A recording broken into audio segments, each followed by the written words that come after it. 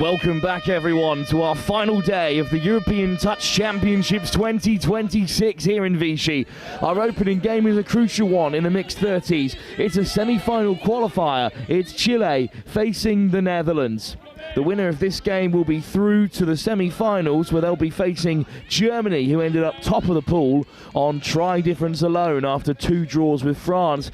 England are the third side in that semi-final set. They've got 4 wins and 4 losses, beaten twice by France and Germany respectively, who are coming at this with full throttle. Their men's 30 side finished 4th in the World Cup 2 years ago, and they've stacked the field in this mixed open in the 30s category, really getting after it. It's their best chance for a medal, but it may also be one of France's too.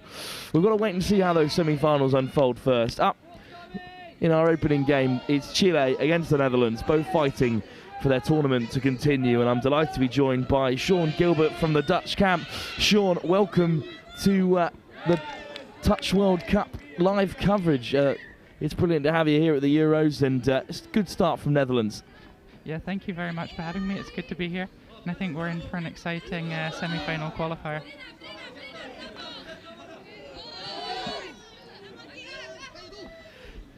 And it's a decent drive over halfway by the Netherlands to start things off here. They have had a couple of injuries. Thibault Bailly has dislocated his shoulder, unfortunately, the co-captain of this side.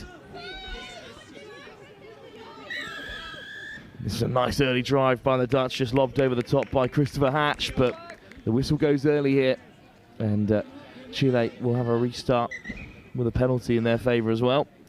And the Dutch lose another 10 yards for Christopher Hatch not returning the ball. It's one of my favourite rules in the game of touch, because it's, if you don't literally put it back on the spot, you're going to lose 10 metres. It just encourages certain behaviours, which I find quite impressive.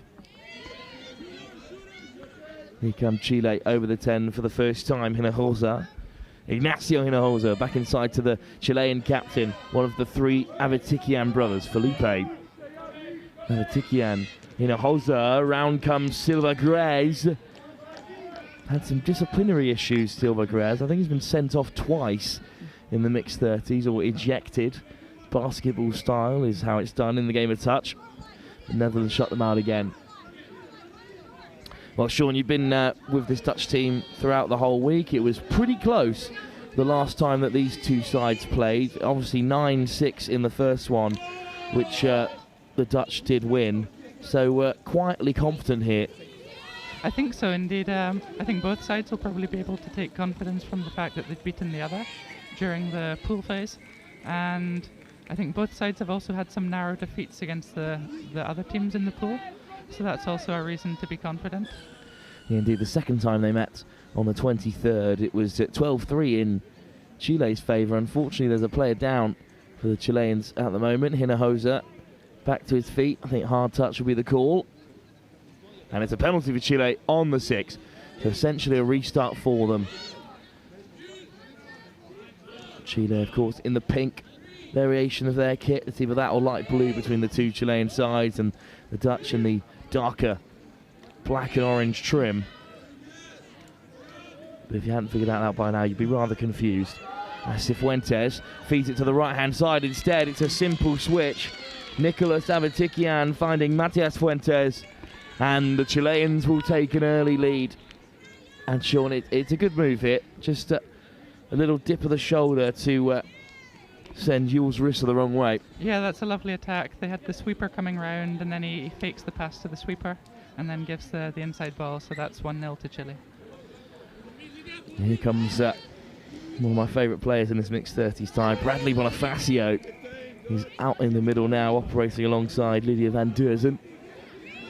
Directing traffic, Bonifacio back to this open side. Plenty of space for Vincent Westerhoff, who's got a great long peel if he throws it out. Bonifacio, good delay on the pass, but just overrun by van Deurzen. It's always such a good opportunity when you concede, you get that instant reply, but the Netherlands can't make it count this time.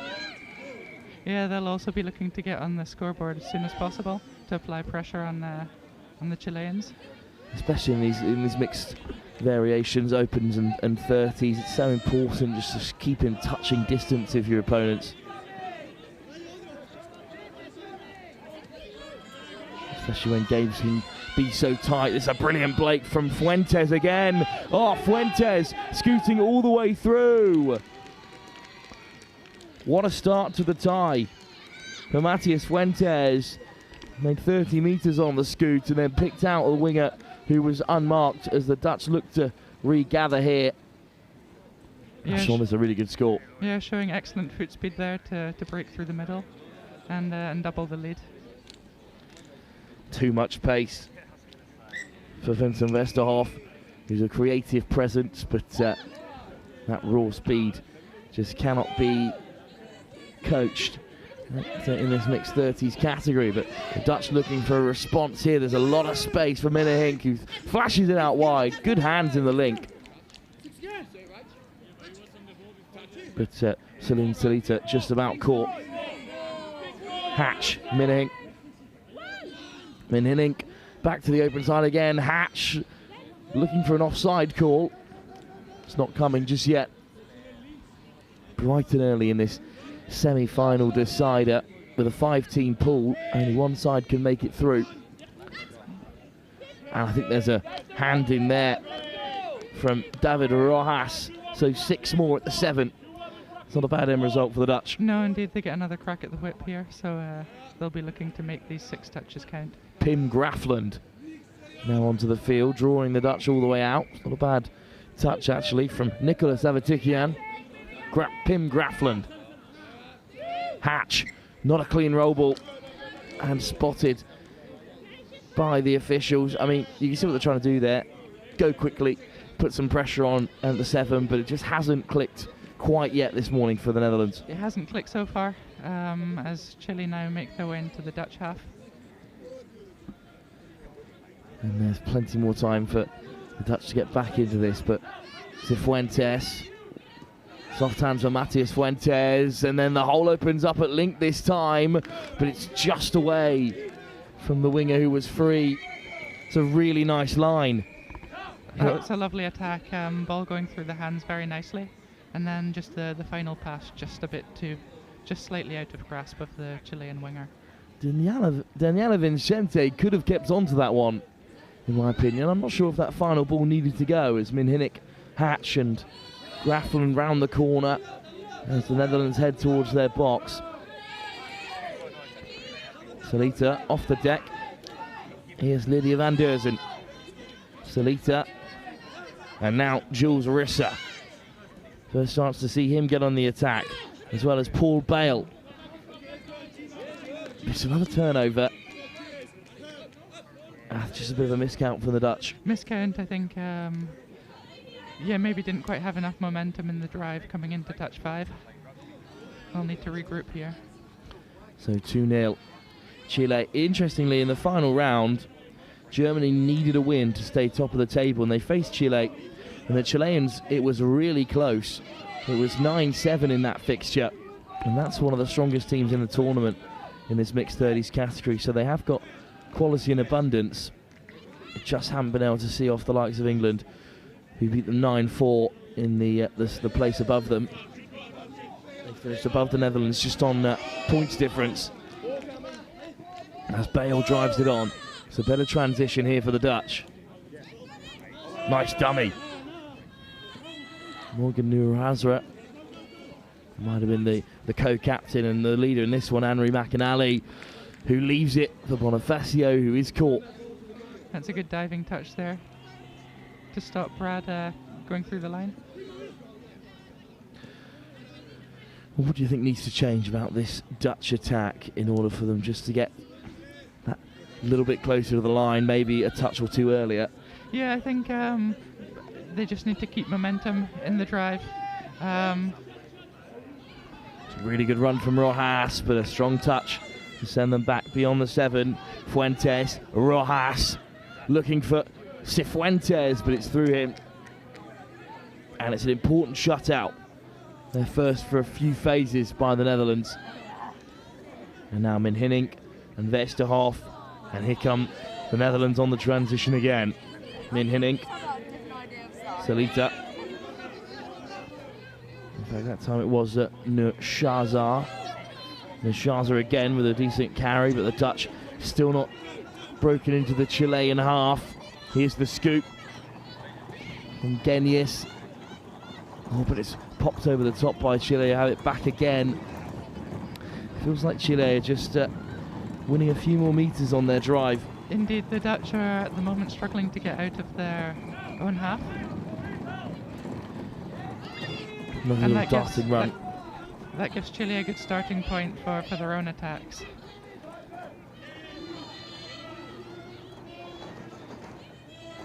Well, here is Hinojosa. Avetikian, Silva Grez. Avetikian unleashes the long ball, and it's inches away from Francisca Aguirre Echeverry. Yeah, it was a lovely platform there for the line attack, and then launching the long ball, but just over the head of the Chilean winger. Echeverry just had to be a little bit wider there, a few meters closer to the touchline, and then she would have been in the perfect place to get over and take the drive. The Dutch will have a penalty here, offside called by the referee. Well, it's a decent call, and it's a chance really for the Netherlands, but then it's another unforced error. It's going to be a tough one for Thibaut Bale to take, who's sort of stepped up as quasi-coach in this one. Yeah, I think he's a kind of a really experienced hand, and he's been with Touch and L for a long time. So when he's not playing, he's obviously able to offer his insights and his coaching that's of tremendous value to the team. Now on defensive duties again, Cifuentes off that last pass. Impossible for Nicolas Avetikian to collect. And the sport is, of course, growing in the Netherlands. You yourself, Sean, from Rotterdam Touch Club. A lot of the mixed open side, the youngsters coming from Amsterdam, but Rotterdam do have perhaps slightly more members technically, and then Den Haag as well, also a really important sort of touch centre. Yeah, indeed, very much so.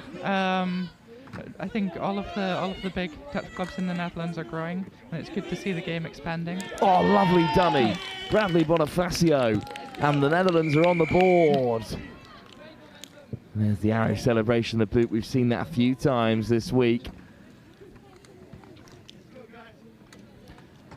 Yeah, lovely little turn of the hips to see off Cifuentes. Yeah, and they'll be glad to get on the scoreboard now. Can hopefully keep this energy going forward, and they'll be looking to build on that now. It's a really good pod. Bradley Bonifacio out in the middle with Westerhoff. And that's try number 5 for Bonifacio in this tournament. Pretty even spread of scorers across the team. Only Anne-Marie McAnally has not scored yet for the Netherlands. And Chile on a similar boat. The only player not to score is Daniela Vicente. The rest of them have 2 or 3 to their name at least. And then Camille Icaza out there at the top score with 8. She's the highest scorer in this game. And it's wide from Chile. And it's Elvira Laranguibel. That's a lovely long ball out to the wing. This time perfectly weighted for the try. And then Chile extend their lead once again. As he spotted there in the previous effort, Laranguibel just a little bit tighter to the touchline, allowing Rojas to really unleash the long ball without much concern about where the winger might end up. And that's her 3rd score of the tournament. And Chile are back ahead by 3-1 now. Netherlands looking for an instant reply. There's a little bit of space there for Netherlands to operate in, but unfortunately the final ball hasn't come off. Yeah, nice 33 splitter there from the Netherlands. Just the final ball, unfortunately not reaching hands. Jules Rissa stepping up to fill the rather impressive shoes of Thibaut Bale. Tough player to lose, dislocated shoulder as well. She's not a nice one in the game of touch. People who think that you don't get serious injuries in touch don't watch enough of this game, because they're players diving all over the place. As Chile come forward, Avetikian winding inside and out. Avetikian thinks he has the opposite man's number, but it's good defence from Rissa. And really good work from the Netherlands. Bale gets out well to catch Avatikian of the Nicholas variety. And Chile now have to defend. St. Paul out there for an awful long time. So can Genius take advantage? Yeah, this is good driving from the Netherlands here. Getting into the Chilean half already on the third touch. Westerhof, Bonifacio, Westhoff again. Looks outside for McAnally and then manages to force Chile to bite in. And there, Anne-Marie McNally getting her first try of the tournament, so that's now everyone from the Dutch side who scored a try this tournament. Excellent stuff.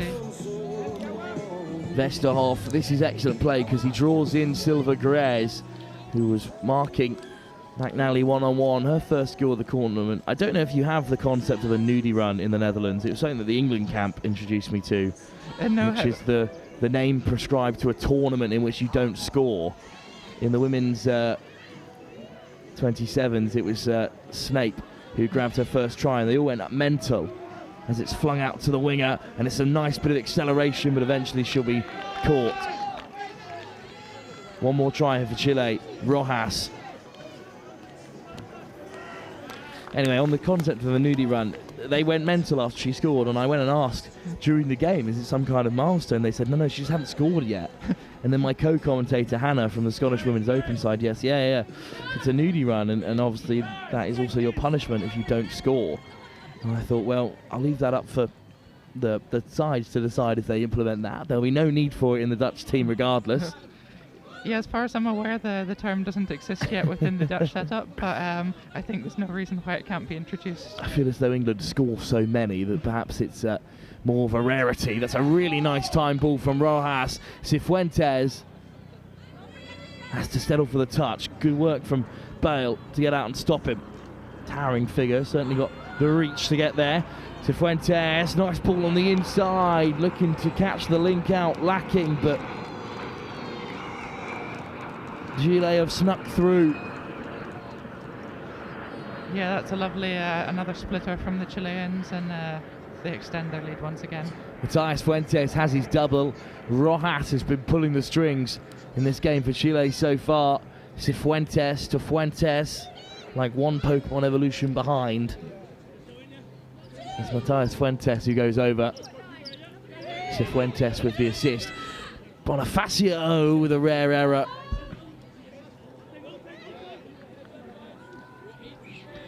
And now a bit of a gap opening up for Chile. 3 points is nothing, but 2 minutes before half-time, the Dutch win a penalty. That's a good moment, Sean, for the Netherlands. Indeed, they'll be looking to use this opportunity again. I think they're still very much in the game, but they won't want to see this lead get any bigger. Bonifacio to the edge. At the recent Seniors Cup, neither of these sides did compete in the tournament, but there was a Euro Select side that picked up 2 wins across the competition, who I imagine would have included a few of these Dutch players. Great pace around the corner from Genius. Well, they're looking for something here, the Netherlands. Indeed. And they've awarded the roll ball now to Chile. They're raising their hands there as if they were asking the referee to produce a card, but I think that's because they were asking for a slap down from Chile. Hard touch.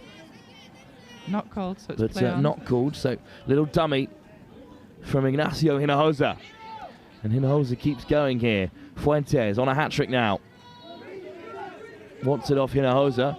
Here's Fuentes. One last strike here. Fuentes to the line. Silva Grez, quick hands.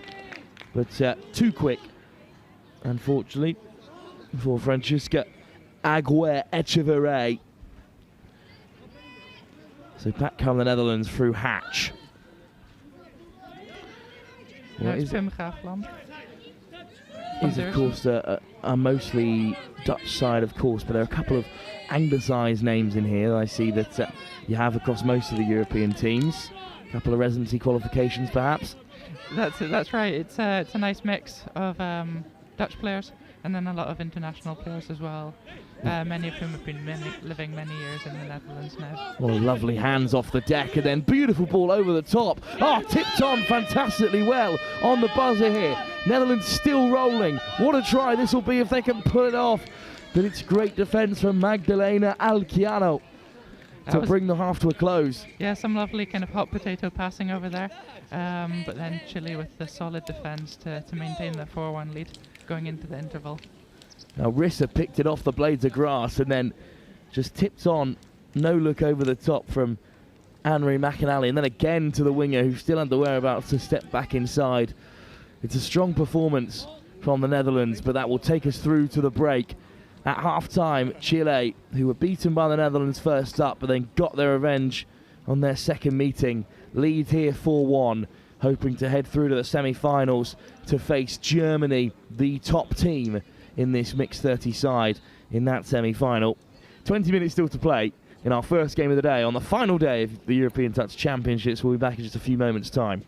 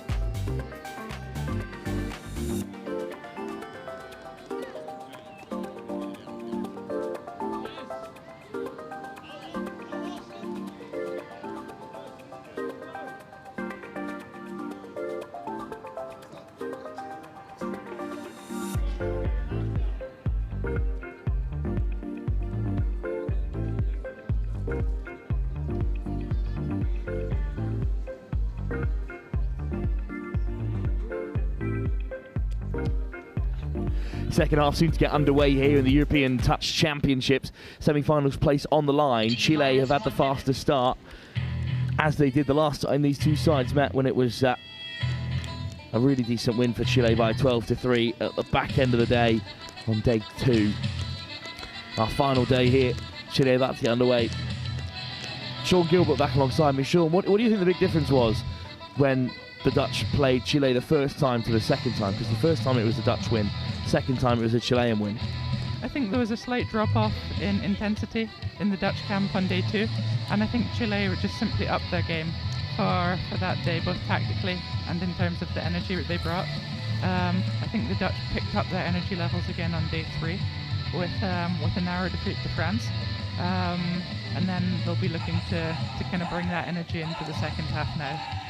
Yeah, of course. Yesterday, I mean, they took Germany close, and they played pretty well against France and England. So they've really improved throughout the tournament, Chile.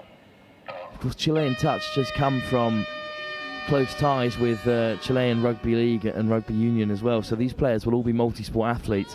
I don't know exactly how or why they had them, but there are a lot of Chilean women's players with the Chilean Olympic kit. So I'm wondering if they're all multi-sports athletes of one form or another. Oh, wow. I was too nervous to ask. They were in the hotel with us, but they all look quite scary, the Chilean team. Pretty serious lot. Cifuentes lays it back. Here's Avatikian. Felipe Avatikian. Nicholas Avatikian. Oh, what hands from the link. Really impressive take from Daniela Vincente, the only player on the pitch and in this match at all who has not scored in the tournament. Every single player in both squads has also scored except for her. I think that's more of a product of her role in the link than it is anything else. And she'll be hoping not to have a nudie tournament then. We're kicking it off. I really hope that Hannah from the Scottish Open side wasn't just messing with me when she said that it's a normal thing that the other sides do say. Lovely pick up from Hatch, who accelerates away, looking for the switch inside for Grafland. And again, the shaking of the fists. They think there was a Argentine hand in there, and this time the referee agrees. So 6 more touches. Oh, sorry, Chilean hand, of course. Not really a distinction I want to get wrong. I'm not sure they get on. Grafland, Hatch. Grafland again. Chile make the touch, but it's a quick movement here from Hatch. Off the line quickly from Avatikian. This is really strong defensive work. Grafland, Hatch, now to the open side. Minahink looking to step away, but it's well read. Argentina offside to begin with. Hatch, missed pass over the top, but it's into no man's land right between McNally and the winger on this near side, Morgan Nushazar. Yeah, unlucky there. Some good interplay between Pim Grafland and Hatch in the middle, and then kind of bringing the ball to both sides. Unfortunately, the final ball just not reaching hands.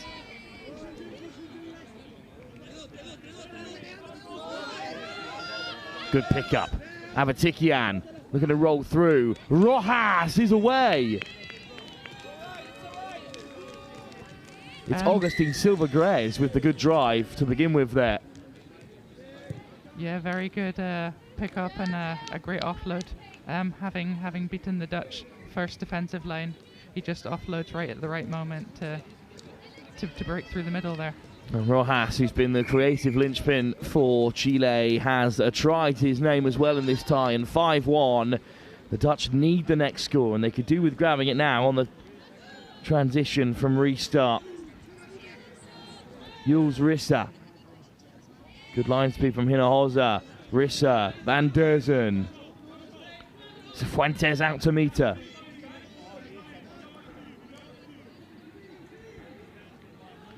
Rissa, little pop pass, really good hands. And Jules Rissa now to the open side. Goes wide to the winger, it's a good take. But did she dot it down in time? Score given, Isabel Garcia. Oh no, just a penalty. But still a good ball here from Rissa. Nice play from Irvin Genius. And then that is a great touch to deny the Dutch. But a penalty was given away in the process. Rissa. Yeah. Another touch made at the 7. Yeah, the Chileans defending really well here. The Dutch will really be looking to make sure that these touches count. Well, that one didn't quite work out for the Netherlands, but they've still got enough in the chamber here. Rissa. Bale. And Paul Bale is sent back to the 7 again. They really do have to create something now. This is their last chance of this play. Rissa, lovely work round the corner. Van Derzen went high. I think Cifuentes was getting across. Yeah, that was a lovely strike dump attempt from Paul Bale and Jules Rissa there. Unfortunately, the final pass just not coming off. There's the touch from Bale. Off the deck, though, from Hinojosa. And Chile will head to the box with a commanding 5-1 lead. 15 minutes left to play in this mixed 30 semi-final playoff. This little extra one shot for either one of these sides, hoping to make the semis and the chance to face Germany. Chile would love a rematch after losing by just 2 tries. in what was almost the biggest upset of this Euros, full stop. Fast feet from Avitikian of the Nicholas variety. Yeah, nice inside step there, but the Dutch had that one covered. Matias Fernandez on a hat-trick. Fuentes. Avitikian! The Dutch flew out, but it's another assist in the second half for Silver Greys. Yeah, great heads-up line attack here. Just able to kind of keep the head up and find the free man in the middle. Well, that's a tough one for the Dutch. That makes it 6-1 now. 5 is a long way back for any side. That's just to take us to a drop-off. You'll have seen that every slot today across the 10 pitches is an hour long in order to account for those potential playoff opportunities at the end of the game. The drop-off, of course, one of Touch's finest attributes. Bonifacio with a brilliantly weighted ball. And Henry McAnally has eventually been given the score. Oh no, chalked off. Well, I was pretty certain that one was going to fly through, but the referee said no, Sean. Yeah, forward pass given there by the ref by the looks of things. That's a shame. Bonifacio did well, got through brilliantly, and it would be nice to see the Dutch work their way back into that. Nothing to do with you being sat here, of course, Sean. Yeah. Just love even games. Yeah, looking to give completely neutral commentary. Augustine Silver Greys. Fuentes, lovely turn of the hips, but he can't beat McAnally at first. Bonifacio, good touch. That's good defence from the Dutch there as they now move towards their own box. Yeah, Sean, we've talked about the international consistency within this Dutch side. I mean, I do sense a hint of Scottish from you. That's right. I've got Scottish parents. I grew up in the Netherlands, so yeah, owner of both passports. I think one of them is slightly better value at the moment, as things stand. Also, though, you're really getting into the pronunciation of Pim Grafland, which I need to work on a little bit, I think. I think it's very difficult to pronounce the Dutch names, especially kind of different vowel sounds than we're used to in English. And I think, to be honest, the same applies when I try to maybe pronounce some of the names of players from other countries. Yeah, South Americans from Chile. Looking to dart forward here.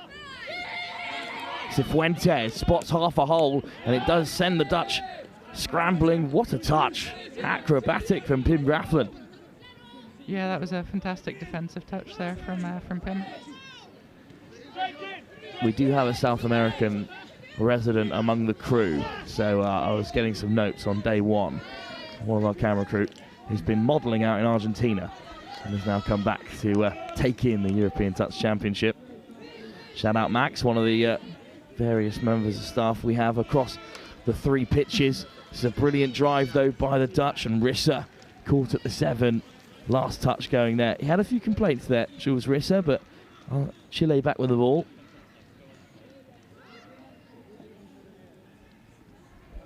Yeah, Chile driving well here, but coming back into the Dutch half now.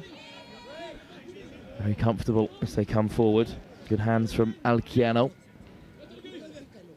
Silva Greys. Yeah, it's been a very composed performance from the Chileans. Hinojosa, good line. Fuentes on a hat-trick. Fuentes does release. And I'm not sure it's going to be given. I think the referees are saying it was dropped on the way down there. Or was it the previous roll ball just a little bit loose? Either way, the Dutch will be breathing a sigh of relief there. Francisca Agua Echeverray gets down well. It's a good spot though by the officials. It was taken so quickly off the deck by Fuentes. Yeah, I think the standard of refereeing has been really fantastic. And it's also been great to see how many refs are involved in this tournament. I heard that it's over 130, maybe 140 refs all in all, which I think... Oh, what a ball from Bonifacio, and it will be given as a score. Irvin Genius gets the Netherlands second.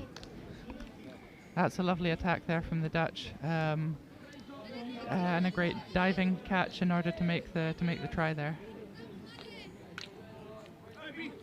It's true, we had Matthias on co-coms from the refereeing contingent. He said over 100. I think if they were a delegation, they'd be the 3rd biggest country here. Wow. Just behind France and England.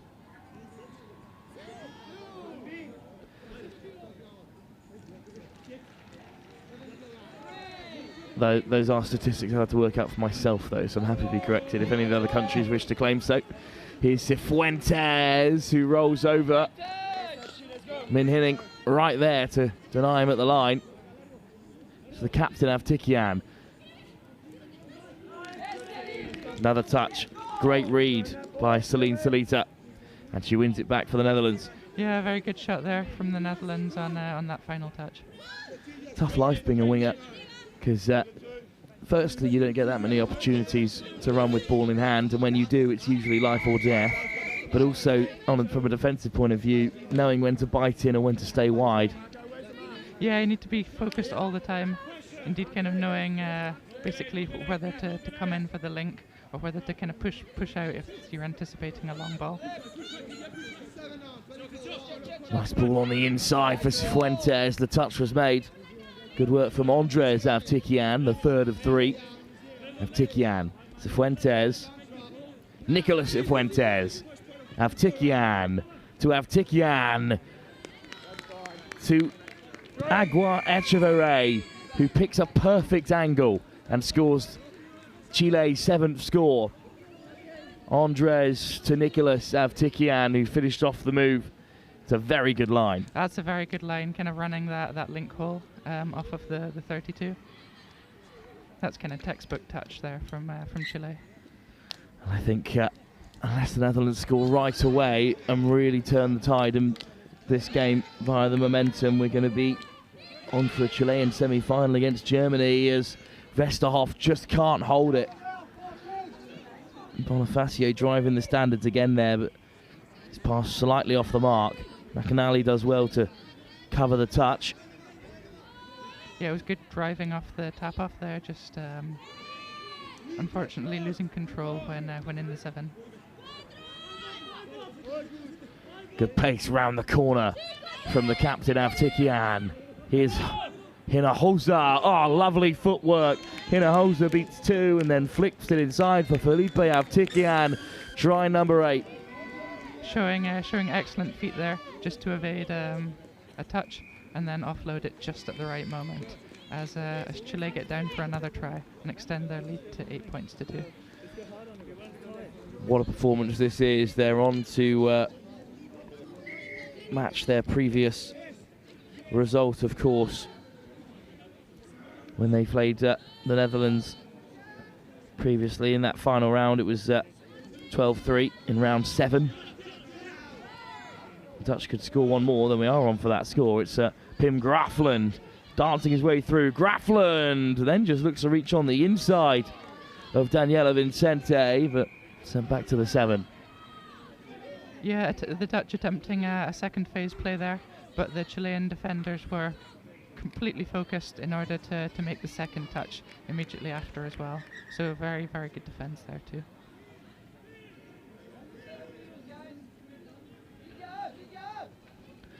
Here comes Chile again. Avtikian to the short side. Augustin Silva Grez. Yeah, it's remarkable how they've grown into this tournament. They have seemed to improve at every possible venture. They scored 50 tries on the button coming into this game, up to 58. And as Rojas goes over, and the score is eventually given. The Dutch have now conceded 101 tries in the competition across their 11 games. That was a fantastic scoop there through the middle from Nicolas Cifuentes, and also doing very well just to get that final pass off. You can see Bosca on the back of the Argentine, on the Chilean shirt, sorry. They sponsor a wide range of electrical products and your air conditioners, your heaters, your kitchen appliances, so not too necessary at the moment with weather like this. And I can't imagine all areas of Chile require a heated fire next to you. Perhaps I'm not as averse to the conditions there. Perhaps maybe up at the top of the mountains of Patagonia. Right. Although maybe getting the heaters up there could be tricky. And it'll keep this lot fit either way. Jules Rissa back on the inside. Chile with good defence. Yeah, shutting very well there. Off, just about held by Paul Bale. Bale, Rissa. Minhinnick darting in, but I think the cover was there again. Really impressive defence from Chile.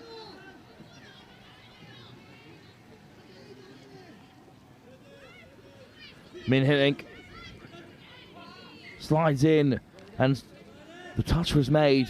Chile defend again. Avtikian, the captain, got down well. Yeah, Zian Minhinnick's had a very prolific tournament. I think he's got 9 tries so far this tournament. Indeed, the Dutch top scorer. Running a good backdoor line there, but Chile were equal to it.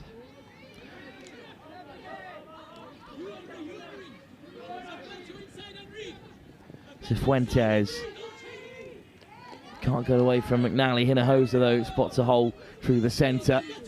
Cifuentes, Rojas on a hat trick now. Cifuentes, Hinojosa, nice dummy. Hinojosa dancing through for the Chileans, but the touch is made. There's just a bit too much to do there on the final touch. Indeed it is, and this is looking like it may well be the Dutch's final game in the competition. We do have semi-final live for you here. France against England at 11:30. It's on pitch 1 that Chile will have to face Germany, and the gold medal match is on pitch 1 as well at 2:30. We've got the men's 40s on here in that time as it's just spilt. Yeah, nice attempt at a late switch from Vince Vesterhoff, but then unfortunately the final ball just not held.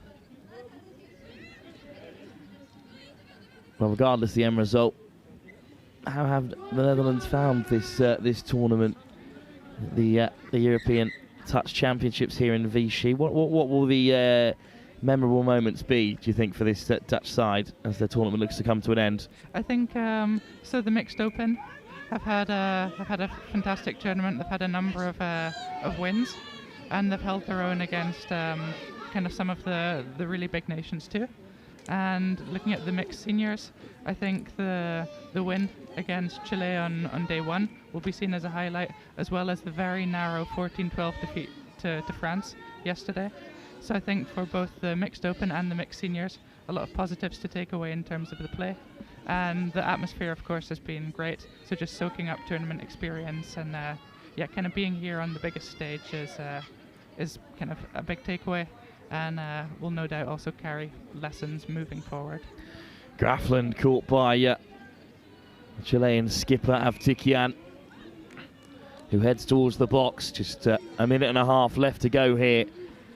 Chile have continued to improve throughout the tournament, and after taking down the Dutch in the 7th round, a couple of games later they're set to do it again and set up a rematch with Germany, who they really worried in their next game after beating the Dutch, when they were beaten just 9-7 in the early morning of yesterday.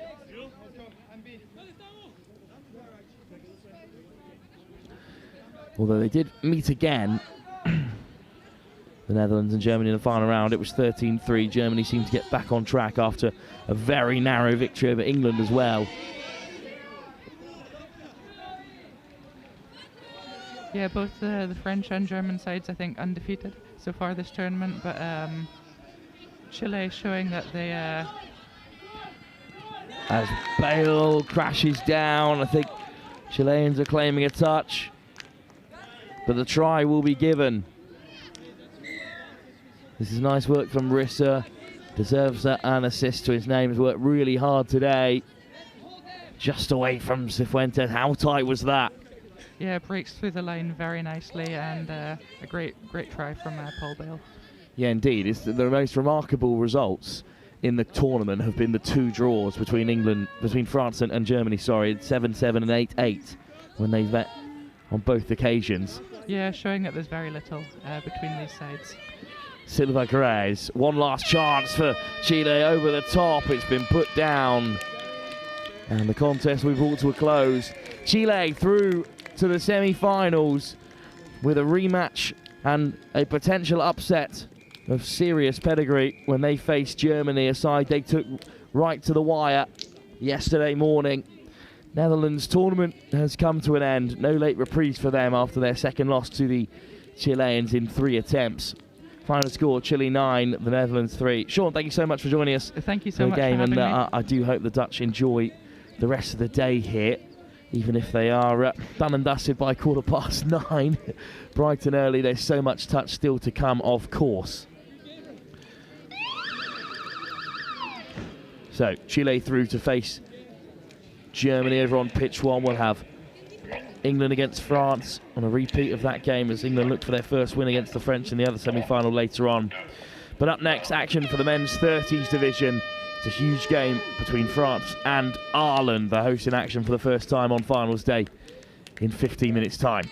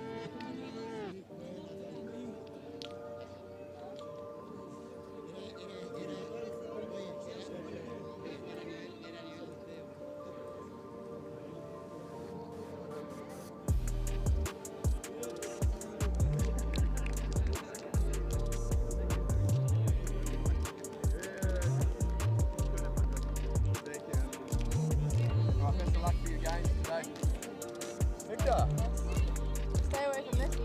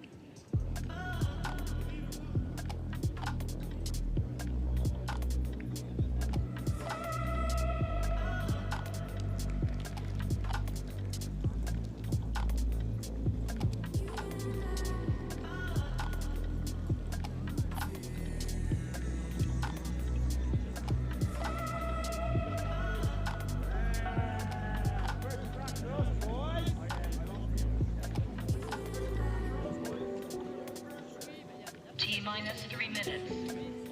T-minus 3 minutes. T-minus 3 minutes.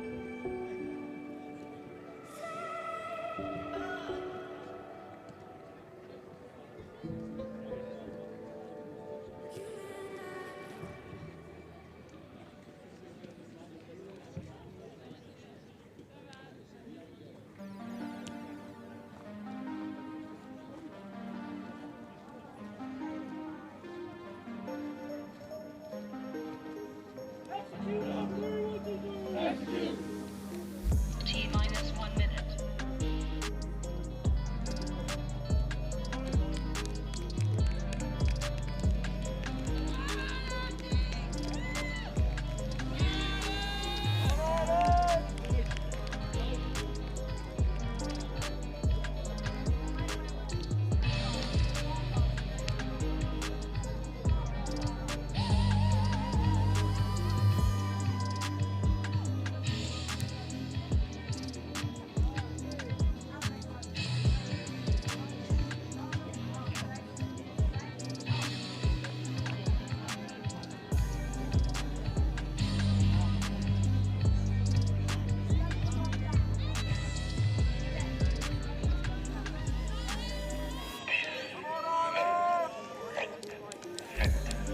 Welcome back to finals day of the European Touch Championships. Here it's Ireland taking on France in a men's 30 semi-final.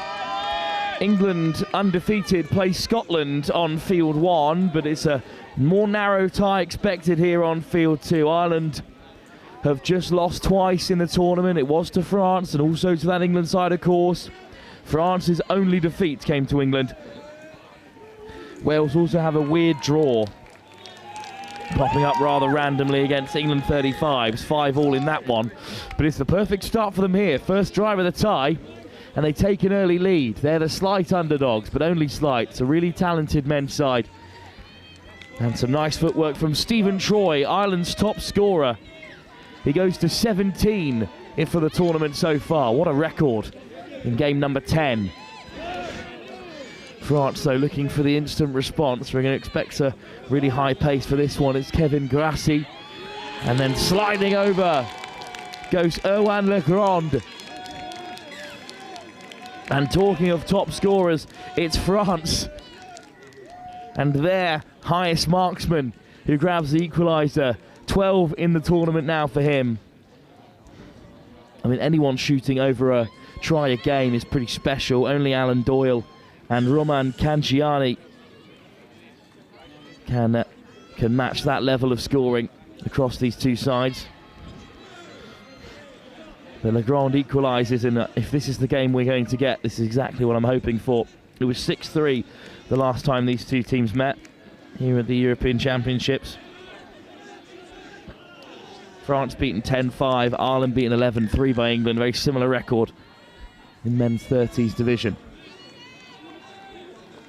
Andrew Shaw. Stephen Troy eventually forces the touch. Troy. Good intercept by France. Cut out emphatically by Gabriel Dejoux.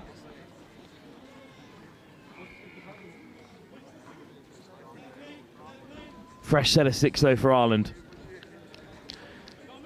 Troy. Andrew Shaw. Troy again. Same option this time, but it's much better marking from France. Dorian Fay. Toby Venning the target. Now the link comes round the corner. Ready for some tighter action here. Troy over the top, and it is just about grappled by Toby Venning. Good hands, but Gabriel Dejoux steps up again. Ireland denied. Level here, but with more touches in the chamber. Troy. Well, that's a bit of a momentum killer for Ireland, and they'll have to have another go here. Troy backpedaling. Shaw. Stephen Troy at half. Steps onto the right boot. It's a really good line at the link again. And it's another try for Ireland.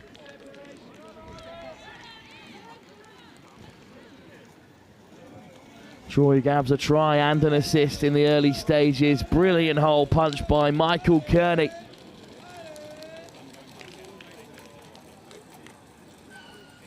Ireland 2, France 1. And as Kearney's left the field, there's a trail of dust all the way down his left-hand side. In fact, it's Jamie Kingston who scored. Just that second one hiding on the other side of his shirt from my angle here in the comms box. Apologies to Kingston, who's over. France, can they respond straight away? Jérôme Houvelan, a rare number 0 in the French side. But they're clattering over the line. Houvelan. Try not given. Adrian Perez.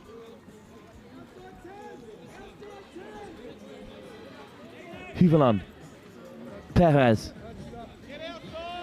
Ireland have to creep forward. Quick pick up from Perez. Houvelan. Ireland offside. But the secondary touch is made by the other middle who just about got back. Jérôme Houvelan. Adrien Perez. Perez winds up the long ball. It's well taken. Ball back on the inside from Roman Cangiani. But the touch was made. Great movement out the link by France, but huge shutout for the Irish. It's as good as a score, because now they can come tumbling up the other end through Michael Kearney.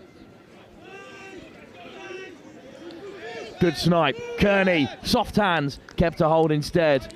Touch made by Bastien Chavet. France's joint second top scorer on 9.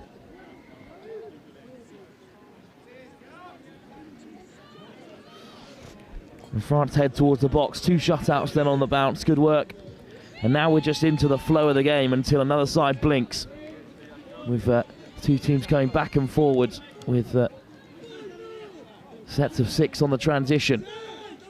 And a great transition. What a pickup it is from that man again, Legendre. Cut out this time. Kearney got back well. Good defence from France.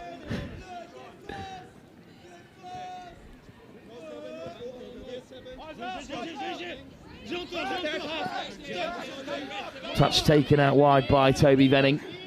Changes in the offing for Ireland then. Good drive by Stefan Fletcher. Troy. Andrew Shaw. Troy again. Fletcher, good take. France get across to make the touch. Kevin Grassi wanted the extra 10 for Ireland throwing the ball away. There's some serious bite in this fixture. Just a little bit of side eye after every turnover. Keep an eye out for it. What a ball from Legendre. David Potrel.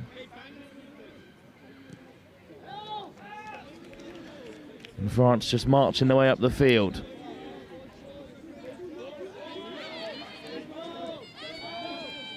Dorian Fay. Good pickup. Off goes Benistan. But a bit of a miscount from France. And Ireland have it back, and if they can get this box right, they should have a chance to strike here and maybe go further ahead. Venning. Taken on by Jack McCarthy.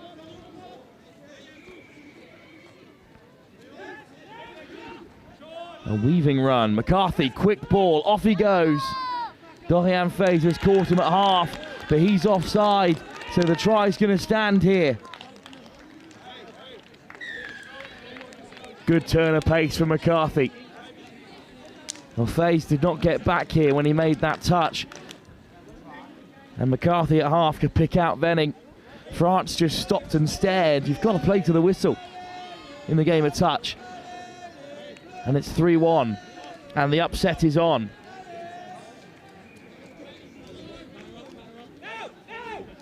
It was always going to be a close game, but it was France's to win here after beating Ireland in the pool stage and going undefeated outside of their one-off game with England. Something France took great pride in. And a good touch from Ireland. Brian Laveau.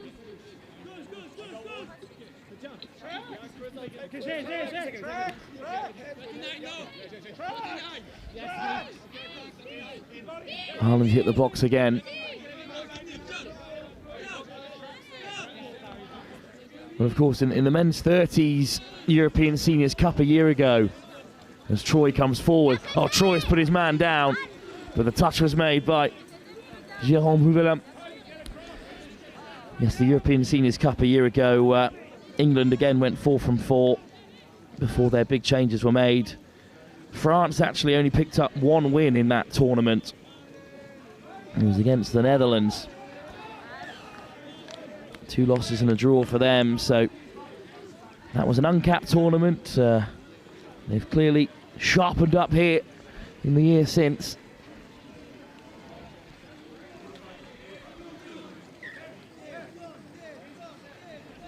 And they are looking like the side best placed to challenge England. And of course, a stacked side full of many legends of the game, as the men's open has gone through a bit of a revolution over the last few months. England favourites against Scotland over on the other field at the moment. But Troy's lovely offload, and then the last pass does manage to find its target, but it's a penalty. Real combination of excellence. Stefan Fletcher and Stephen Troy. Shaw out there also pushing hard. Andrew Shaw. Troy. Shaw again. Round the corner comes Fletcher. Troy goes himself. And the score is given. Well, there's some afters there.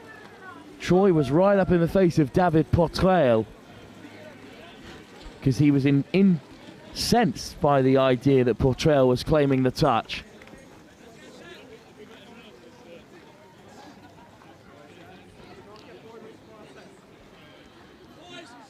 Referee's got a handle on things. The score is given. Nice work from Fletcher. Troy's there, looks to get over. And obviously, our angles are never perfect. The referee was well placed. Potreal claimed the touch but didn't make it. And a phantom touch is frowned upon in the touch community, as Troy has clearly enlightened us to. France looking for a response now. 4-1 down. Off goes Lagrange. Saint-Felix. Oh, what a pass that is through the legs. All the way to Gabriel Dejoux. Still going, Dejoux. Wants it on the return, but he is caught. Very elusive from Dejoux. A silly offload from Grassi. But Ireland closed them down eventually.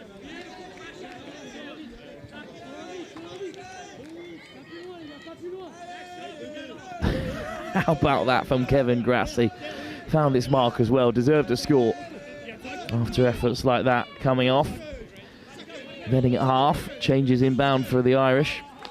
Oh, lovely break. Extra meters stolen as they headed off the field by Ireland, and that might trigger an attack. All the way through they go. But the half was caught. Darren Broderick. But what a break from Patrick Leeson in that box set, which almost set Ireland up for a fifth.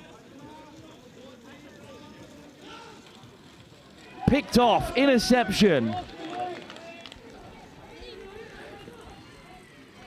Gone into the channel well, made it look very easy.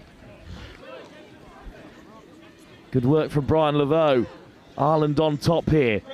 Troy.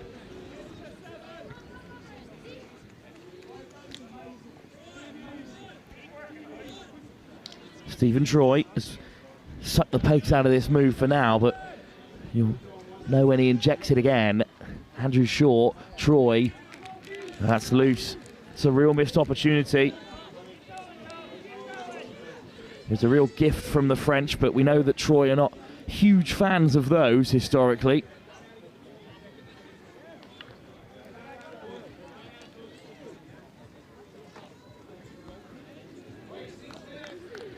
But Ireland have been handed it straight back again. Troy popped over the top. Another penalty.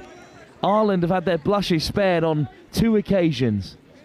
They've got to sharpen up at some point here.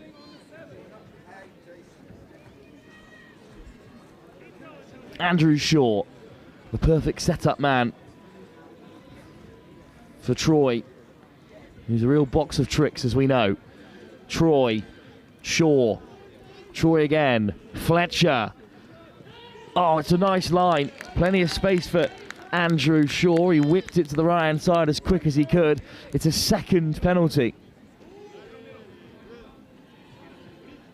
Or in fact, just coming back for the touch on Shaw, never mind. Troy. Stefan Fletcher. Shaw. Fletcher, Troy to the left-hand side, looks to wind it up long, back onto the inside, shut down by David Portrel. Ireland's chances slipping away to grab that 5th score. Shaw, Stephen Troy, well marked. Good defensive shape from France and Dorian Saint-Felix. Stephen Troy. Is there a way through here for Ireland? Or France finally decided to shut them down? It's a great effort from Stefan Fletcher. Contorted his body all the way out. But the touch is called.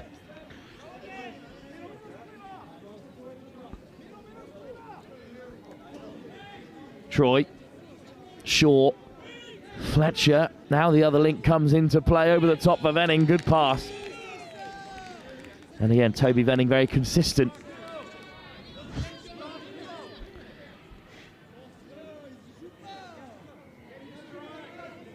So this is it, one last crack of the whip. Ireland happy to slow things down, they're up by 3, why not? They're being warned here about time wasting early in the game. Here's Troy. Lovely footwork, but he's caught by Owen Legrand. Ireland won't mind this at all. They'll be disappointed not to score, of course, but eating up the clock here. Finally, they give it away. Ireland after another penalty call, but it isn't coming. It was a wasted pass, and Jamie Kingston, try scorer, couldn't keep it on. And finally, France have it back. There was a lot of protestation from both sides towards the referees. I've never seen one of them change their mind unless they've been instructed to by their ARs on either side of the field. Maybe in the men's 50s you get away with it, but Troy sent back again by the referee, and France have a fresh set of 6.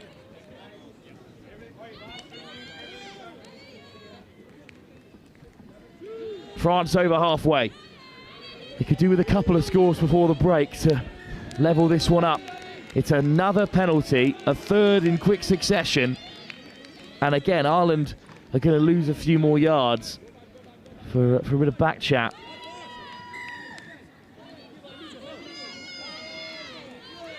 Ian Genet. Dorian Fay. Genet. Fay. Nice link up between the two. France looking for an offside call.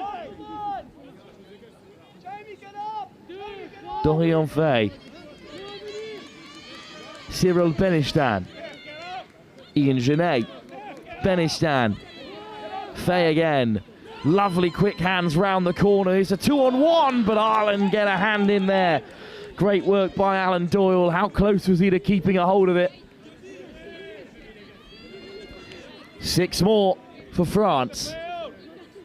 We've gone end to end. Ireland camped on the French 7, and how quickly the game can change. But Ireland hold the 3-try advantage. Dorian Fay, Janet. Powerful touch from Fletcher.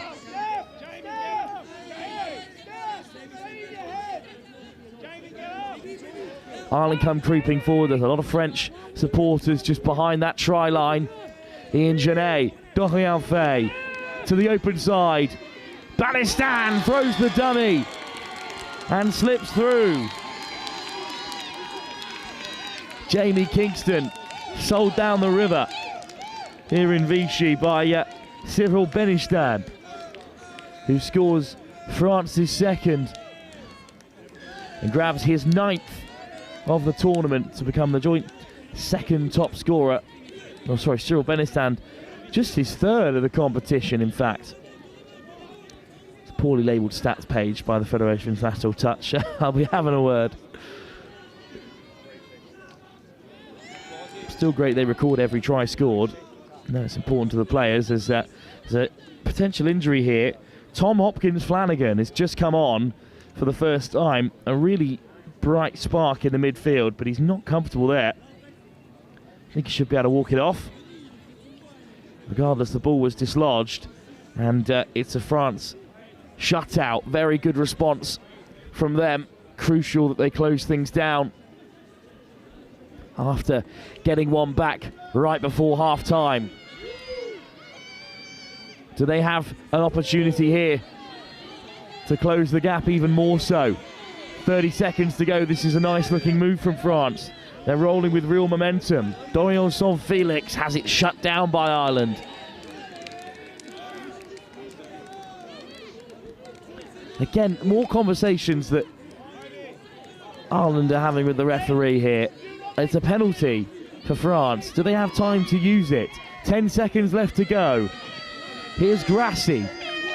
There's the buzzer. So Ireland will survive.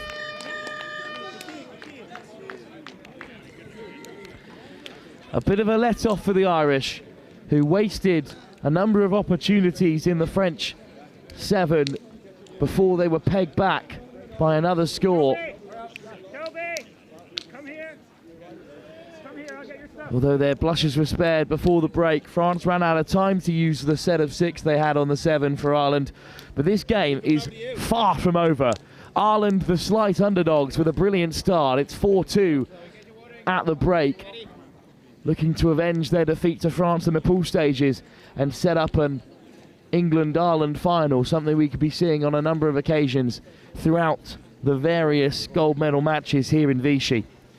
20 minutes to go in this men's 30 semi-final.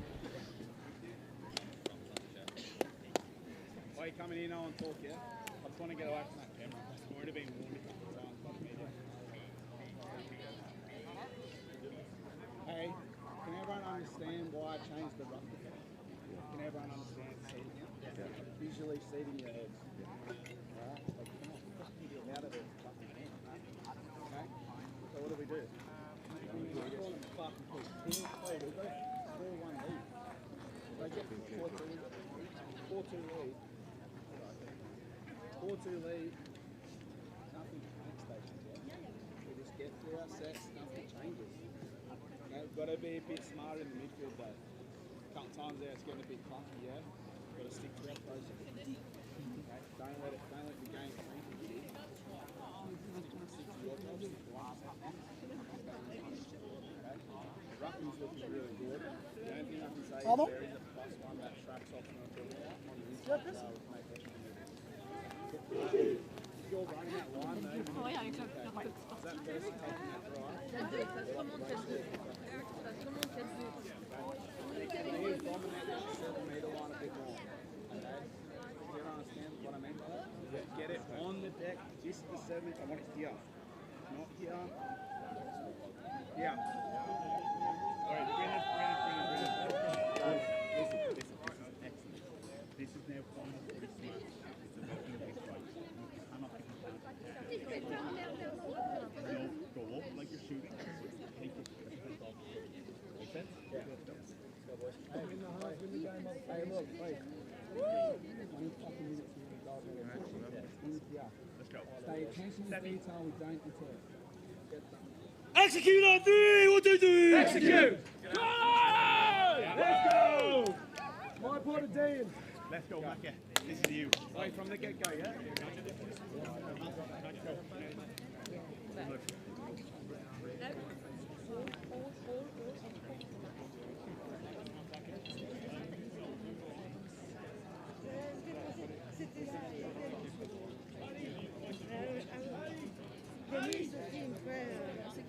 C'est Camille. Raconter cette histoire et c'est. Mais oui, ça m'a choqué. T'étais au lycée, en boîte, t'avais dit.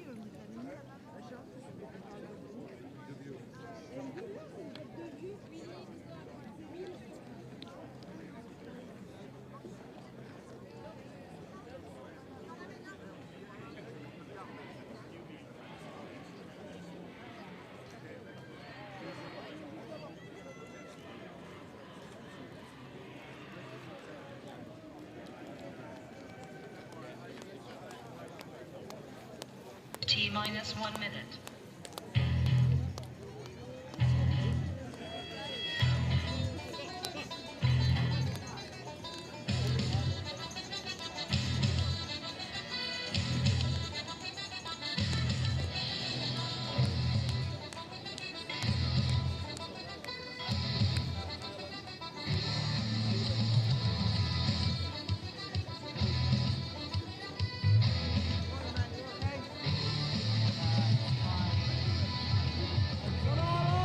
Soon to get back underway in this men's 30 semi-final.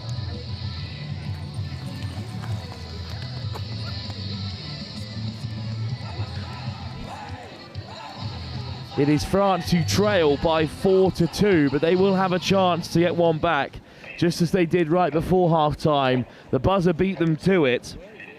They have beaten Ireland already in this tournament in the pool stages by 6-3.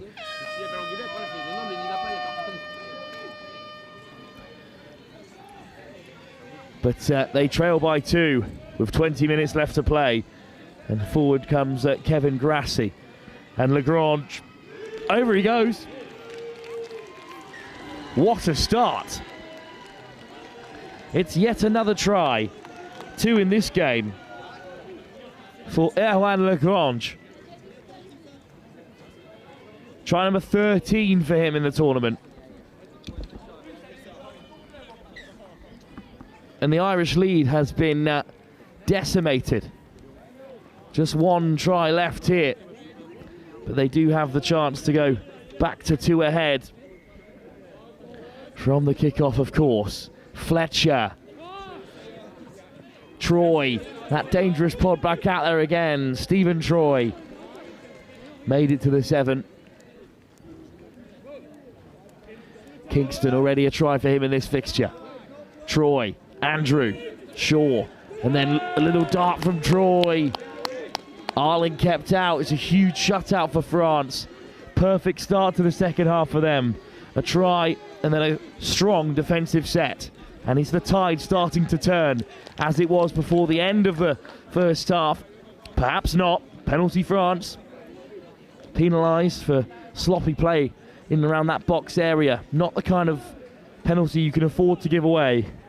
Kingston.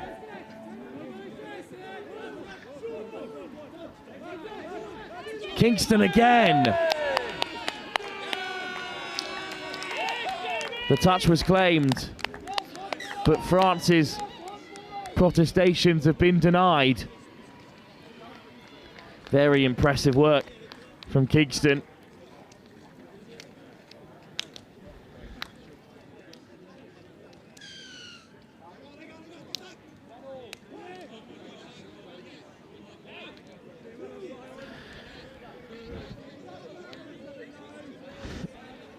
Now here come France again on the front foot. Lagrange looking for try number 14 and his hat-trick. Touch claimed by Darren Broderick. A long conversation here for the referees, and it will be a penalty at most. France with a fresh set of 6. Dorian Saint-Felix. Can't miss him in the pink tape. Saint-Felix round the corner. And over goes Kevin Grassi for his opening try. The touch is claimed by multiple Irish men. So before this is given, let's see what the referees have to say. And France are going to be pulled back here.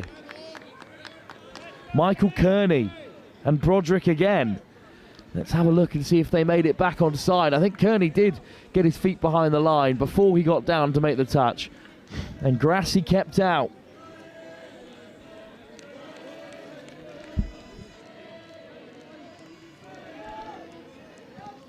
Grassi, Dorian Saint-Felix, Legrandre, fast feet, stepping on his way through, but Broderick keeps him out. This is huge from Ireland.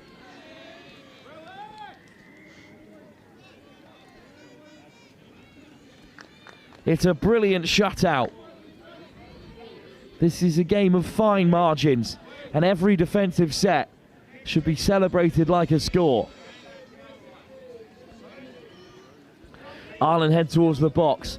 France floored in this area at the start of this second half, which led to Kingston's second try. Looks very comfortable for the men in green and white. Final pass from McCarthy is wayward, but I don't think Ireland will mind too much. Good transition, and France are on the wrong side of the field. Legrandre gets it away for Dorian Saint-Felix, who looks a little uncomfortable. That's a shame for Saint-Felix. I hope he gets back to moving sooner. Legrandre, lovely ball, and that's plenty of metres nicked away. Here's Potrel. Janet. Oh, it's Cyril Benestand, and then Dorian Fay. Well, down he goes. And he's yet to get back up again.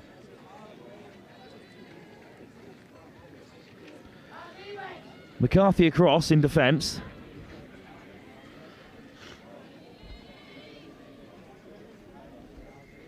Good shutout by Ireland, nothing more.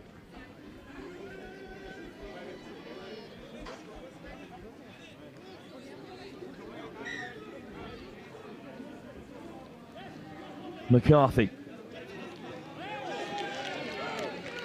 An error from Ireland, and Cyril Benestand races over to get things started again. Canagiani picked out by Benestand. France back to 1 try.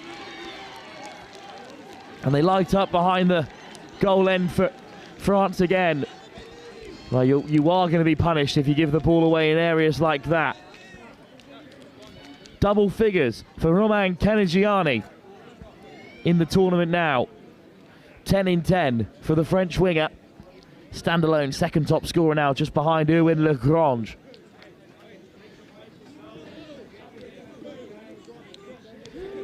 Brilliant early drive though from Ireland's Stefan Fletcher.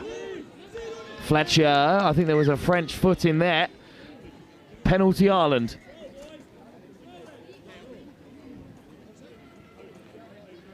What a game this men's 30 semi-final is turning out to be.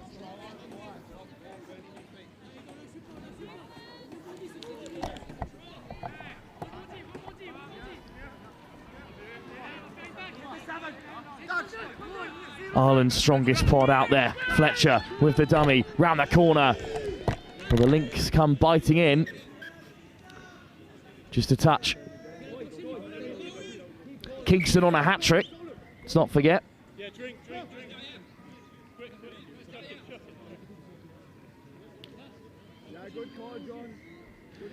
Huge moment in the game for Ireland. Just another injury change, unfortunately, for the French. Off goes William Fivet. So some slightly fresher legs in defence at least. You hope Fivet's okay. Kingston, Troy, miss pass, Ireland score!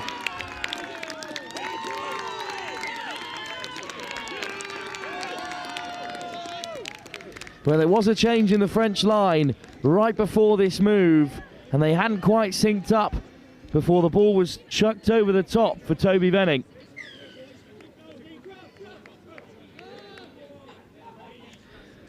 Ireland have 6, the same scoreline in which they were felled by the French way back in round 3 on day 1. It was 6-3 on that occasion. It's 6-4 now, with France fighting to get back into the tie. Legrange, what a ball! Baptiste Loguet with a great grab, but did it float forward?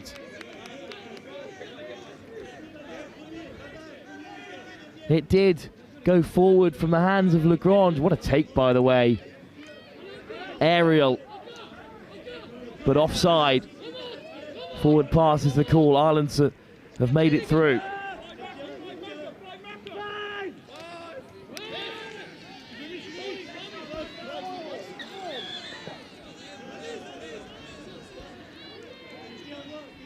May well have been Alan Doyle who grabbed that score on the far side. Often hard to pick out the wingers.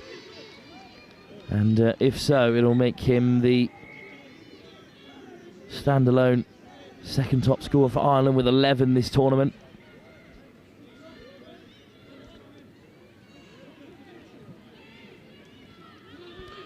France have crossed over 100 tries scored, by the way. Now on 102 in the tournament.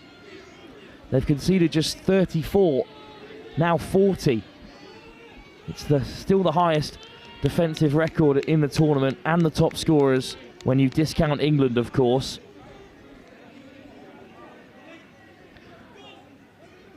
They really are due to be on top here on the form books.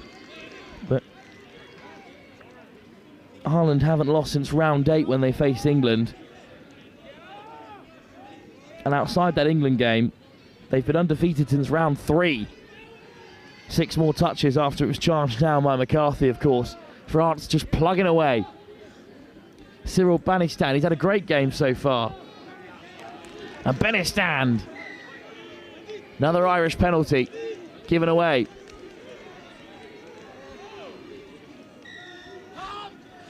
Well, there's a disagreement here about who got the first or the crucial touch in and around the ruck.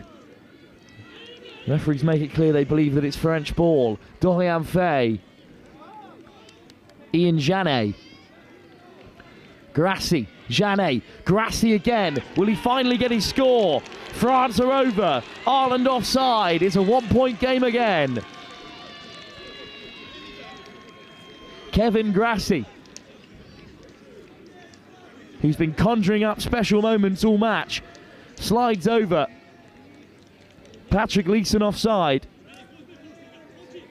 Ireland just one try ahead with so much time left in this game.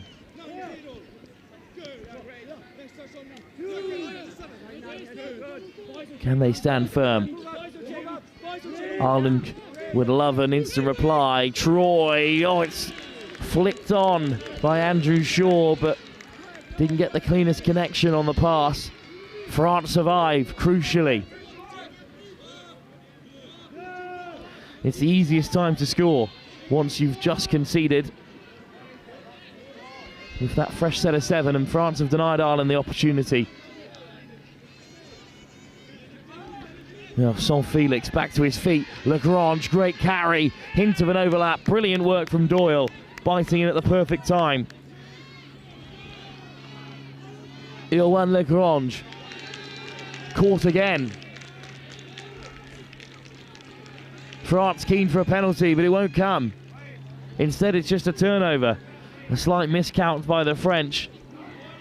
But Ireland are in coffin corner. On the far side, opposite to your box. As far from home as one can be.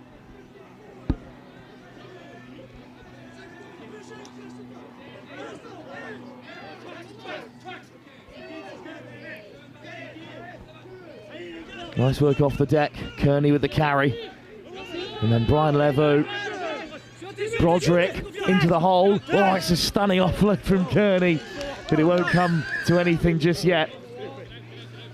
Forward pass. Bonus points for trying. France again keep out Ireland. Interception! Picked off by Brian Laveau. And the Ireland box come to life. Changes in the offing as they look to bring on the big guns. Huge opportunity for them here.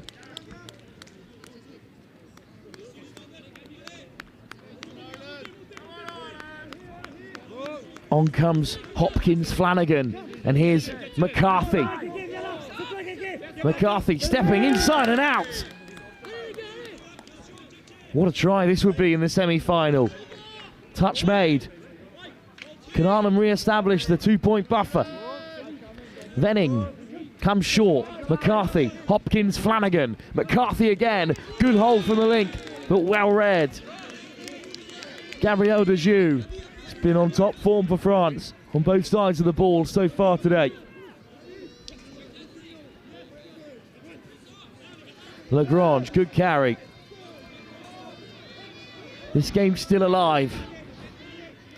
Right to its very end. France will push on here. Could be on for our first drop-off of the day. Dorian Fay, brilliant carry. Fay lets it fly. Recollected by Cyril Benistan, but not before Ireland can make the touch. And they come tumbling forward towards the box again. Stumbling forward on the way through. That's 4 touches as they approach the French half. So will they have the opportunity to strike? I'm not sure. Troy. Penalty. France with possession just inside the 10. Cyril Benistan. Good touch from Fletcher. Ireland working hard. Another good one from Troy. Not just flash players. Shaw as well. They could defend on either end of the field. Jérôme Houvelen. Down he goes. But it's a good pickup. A nice shape of ball across from Adrien Perez, and through they go. The hole opens up for Houvelan. Referees are still in consultation. I don't think the score's been given. Just back for a touch. How close was that to a French score? They'd already started cheering behind the try line, and it's only gotten busier ahead of our next game, which is another French fixture and a mixed open semi-final against Switzerland. So now there are bodies around each inch of that Irish goal zone. Here comes Houvelan. Good touch from Andrew Shaw. France knocking on the door here. and it's shaking off his hinges at the moment. Jérôme Houvelin. Ireland forced to creep forward. Dorian Fay back to the open side. Fay! It's a touch from Ireland. And on the coaches, you can just see the hand signals in front of us here in the box, just the bottom of your screen. Just settle down. Nervous moments here for Ireland. Nice feet, but France have had to settle for a turnover. Baptiste Loger is caught. Bastien Chavet almost over for France as they look to level things up, but with just 3.5 minutes to go here, Ireland still a single try ahead. Beaten by France way back on day one in round 3, but that was an age ago at the European Championships. Broderick scoops through. Could this be the winner? He's caught. Not enough emerald movement in and around that goal zone. France survive. Can they do more than that? Can they pressure up the other end? Nice shape on the pass from Adrien Perez, who leaves the field. David Potrel. Saint Felix. Legrand, France's danger man. Good hands. Dorian Fay throws the dummy. France have done it. We're level again in this men's 30 semi-final. Could well be the Open with the standard on show here. Lagrange held it right till the end. Big dummy to send Venning into the corner, and Dorian Fay scores for France.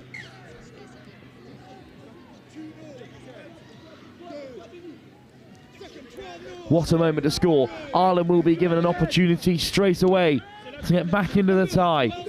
Try number 8, try number 2 in the tournament. Just his second score for Dorian Fay in all 10 fixtures, but it will be his most important contribution if France can hang on here. Troy. Ireland's 4-1 lead in the first half has been taken over, but it's come off a French hand there. William Favre back onto the field after being injured right before the Irish scored their 6th. Has handed them 6 more touches here.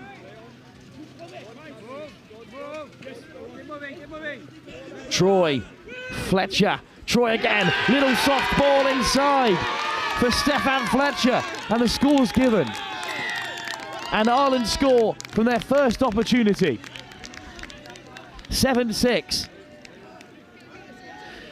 Well, Ireland have already drawn in the tournament, of course. Round 4, game after their defeat to France, they were held by England's 35 side.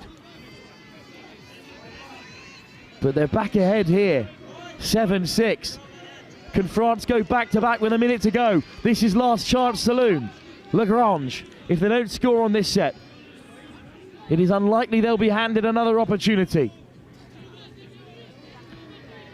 Lagrange. Grassi, Lagrange again! Kept out by Ireland.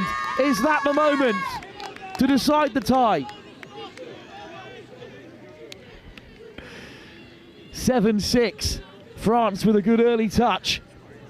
There's 30 seconds left to go here. All Ireland need to do is burn their touches and keep hold of possession. Venning off the deck. Ireland are going to do it surely now. 10 seconds to go. Troy will just waltz his way round the field. They've done it. Ireland have survived.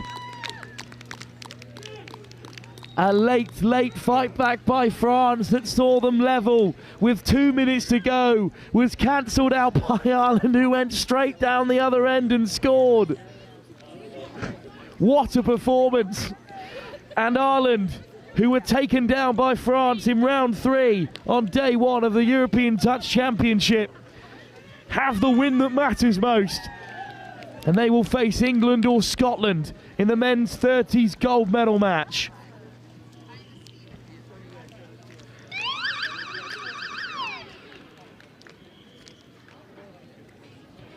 They'll be back here at 1:30 on field 2 here in Vichy, taking on perhaps the old enemy, playing England, who were 14-2 the victors in the other semi-final as expected, having already beaten Scotland comfortably on a couple of occasions. But who knows? Ireland beaten 11-3 by the Red and White Army when they met first time around. Anything can happen in a gold medal match.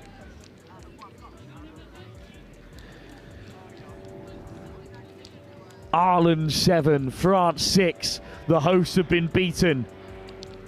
What a performance. What a game as well. Perhaps our best of the tournament so far in this European Touch Championships. Well, we must look ahead to our next tie. It's another semi-final, a chance for redemption for France as they are the favourites when they take on Switzerland in our mixed open semi-final. Live here, due to tap off at 10:30, but we'll leave you with victorious scenes as Ireland, outnumbered by the supporters here, pull off a huge victory and are through to the gold medal match.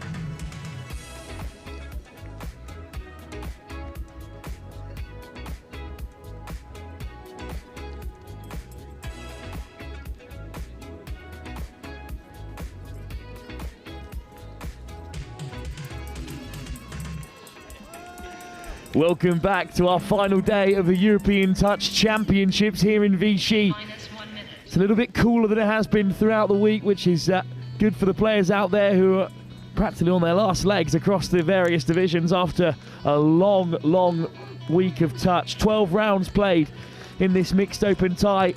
France, who were beaten by Ireland just a few moments ago in the men's 30s, have another shot at glory here. Defending champions and gold medalists from Euros gone by, Wales take on England, who are perhaps the strongest team in this competition, over on field 1. But here on field 2, it's the surprise package of the Euros, Switzerland, who are looking to cause yet another upset. They finished second in the group behind England. France are undefeated. They matched up with a rather easy tie in the quarterfinals, and off the pace Ireland beaten 12-5. Switzerland took down Italy, who impressed everyone at the World Cup 2 years ago. They've been replaced as dark horses by the Swiss, who are in the red and white left to right in this first period with the Alps printed on the front. France in action in that white and navy trim. Well, it was an all-Alps derby in the quarters in which Switzerland won. They get to keep Mont Blanc if they pull off a victory here, I heard. For now, though, it's France with the early shutout. And I'm delighted to be joined by Theo, part of our production team for the tournament. But you're just so excited about this mixed open that you had to jump on alongside me. The pace of play in this tournament, which is the youngest competition on average, has been pretty high so far. Who would your money be on here then, Wolf? Who would your money be on here then, Wolf? Honestly, I think that it's probably France who are the heavy favourites here. They've certainly got plenty of supporters around the ground, but it's Switzerland who have got the first shutout. So I don't know, Theo, I think I'm going to have to go with France, even though the Swiss, they're sharing a hotel room with us in the Ibis in town, and they've been really good chat across the 45s and the mixed open. They're two teams, they're a young side, but plenty of expats and players who have gelled across the southern and northern hemisphere to build this team. France, though, wear the heavy touch from Santiago Olds, the Kiwi. Swiss through his mother's side. But France looking to dance forward here. It's Clément Ballet. Miss pass is wayward. Away from Tom Berenin. The one to watch out for really is Maxime Poirier, the number 2, when he enters the play. He's been very special throughout this tournament so far. But watch out for Louis Maloney and Charles Grimes as well, the 2 top scorers, both middles on 13 and 11 respectively. But it's just been put down. It's an unforced error. And that's given away, Theo, in a tough spot. You've got to use all 6 of your touches in games as big as this. Have you felt the quality's got better over the previous days?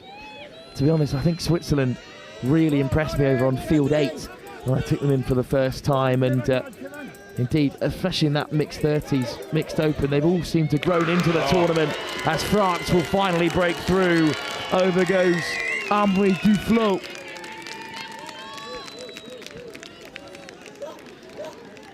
Try for France, his 5th of the competition, just splits the Lincoln middle. Grimes can't get across, and Switzerland go behind early.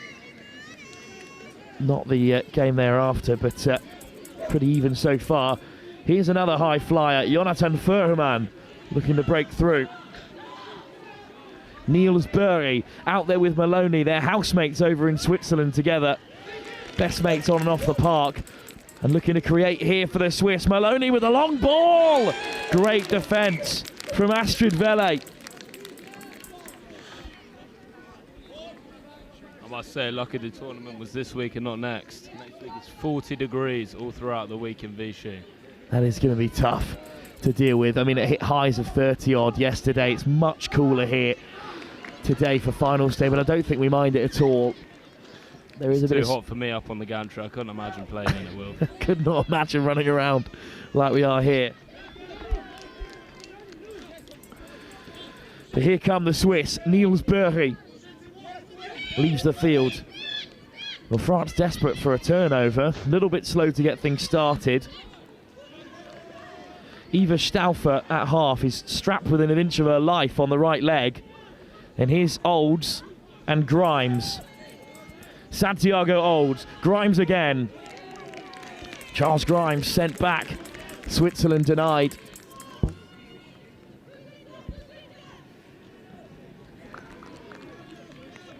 And France will come back here.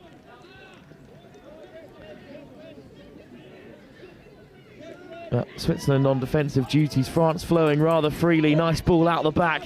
This could be a chance here for Duflo. Already a try scorer in this tie. Lovely pick up. Oh, but it's just tapped on. Nice ball from Louis Bernard Tremolo, but then just knocked on. I think that one was due to go out to the wing, Theo. Just the hands letting them down on both sides. A few too many drops for my liking. Going to have to sharpen up in this semi-final stage, especially with either the European champions Wales or England awaiting. It was a France-Wales final in 2023. An unbelievable game. Wales won by just a single point. That was a bit of a shock on that occasion, but since then we've recognised just how strong the Welsh are. But it's Maloney floating through, up the top for Burry. Maloney, Burry again! Niels Burry over for the Swiss to score. And it's the connection that often works. Maloney and Burry, both from the Touch Burn club, the heartland of Swiss touch. Lovely dive. It's a great finish, isn't it?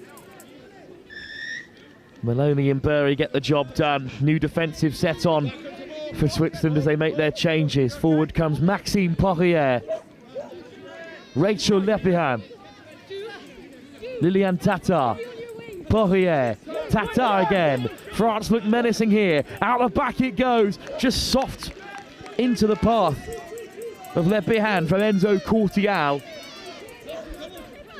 Part of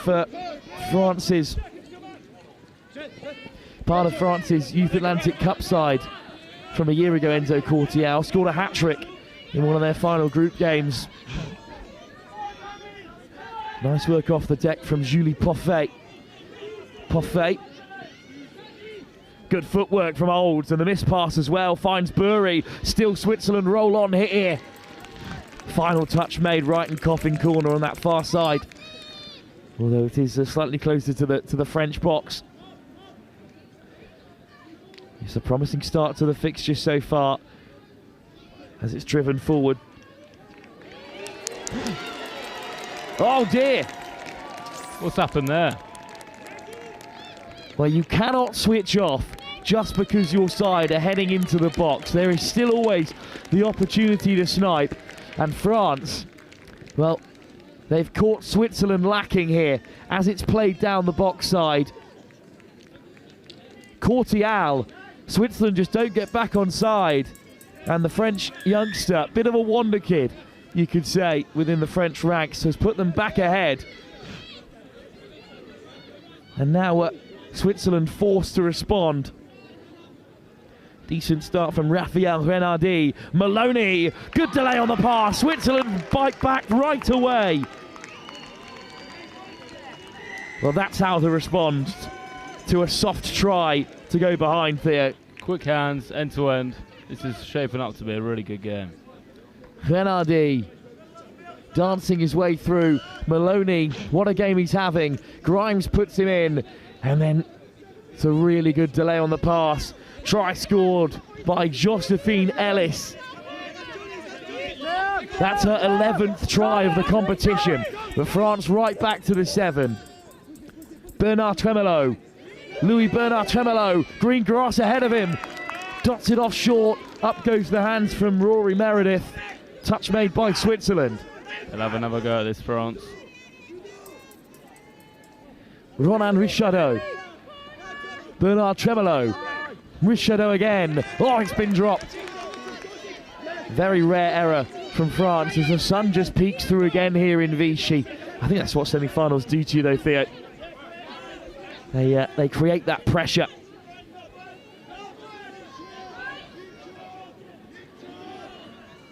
Touch taken by Margot Destandau.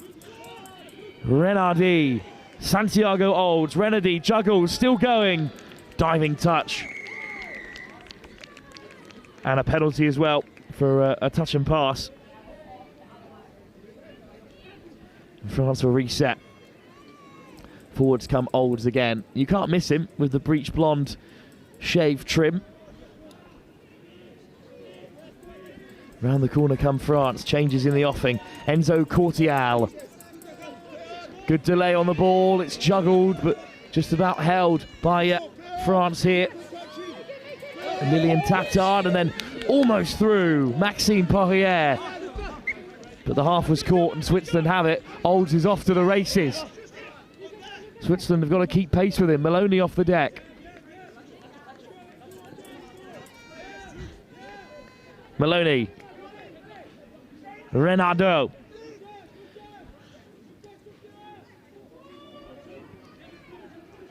Maloney again. Raphael Renardi. Maloney, soft hands. Oh, lovely footwork, but good cover from Poirier. Almost a great score by Josephine Ellis. 10 minutes gone, 2-2. It is a tighter game than maybe we expected. They were on other sides of the pool, these two, but France absolutely flew through the group stage. They scored 67 tries in 5 games, conceded just 20. Best defensive record in the competition. But the second best was Switzerland, who only conceded 23. Who's your dark horse been with this competition? Well, I was Who's thinking it was going to surprised be Italy coming into the tournament. They did qualify, but it's Switzerland that have absolutely claimed that title. Forward comes Perronin.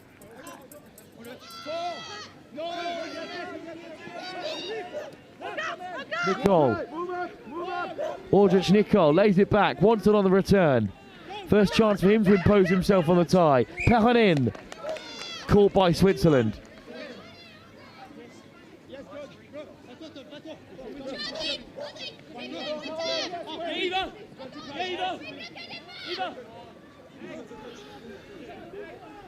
Lovely footwork from Maloney. Still locked up at 2 apiece here. Destandau, here's Olds. Good line from Meredith. Olds whips it away brilliantly, but it's a great defensive touch from the French.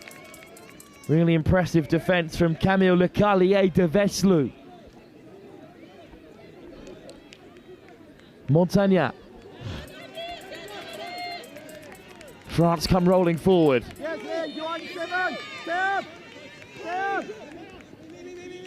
Oh, lovely weave away. Switzerland caught offside. It's Destandau gets across. Has that been given?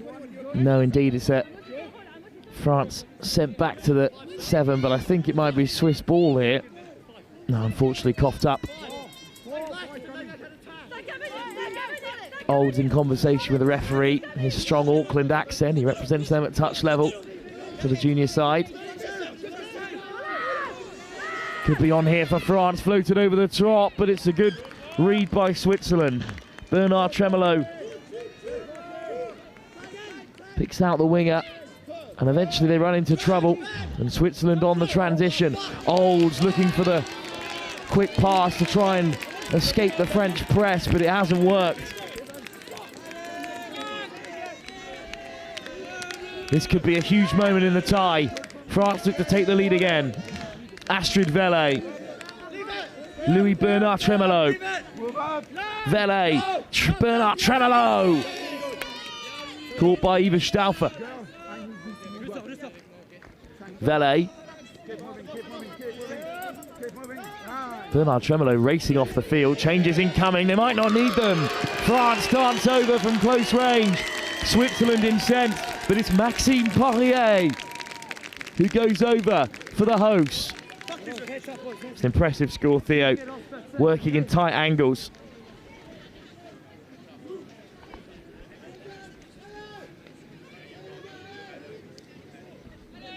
Poirier with his just 4th of the tournament, but I feel like he's been so much more involved than that statistic really represents. Here comes Renardi. Switzerland's asked to reply again. Their early lead at distant memory. Grimes, Maloney, goes himself. Good work by Clément Ballet. And it's a turnover for the French. Aldrich Nicole. Pernin. France transition. They scored the last time they headed to the box side through Courtial, who's now on the ball again for France. Lovely pick up from Enzo Courtial. Great footwork. Good cover by Charles Grimes. Turnover for Switzerland.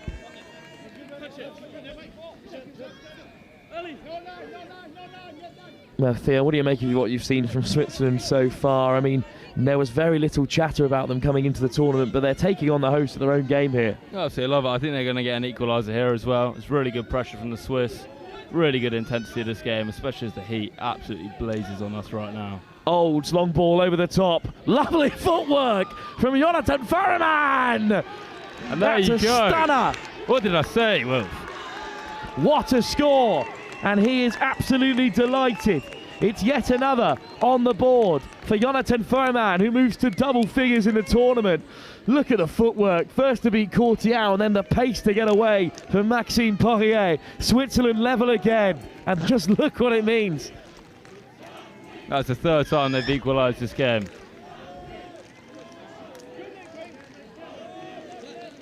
Well, the Swiss are absolutely going for it. Chant of "Ah, Suisse" in front of the French line, but it's a penalty.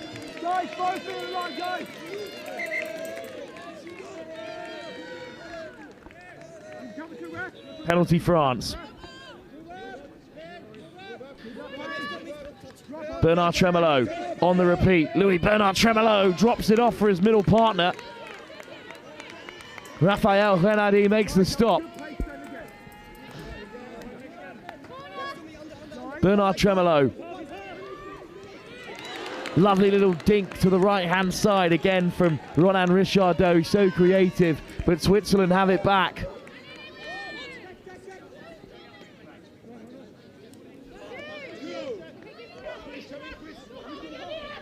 Three all. Switzerland equalise, but then again the pass is loose.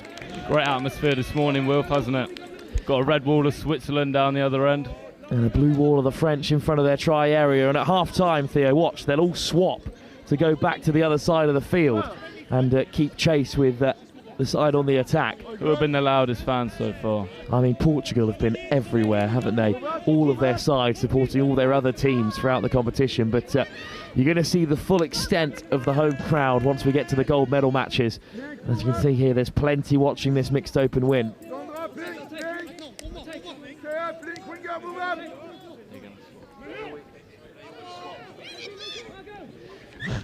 Big dummy, but well tracked by Switzerland. They look really comfortable in defence there, which is tough to say against a side of unbelievable scoring pedigree, which France are. I mean, they started their day back in round one on field 8 with a 17-6 win over Germany, and that set the tone for the French. Tough pool as well with European champions Wales, who they beat already. Italy, Germany, and the Cayman Islands all in there alongside Portugal.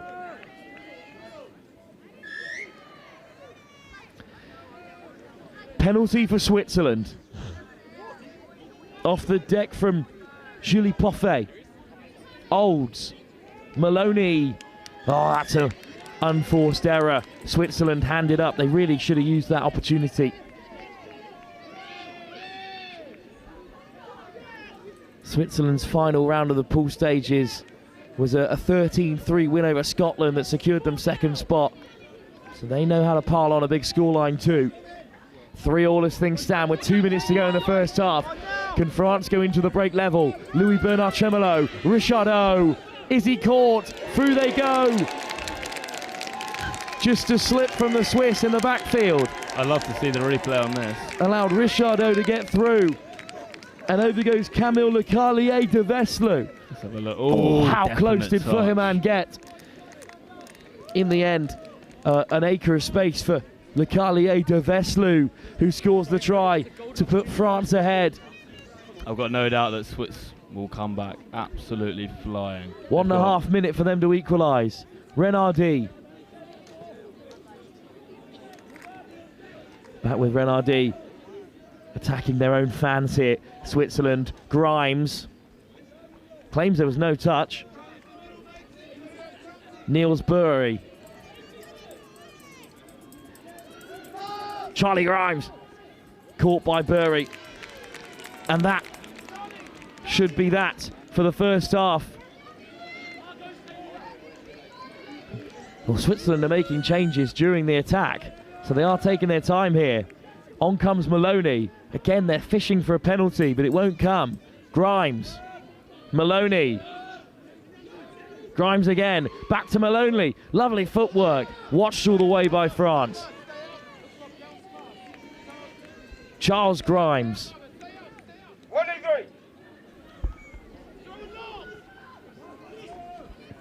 Long ball over the top.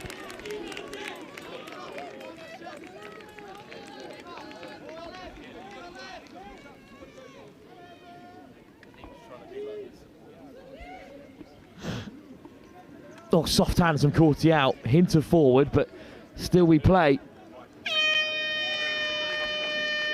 Seconds to go in the half.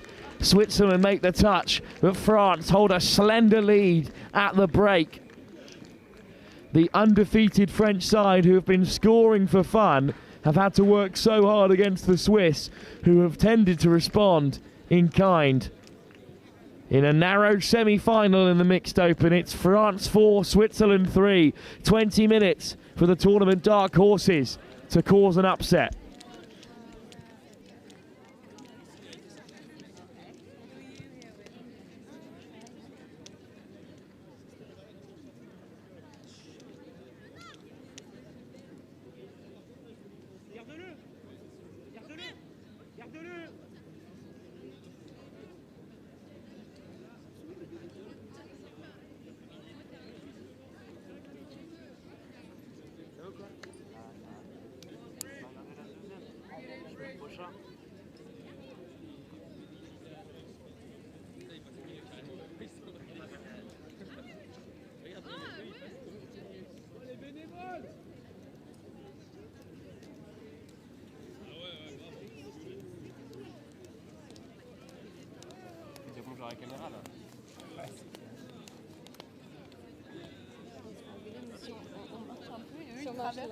Ouais, déjà. Ça ressemble pas du tout. Normalement.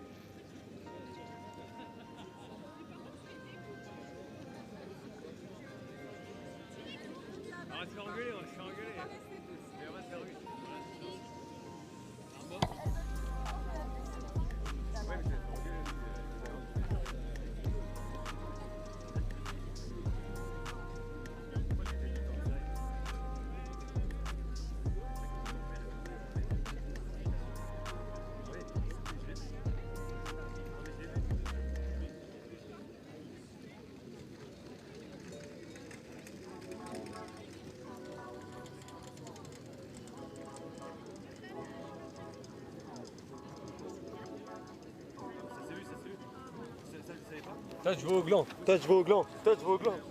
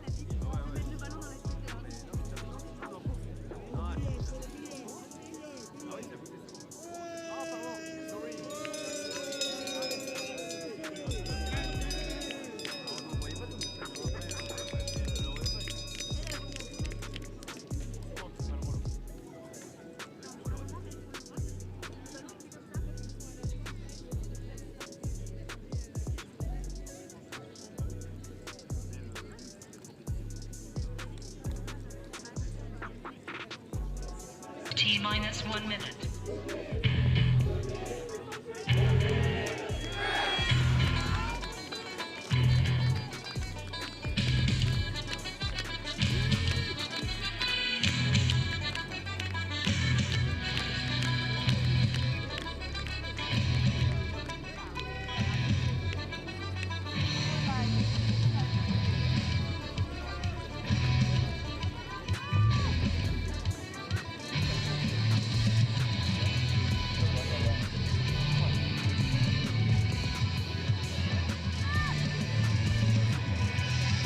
back underway here for the second half of this mixed open semi-final. Let's hope the first half is like the second. Really thrilling end to end, of course. What a team talk from Louis Maloney at half time. He said he did not get any sleep last night thinking about this game, and he laid out exactly what structure they were going to use to win it. I'm not going to spoil it for us, but it was inspirational stuff from the Kiwi come Swiss. France, though, with an early opportunity from the tap-off to further extend their lead. No side has enjoyed a 2-point buffer as of yet. Taken on by Tatar. Poirier. Liliane Tatar. Maxime Poirier. Lovely footwork. Tatar is over. No touch. Score given. Perfect start for France, just as Switzerland enjoyed in the first half. That's the advantage of taking the tap off. Ooh, was it close? A half-hearted claim from Luca Schaller. But Switzerland go 5-3 behind, and it's crucial now, Theo, that they go right back and score this one. I'm sure they will. More pressure here from Switzerland. Santiago Olds. Dinked on the inside. Maloney. He's over. Switzerland have an instant riposte. And just like that, Switzerland straight back in the game. Little love heart. Lovely from Maloney. And the leader, the captain, whose father is playing in the men's 45s as well. They are Swiss through and through, despite qualifying on residency. And they have Switzerland back within one, but they must shut out the French here. Forward from Maxime Poirier. 2 quick tries here within a minute. Perfect start from a neutral perspective. Poirier. Tatar goes wheeling away, but Maxime Poirier needs no support. What a start to the second half. 3 tries in as many attacking sets. And the French and Swiss have swapped sides. Jeez. Of course, we saw that mass migration of fans at half-time, as we will see throughout the day here. The host go back to 2 tries up. Great finish from Poirier. Taken on then by Santiago Olds. Maloney. He might as well play every minute out there in attack. Santiago Olds. Maloney can't regather. And Switzerland are going to have to shut out France here. And indeed, they've given it straight back. And look at Santiago Olds. That's the energy that Switzerland need. This is big. They must get the next try here, Will. They've got to stay within touching distance. Niels Burry. Shipped wide. Long ball. Absolutely finds its target. And the Swiss winger had the freedom of the Vichy turf to dot down on the far side. Look how much room is on the wing here. We'll see on the replay. Terrific pass out wide. Burry, Maloney winds one up. And it's another try for Josephine Ellis. France back to within 1.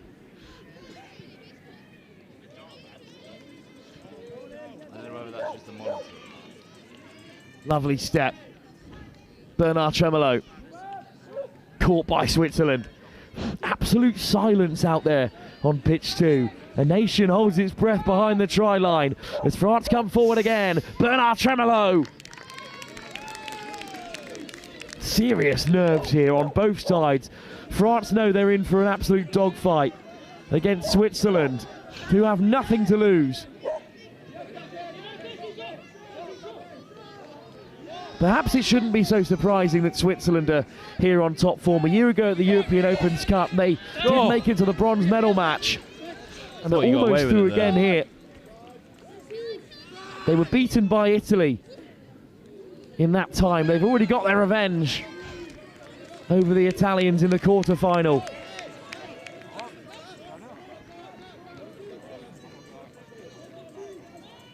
France were beaten. France beat Switzerland 7-3 when they met a year ago at the uncapped European Touch Cup. And this is a much bigger game and a much tighter one. Whistle goes. France are going to have to turn this one over. I think it might just be a penalty for a hard touch by Jonathan Furman on Enzo Cortial. 6 fresh touches. Furman has been penalised. It's a feature of the Swiss game. They go hard at the touch. They really impose their physicality on that area of the game. But it's come back to bite them here. Maxime Poirier. Tata. Big step off the left boot. Poirier drops it. Big moment. What a shutout by Switzerland. Massive moment in the tie.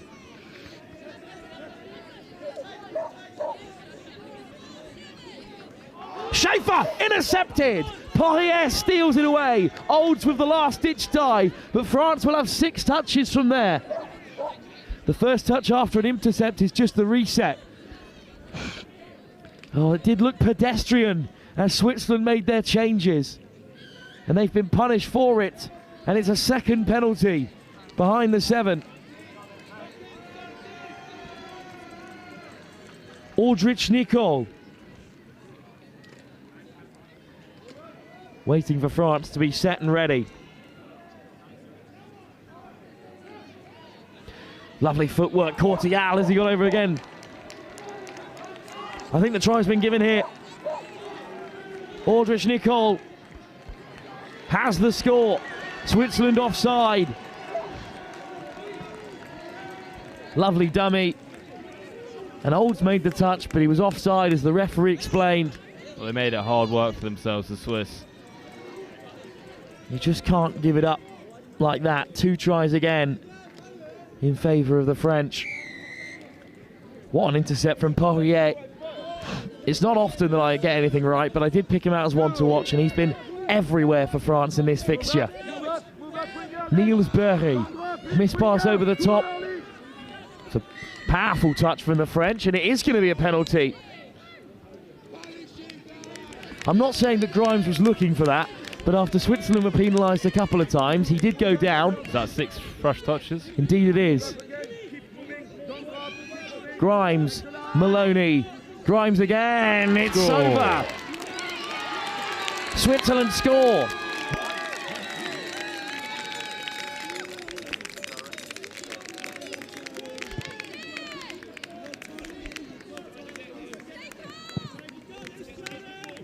Look at this for a finish.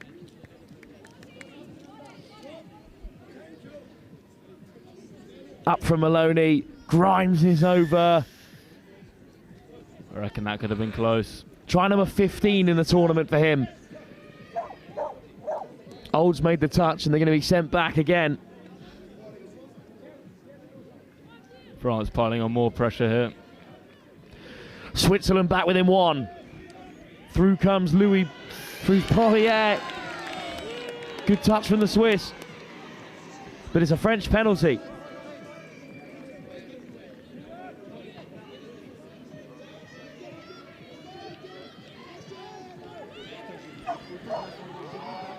Oh, and wide it goes. It didn't look like much was on there.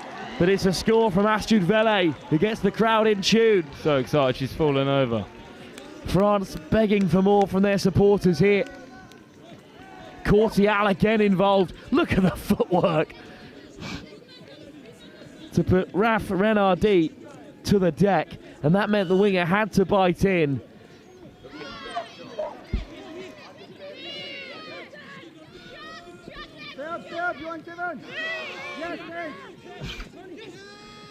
Nice step. Through they go. Oh, lovely hands. Put down by Yasmin Eastwell. A massive chance goes begging for Switzerland.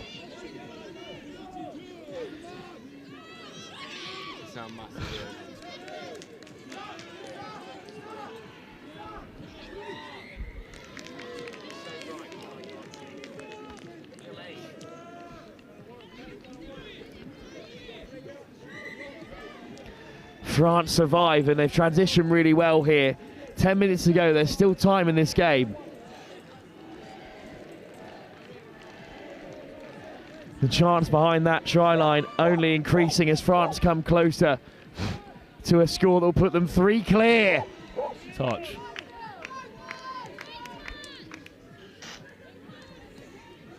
This is a game-changing few moments. Good pick-up. Back to the short side. Richardot. Oh, he gets it away! He smuggles it away! And it's Charlie Montagnat to score France try number 9. He's slipping away from now. He's slipping away from them. Oh, Richardot. At the very last minute, Eastwell got down well. What a score for France. And there's a very different feel about this fixture now. Switzerland continue to chant from behind the try line as the red and white approach it again. Plenty of touches coming here. Grimes looking to get on the outside. Switzerland cannot afford any more mistakes. They have to be perfect from here. They have to score this instant reply. 9-6, 10 minutes to go. Bernardi. Grimes. Olds. Touch and pass. Turnover. A roar from the French as they win it back. Can't believe how long this half has dragged on for, though. Feels like we've been playing all day. It's only 10 minutes gone. 9 minutes left. Good drive forward from the French. Lovely step from Perronin.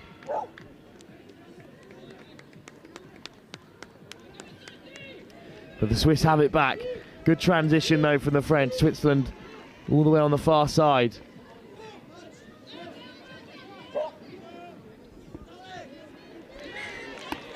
Well, it's a good carry from Margot Destandau, but the referee's whistle goes. Obstruction is the call. Penalty against Switzerland. Clément Ballet. All the way up to the 7. Richardot, whose wonderful assist has France sitting comfortably. Bernard Tremolo caught this time. One more score and it's maybe game over. Bernard Tremolo looks to seal it, scoots through brilliantly. Who's there? Interception! Switzerland survive.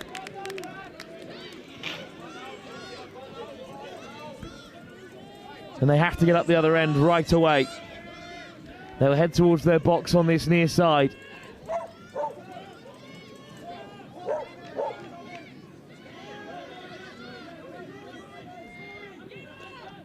Here goes Meredith. Maloney, what does he have left in the tank? The Swiss talisman. Looks for the penalty and gets it. 6 more touches for Switzerland now. Maloney. Switzerland up to the 10. Santiago Olds. Santiago Olds flew 24 hours to make it to Switzerland's first training session. He's been in the country 4 months now. And France have gone down and they're going to have to substitute Richardot. They do not allow time wasting in the game of touch at all. They're really hot on it. And I doubt that's Richardot's intention either, as he limps off, having done his job, getting France to this position. Olds. Santiago Olds. Maloney. Olds again. Nice footwork. Looks to find Maloney for a second time. Wins a penalty. 7 meters out.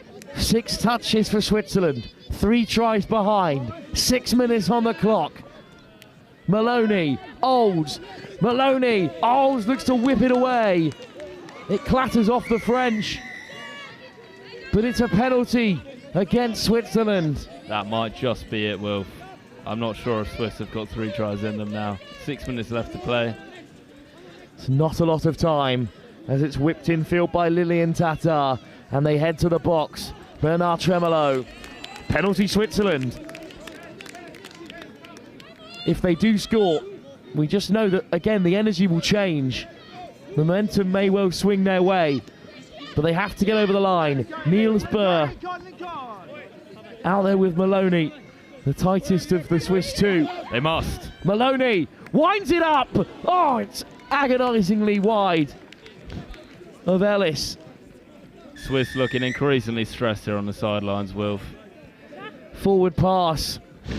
And what a moment this could be. France up by 9-6. All they need to do is burn their touches and drive up the field and again make it challenging for Switzerland to break. France wants a penalty, but still they'll roll on. Here come France again, another try, and it will certainly be game over for Switzerland. Lilian Tatar to the left-hand side, Enzo Cortial, it's good defence from the Swiss. Great line speed from Cortial, who leaves one on his opposite man. Roll ball. French penalty. Another try, and there's no way back for Switzerland. And their brilliant tournament comes to an end. And once again, they'll be competing for a bronze medal for the second consecutive year in European touch. But it won't be the final that they craved, and the medal secured. Oh, lovely ball. Delayed pass from Poirier, but it goes to ground. And this is where touch is at its hardest. 3 minutes to go, but the break is on. Brilliant yards from Renaudy. France wanted an obstruction call. In the end, Renaudy just couldn't get himself back under control after a great break. And Switzerland won't have a chance to benefit from that 30-metre run. Floated over the top, great line speed from Ellis on the far side.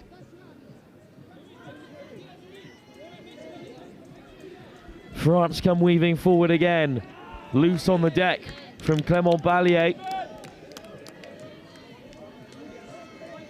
Switzerland have sharpened up in the last few moments, but it's going to be too little too late.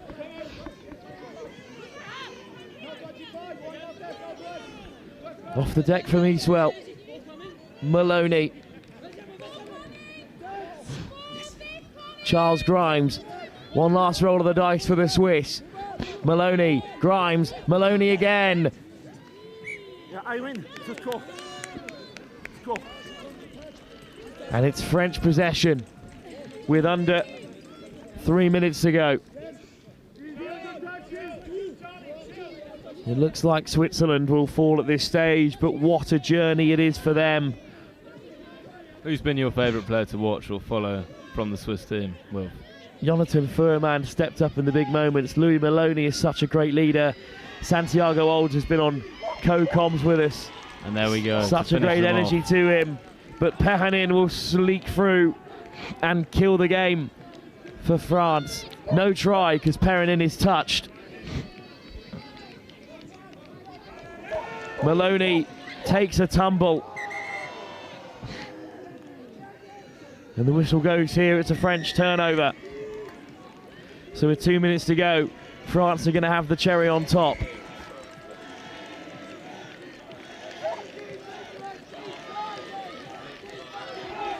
And listen to the French, who find their voice. Aldrich Nicol draws in 2 more touches. Lilian Tatar, Nicol. He's been excellent when on the field as well. Tatar, Nicol again, winds it up. It's a second score for Camille Lecalier de Veslu. Oh, denied. What a touch by Eva Stauffer. So Tatar drives at the line again. Nicol winds one up off the other hand. Some skill on show. Still France get the ball away. Nicol forced to hand it over in the end. Left hand, right hand, it doesn't matter for Aldrich Nicol. What a ball. Minute left, what a game this has been. Shame that they just got away from Switzerland in the second half. Yeah, we're as close to a professional commentator can be to bias towards the Swiss. It's such a great story, but the underdogs are going to falter to the tournament top scorers across Pool A, Pool B at least. And the best defence in the competition holds firm again.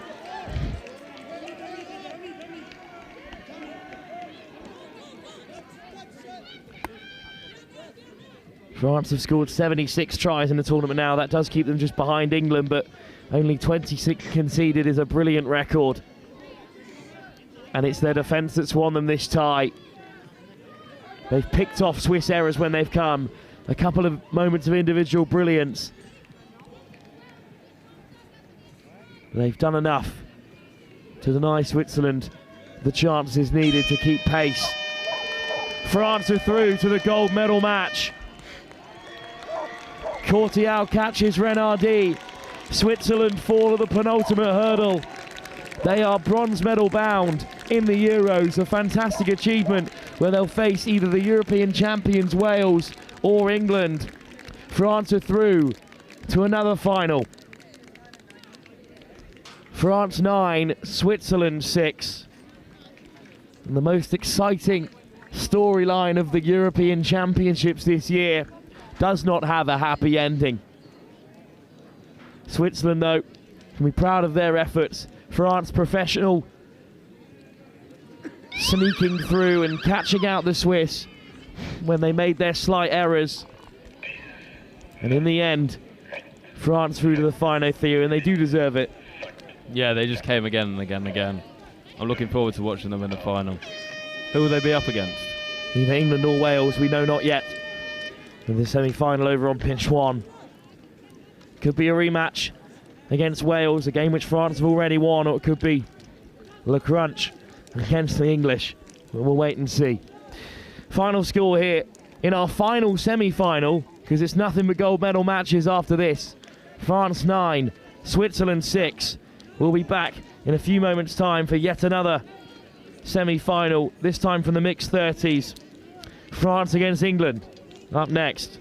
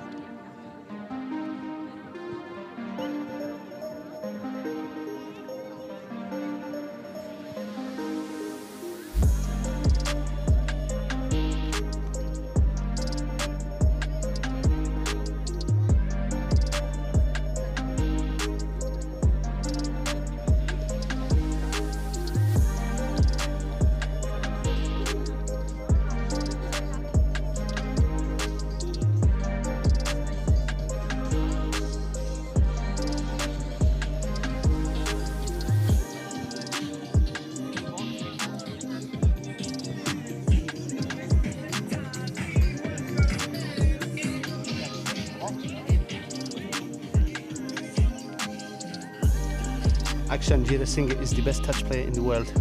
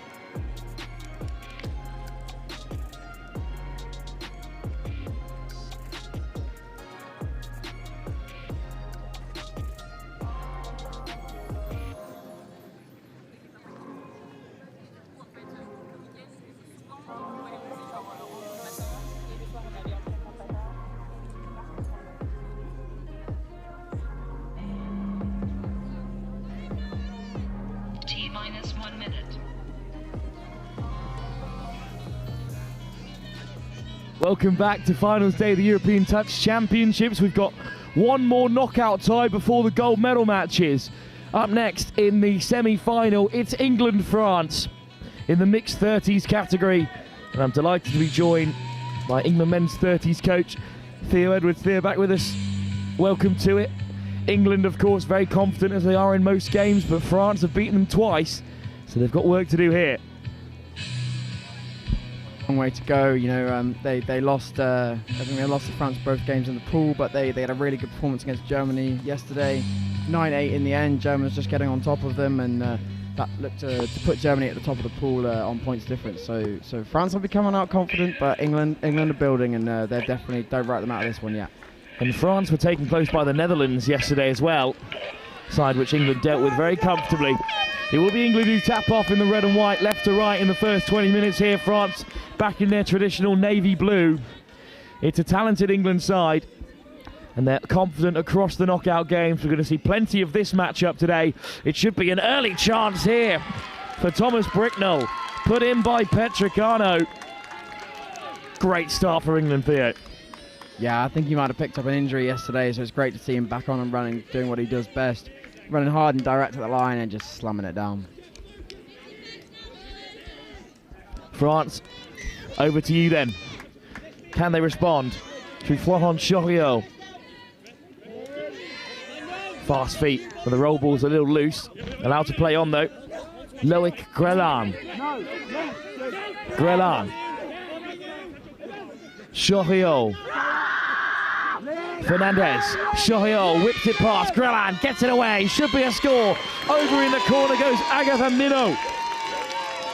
France straight back into the tie. Yeah, lovely work from France, going against the grain early. Link quickie, moving back to that fire up option, and just nice and easy hands. Yet another try for Minot in this tournament. That's her 11th in the tournament. Only Matheus Fernandez has more with 12. As England handed an instant response. Bricknell's been key, but here's Marcus Evans. Bricknell throws the dummy. And the try's given. Yeah. Camille Secher offside. Try number 14 for Thomas Bricknell. He's the top scorer in the England side. Yeah, excellent call from Jack Harris, the ref there. Just 1 foot on the line, and again going back to that sweeper setup, it's really worked for them. It looks to do the same again. France back over the 10. Fernandez, Choriot, Grelan. Same pod that led to the opening score. Choriot. Backwards cap in the mixed 30s, you're pushing it. Lovely ball, but the winger was darting in. Annabelle Payet.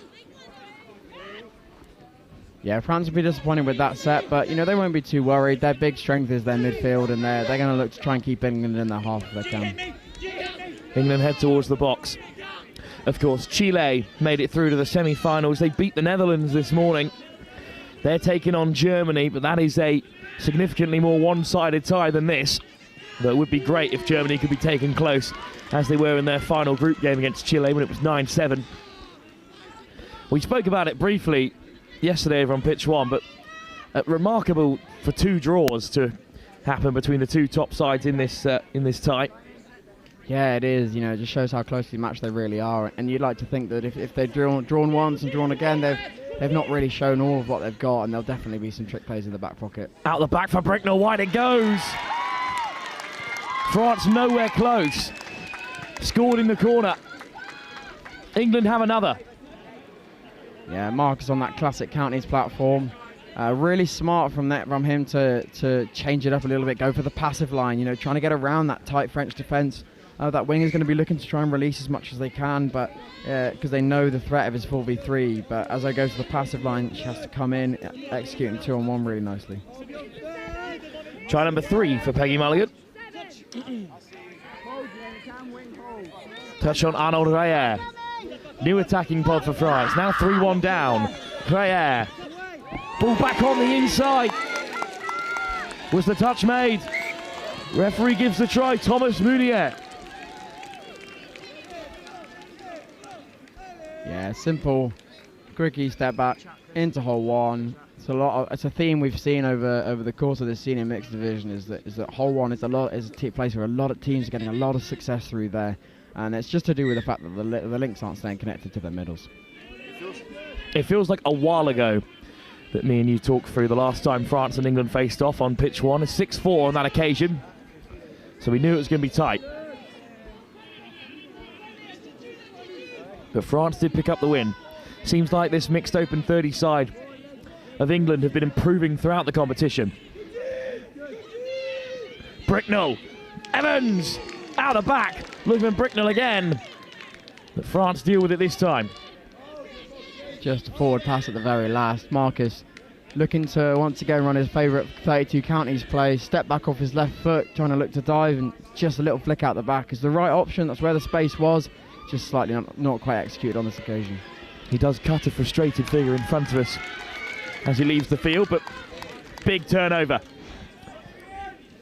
I think that's a big call to make in a game as close as this, but it is going to be a penalty for England. Yeah, they've got Tom Bricknell and Franco on the pitch at the moment. I'd certainly say they're looking to get Bricknell round on sweeps or get him direct at the line here.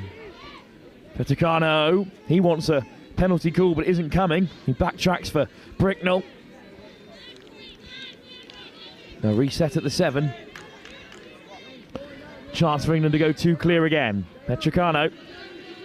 Blandford. Petricano again. Long ball over the top. It's well taken. It's another try for England. Really good from England. You know, they identify that France have noticed Bricknell. They've noticed how good he is coming around on that sweep and how difficult he is to defend. So they get really tight around the ball because of his dive. Franco just picks up, goes the other way, and rips a lovely ball to the winger. Here come France, though. Fresh set of 6 at halfway. Munier to the short side. Arnold Raya over the top. Agath Minnow, try number 12. Yeah, nice little sequence. Looking to run they look to run a sweep around. Picks up, gives it straight back to the dumper on that occasion, and the link's just a little bit too tight. Forces the winger to come in. Nice little acrobatic finish in the corner. England back within 1. Every time they edge ahead, France peg them back. But if it goes on like this for another 25 minutes, then England will be the happier side. Good line for Bricknell. Blandford. Step away from Webber. Webber. Caught by Mateus Fernandez.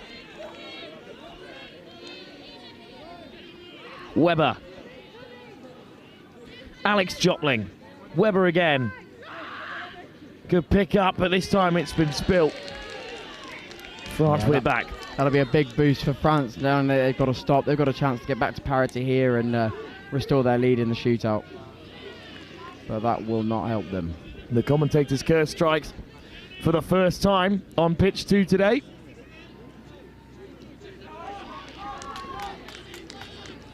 Well, there's a bit of confusion out there. It is going to be English ball. And they race to make their changes before the attack begins. Yeah, England looking to get their strike pod on here with Marcus, Franco and Tom. You'd expect to see, especially given where they're setting up at the moment, I'd say probably either Tom comes around on that sweep or Marcus looks to drag over for the counties. Looks like it's going to be a counties. Here's Evans. Yeah, so he's shown the 32 setup, shown that the counties a few times, comes over, instead splits the other way for what you might call a razor play, or a Waikato if you're you come about in England in the last few years. Trying to get that ball back off Tom and see if he can go at the line. There's some interference in there at the roll ball, but not enough for the referees to let France off. Good turnover. Really crucial shutout. In theory, they should have another strike at the line here. And they've let 2 slip in the last couple of plays. They've got to be clinical.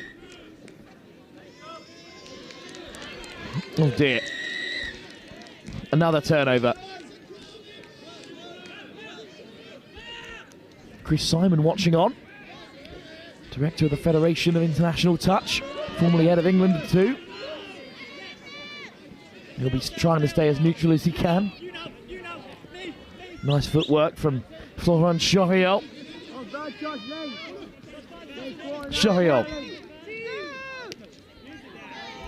draws the touch. Fernandez. Or Loic Grelan. Here's Grelan again. Choriol. Grelan to the corner, over the top. Choriol one-handed, pops it over. Great touch. England keep them out. I didn't think that was the option for France. Once they'd given the quickie, it was a really great idea to give that quickie, because that defender had turned in. He wasn't quite at the line. Just want to see that quickie player get underneath and get on the floor. Fernandez. Choriol. Down he goes. Another big shutout from England. Yeah, that's what France need a little bit more of. They just need to go through England at the moment, dance around them a little bit, get them in a compromised position, and just get straight down at the line. Grelan caught. England hold firm again. 10 minutes into this first half. 4-3 they lead against the side that's beaten them twice in the pool stages already. Fernandez. Turned away at the door. Great work from England. Yeah, it's great work. It just looks like France are lacking a little bit of invention, a little bit of ideas in attack. They're starting to move the ball from edge to edge, but they seem to be pretty one-dimensional. They tried a little ninja play. It wasn't really the right decision. Wasn't really what the defence were presenting. And I think they just need to be a little bit more open, a little bit more adaptive to what the English defence are giving them, and then read based off that. Ema Conroy just squared up with the French and wins the penalty. Great physicality. Chicano with Mulligan. Chicano again. Evans. Mulligan. Marcus Evans. Peggy Mulligan. Evans winds one up, goes short. Petricano, good hands. Well watched by Cecil Robet. So another variation off the counties called the relays or two-step. So counties, Marcus gets the ball back, rips off the deck to Franco on an out ball, but Link alive to the threat and snipes it down. But Petricano with a beautifully weighted pass. Minnow comes cutting in. She claims the touch is made. Just a penalty. They'll go quickly. Petricano! Georgia Blessed. Over for England. Minnow, what a recovery. Two huge touches from the French winger. Evans, Petricano. Almost an intercept. 6 more for England. Yeah, looking to persevere with the relay. Link not quite alive to the threat there, didn't come up and hold the space, so Franco probably had the space on the outside if he wanted to take it. Evans, Petricano. This pod again making waves, and it's inside out, double dummy. What a finish from Thomas Bricknell. Yeah, really nice. A little bit of a mix-up. Marcus actually looking for a counties. Tom comes round, steps that sniper, steps the saver, steps the toucher, all of them on the floor. He Lovely beats finish. 3 on the way through to put England 2 tries up again. But of course France will have a chance here. Meunier. Renard. Good pace from Clara Pouget. It's Thomas Meunier. Such a danger here.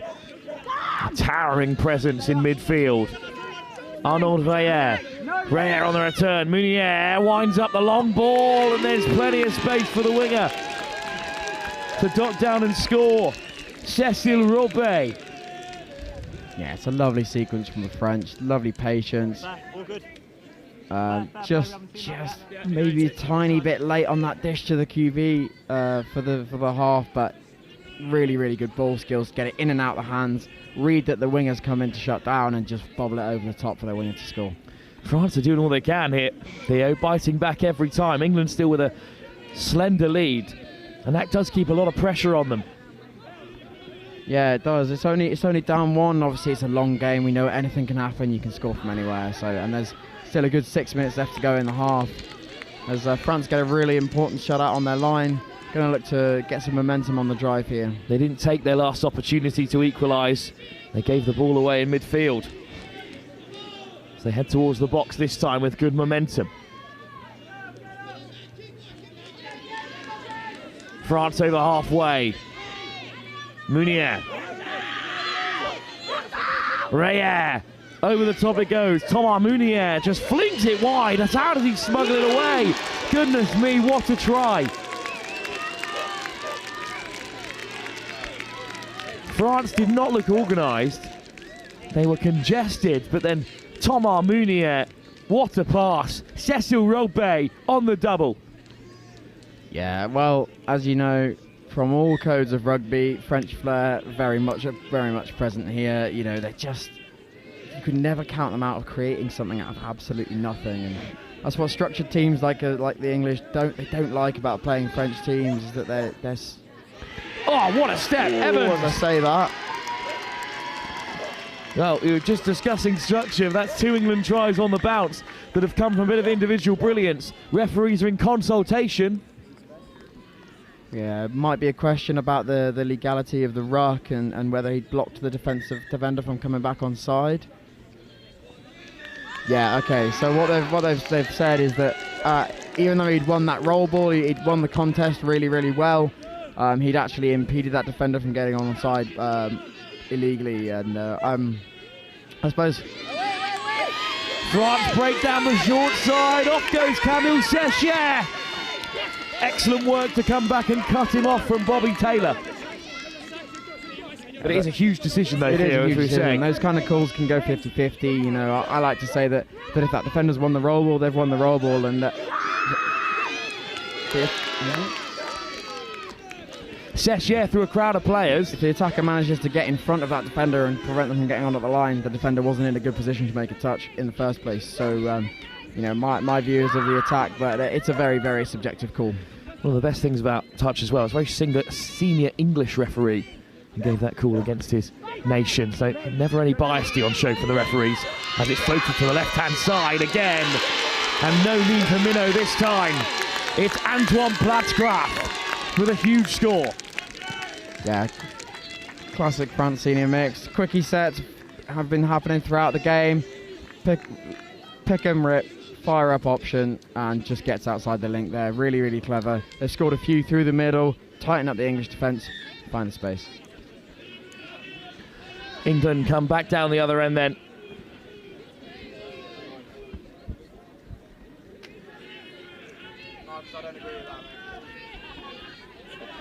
Good drive. Weber, quick ball. Out come France to make the stop. Cut off well, but still Weber with it. Jopling. Weber. Whistle goes. Good spot from Jack. Forward off the ruck. Really, really important that we keep our passes backwards, especially when we're going for a direct strike play on the line. He's picked that one up really well there. France back with it. Mounier floats it out wide. Up to halfway on 2 touches. Hand up from Minnow. Wanted the long pass on this short side. Grelan. Oh, an infringement. France give it away. As they've taken the lead for the first time in the tie. 6-5.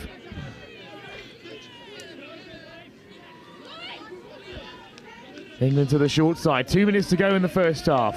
Blessed. England are on here if they can just pick up the pace a little. Lovely ball. Good take from Blessed. Charging forward. Good touch.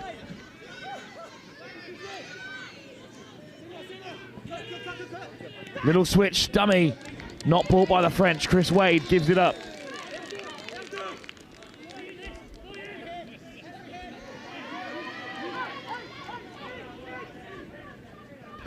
So France just need to stay composed for the next minute and a half here.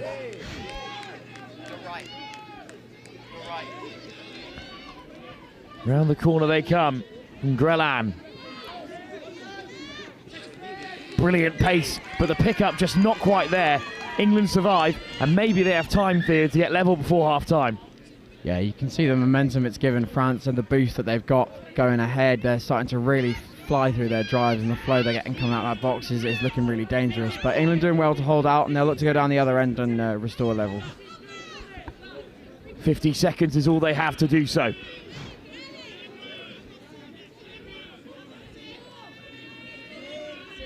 Evans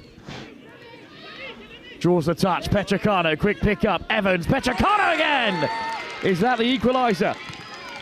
Indeed it is. 6-all before half time. Nothing to split them here. I hate to say this, but I think the refs might have missed a pretty egregious half court in the middle. Looked like Marcus picked the ball up, went to feed to Franco, danced around a little bit and then took the touch. But obviously we'll play on. Nice score. France probably should have had a better defence anyway. The touch gods will always level things out, you see. As they go to the short side, it's put down. Right on the buzzer. The chance presented itself for France to take the lead, and it was spurned in the link channel. England stay level at the break. An unbelievable semi-final for you. France undefeated so far, looking to set up a rematch with Germany. But England have other ideas. It's 6-all at the break. 20 minutes for the hosts to try and reach the gold medal match they crave.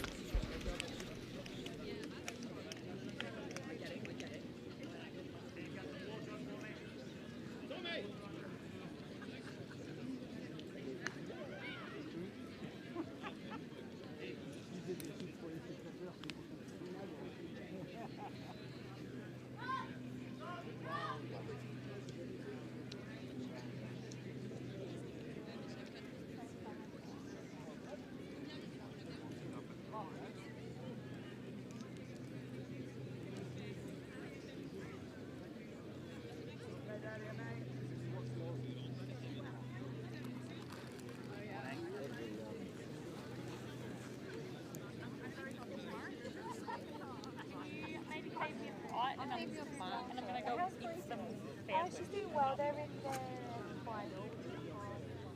Okay.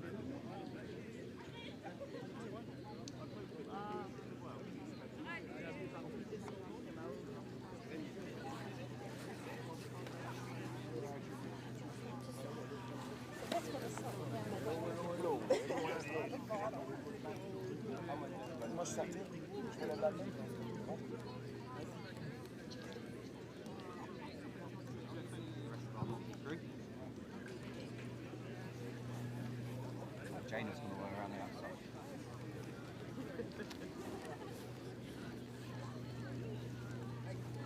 Come on, England! I was going to do exactly the same. How are you? Hello. How's it going? Not too bad.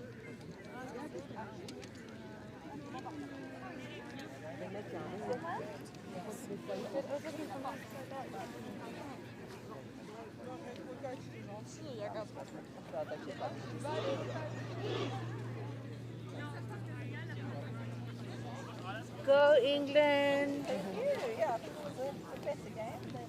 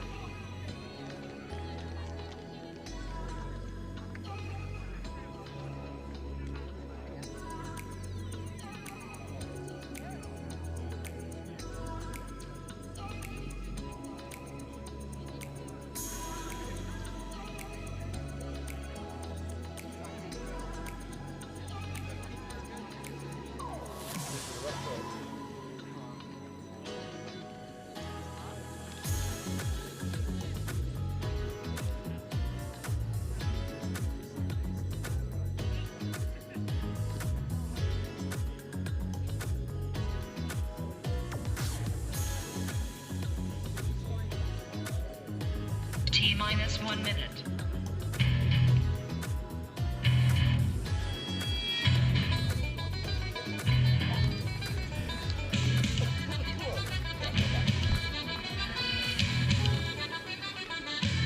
Welcome back to the second half.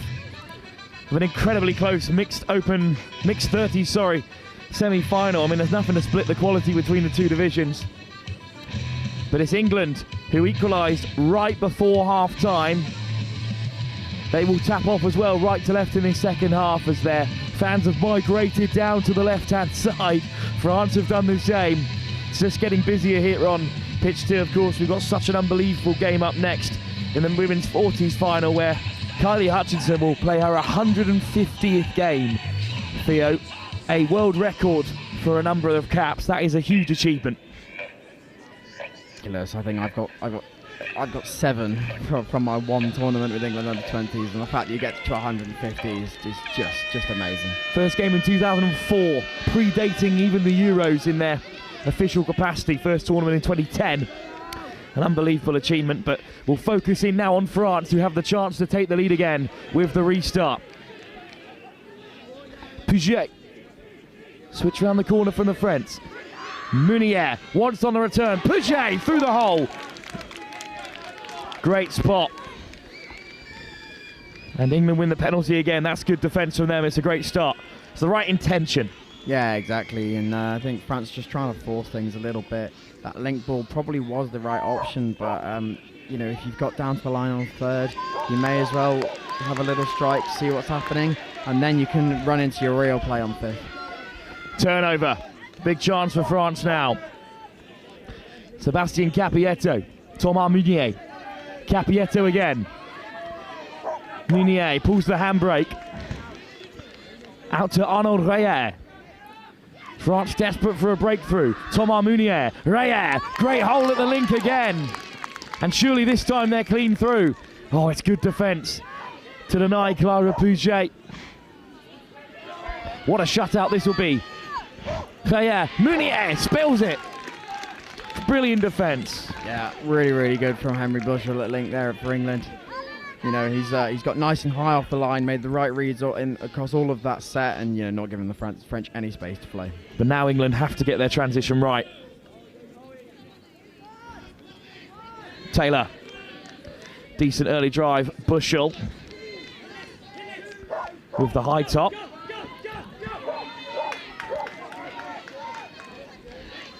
Touch taken by Mulligan. Petricano might only have one shot at it here, England. Petricano, oh, just a slip. Ground is getting churned up here. Still a pretty good nick. Plenty of matches still to come. Gold medals on gold medals all the way through to the men's open final here on pitch 2. After this, our last semi of the day. Absolute medal madness here in Vichy. Fernandez. Looking to draw England out here. Still no touch. Florent Choré. Choré doesn't go down very comfortably there at all. Almost at the splits. Choré, ball live. England under pressure here. Dummy back to the open side from Mateus Fernandez.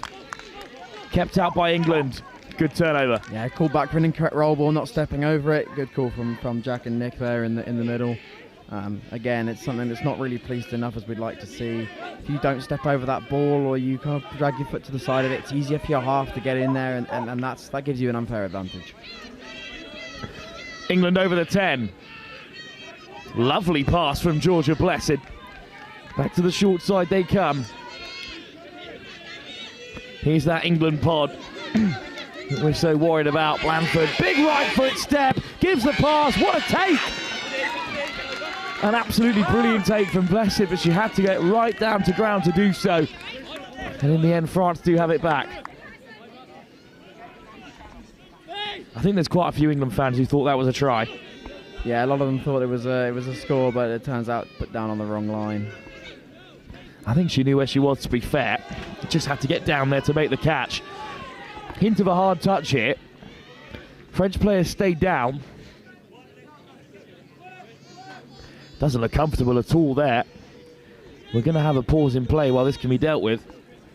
I don't think that's a hard touch. I think he's gone in a little bit uncontrolled as the attacker, and he's just tripped over his own feet and and the ball's bobbled, so this will be an England ball on the restart for loss of control. Grelan was already taped on the leg. He hobbles off the field. Change is made here. Taylor. Bobby Taylor. Chris Wade. Wade again. Taylor. Wade. Reaches out. Penalty. Almost 5 minutes gone, no scores. This penalty could do it for England. Yeah, Wade looking to run his quickie sets again. Use the fact he's got a really nice low dive. Wade over again. France keep them out. Yeah, they've now got to do that probably 5 more see times. Them look to pick up from half or maybe run a quarterback play. Taylor. There we go. Fire. Okay, so I'm not sure whether they were looking for a fire up or what you might call an ice, or I think I've heard Wigan call it a black. If you remember back to the mixed open semi-final, Australia versus England, England pulled out a lovely little move where they fake that fire up option. They run an inline instead, and the dumper actually goes out the back of the link chopping in. It's a really nice little move to run, but I think it's just a bit of confusion there as France go straight through off their subset. It's another long-range effort from Camille Secher. This time he will not be caught. France take the lead in calamitous fashion. And Secher, here he was here, just strolling towards the box. Thought about sticking on field, and England are offside. Secher races away to score. Yeah, it's nice awareness to just kind of hang around, see if there's a little bit more space, and really nice from the French link to pick him out there. Camille Secher with try number 7 in his 8th appearance for France across the tournament so far. And they take a narrow lead. England looking for the response. Petricano, Evans, caught. Lovely work from Clara Pouget. England lose out. Yeah, it's really nice defence from the French. They've noticed that they're looking for that doggies relay, we call it, or the middle sweeping round onto the link, and they feed it back to the person who's dumped the ball, and really nice ID from the link to get up, snipe that play, and stop them getting the 3v2. England gifted another opportunity. Evans to the 7. Yet to see one of those trademark long balls. One early in the first half, but Evans might go short this time. Yeah, I imagine he's waiting, being very nice and patient here. We might see it on this set. There we go. They'll probably look to go open side now. Marcus Evans winds it up. Try scored. Georgia Blessed. 5th try for her, but not the first. Long ball assist for Marcus Evans in this tournament. Yeah, he's been really smart about how he's used that weapon of a long ball this game. You know, he's obviously had to compress that French defence because they started reading it. But you know, he's run the short side play, got them to compress, and then opened up the space with that right to left. It's really clever play. 7-all. An age still to play in this tie. Over 10 minutes here. Long ball from France this time. Florent Charroux picks up middle for a hat-trick as France take the lead again. Yeah, it looked like France had a number of options on there. Actually, the link making the touch, but massive space in hole 1 if he'd stepped back and took it, but a lovely long ball and the winger finishes off. What a game he's having. Charroux. Agath Minot, try number 13, a hat-trick in the semi-final.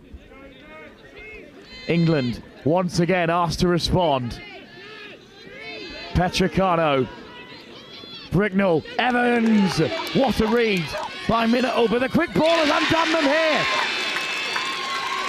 France caught napping. It's another try for Georgia Blessed. Very clever play from England. They know that France defence is going to hold a little bit wider and then collapse in late. So Bricknell comes round, gives it to Marcus early, who expects the link to come and slam on him, gets the ball down really nice and quickly, and Franco, great read to just pick out Georgia in the corner. A double for Georgia Blessed as it goes 8-8.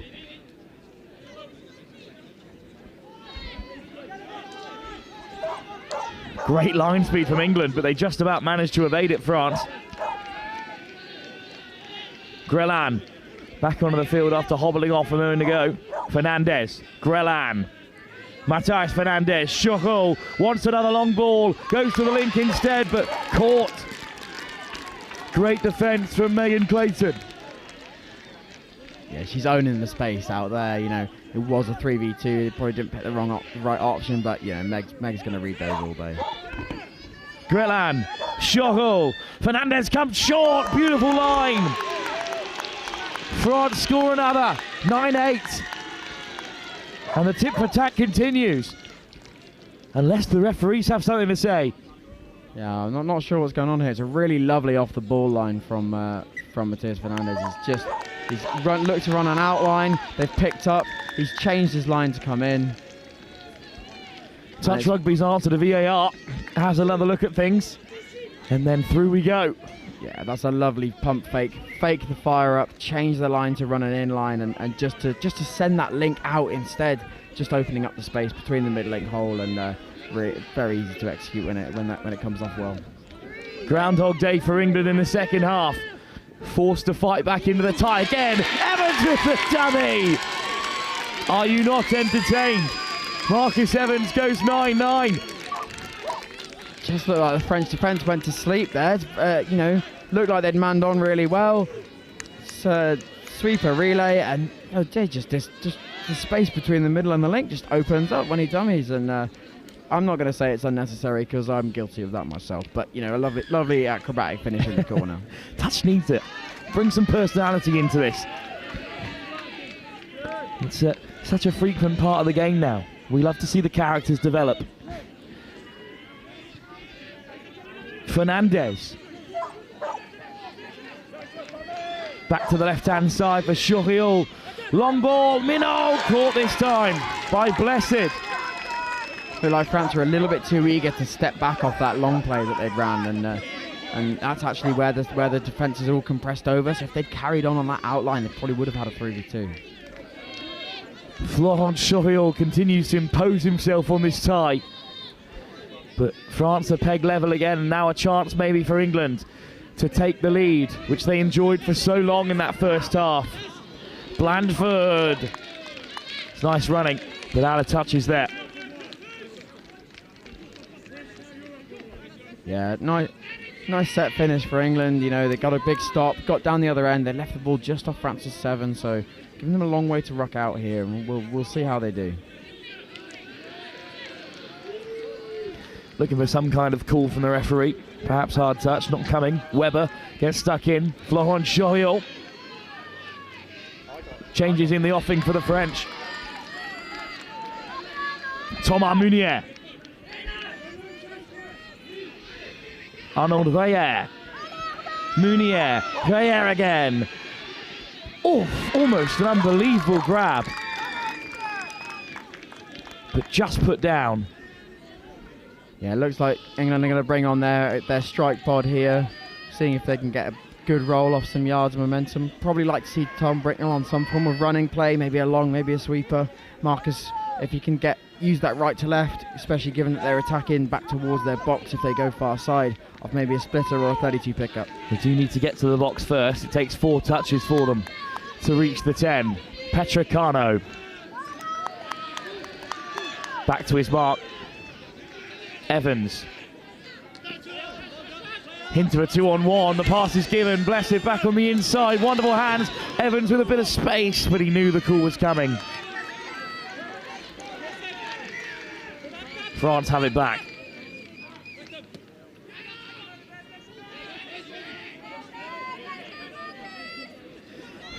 Still level. With just 6.5 minutes to go. France, the next to throw a punch here in this mixed 30 semi-final. Lovely delay on the pass. It's Anton Fatsgraf. Good lovely line.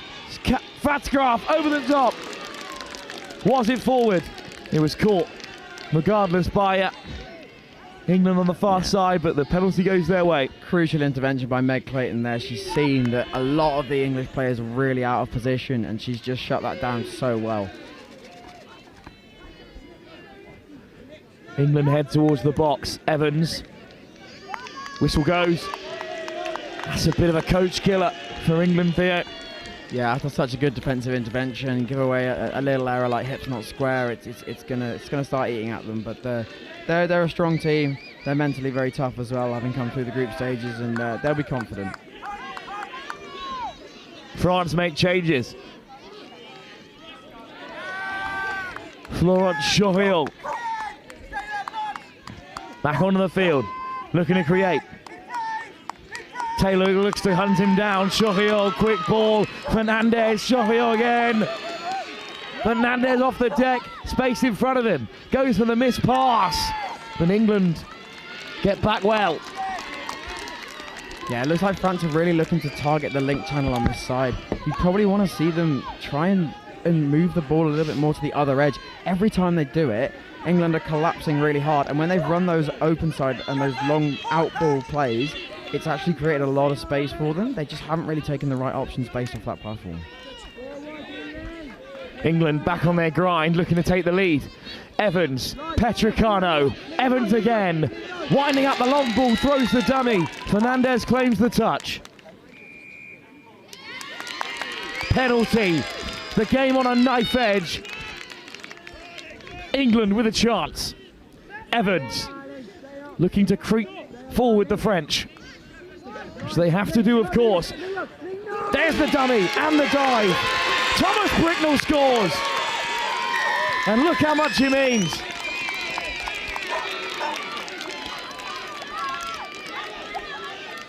Hardly an inch to operate in here for Bricknell. There's a tumble in the backfield for France, but it doesn't make a difference. It's just the speed of the dive that gets him over. Yeah, France are really struggling to deal with Bricknell on sweepers here, and I'd say that England probably want to look to ring the till on that. They want to keep going, same play again and again and again. If it isn't broke, don't fix it. Don't start going to other stuff until they stop defending him. England lead. Thomas Meunier looking to change that. Rayer, Pouget.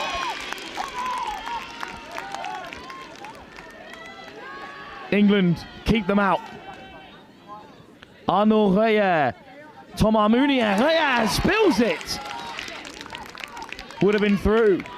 That's how a good number of times now that France have created an overlap, and the winger has come in from England. So Meg Clayton, she's having to come in because their link is biting, but France haven't looked up and haven't just bobbled it over to wing. They did it in the first half once, but if they go back to any form of play that they're creating at the moment and just lovely little floated 3v2 pass to the winger, they should be in every time. England could create a 2-point deficit. A huge gulf in the context of the game, but they lose out there. France will rebuild.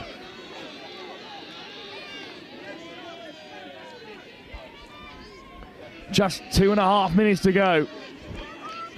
England lead by a single try. France come rolling forward with confidence. Here's Camille Séchet. He's done it again. Séchet has France at his fingertips. He scores another. And we're level again in the semi-final. Yeah, England just rolling back to 7. They're a little bit tired, a little bit under fatigue. They allow Séchet to get the dump on the 7 and really compromise both players in that touch. The saver and the toucher, both on the 7, both flat. Taylor looking to create. 2 minutes for England to avoid the drop-off. 2 minutes for France to keep them out. Taylor, way! Sent back to the 7.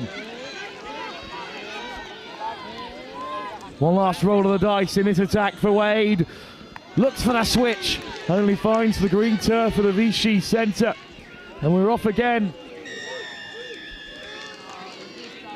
Penalty. But against England. Yeah, you can tell that England are starting to tire now by the speed of turnover. France are turning the ball over really quickly every time that they get one, whereas England are taking their time trying to get set, and England are not resetting their defence as quickly as France are, and it's causing them all sorts of problems. Minute to go. Alain Le Bleu rings around the park here in Vichy as the hosts look to win the game. One last strike here. Rayer, Mounier, he's dropped it. The man at the heart of this French 30 side, with double figures of tries in the tournament, has dropped it with 30 seconds to go. Yeah, France really need a stop here. They need to either concede a penalty by getting their hands in that ruck, or just hope that England make an error. Petricano, fast feet, England drop it. Asking a lot of the link, who was just trying to keep pace with Petricano, who went flying through. Yeah, 15 seconds now, as long as France can keep hold of the ball. Oh, that's a penalty, but not for England. So surely a drop off. We're locked up at 10 apiece. France the favourites, but they've been unable to break away from England, and we're going to a drop off.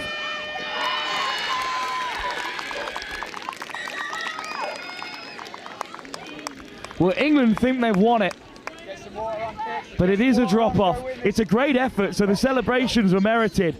But some of those players out there were not sure what the score was. 14-10, the last time these two sides met in the first round of the group stage. The crucial part of this is that France have the tap. Yeah, they tapped off in the second half.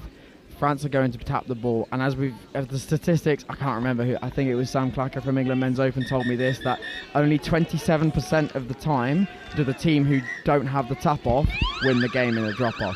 So, you know, the odds are in their favour. However, England sending out their defensive pod, they'll definitely have Marcus, Franco and Tom in the box. Marcus, Franco and Tom in the box, ready to come on and use their speed in that extra space that the game's given them. France attack the same end, 4-on-4. And if we're still level after 2 minutes, then we drop down to 3, but that might not be the case. Through goes Arnaud Rayer. And it's such an interesting prospect as France are pegged back, because who takes the first tap off from the drop off is decided before the game even begins. And you have to play 40 minutes of touch before the decision rears its head again. Yeah, it's you know, it can be so crucial. Although Bobby Taylor doing a good job to take some time off the clock here, but hole one left very wide open. But England won't mind that. They need to get the ball as quickly as possible, get down the other end, and then try and get a stop. They've got plenty of time left in this drop-off. The game is absolutely not done. Rayer, Choriot. You know it's serious when the cap comes off. Florent Choriot puts France ahead. England straight away will look to respond. Evans again, lovely step, just needed the winger a little wider, but Peggy Mulligan was there for the quick half. It's not the end of the world. They've got another strike. Evans throws the dummy. Mulligan, Evans winds up the long ball, down it goes. England bite back. We're level again at 11 apiece. It's the right time to whip out your secret weapon. Marcus Evans' long ball. And it's Megan Clayton, who's had a brilliant final, who equalises for England. 20 seconds left now. England need to leave everything in all of these rucks, desperate to get a turnover. France get down to the line and get a strike before the hooter goes. It's game over. Thomas Mounier, Florent Choriot, France's biggest men. There goes the buzzer, and the touch was made. Mounier, Choriot. England shut them out. And we're dropping down to 3-on-3. What a drop off in the mixed 30s. The World Cup final went to one as well at the World Cup 2 years ago. They know how to make special games in the mixed competitions. 3-on-3, Petricano.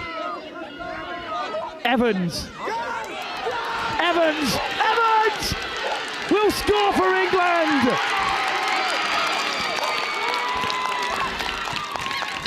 It's Evans again. It's Marcus Evans to put England on top. They have come from behind after leading the first 20 to finally peg the French. Twice they were beaten in the pool stages. And now Germany awaits. England have come through a stunning tie. And it's Evans who pinned back his ears to steal the game. Yeah, I think France are really going to rue those missed opportunities when they had strikes on England's 7. I think they're also going to rue not taking that chance when they had 10 seconds left. Bit of game management would have been key there. You know, take your time to get down to the 7. You know that hooter's coming, they drop to 3, and you still have the ball. So yeah, a little bit of game management there. Marcus, the smart Marcus, winning it. England, the smarter of the two teams, managed to drop off really well. Got their right players in the right positions, and obviously they've won the game. They're through to the final. Our last semi-final here on Field 2 has delivered in spades. What a victory. And England are through to the mixed 30s final. Well, we're going to have to get ourselves shaken down and ready for the next one, because it's our first gold medal match of the day on our final day of the European Touch Championships. It's England-Scotland, a game as old as rugby itself, in the final of the women's 40s competition in 10 minutes' time.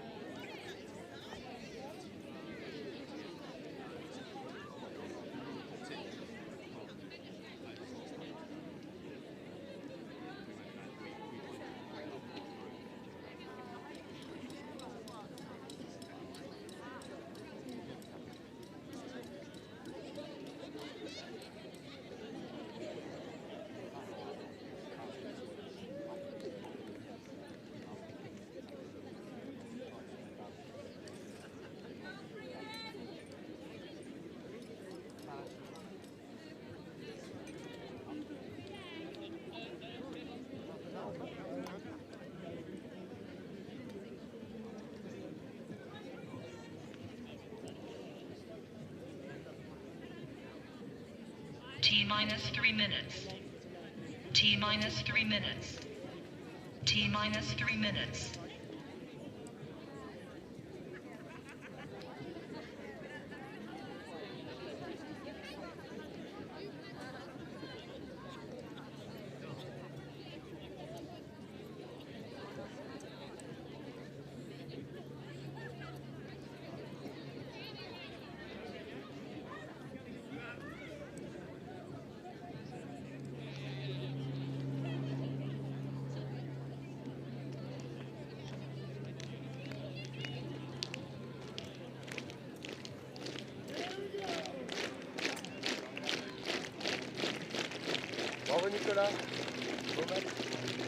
Welcome back then to our first gold medal match of the day.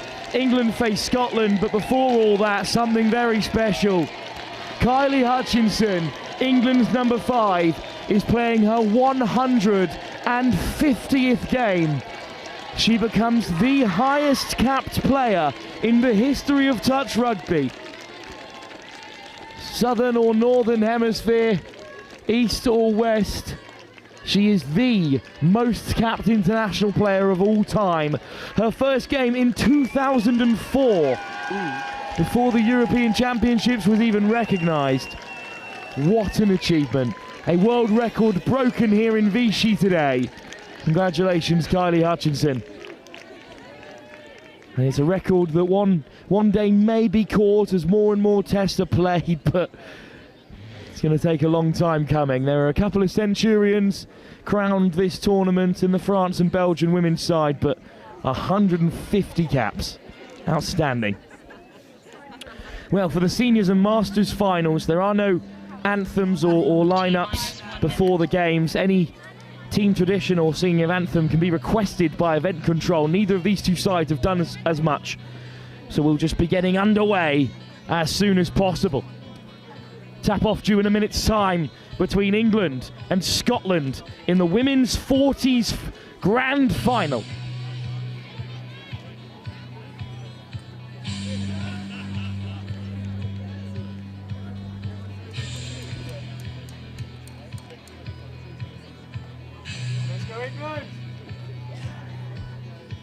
There are still concurrent finals, of course, happening on pitches 1 and 3 until we reach the open category, so it will be busy here on pitch 2.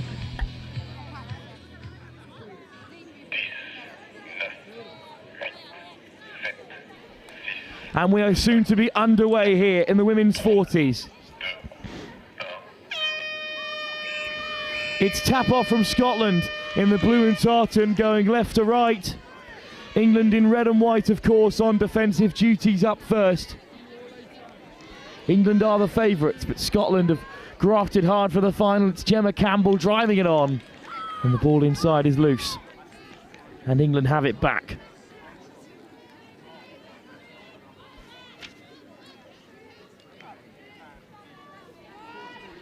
Well, you can expect England on top here. There's an incredibly experienced side. That's nothing to do with the fact that it's a 40s category. It's just the fact that so many of these English players have played in various other categories before. As they drive up through the middle here, I think we should have an early drive. But the touch made just before the 7, and Scotland have it back. So an early exchange of blows leaves us level, 1 minute into the tie.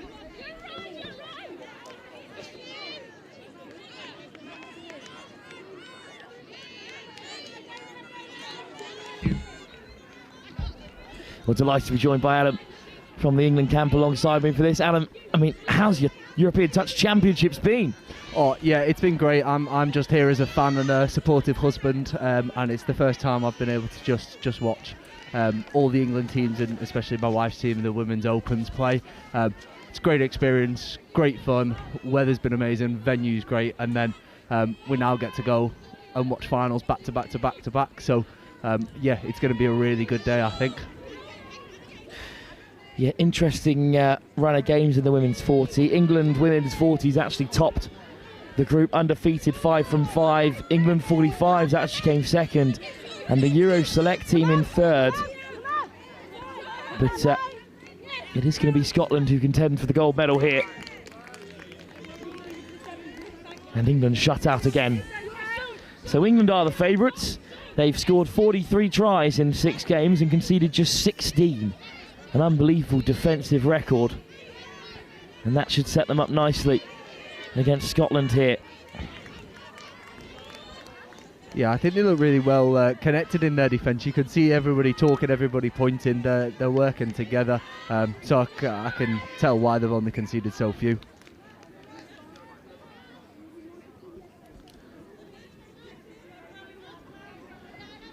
Drive up from England as they look to head to that right-hand side. Only 4 teams in the tournament, and 2 of them were English. But I mean, it's still good to see the women's 40s division thrive. It says a lot about the way touch is going, because obviously the men's 50s has a lot of players who join the sport late, but also those moving up the divisions, and that's what's happening in this women's 40s division. It's players who have previously played Women's Open who are now starting to move up, and that is just a testament to how the game continues to grow. Yeah, I think that's something that I've seen this week from watching so many different teams. Just the quality of everybody is increasing, and it's increasing at a very fast rate. I think Scotland, then, their defensive intensity and pace was really good. Pushed England in a turnover, and now they've got another penalty in attack, so 6 touches on the line for Scotland. Scotland beating 6-1 the last time these two sides met, and then beaten 6-2 before that on round 3, but looking to break through early doors here. Can't quite do so. Penalty England. Oh, absolute ripper of a day here again in Vichy. Not quite as hot as yesterday, which I think is a blessing really, but it's going to be an awesome afternoon of touch. So many finals to come. Blessed to have our first gold medal game be this huge one for Kylie Hutchinson. I mean, Adam, your thoughts on breaking a world record, 150 games in an England shirt?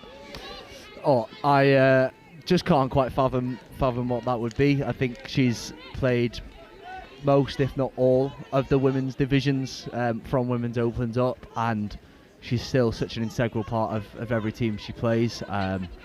Yeah, I think she's really earned every single one of those 150 caps, and I'm sure we'll be mentioning her name many, many times through this game. I mean, just to quantify it a little bit for people at home, if you make the final of this tournament in the most populated category, which is mixed open or men's 50s, you play 10 and 11 games. So that is essentially playing that number of games at 15 separate international tournaments. Yeah, I think that's the definition of resilient, and I think you can see that in her play. She's a very resilient player. I think England will, as a group, will have to be resilient here. Scotland have managed to force another turnover in the English half, so I think Scotland should be really happy with this start. The pressure's definitely on England. Well, the Eurostars have already played England in the bronze medal match, England 45, so still time here for a gold medal to be won, but Scotland have played excellently so far. It's Ebbott on the line, kept out by England again. This is really good from Scotland. It's Jill Guild tips it on, good catch from Hua Yang. Scotland back to the 7. Yang. Yeah, I think the referee's got the hand up, so this is 5th and last. Bit of a to nothing play. Scotland can throw it around here and try to, but England hold strong. And England will play out from the half.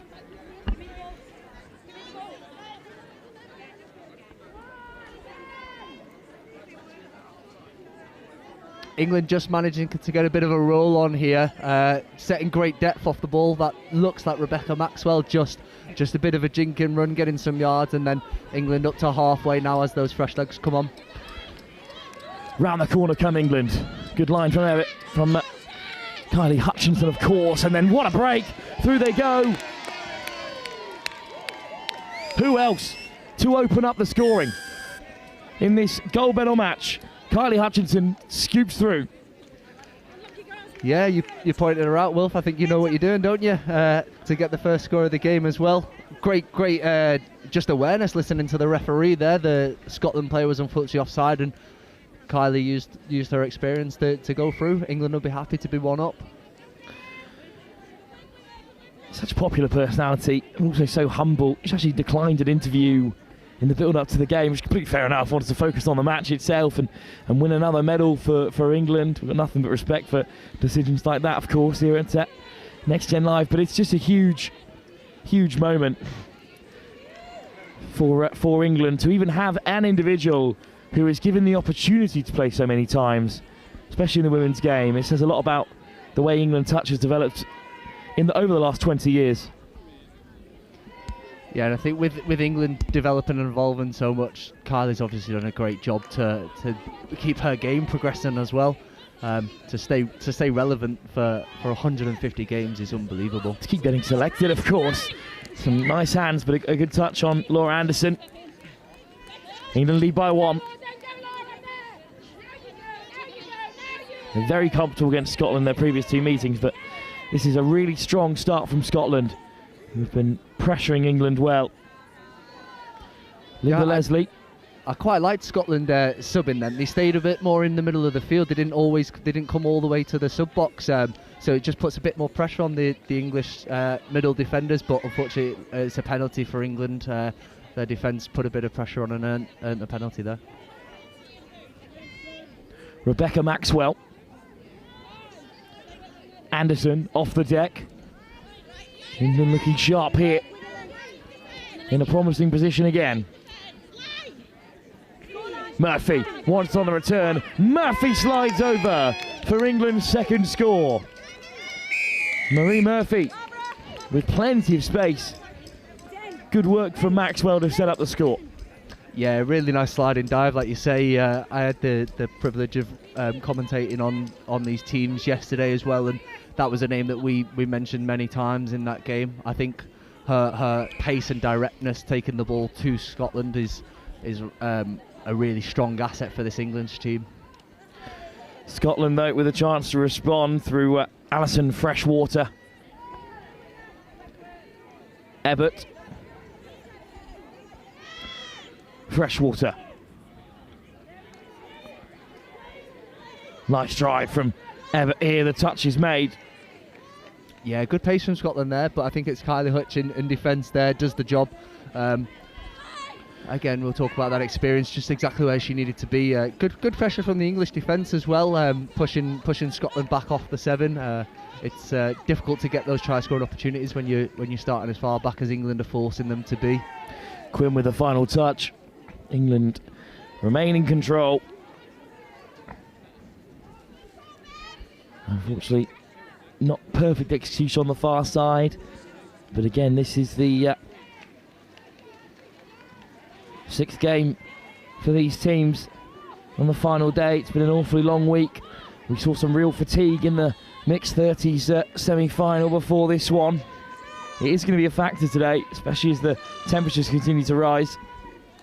Oh yeah, 100%. Yesterday was an absolute scorcher, so I'm glad the clouds are out today, and my sunburn is also glad. Great finish to that mixed 30s game as well. Nice carry from Daniela Powley-Williams. Hint of an intercept from Scotland. It's Quinn instead taking it on here. Scott. Brodie. England onto the outside. Brodie with the quick snipe, looking to wind it up. Good defence from Scotland. Yeah, I think Brodie was another name that came up quite a lot yesterday as well. I think her ball playing skills were really impressive. I might be wrong here, but I believe she was a bit of a later addition into the squad as well. But the way she's come in and been able to move that ball around is such a strong asset. Great range of pass.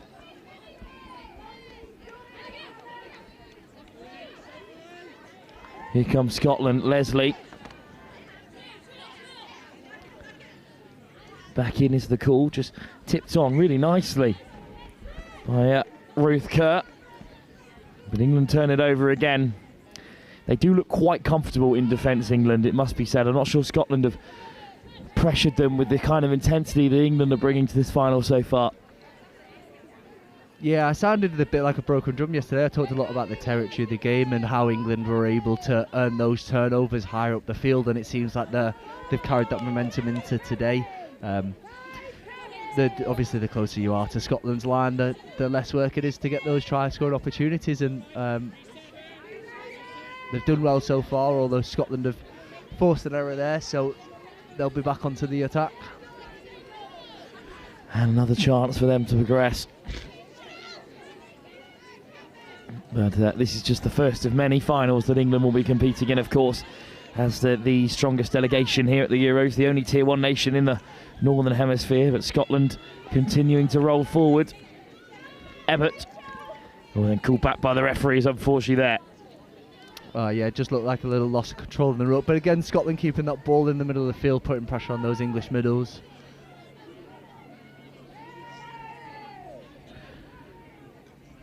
A little bit of miscommunication there just from the English. Didn't quite have that runner ready, but looking to find a bit more momentum before there's another loss of control in the ruck. So Scotland just still in this arm wrestle for the field position, and did well to turn the ball over in the English half. They'll be looking to get up to that 7 as fast as possible. That's a nice drive in there.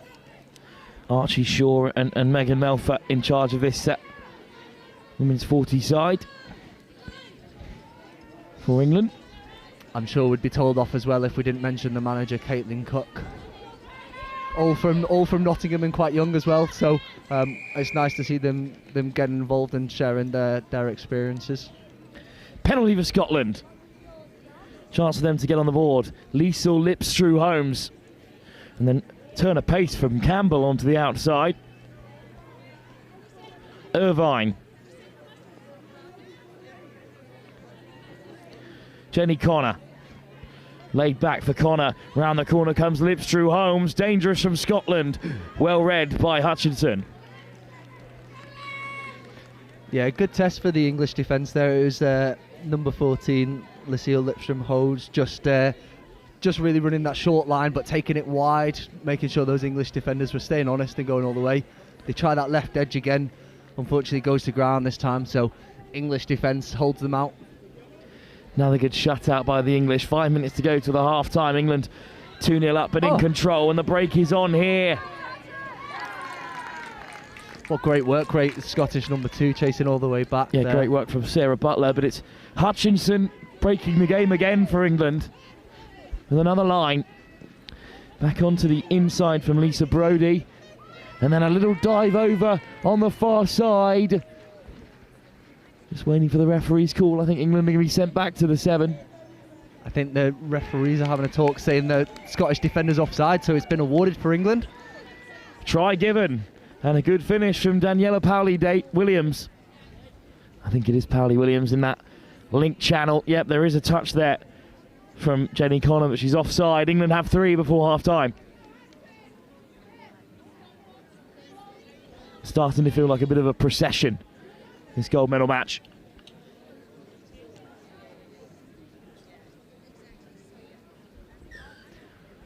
And straight away off the tap off, we can see the England team just really rushing forwards, putting the pressure back onto the Scottish team, and errors come the way. So really well earned there from the English defence. Hutchinson and Ferguson Ward just missing out on possession, and a nice dart from England as they're over halfway. Still looking for more before half time. Switch on the inside for Anderson. Maxwell. Murphy. Looks a real bright prospect in the middle so far, Murphy, but has floated over the top instead. Good take from Sally Seymour. But Scotland make the touches. Hugh Ouyang. Good work in defence. And then strong call, as you can hear from the England defensive line. They get up quick. Good touch from Murphy as well. Scotland almost up the halfway. That's a nice run there from Scotland, just really injecting some pace into the attack, trying to get those English defenders rolling. And the ball in time from Freshwater goes to ground, and England with another defensive shutout. 3-0 as things stand. Maxwell to the right hand side.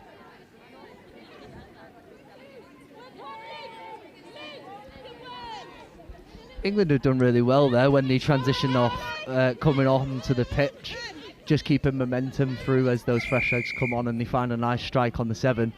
And I think their momentum has earned themselves a penalty, so they'll have 6 more touches on that 7 metre line. Big chance for England with 3 minutes to go before half time. Clear instructions from the referee, you can hear as well. Quick pick up by Quinn, and then handbrake pulled by Hutchinson. Now England might look to strike. Quinn, great acceleration, looking for an offside call. Jill Guild has just been caught on the way through there. She doesn't look very comfortable. It was a good defensive shutout from Scotland. Yeah, hopefully she's okay, because as you say, that was a really good defensive set from Scotland. I think before the touch was made, they were pushing up high, they were getting out the 7 and forcing England back off the 7 metre line, which obviously means the defenders don't have to go all the way back. Well, she's just holding the shin, so let's shift our attention back to the woman of the moment, Kylie Hutchinson. 150 games, and I mean, for the 150th to fall on a gold medal match is also pretty special as well.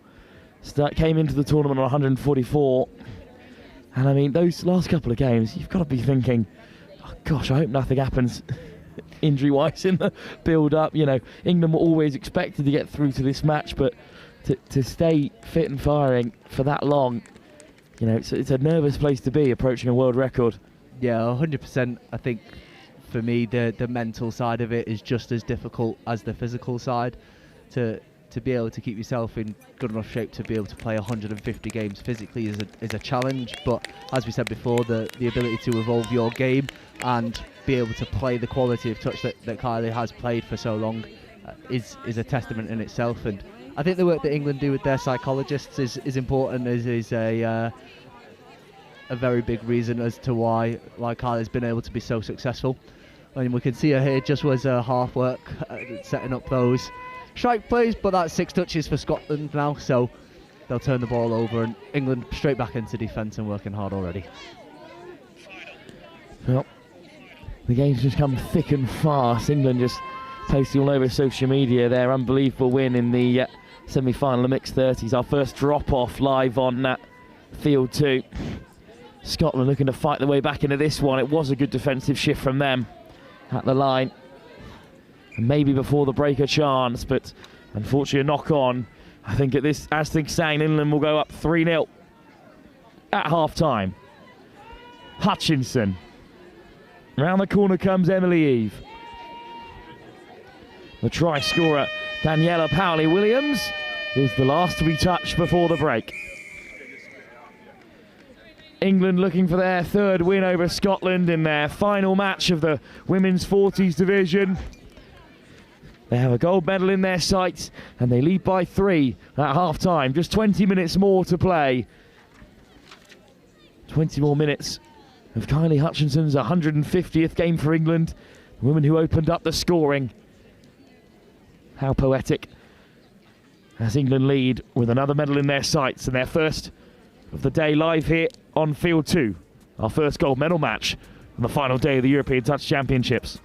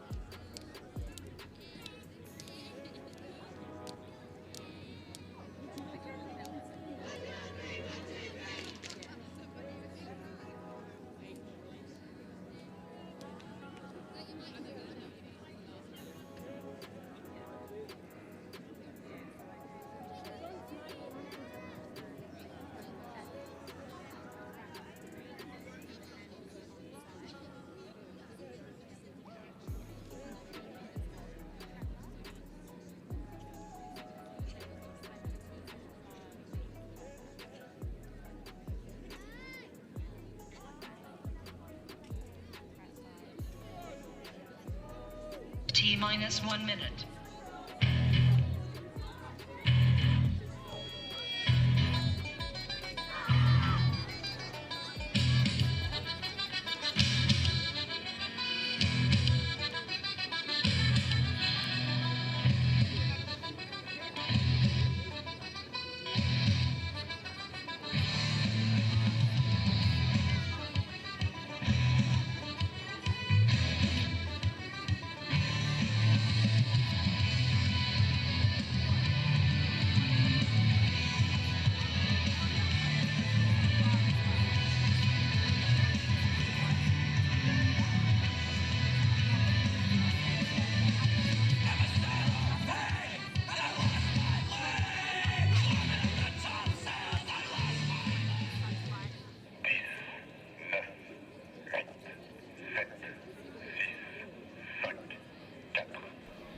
Back for the second half of this women's 40s tie. Very impressive stuff from England, who are up by 3, but also defensively they've been on top. Adam Brimlow alongside me. And Adam, your first tournament where you've just been able to sit back and take it all in as England go over early doors and score their 4th. Dotted down by Emily Eve. Perfect start for them. Positive, really positive start to the second half from England. So whatever they said at half time paying off early, and it's just been a great tournament to be able to watch. Of course, you were here in Vichy 3 years ago. What kind of changes can you tell from you know, the vibe, the numbers, whatever differences you've noticed being back here 3 years later? I think for the open teams, for England specifically, it seems like a much younger group of players. We can see the benefits of the junior tournaments that are happening. So as those England juniors are coming through and making opens teams younger, people are moving up to the seniors teams even earlier, and the experience of the opens players going into seniors is just then starting to spread out and creating such a higher experienced group of athletes. And I think it's already happened. Obviously, some people like Kylie, who's got those 150 caps, has shared her experience, but just the ability to have more and more people going up and being able to share that experience is making the talent pool higher. The level of competition is amazing. And then it's always nice to see some teams. I think Switzerland mixed opens for me have been the sort of outlier team of the tournament. I don't think anybody expected them to do as well as they have, and they've been amazing to watch. Pushed France really far in that semi-final, which was here today, 9-6 in the end. And certainly, yeah, the competition has only grown, and more competitive teams coming from all areas. You know, it was just England v, and then it was the home nations, and now you've got France and Italy and Belgium and Germany bringing teams, and Portugal that can compete across different avenues. Nice carry from Freshwater. Scotland would love to get on the board here, as they have in both their previous meetings with England. In fact, there's never been a clean sheet in this tournament at the women's 40s level this year in Vichy. I think England will have to work really hard in the second half to be able to keep that score sheet. Scotland are pushing that ball around as they get to the line. When they get there, they've got a good level of ball movement laterally and spreading the English defence. But at the minute, it's England who are just rolling into the 7. At times, it looks easy for this talented group. Slipping through goes Eve for 2 tries in the second half already for her. Put through by Hutchinson. Good pace from Quinn in the build-up too, but it's Emily Eve on the double. Yeah, she's come out fire in the second half. Great running line as well, just chopping that hole, catching it with pace. What a great score.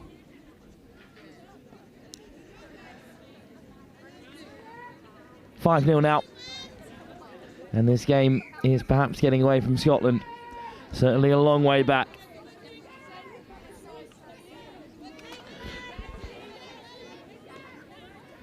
Well, no side has scored more than 5 in defeat so far in the tournament. Hopefully that stat remains for this game then. If you're of an English persuasion, of course. Which, Adam, you are allowed to be. Don't worry. Yeah, Brody people on. said I could commentate, but they didn't say I wasn't allowed to be biased, so that's okay. I made it very clear that any co-commentators I'm lucky to have are allowed to support their own nation. Nice footwork from Elmgren. Pauli Williams. Julia Elmgren. Brody. Pauli Williams looking for her second. She's just goading the Scottish forwards.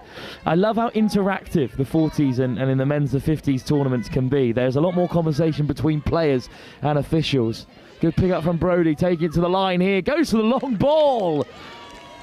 Perfectly weighted. And England have another. What a great pass off the left hand as well.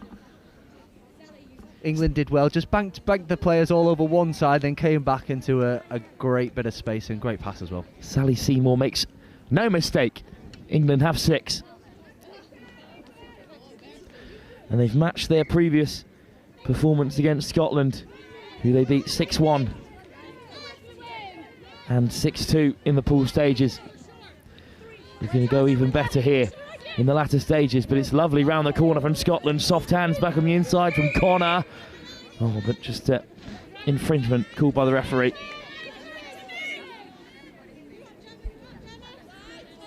It's looking good from Scotland, but women's 40s, it feels like the last category to fall in terms of the expansion of touch. Only 4 teams in it, 2 of which were English, one of which, of course, was the Euro Select side. It's great to see them involved in the tournament, but it was like next time round there'll be even more nations competing in there as Quinn almost races through.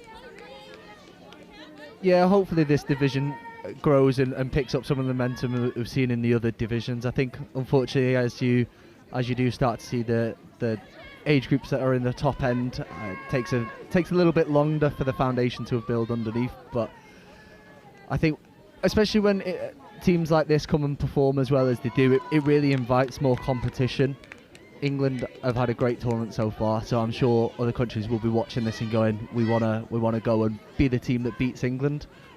Scotland give them a good crack at the minute. I think the scoreboard is a little bit unflattering to Scotland. When they get moving and get pushing forwards, they're really putting this English defence under some pressure. Absolutely, and Scotland race to make their changes mid-attack.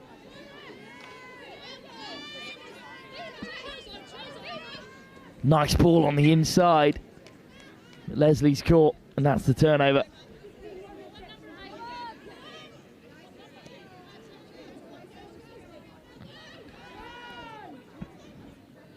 I'll tell you what is a new feature of the commentary box is the Wasps have just started to descend on us here as the tournament continues and the sun comes out again.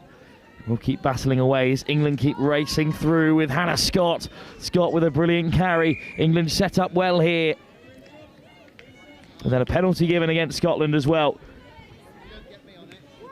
Yeah, it just looks like the Scottish player accidentally ended up in the ruck there. So, as you say, it'll be a tap for the penalty and then 6 touches to go. I'm sure Lisa Brody will be looking to get on the ball and see if she can't get one of those other great passes in that we've seen already. Elmgren diving over.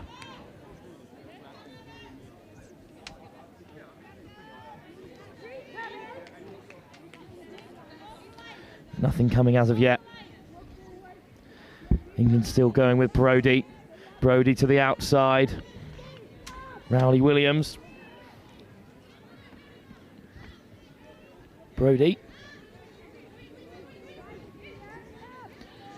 Pauli Williams. Looking for the long ball, but slightly undercooks it. Scotland hold out again. Yeah, I think England are a little bit unlucky there. They registered the space well, picked a great option as to how to access it. Just unfortunate that pass didn't quite go to hand, but positive signs for England as they get an interception, do they? I think the referees are saying that's all good. Lisa Brody through. What a moment for England to make it 7. Their best performance against Scotland in 3 meetings comes in the gold medal match. It's really well weighted. Looking for Hutchinson, but only finding Lisa Brody. And England continue on top form. Scotland, though, with a chance from the restart to look to drive forward. I think Lisa Brody's try there just came from the defensive pressure, going forwards with good intent, and we can see more of that here from England, and they've just earned another penalty there. Space opens up round the corner, floated over the top beautifully, but it won't stand. That's such a shame for Scotland. It was a really nice move. Good work from Gemma Campbell in the build-up there. As you say, I think another really positive sign for Scotland. They're seeing space and able to move the ball into it.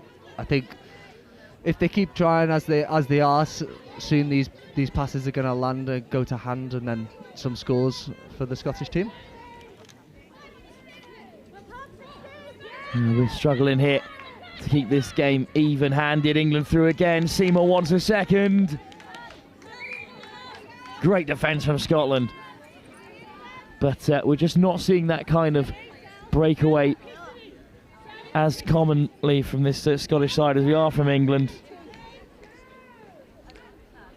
Yeah, really nice mirrors from the Scottish defenders there. Everyone just marking up player on player, not getting pulled by any of the footwork. So good defence there to hold England out. Huia Yang to the short side. Bit of space for Scotland here. Liesl lips through Holmes. Popped off the deck. Scotland over halfway with a couple more touches to play with. Connor. Oh, penalty against Scotland, unfortunately there, spotted by the referee on the near side. All-female refereeing team, of course, for this game. Something else that's definitely worth discussion. Yeah, it's nice to see that level of representation all the way through the game, not just as a player group, but as a referee group as well. And I think they've done a really good job controlling this game, letting players play, keeping the game flowing. Any penalties that have happened, they've allowed the plays to be nice and quick. So we're seeing a really good game, and that's down to the referees as well as the players. Lots of space here for England as they make their changes. Elmgren with a good carry. Brody goes out the back. Brody takes a tumble on the way through. I think she was the option round the corner, and instead she's down on the 7. Touch was made, but the try's been given. An offside call hands a second score to Daniela Powley-Williams.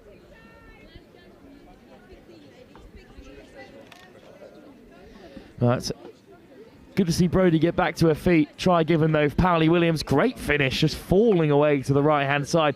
Still managed to keep it tucked under the arm.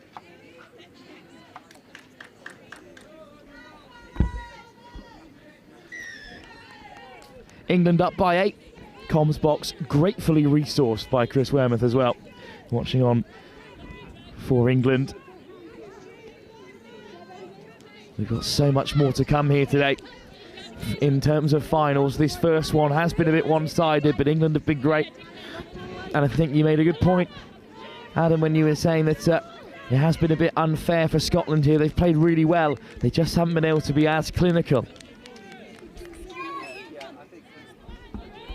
Yeah, I'd agree. I think the scoreboard looks great for England, and they have worked really hard to get the scores that they've got and keep that 0 down. But the way Scotland have moved the ball, created and found opportunities has been really nice to see. It's just those last little small bits of execution. I think the 1%ers is what most people call them, has been the main difference.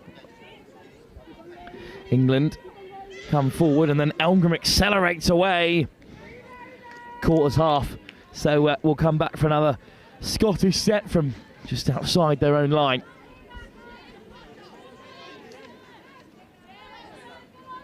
Another one of those speedy turnovers, and Scotland straight away back onto the ball, running from depth. Really good core skill level just in terms of getting that ball going forwards. Even when England shoot up and defend as hard as they are. Scotland missed out again, unfortunately there. Delivery from Chris Simon, the chairman of the Federation of International Touch. A big old block of team sheets, a commentator's dream as we head through to the latter stages of this tournament, our final day of the European Touch Championships. And I think this is the perfect start for us, really. This women's 40s game, nothing too crazy for us to mull over. It's a really dominant win, but a chance for us really just to dig into the nitty-gritty bits of the tournament that we haven't had space to discuss in a game like the mixed open one, which was so frantic.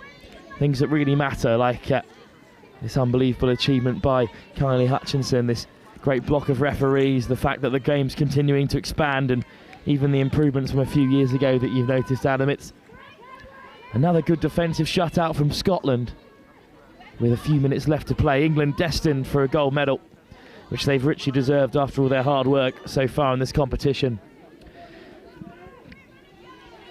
Before the 40s is wrapped up as well, as they're not appearing in any finals here today, but the Eurostars teams, there's been 3 of them across the women's game. There are over 100 applicants from the women's open side in the Euro Select, and then they also have 2 Masters teams too. It's just great to see that even the countries that aren't able to perhaps produce a fully fledged women's side have got players who are still really keen to take part in this event here in Vichy.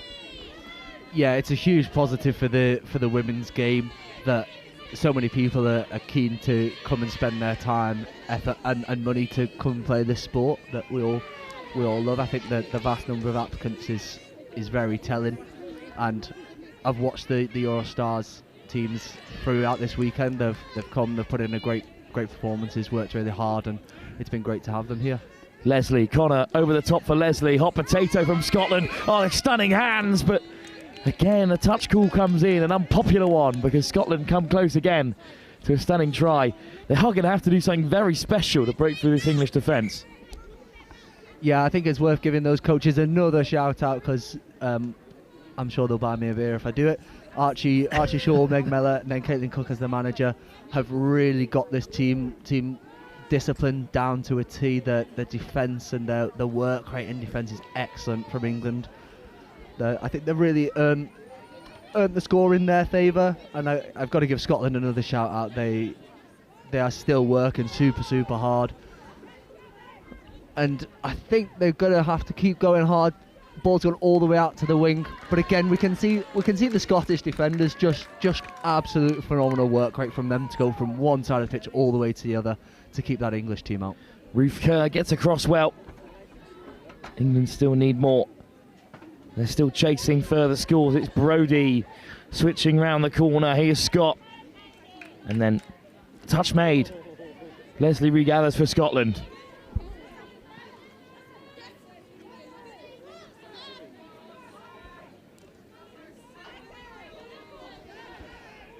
Yeah, just about 3.5 minutes left for this game now, and I think Scotland will have only 1 or 2 more opportunities at that 7-metre line if they want to break that deadlock. But as they work that ball and pass it, trying to find the space, it's just gone forward. So it's going to be another England turnover in and around halfway, and I'm sure they'll tap the ball and get us going forward straight away, back up to the 7, trying to get 10. I think as a biased commentator, I can say that I want 10 from the English. Up to 8 already, 3 minutes still to play. Here come England again. Nice step inside and out from Elmgren. Warren. Elmgren. Good ball into her path. Oh, lovely hands. Just looking for Anderson, who was just not tight enough in the link. Yeah, I think there was just a little apology there, because there was some space and it was a great read from Hutch to get it into the space. But penalties come England's way, so they'll have a tap and another 6 touches. I really like the way that England have evolved their attack through this game. It's not the same score that they're just rinsing and repeating, so Scottish defence is getting better than England are having to readjust to that. I think both teams are having this tactical battle and playing it really well at the minute. Floated across to the left, it was on out wide, but just missed out from England. So with 2 minutes to go, Scotland with another chance to drive.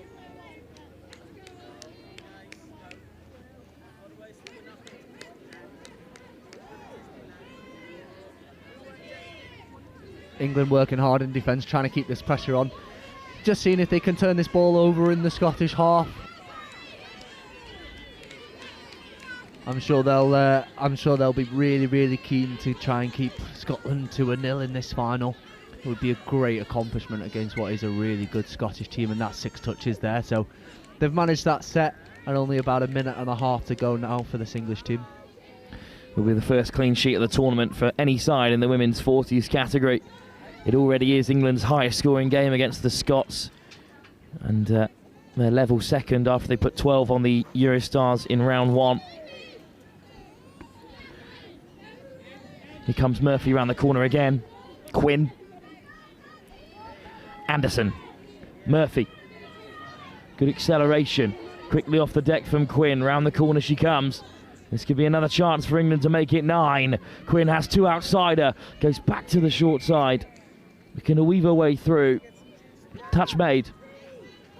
Yeah, it was a great bit of flow into that strike, dump England moving the ball, using the touches as and when, and I think from that flow they've earned a penalty for a offside it looked like, so again they'll have 6 more, less than 30 seconds now. Oh, what a take. Flying up into the face from Murphy, but a really good grab by Quinn. No, Quinn. Back to commanding that defensive line straight away. Seconds remain here in this women's 40s final. England will claim their first gold medal here on pitch 2 under the lights at the European Touch Championships. They'll go undefeated in the women's 40s. They're the top scorers with the best defence. And they have an 150 cap middle in Kylie Hutchinson to thank for a lot of their good work today. Last scoop from Liesl Lipstrow-Holmes, but no way through for Scotland. A clean sheet in the gold medal match, not something you see every day. Scotland work hard. The scoreline doesn't exactly reflect the flow of the tie, but it does reflect the talent of this England women's 40 side, who are England's first gold medalists here on V2 at the European Touch Championships in Vichy. A fine performance, but this final will be remembered not just for the victory, but for Kylie Hutchinson, who opened the scoring on her 150th test in an England shirt. Action for England since 2004. She is the first ever player in any format, of any gender, of any nation, to claim such a title. And she has driven England on to victory here. Congratulations to England, who are victorious by 8 unanswered tries over Scotland in our first final of the day.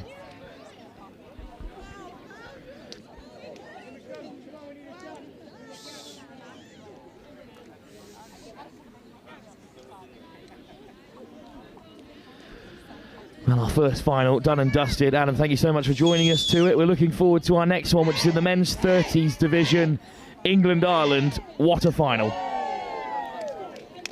We'll be back in just a few moments' time for our next game, due to tap off at 1:30. Congratulations again to England, and again to Kylie Hutchinson, the record breaker.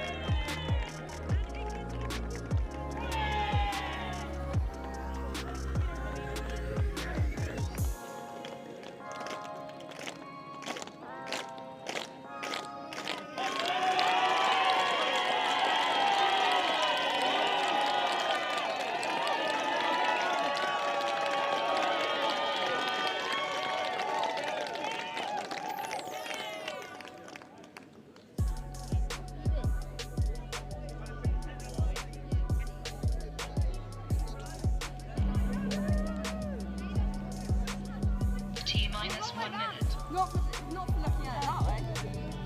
Yeah, never like mom.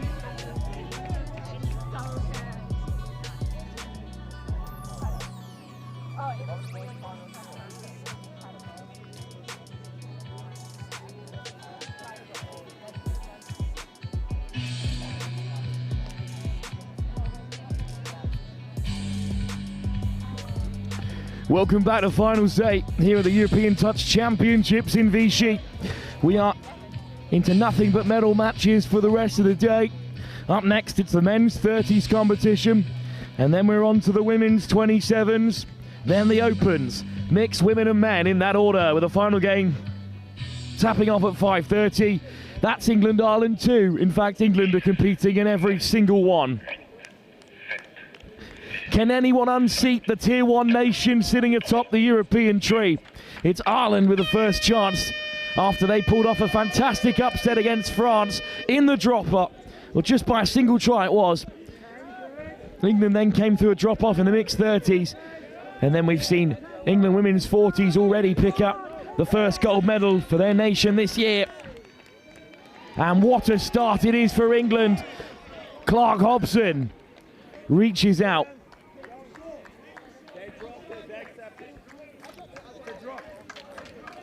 Well, that is classic sportsmanship that defines the sport of touch. The try was given. Clark Hobson says, no, I dropped it on the way through, which was the protest from Jack McCarthy. And you love to see it.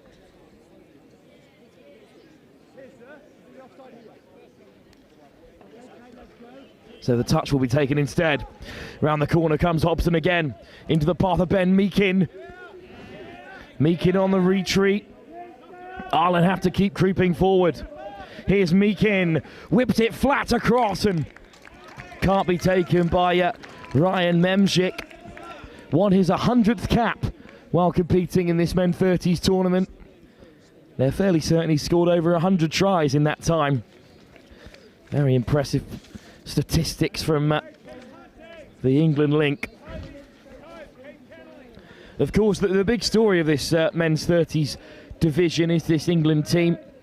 They are made up almost entirely of former men's opens players who have been nudged into the category to make way for some youngsters as they enter the next World Cup cycle, but they've obviously still got it in abundance as Meakin sneaks through and England have the opener. Lovely play. Meakin with great pace, and Ryan Memzik does score. Yet another. That's his 14th of the tournament. England have scored 116 in their 9 games, and they've conceded 13 in that time. They have a goal to conceding ratio of 892%, a plus goal difference of 104 as things stand, with that next one added to the tally. Here comes Troy though, who's got 18 scores himself. Troy looking to draw the touches. And now it's Troy in possession with Shaw and Stefan Fletcher. Fletcher, Shaw, Troy again. Chance for Ireland to equalise, but they've just run out of touches and Andy Dyer wins it back for England.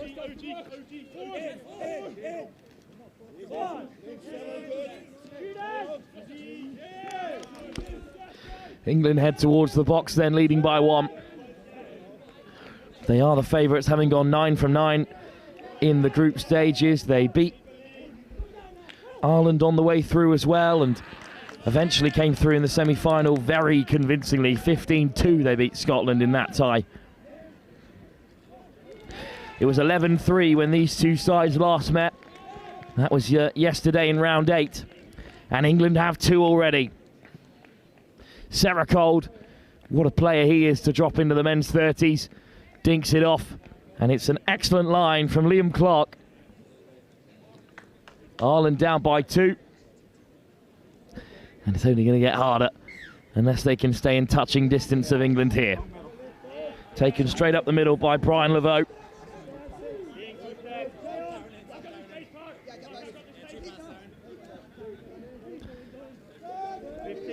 Touch from McNamara. Nice pace added into the attack by Broderick. McNamara. Laveau, interception, but the touch was made by Michael Kearney.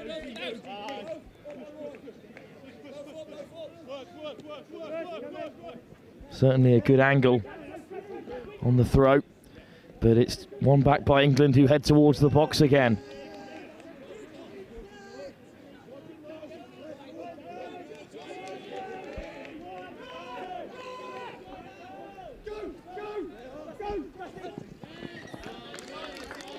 Really good defence from Ireland.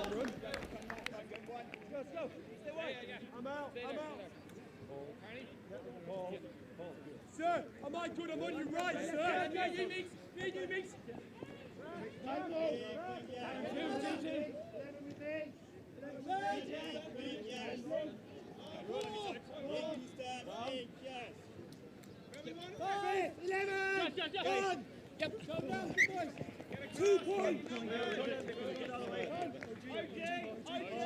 Sir, here. Just where you are, please. Original. Yeah. I'd stay alive. Stay out.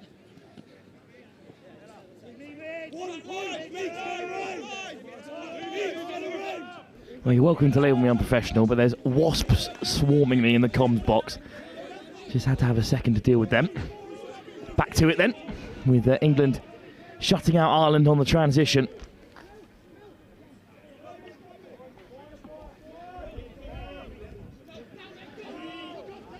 Direct again from England, that's a clean pick-up. Ball back on the inside from Sarah Cold. Deflects off an English hand. Good defence from Ireland to win the penalty.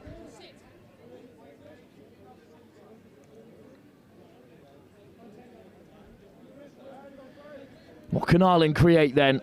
2 down, and they've yet to really threaten.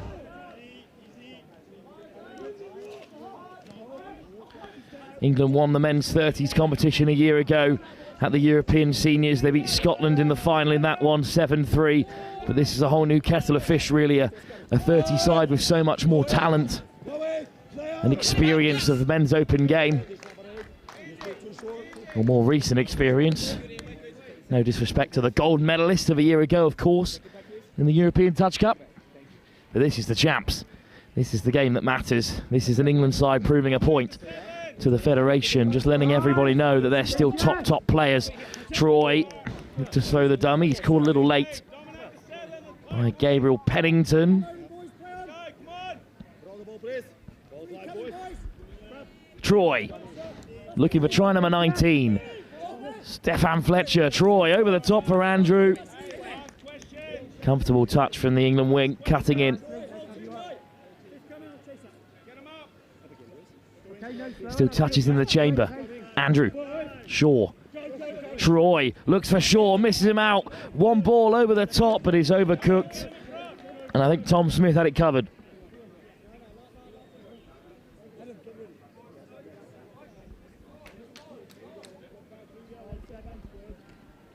So England transition, and they'll head towards the box again. They've been very bold in these areas, looking for those extra yards, and this time they've been punished for it.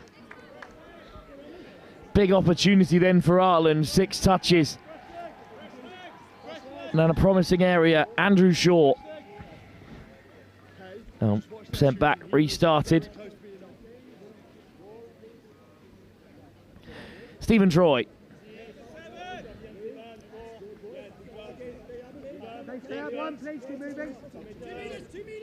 Troy. Andrew Shaw. Fletcher, Troy, over the top of Fletcher. The wing comes in deep to make the touch. Good defence from Smith again.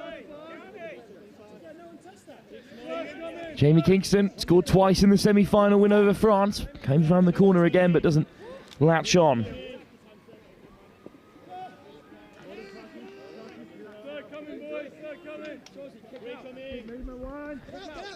Shaw. No touch. There was no touch. There was no touch. But the penalty is given. There wasn't any touch. You told me I was sure. Ben Meakin very upset. As he's clear there was no touch, but the Referee says otherwise. Andrew Shaw. Troy. Fletcher. Troy again. Ireland need to take off the training wheels at some point here. Troy. Kingston. Lovely hands. Oh, that's a fantastic finish. Well, they made that look simple, but goodness me, the handling was of a different level. Stephen Troy in play again here. Kingston, Troy, and then he held his line really well. Andrew Shaw.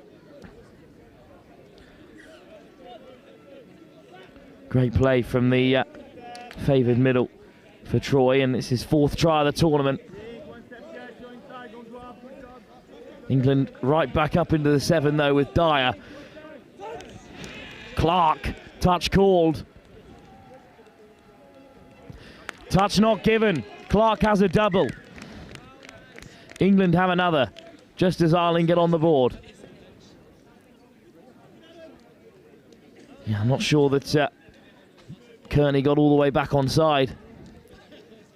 So England up by 3-1. Clark on a hat-trick early doors. And this men's 30s tie is starting to heat up a touch. And there's a sign of the times, a heavy touch. And Ireland's Tom Hopkins Flanagan has stayed down. He was struggling with some kind of long-term injury concern in the previous game. Did make it back to the field of play. He stayed down again here.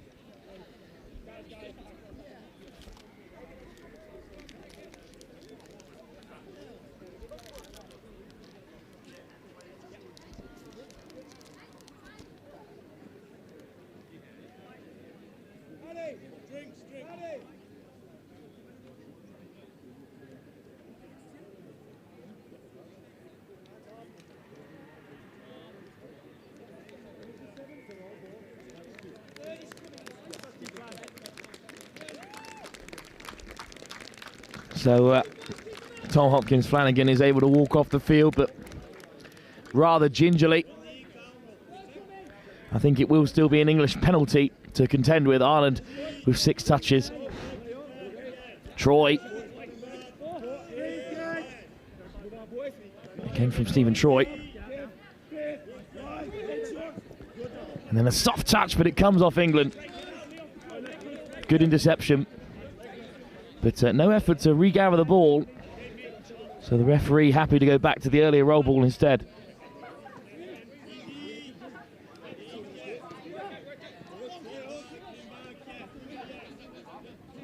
Here come England again, racing down this box side.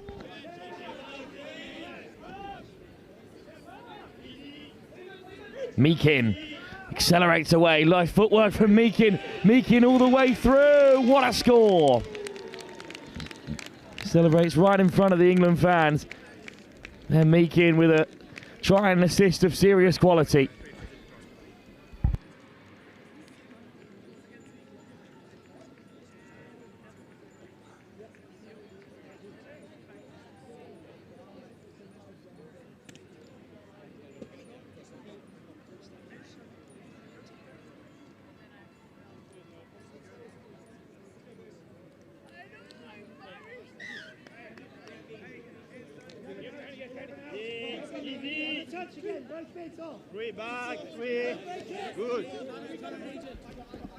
Another Wasp-related injuncture, in case you're wondering. Now back on form. England with another shutout and a perfect response to scoring another.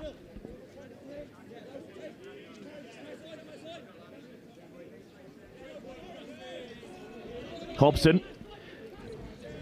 Hobson again at half. Whitehead accelerates away. Hobson stays with him. Quick ball for England here. Seracole drops it in. Lovely hands across from Ingram, and England score. That is outstanding again from this brand new pod. Their first time with ball in hand. Ingram does so well. Jacob Whitehead in the right place at the right time. 5-1. Ireland have kicked the hornet's nest. No wonder there's so many wafts in the comms box. England 30s have come alive and opened up a 4-point gap. Troy looking to feed the penalty, but England come forward still. Stephen Troy. Stefan Fletcher. Kingston round the corner. Troy goes inside out, out the back for Fletcher, but he's caught by McDougall.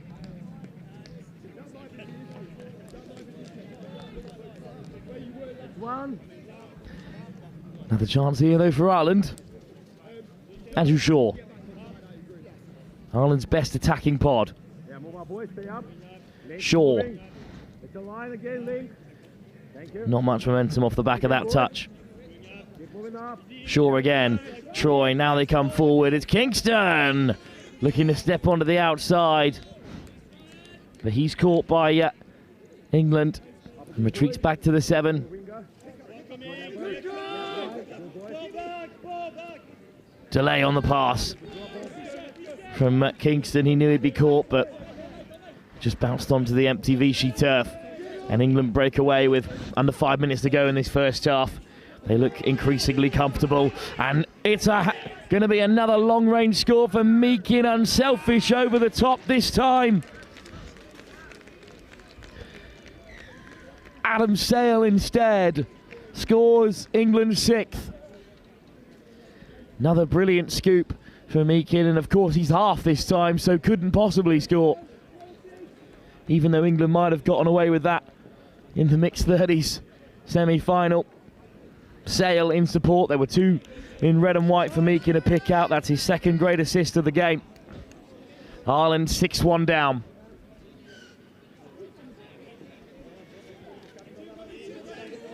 England have had their eye on this title since their first game when they beat their own 35s team 12-0 in a serious case of friendly fire. They then saw off Italy by 14, put 16 past semi-finalist Scotland. They put 10 on Ireland's competitors France.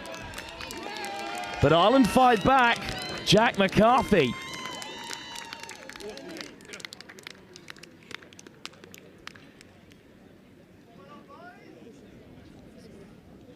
Great finish. Both England players offside. McCarthy gets over through a red and white wall. And England have an attacking reset that they weren't expecting. Ireland 6-2. Saracold. McDougall quickly to the open side instead. Big dummy from McDougall, who's through. Brent McDougall on the board. Ireland's score cancelled out straight away.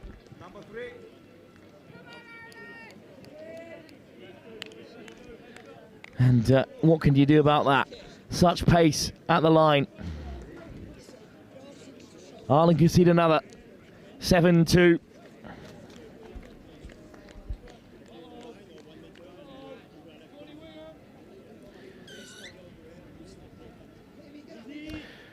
Well, it was only yesterday that England were putting 16 on Portugal and they put 11 on Ireland.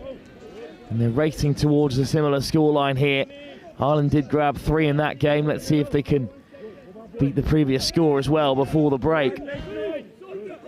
Nice dummy from Troy. Troy scooping through, but who can he find? It's Doyle. Ireland do have another, and Ireland stay in the fight.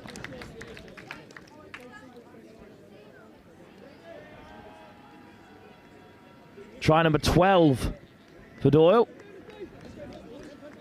Cutting in off the right wing. Really good work once he saw that Stephen Troy was through, and Ireland's most creative threat is added again. 4 points is certainly chaseable, but it's all about shutting out England here as they look to respond through Fergus Gillespie. Dyer, Gillespie, Meakin at the link. Here he is at half, fired up to Gillespie. Nice footwork. Ireland get in the way. And the referee's decision goes against Meakin, and he makes it very clear that he does not agree. Absolutely love a player like Meakin. Heart on his sleeve at all times. And he brings serious energy to the pitch as well. Some frustration from Ireland. Tom Hopkins, Flanagan, as they give a penalty away. Andy Dyer. Gillespie. Dyer again. Can England score one more before the break? 40 seconds to go. Meakin. Dyer. Oh, no touch on Meakin this time.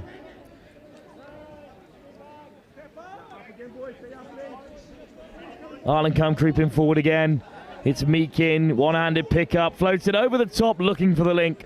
But he slightly overcooked it that time. Great option. Jacob Whitehead was been in for his second. As it stands, Ireland just need to cling on here for another 20 seconds or so to take a respectable scoreline into the break. Or they could race down the other end with 10 seconds on the clock. Let's see.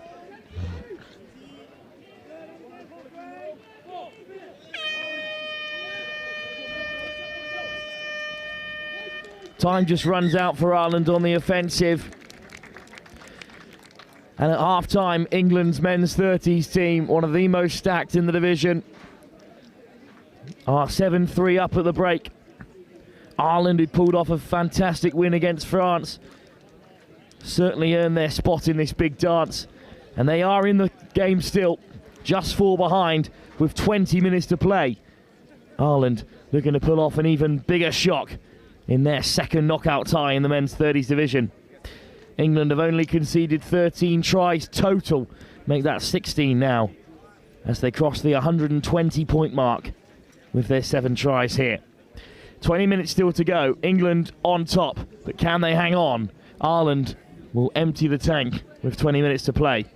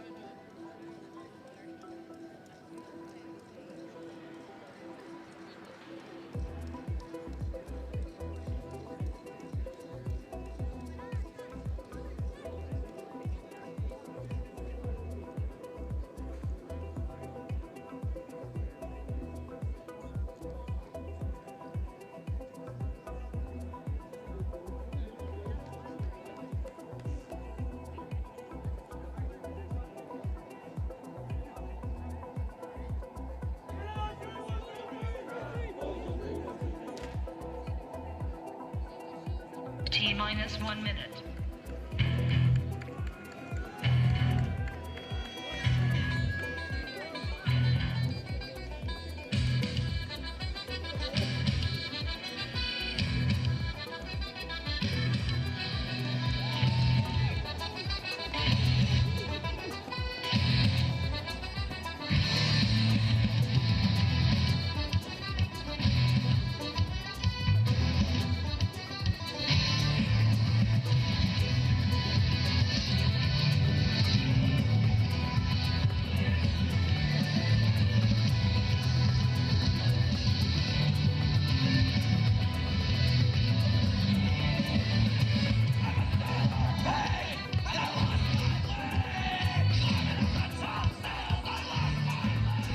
Second half soon to get underway.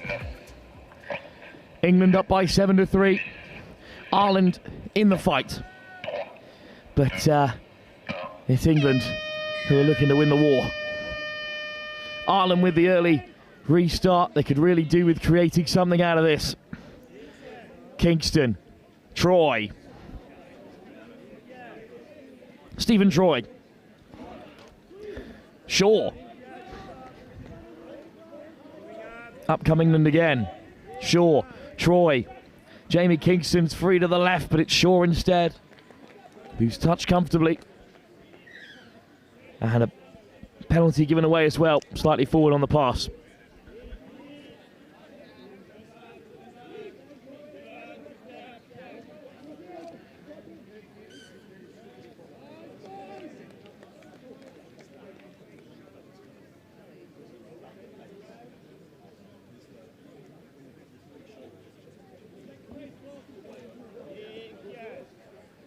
Ooh, and following that touch, Dom Brooke has gone down rather uncomfortably.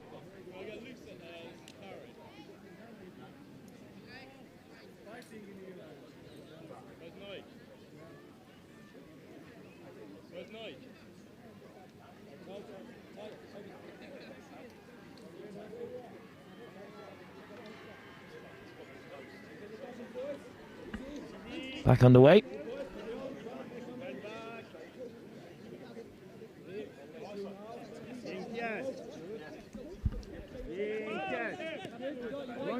Nice ball into the task of Memzik. Meakin gets on a return again. What a final Meakin's having. What a take. Down low by Liam Clark. Ireland did get across well. Toby Venning off his wing. Good defence from the Irish out wide.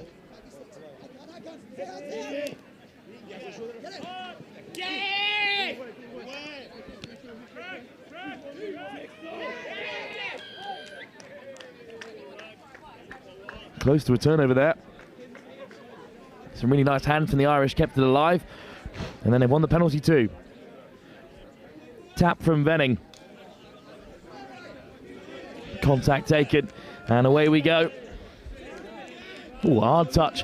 Well worn by Tom Hopkins-Flanagan. He's been on the end of a few of those already. Kelly. Hopkins-Flanagan.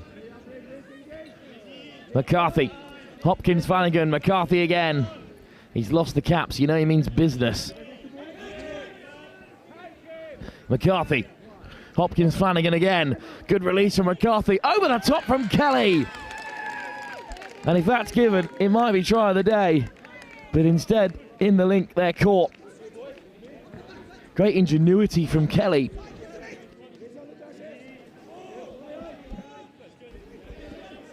Still found his target, the no-look tap behind the head, but England with some soft hands get on the outside of Doyle. Oh, it's a great touch. In the end, running across to cover from Patrick Leeson. England, though, still have stolen some good meters here. Digged out the back, and then that is excellent hands. Gillespie to McDougall. Great line of running from the link, and then, I mean, this is a great pass. And then a simple 2-on-1. Try scored by Adam Sale, his second of the tie.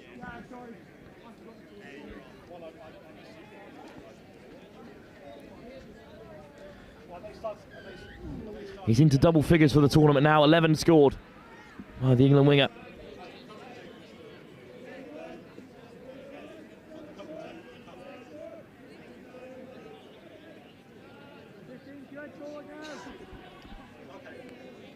Ireland flash it into the corner. Doyle is caught. And it's a turnover. Or not. Bit of confusion here.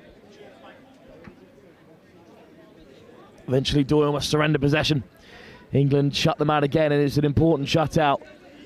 First try of the second half finally comes. It's England who have it. 5-point gap. Not exactly a mountain, but a sizable hill for Ireland to climb here. Good pace from Pennington. Sale. Meakin, great drive. England threatening again here. Switch on the inside. Meakin with the scoop. Pops it. Chested. Basketball pass for Menzies. Another try for him as he cruises past 100 caps for England. Meakin to get involved. Good work from Clark Hobson in the build-up as well.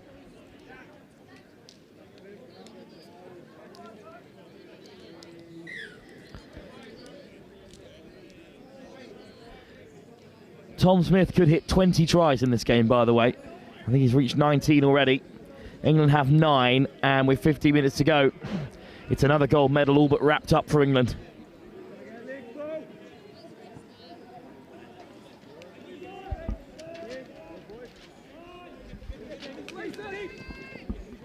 Harlem racing away, looking to respond.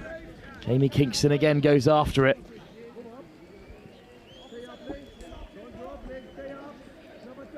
Short, Troy. McCarthy open on the right. Said they look to go short, and England win it back.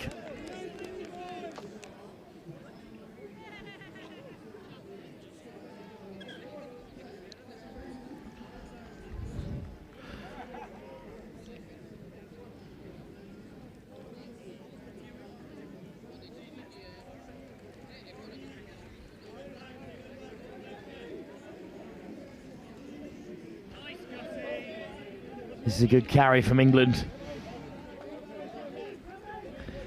And look at the pace. Racing through midfield they go again. It's a stunning score from Liam Clark. Another player in England colours into double figures.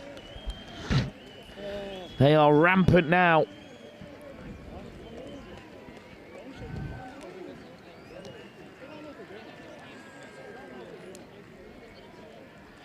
Well, it was a decent start to the game from England, but all of a sudden Ireland has started to crumble at the tail. Still looking good going forward.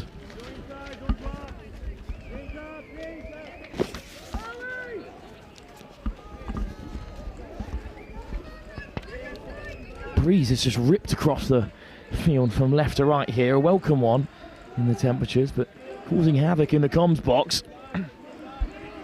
Nice footwork from Sarah Cold.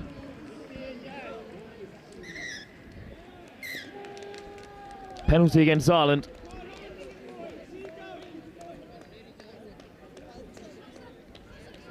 Coaching staff on the far side pleased with that one. Should be on here. There's 2 men over. And one of them is Tom Smith. And that's his 20th score at this European Touch Championship. And that's the game for the England men's 30s. No way back for Ireland now. 11-3, the exact scoreline in which England beat them in the pool stages. And I'm not sure it's going to get any easier from here with over 10 minutes still to go. Jamie Kingston, Andrew Short. Round the corner from Stefan Fletcher. But it's another penalty, another missed opportunity for Ireland. Might just have been a miscount that time. Regardless, it's England losing possession.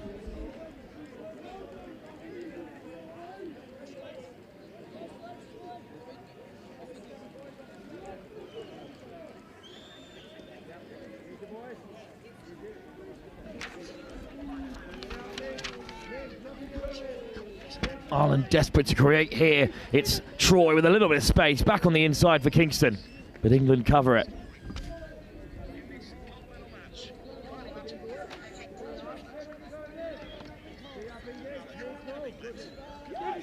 Chance here for Ireland again. Closed down quickly. Troy denied.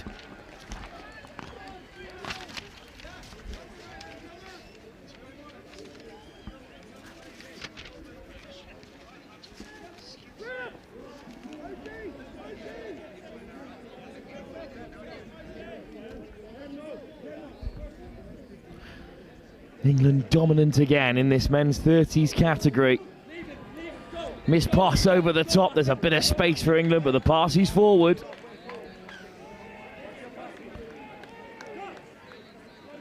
Maybe Ireland can get a chance here to get on the board again. What a second half performance by England. I mean, they were pretty dominant in the first, but they have stretched out further ahead. 4 unanswered tries on the bounce. Laveau.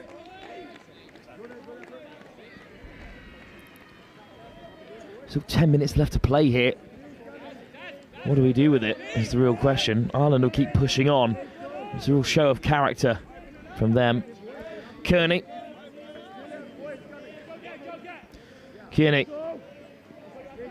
Round the corner comes Broderick, looking for an offside call.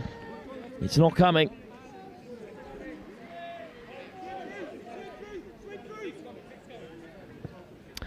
Ireland miss out. And it's a penalty. They lose another 10 yards as well for throwing the ball away.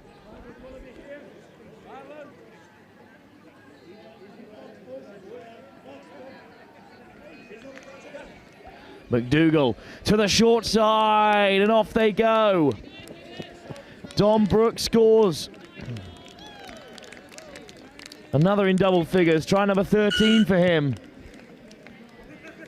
Just a hint of a mismatch on the short side after Ireland's great efforts in attack. They found themselves unorganised.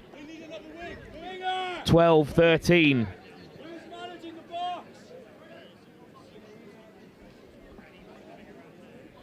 Some humour thrown towards the England box for forgetting a winger. I'm not sure it's that deep, given where we are on the scoreline.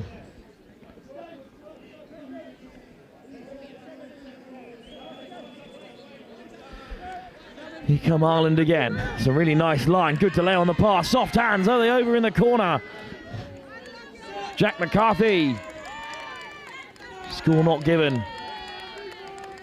But nice shape that's applauded regardless by the Irish fans in that bottom right-hand side.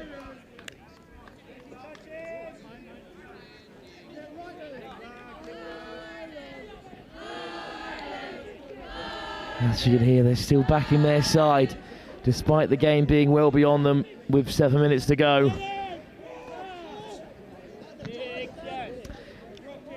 And it's none of my business how England manage their team selection. But there were calls that some of these players could certainly still do a job in the men's open and will be able to do so for some years yet.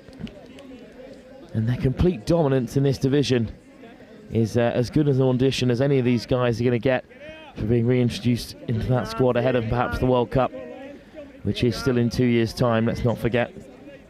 It's not exactly like men's open rugby has gone downhill for England. They're still very much favourites in the final later on today.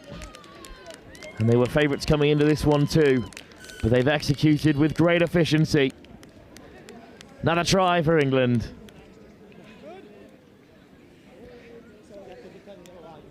Clark Hobson, who very nearly scored the opener before admitting he'd spilled it, in gracious fashion, keeps a hold this time. England have 13.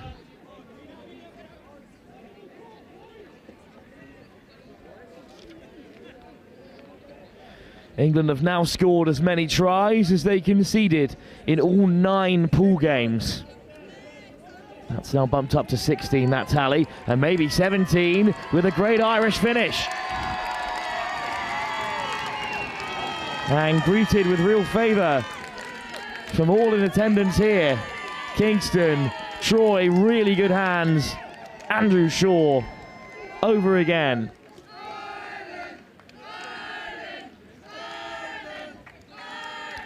Indeed a popular score for the Irish supporters here. England will bite back though. Sarah Cole on the drive. Pennington, Sarah Cole.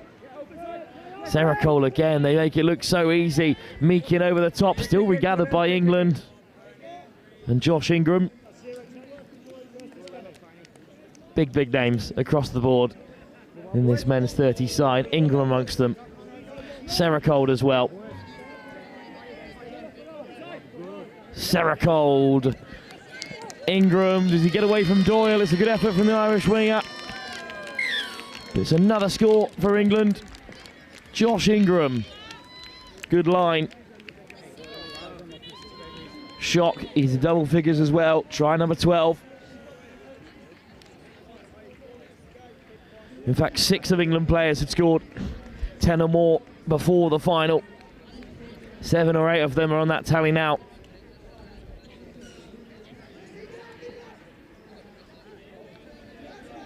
McCarthy. Here come Ireland. Leeson with a good drive. Michael Kelly. McCarthy. Kelly again. Oh, soft hands from McCarthy. He wants England intervention to be recognised, and it is. 6 more at the 7 then for Ireland to play with.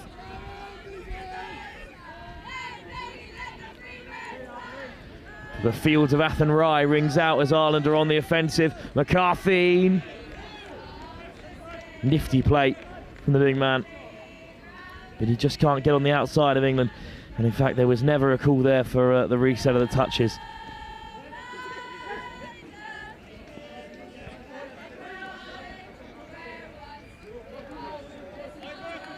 One of Ireland's women's team leading the charge is from a supporter's perspective. Fast footwork from Hobson on the short side. He plays it wide for Smith. 20+ scores for the England winger. Top scorer in this men's 30s competition. Followed closely behind by Ireland's Stephen Troy.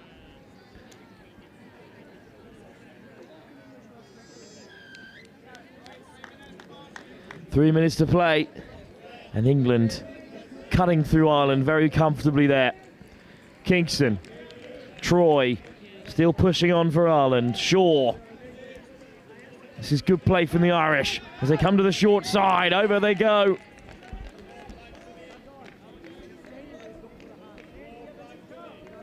Sent back to the 7. Jamie Kingston.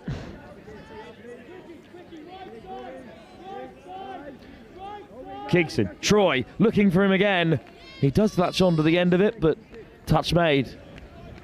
Bit of frustration from Fletcher, who wanted that ball in behind. Instead, off go England again through Brent McDougall. Gillespie, good box from England. With 2 minutes to go, they still want another. Just off the toe, so England will use another 10 yards for that.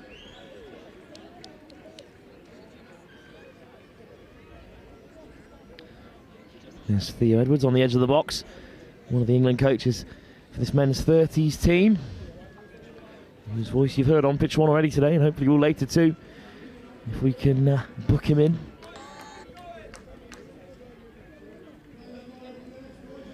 They have been on top throughout. 7-3 at the break, expanded to 15-4, 8-1 in this second half. So the standard has continued.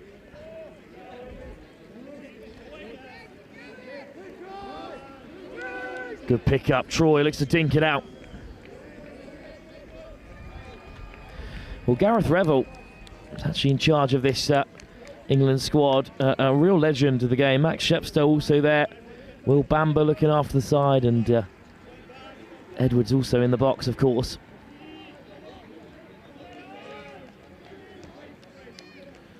So there's lots of experience on the bench as well as on the field as they come forward again here. Hobson, he's looked bright. I have been given the power to award player of the final in each of these games as well, as Hobson certainly puts his hand up for that award. Inside for Ryan Memziak, but I am going to go with Ben Meakin, I think, because this game was won in the first half, and Meakin was fantastic. Also pulled off a great assist at the start of the second half, and by then the game was over. So all these latest scores, as exceptional as they are, don't have as significant a bearing on the outcome.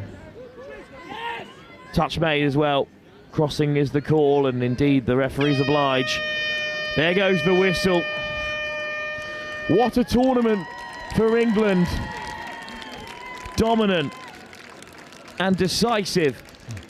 132 tries in 10 games, averaging at over 13 a fixture. An unbelievable record. They've conceded just 17 in that time. They are the far and away strongest side in this 30s division, but this is a tournament that Ireland won't soon forget. What a semi-final it was when they beat France in fine fashion just by a single point. A thriller here on pitch 2 this morning. But this is England's tournament, and this is England's second gold medal in as many matches on pitch 2. England 16, Ireland 4. And this men's 30s side, a new men's 30s team, well, they're going to be very dominant in this division, you feel, for a while still to come. Well, there's more action, of course, here on pitch 2. It's the women's equivalent of this fixture up next in the 27s division. It's England again in action, as they are in every final on this field today, taking on the host France, looking for their first medal after they have romped their way through to this final game. We'll be back for that fixture. Tap off due in 15 minutes time.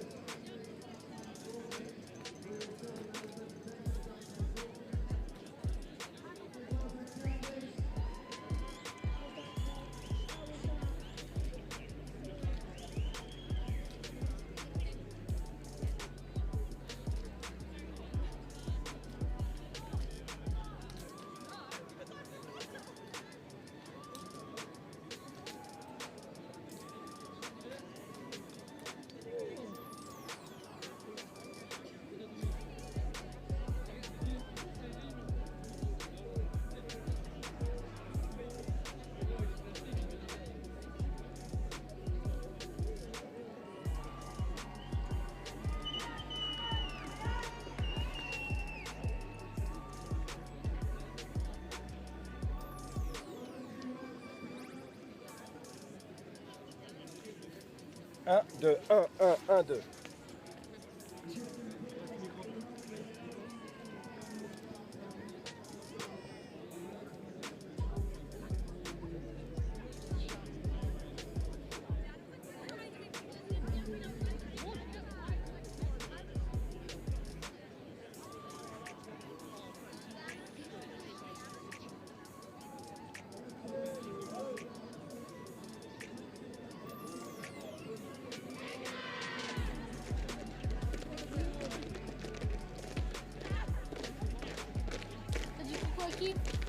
Allez la France!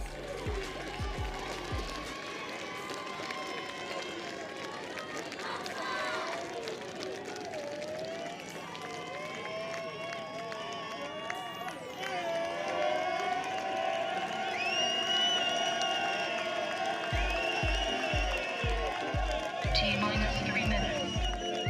T minus 3 minutes. T minus 3 minutes.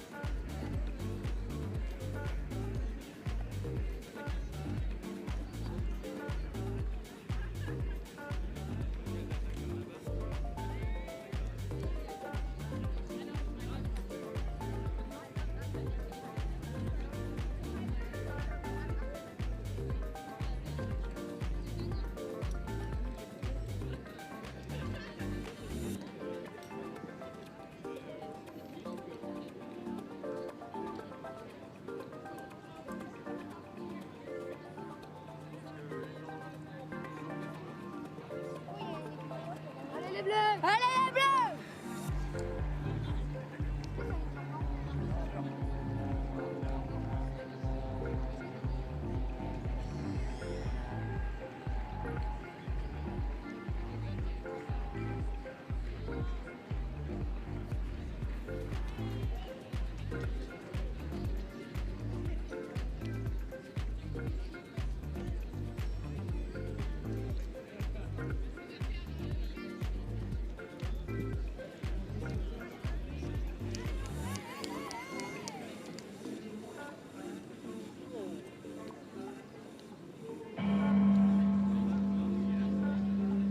T minus 1 minute.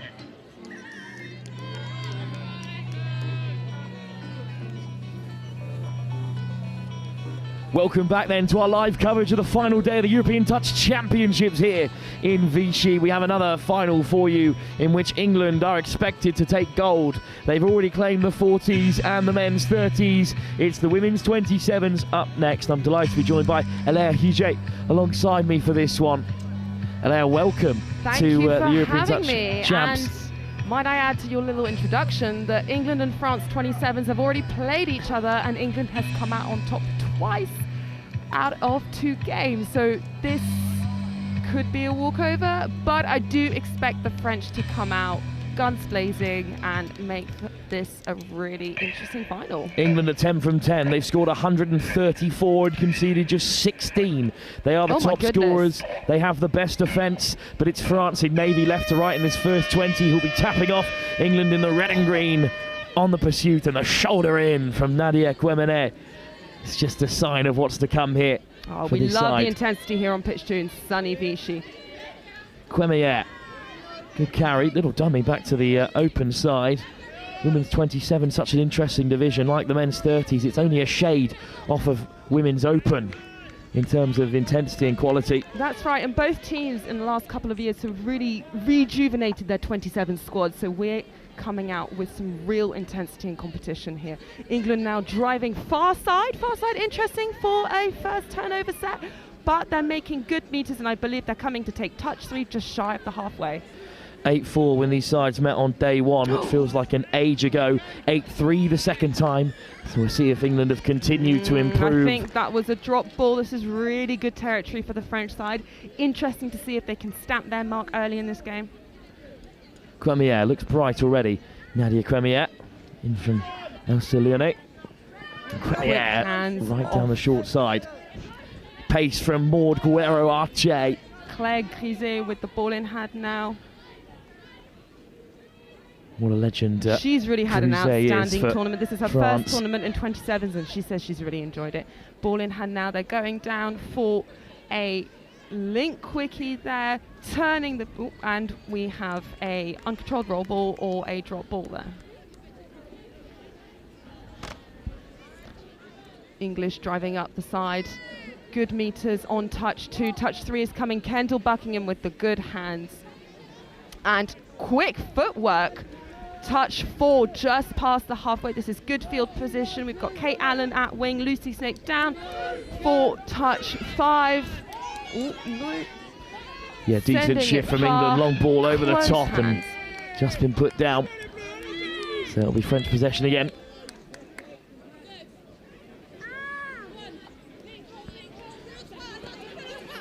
French driving up front. Good meters from their winger there. That is only touch 2. Number 8 there, taking it down, and the French players flying on. Touch 4, touch 5 is coming. Little bit of a momentum break there.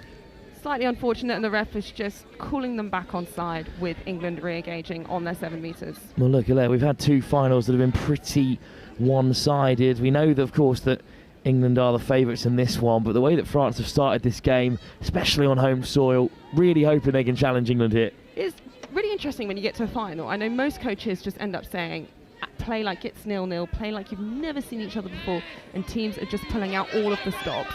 That being said, great meters coming out of the sub-box from the English girls. Down for touch 5. One last shoot then, to the right-hand side they go. Decent pace from Buckingham, but caught by the French. The refs are just having a little bit of a consultation there, making sure the call is correct. Really important for team ref to work together, and a 6th more has been awarded to England. Probably a flailing French hand in the defence there, maybe a try-saving intervention, and England are back on 6 on the French try line. Decent little dart down the left-hand side from Joe Devine. And here's Allen again. Devine, quick pick-up, sliding over. Clark, wide they go instead. What a pill. Nikki Bird caught in the wide channel. Aurélien Humbert. Another good defensive shift. Penalty for not moving up. So the English will get a new set of 6 on the line there. One of the hardest things to watch out for as an attacking side. And it hands England another opportunity. Over goes Zoe Fielden-Stewart. Denied. Strong defensive sets there from the French. They'll really get a lot of confidence from that. Clark, Fielden-Stewart steps off the right, looking for the offside call. The 2 in navy and white make the touch. Really good scramble from the French defence. Not many touches left in this set. It'll be interesting to see how England vary the play. And Clark again, winding it up. Joe Devine over for England's first. We called it. We called it. With the opening score. So they have broken through here, England. It was good defence again from the French. Yeah, they had to really work for that one, which is lovely to see. And we're hoping that's the kind of intensity that France can uphold for the rest of the tie as we go searching for a closer game in this gold medal match. But we've chance had for a little bit of an issue with the ball. Slightly slower re-engagement of play with the French. Not very happy, but we'll take it back to the middle, and the French will be on the attack. Interesting to see what they can produce there. Kate Allen on ball girl duty. Eventually, France have it again, and off we go. Cremier back onto the field. Charlotte Gineste. Decent run from the French to get things good started. feet there. Third touch is coming. Nadia Cremier directing traffic. Here's Singwell. And there she's scooping through. Good touch by Anna Goddard. Yeah. France will have another crack. Charlotte Gineste.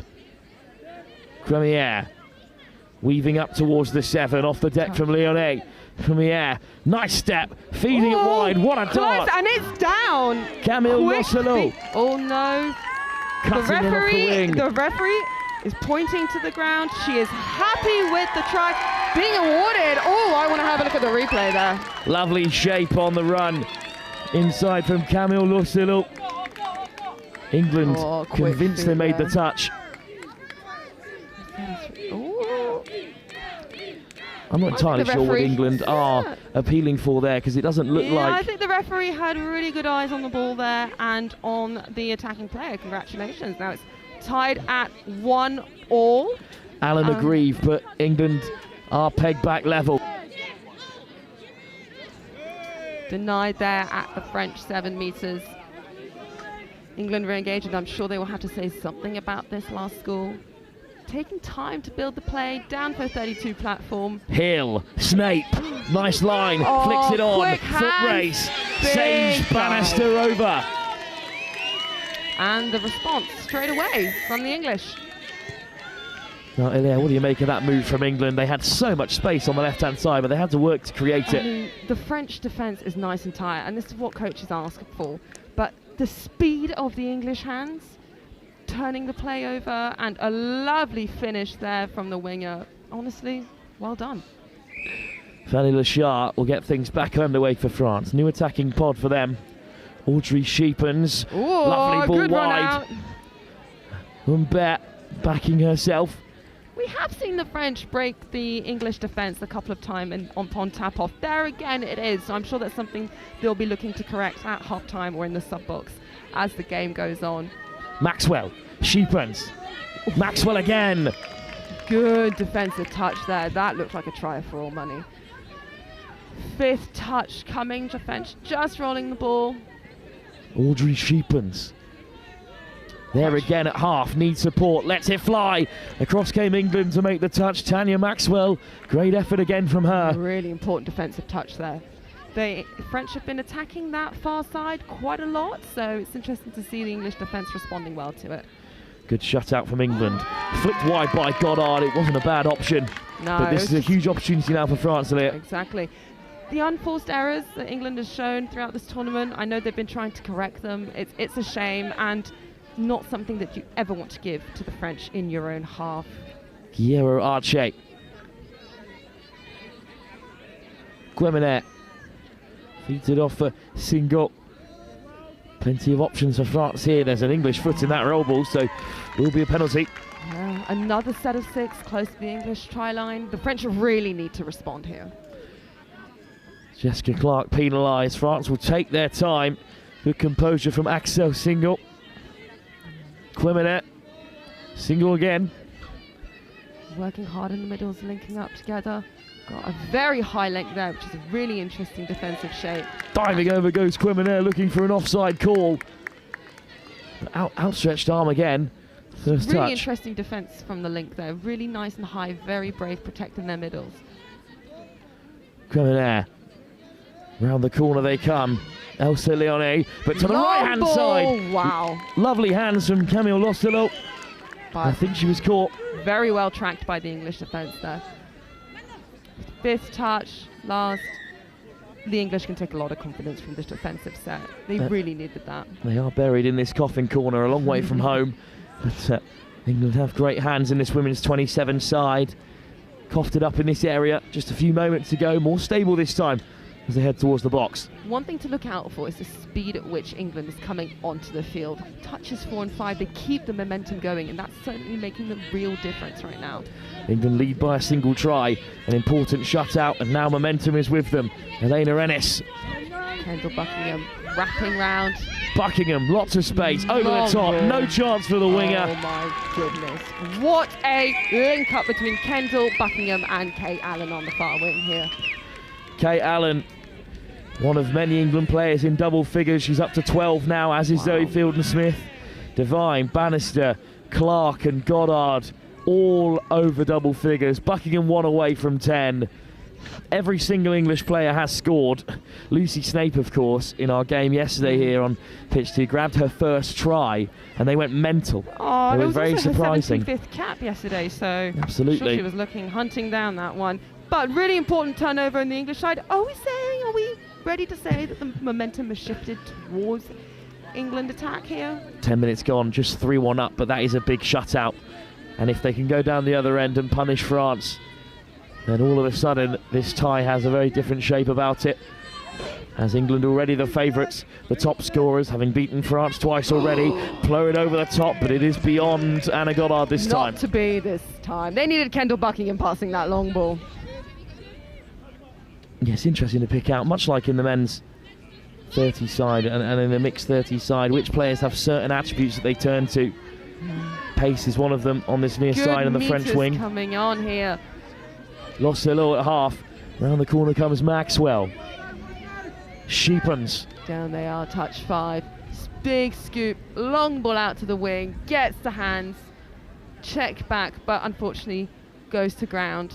And it's on the English sub-box side, making their task to come off and get some fresh legs on a little bit easier.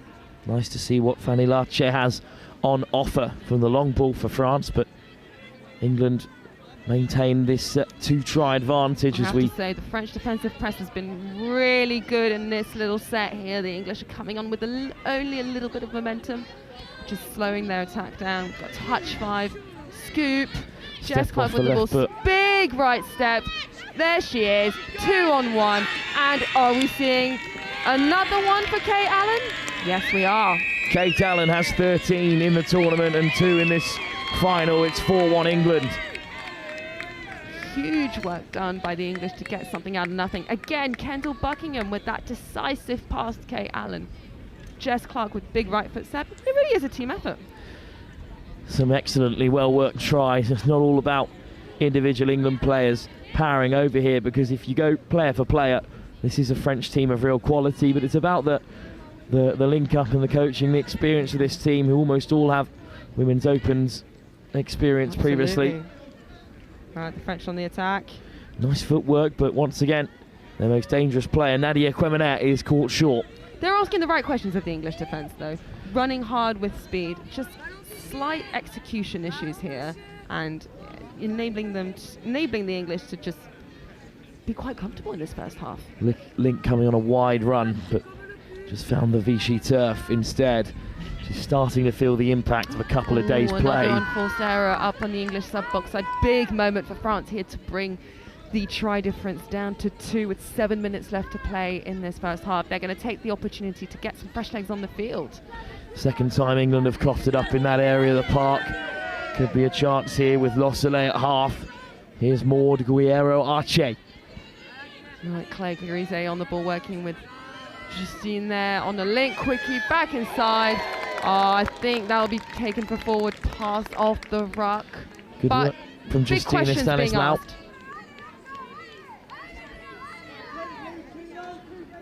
So we'll restart here with England again. It's their third shutout on the bounce after scoring a fourth, and France, it's pretty disheartening if you're given that many opportunities and come up with nothing. It'll be interesting to see what the coaches have to say at half-time problem solving. Again, a great run there in Latch from the English ladies. Jess Clark linking up with Kendall Buckingham, passing it out to the far wing, and touch 5. Good defensive set there from the French. Be interesting to see if the English can make something out of nothing, and no, the French will be getting the ball back. Good field position, and they really need a score here. Well, France ended up finishing 4th overall last year at the European Seniors Cup in the women's 27s division. They actually lost to England 35, who then went on to beat England 27s in the final in an interesting turn of events. Wow. But they did pick up 2 wins, one against Scotland and then one against England 35, who did go on to win the tournament, but a year later, and certainly different sides at this capped championship. Good hands from the French, diving over in big defensive touch there from Nikki Bird on the English wing. I mean, seeing some more speed coming onto the field from the French, it's looking a lot better than it did even 5 minutes ago. Aurelienne Humbert with a decent effort. Back come England instead. Jess Miller with the carry. Good line from Goddard. This is better from England, but a little bit too keen to play there. They actually haven't lacking a little bit of depth. Haven't spent much time in the French half over the last 5 minutes or so. It's interesting. The English haven't had that many repeat sets on the French defensive line, so it would actually go to show that they're scoring by breaking through the midfield, which is something that France hasn't yet done. Maxwell round the corner. French substitutes a little bit late to the party. Elsa Leone. Right, this is fifth touch coming. Nadia Kemener down, dumping the ball. Her mid partner scooping it, hands. Oh, it's just not quite getting to the wing, is it? Axel Single, a little bit too ambitious on that drive, but France keen to create.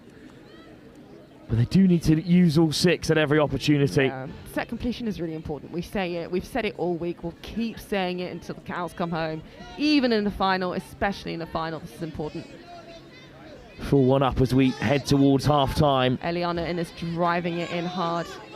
Kendall Buckingham down on the sweep. Again, that 2-1, but really well shut down by the French winger here. Good defence from France. Here comes Cone. Oof. And then the 6th touch taken right on the opposite side to the French box. Okay, Alan asking some questions, but the French will regain possession and use this opportunity to get some fresh legs on. But look at the speed of the English defensive press there. First touch taken then, and France have barely progressed. Another touch right on this touchline, but they've yet to clear the box. This is 3rd touch coming before the half. And it's a different kind of transition to England, who might have given it away a couple of times, but here comes Marion Sechier. Down for the scoop. Sechier floated over the top, but it's always going forward from Claire Cruzet. Perhaps the French being a little bit impatient on this touch 5. A couple of times the scooper just doesn't break the line and tries to pass straight away. I think they actually have a bit more time than they think.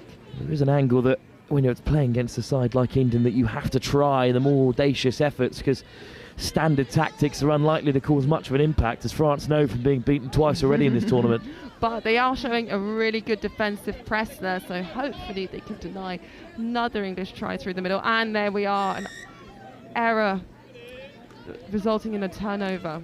Penalty France as we approach the break. 2 minutes for them to get down the end and try and carve out an opportunity.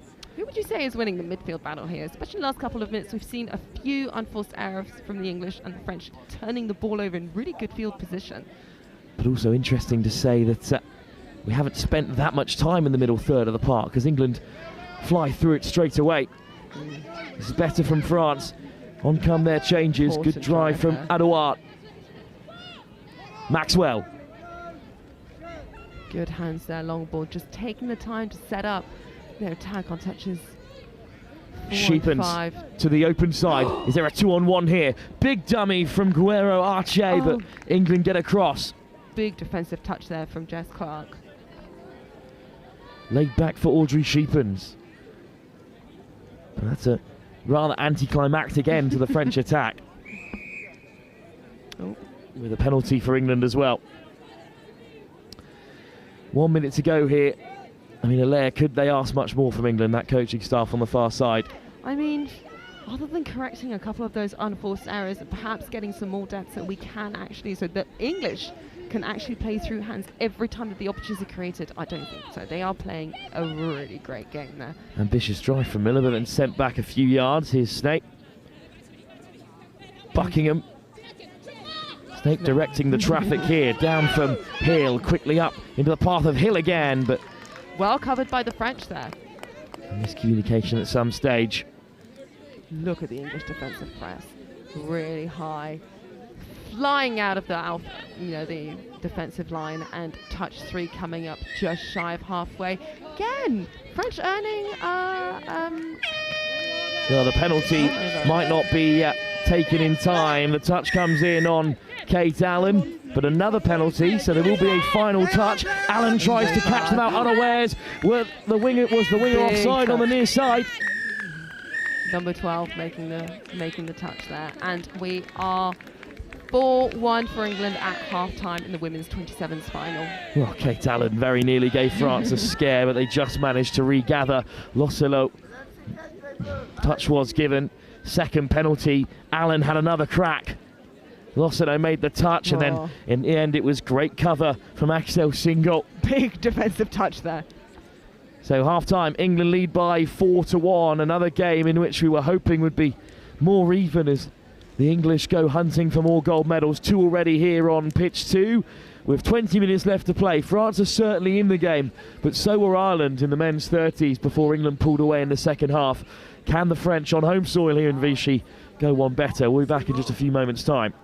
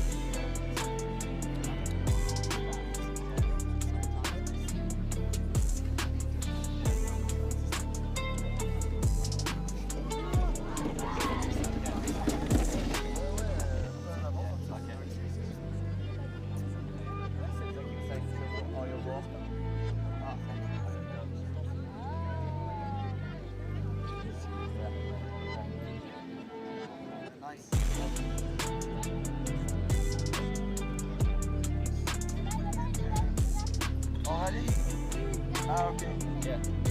Médaille. Non, je vais donner si tu la gagnes, je te donne. Non, non, je vais prendre une médaille.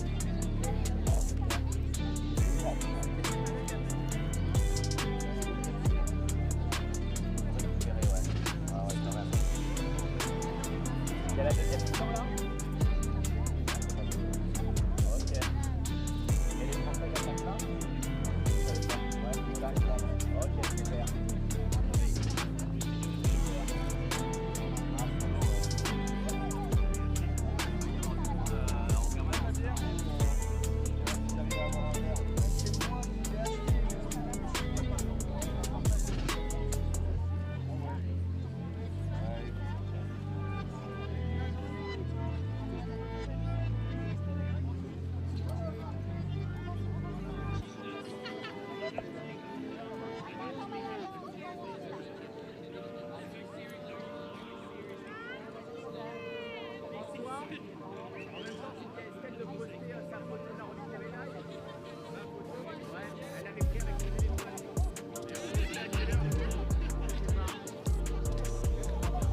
T-minus 1 minute.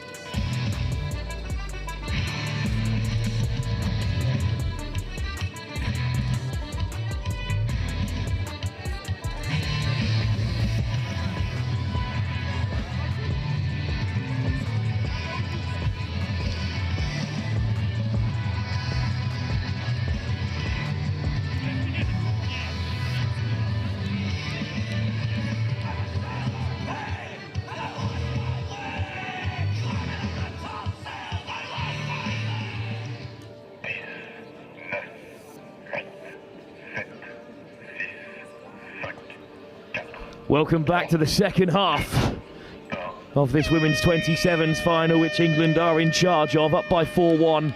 Ladies Giguet alongside me. I think one of the biggest difference perhaps is their defensive pressure, which she referenced a few times in the first half. It's really stopping France from getting a quick roll on like England have here. Difference between France and England has been the speed at which players are coming onto the ball for the English side. Another effort at the line from Jo Devine. And it's the first score of the second half from England's first attacking set. We've often seen it from England sides today. In fact, both of the previous gold medal winners have scored straight off their first attack in the second half as they go 5-1 up here. Devine has another. What do you make of that score, Alea? It's pretty tough for France to take. It's a really athletic dive, really great stuff from the English, and just not the position that France want to be in at the opening of second half here. Joe Devine trying to chase down Jess Clark as the top scorer. She's on to 15 now.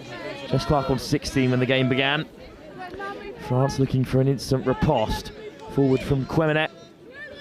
Quemenet now leaves it to the open side instead. But unfortunately no one there for Axel Singel to pick out. Quemenet going for the switch, just a little bit too late to the idea. I still stand by the fact that I think the French are a little bit panicky in their attack, in touches 5 and 6 especially, and they could spend a little more time building that attack and being more composed, and I think they would be asking the right questions of the English defence. Referee saying play on here with... Dummy through the centre. England go and punish the offside. It's Nicola Marsh. A little bit of a show and tell there. Oh, again, straight through the middle of the French defence. This is a little bit worrying for them now. Not to disrespect any other nations in the women's 27, but that is a try that England 27 wouldn't concede. I can't imagine a situation like that unfurling in the defensive line with a miscommunication that leads to such a score, and that might be a big part of why they are on this unbelievable scoring run across their 10 games. Exactly, and I know it's day 4 and bodies are tired, but it's a little bit of a connectivity issue in the midfield French defence. England have now scored 140 tries in 11 games. And conceded just 16 and now 17 in that time. An unforced error though, England's third of the tie inside their own half. Big moment for the French to capitalise upon. It'll be interesting to see if they can put into practice the advice, especially the attacking advice that their coach has given them at half-time. Sechet lays it back. Marion Sechet looking to create here for France. Maud Guerrero-Arche. A call coming from the referee. And it's against France. Looks like there may have been a forward pass off the ruck. That again, just not very connected in attack. They seem to be taking a lot of time to set up what they want to do. With an English press coming up so high, it's really difficult. Good work from England. 2 touches, now 3, and they're almost up the halfway. Genuinely the marker for a decent transition. Yeah, this is really good speed coming onto the ball. They are touch 5, way behind their halfway. Touch 4 was on, but another unforced error. Although not as worrying this time inside the French half, and that high press again going up in 2s and 3s, and look how quickly the winger on the near side, Sage Bannister, is triggered by the high press once she saw the other 2 go. One thing that we're really seeing from the English side compared to the French is the speed of the roll ball. Now, commentator's curse may be from your end, because now the English have regained possession, and we will see, in really good field possession as well, and we will see what they can make of that. Elaine Ennis in the midfield with a little pump of the fist when that turnover was given. Really pleased with their defensive efforts as they head towards the box. Sticking down the short side, here's Allen. Great quick hands coming on. Still here for England. Clark finally caught. We have building for a 32 play here. Sweeper, Jess Clark picking it up, passing it around. Number 12 diving for the line. And the try will be awarded. Zoe Fielden-Smith over for England's 7th. It was impressive that you called the play as it was being set. We have a good angle of it from here, but it's a shame that France weren't able to see what was going on behind that English line. It was a fantastic decision by the half there, Jess Clark. She saw that the French defence were cornering hard. She decided to reverse the play and quick little pass and dive. And it's as simple as that, really. Touch is a really easy game when you play it well. They're certainly making it look easy here in this gold medal match. 15 minutes to go, but it's hard to see a way back in this for the hosts. Leonet to the line. Given! Finally a try, scored by Nadia Quemenet. The captain, again, really important. She is taking advantage of the English here, perhaps not being as sharp back on the line as they should be, and just dive from the line there. Quick drop down, and the referee is happy with that. France do have another score, and Nadia Quemenet probably been France's best player in the tie so far. Cone. England will look to respond straight away. Devine. With a great inside check there. And they do win the penalty. It's good play from Ennis on the inside. I believe it was a penalty for a side hard touch there. So the English now have a new set of 6 on the French scoreline there. Ennis round the corner. Devine wants another. Is she away from Marion Sechier? Try given. You know, the women's 27s, I've watched a few of their games now, and they really do love a sweeper play, and they're so effective at it. They make the right decision when it's time to pass the ball to the sweeping player, or, as we saw in the previous drive, with Jess Clark picking up the ball and going in for a scoop with a simple pass. Jo Devine now has 16, level with Jess Clark coming into the game. See if she can nick that top scoring spot right before the final whistle of this gold medal match. 8-2 as things stand. That's the likely target now for England. France just desperate to get back into this with a score. Maxwell, nice footwork. Eventually up to the 7. Tanya Maxwell spots the hole. Late ball back on the inside. Really good cover by the defensive link there. It's quite tough to be a link, actually. Really hard to get your positioning right according to what your middles are doing and making sure your winger's not too isolated. So that was also a great feat. Listening to the referee who is asking them to taking it back, but big defensive set for England there. 8-2. And unfortunately it's the third final on the bounce, which hasn't been quite as even as we were hoping. We've had some great games here today on pitch 2, a couple of semi-finals. Of course, England taken to a drop-off, and they're actually leading Germany in the mixed 30s final over on pitch 1. It does look like that was 6 touches. Maybe a bit of a miscommunication there with the English attack coming on. Big opportunity for the French, who've just passed halfway on touch 1. Let's see what they can build with the 4 remaining touches. Rossilo, try scorer at the half. Third touch coming. Axel Single wants to go quickly, but there's another penalty. And France are their own worst enemies at the moment. This is why we call them coach killers for a reason. Unforced errors. English, they're driving, flying up the pitch. Quick hands out to the wing. Big meters on touch 2. Well, France had plenty left in that chamber there and didn't use it. England might punish them straight away. It's Ennis. Kendall Buckingham there earning herself a penalty for hard touch. The new set of 6. All inside from Cone. Cone at the half again to the open side. Ennis, good ball, but just away. Again, it's that sweeping player pattern. Here the decision was made perhaps slightly too early to pick up and pass when the English still had another 3-4 touches left in the set, and this resulted in a forward pass off the ruck. France, though, have struggled with the transition compared to England.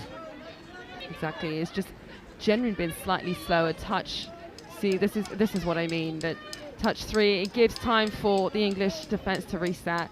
Touch 5 coming up now, although Claire Grisey with some great meters made. Straight through the middle they go. Grisey ships it away quickly. Nice footwork, but the winger is caught. Camille Lucillo has looked dangerous, but really well watched by Sage Bannister. One thing that's striking between the French and English attacking sets here, especially as they're driving off, is the difference in depth. This is the coaches go on and on and on about it. Every single touch player, rugby player has heard about the importance of depth, but the English here are executing that well, whereas the French are a bit flatter, and it's just making it difficult to bring speed to the drive.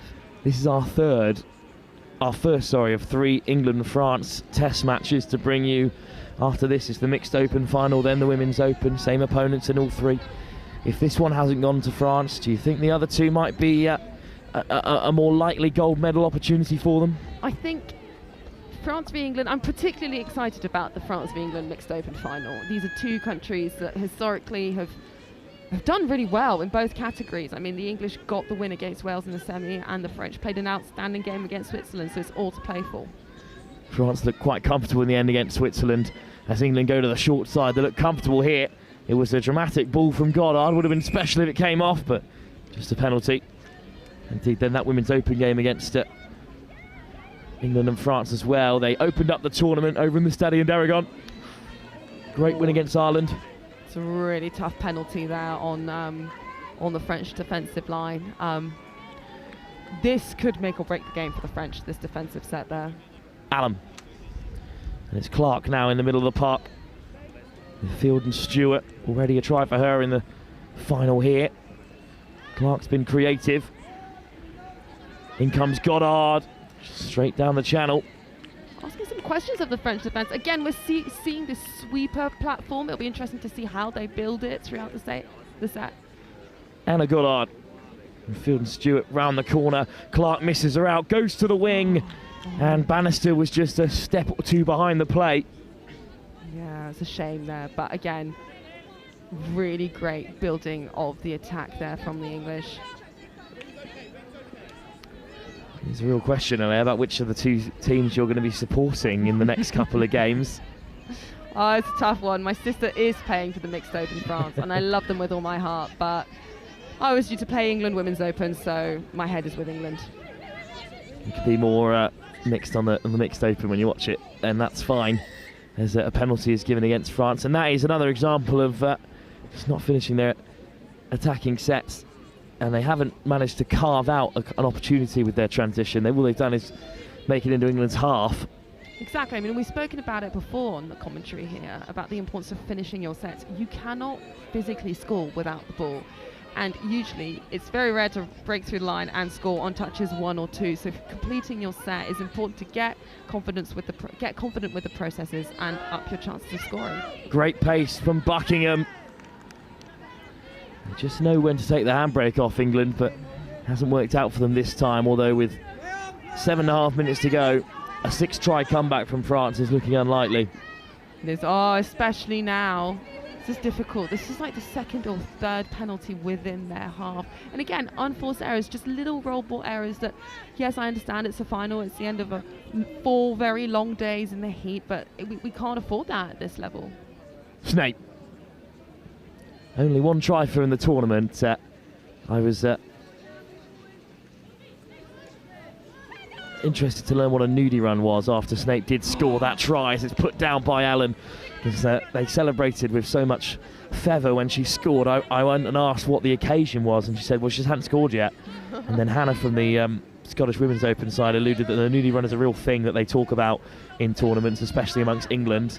I did introduce it to the Dutch. They'd never heard of it before, so I'm now on the fence about whether or not I was having the mick taken out of me, whether it is a real thing that's discussed within camps. Hard touch there for Kate Allen. Tap for France. They just need to get down the line and drive hard. I mean, good meters there from Claire Grise. Absolutely stacked with French supporters behind the try line. Good work from Sechier. Could be on here. Sechier waiting for England to creep forward. And here come France with a real opportunity. Taken to the line again by Anne Adoua. Sechier. Grise, just too much on it. I mean, the defensive press coming off the line there from England was excellent. It's really a dangerous position to put yourself out there so high off the line, but it really paid off for them there. Well, I think with 6 minutes or so to go, it's time to think about player of the final. It was Ben Meakin in the men's 35, on the men's 30, gold medal match, with the 35 teams also competing in that division. And then in the women's 40s game, well, it had to be the player on their 150th game who opened up the scoring, claimed it there, Hutchinson. So what about this game though, Alea? Who have you got your eye on? We've had a few standout players here. I mean, I know that the French are not looking, this isn't the result they're looking for, but their captain, Nadia Kemener, has been doing exceptionally well. A few names again on the English side. We've got Jo Devine, who scored a couple of tries. We've got Kendall Buckingham with a couple of really decisive passes. Jess Clark, big name, directing the midfield. So it'll be an interesting one. France with another attack though, through Sheepens. Quick ball into the path of Maxwell. Down goes Maxwell, looking for her 9th try of the competition. Sheepen. And then England come flying up to make the touch again. Not a lot of space for France here to operate in. Larchek, Sheepen, Maxwell. England catch them again here. Last chance for France. And really good defensive press from England. They're really good pressure. That link, especially number 7. Anna Goddard flying off the line at the earliest opportunity and earning her team a turnover. Maxwell just thinking about the next play before keeping a hold of possession. So this final again just starting to seep away. Gonna have to press you for an answer on that player of the tournament. No, that player of the final, I should say, because it'll only be Chris Simon after me. I think it does have to go to one of the English players, in all fairness, despite that good performance. I will say that probably won't come as a surprise when it goes to one of the English players. What do you think? Well, I think it's a bit of a 50-50, isn't it, between Bannister and Devine. So what do you reckon out of those two? Who is your player of the final after England have all but certainly claimed this gold medal? I hate to do this, but Jo Davina's number 14, I believe, has really stood out for me, so I think it'll have to be her. And she's managed to climb up the top scoring ranks up to 16. One more try and she'll be the out-and-out top scorer in this division, but congratulations to her on being player of the final. Didn't announce in the previous two final, but they have been awarded along with the presentations that are happening soon. I think the first presentation was at 2 o'clock, and they're going to be rolling on throughout the day while our finals continue, because it's only the mixed open, the women's open and the men's open that are standalone games. Looking forward to the ground filling up here on pitch 2 for those. Got 3 minutes left. England are on attack. They're looking very sharp. Big meters made there. Touch 4 coming. Oh, we've got a little bit of a collision. The referees are happy with that. That is touch 4 made by Jess Clark, and we will see if they can break the French defensive line for touch 5. Floated over the top. Nice footwork. Away come England here, but then the touch is made. And unfortunately, Allen is caught. Also had a great final as well. It's just a very strong women's 27 side, and it's an important place in women's touch. The men's 30s, the women's 27s, they are such quality divisions. And they become even better quality when teams feed them from, aging opens players who are looking for a new challenge. Good attack there for France. Long ball. Oh, well taken, but across came England to deny Losselo her second score. They're not wasting any time with the reset, just 2 minutes to go. They're still after more points on the board. They are playing like they're losing, I have to say. The intensity they've brought in the last few minutes has been exceptional, and perhaps a little bit of panic setting in, and a golden opportunity for France to limit the damage. Indeed, because they won't be working their way back into this one, unfortunately. Regardless of what happens over the next minute and a half. Sechier, Guerrero Arche, Maria Sechier back to the right-hand side. Gruget going to draw England out here. France with a chance just to have the final say. And that sums up their afternoon, really, in this gold medal match. They just have been off the pace at the times when it really mattered.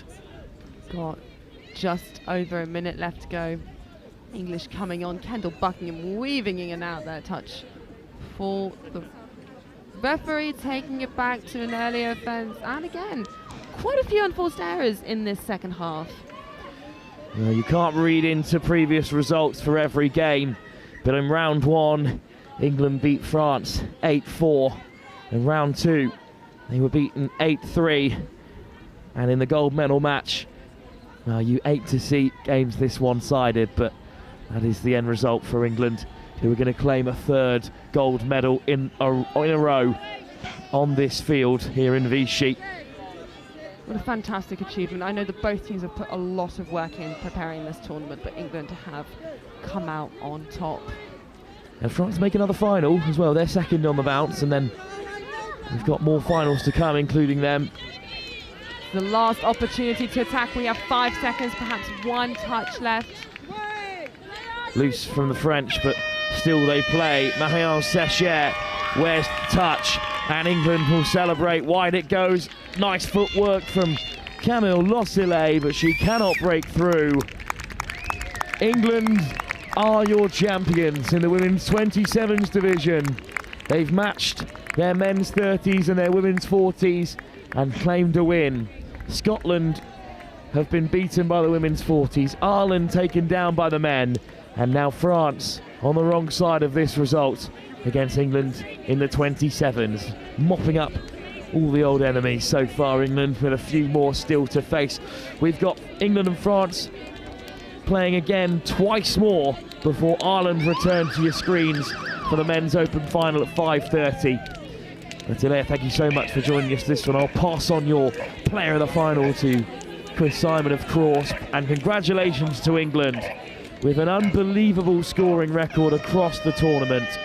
In their 11 games, they have scored 142 tries and conceded just 18, and they are your deserved champions. Ilya, thank you so much for joining us, and I'm hoping we're going to have you back a little bit later for that Women's Open. Thank you for having me, and only if you're willing. Too right we are. As we'll leave you with these victorious scenes from England as they start to build the tunnel for their mixed open side, who are in action after knocking out the European champions Wales in the previous round. France came through against Switzerland to set up our next tie, due to tap off in 15 minutes time.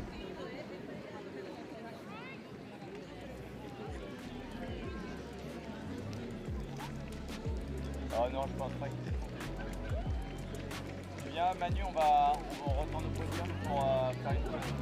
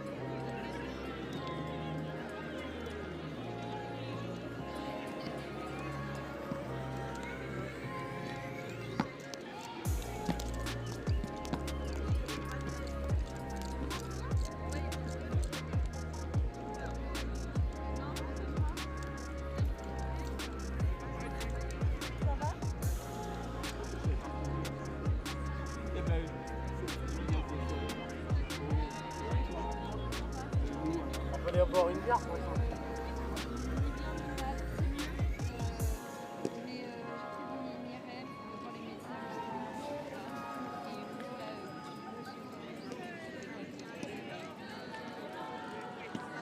Vous avez gagné ou pas? Oui, on a gagné.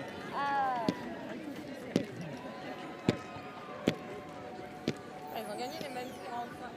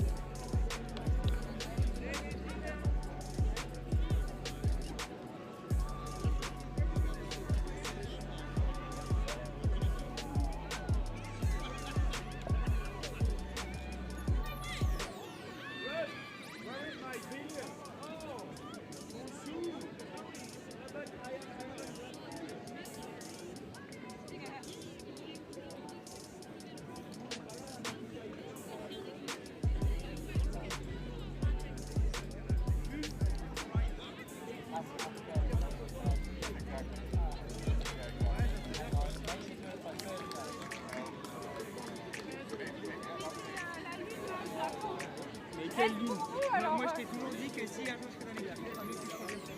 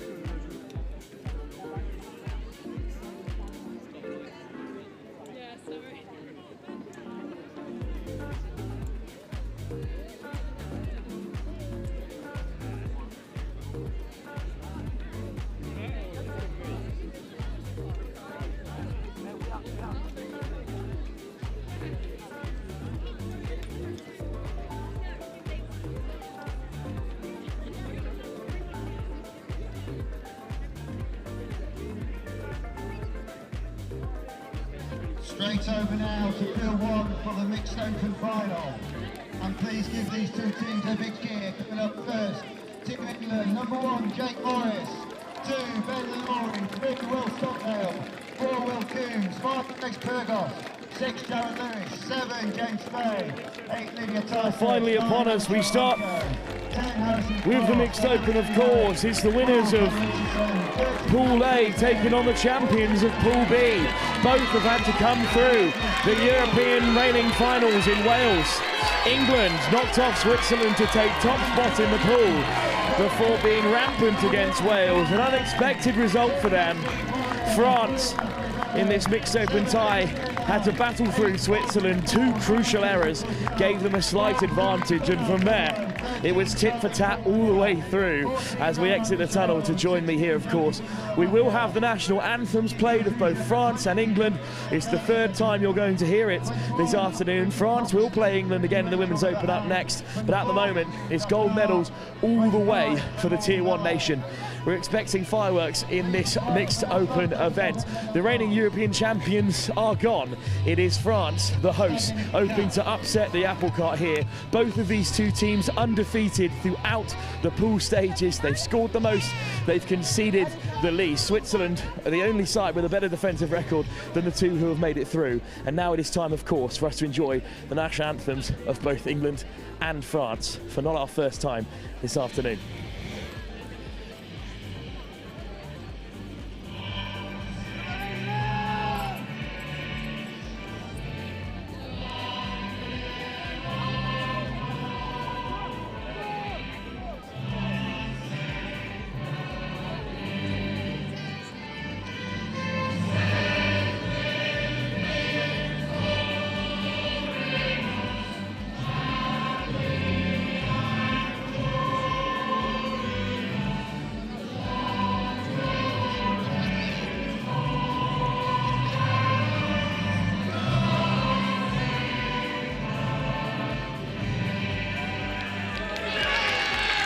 And please remain standing for the national anthem of host France.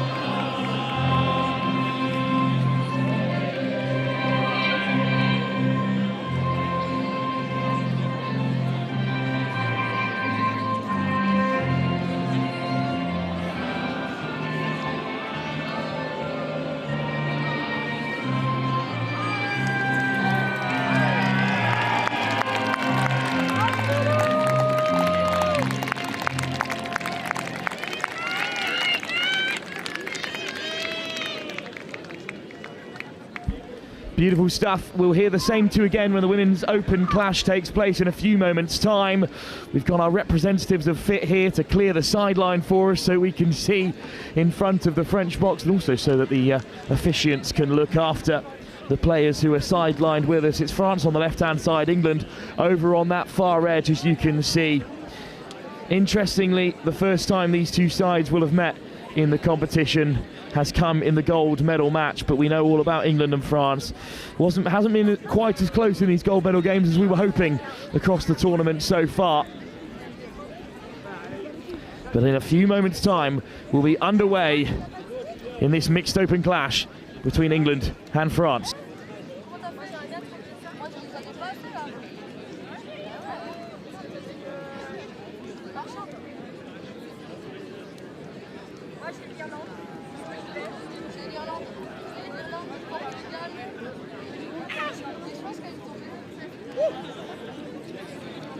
Players and officials, that's your 1 minute warning, please. Players and officials, 1 minute warning. There's any tunnels, please get onto the field now.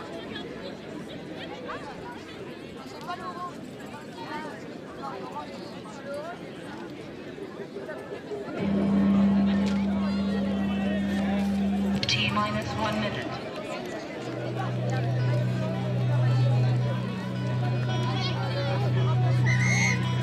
If I can ask the crowd please to vacate the field now, we're about to tap off. Please vacate the field.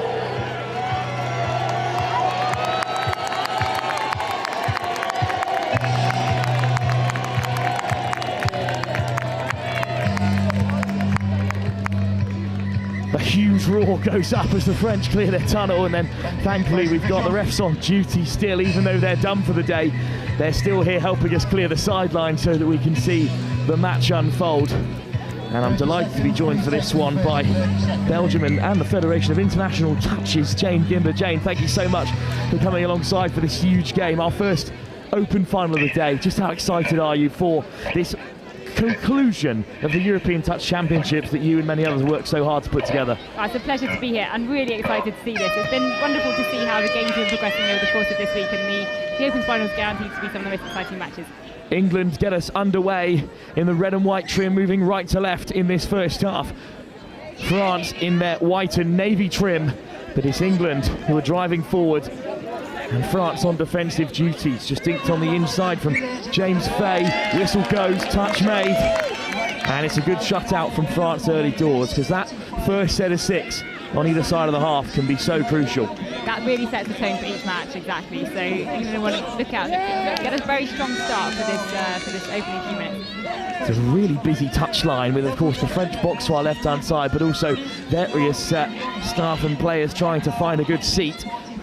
We've actually had to move all of the referees about 10 yards down the line, and they graciously honoured us with some space here as France go flying through. In comes the dummy, and it's the opening score. It's Ronan Richardot. Oh, it's been denied. Can you believe it? England want to come quickly up to their box now. In this heat, you want to sub on quickly, get some fresh legs onto the pitch, but they're making very good ground. What a diving touch it was to deny Richardot, as we're back with the main action here as England over halfway through Heather Richardson. And then just allowed to run loose by England, who are keen for the penalty, but there isn't one coming. So Will Coombs carries in, but is caught by France. France doing the same thing, looking to transition the ball very quickly to their box now. Making some good ground at this point. It's all about the safe hands, getting the ball to the box. Off the deck and well driven on by France again. Liliane Guégan back amongst the side after missing the semi-final. Nicole, good acceleration. Here's Clément Baillet. Nicole again. Baillet quickly lifted here. England scrambling. Wide it goes. Almost a brilliant take from Rachel Lebihan, but then put down instead.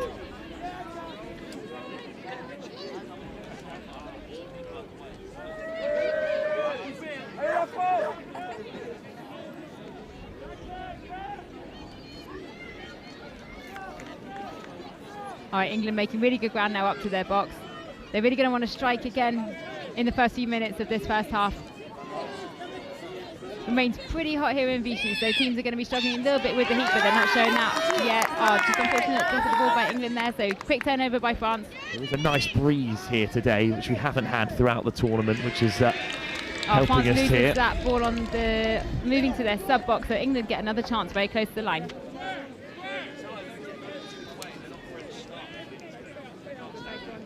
England mid looking to try and find the gaps there, about some very strong defensive touches from the French side. And back come England again here. Their best chance of the game so far, with France camped inside the 7. It's James Fay, who's looked bright so far. Fay, Stockdale. Proud name in England touch. Little pick up for Stockdale again, one of the youngsters in this side who's been bumped up recently from the really successful Youth Atlantic Cup team from a year ago in Limerick. Stockdale to the right-hand side. He's so involved in these early doors, but it's great pace to get out and put a stop on things from Lilian Tata. Great shutdown defence there by the French team. I mean, what a start to this game. We're nearly 4 minutes in and shutouts on either end. Yeah, you can't deny the pace that they've come onto the pitch. Both teams fired that starting gun with pace. Been desperate for a close gold medal match here on pitch 2. I think we're finally going to find one. Here's Enzo Cortial, who snuck through from long range against the Swiss the last time the French hit to the box, so clearly looking for that route again, but he won't find as easy a hole against England. That's for certain. So France gets 6 now on the line. They're definitely going to want to put a score on the board at this stage. Little pop-up here for France, great line. Great gap, but brilliant shutdown there by the English winger. Lilian Guegan looking exciting already in these early stages. Wide to the left-hand side from Brenna Tremolo, but England deal with it again, Jane. Yeah, absolutely. So England defence shut it down really nicely. Ball couldn't quite get to their player in that gap. Thank you for understanding. Driven out by Stockdale. England a little bit slow to their positioning here. Fay on the rumble.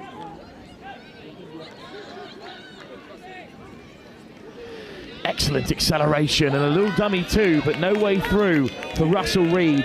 But it's that kind of individual brilliance that is going to open up this final. And then the final pass from Max Penisset is a little loose. Both sides are showing really dangerous speed at this stage. We know all about the Penissets, of course, in England touch. There's plenty of them knocking around the various teams, and it's an impressive touch to slow down French momentum. Fast footwork from Tom Perronin. He had an excellent semi-final against Switzerland. France up to the 7. Clément Ballet. Drawing England up from their line. Nicole flashes it across. Is this a chance for France? It's a fine diving effort from Astrid Vele. Oh, the referee's given it. That's a great dive by France. First team to put a try on the scoreboard. France 1, England 0. Well, there's no need to find the referee's decision. You can hear exactly when France go over. It's packed here in Vichy, and it's Astrid Vele, picked out by 7th touch, is the one to watch out of this France Minch-Doken side. It's a really good finish. Early dive from England, but Lily Merritt just couldn't get across.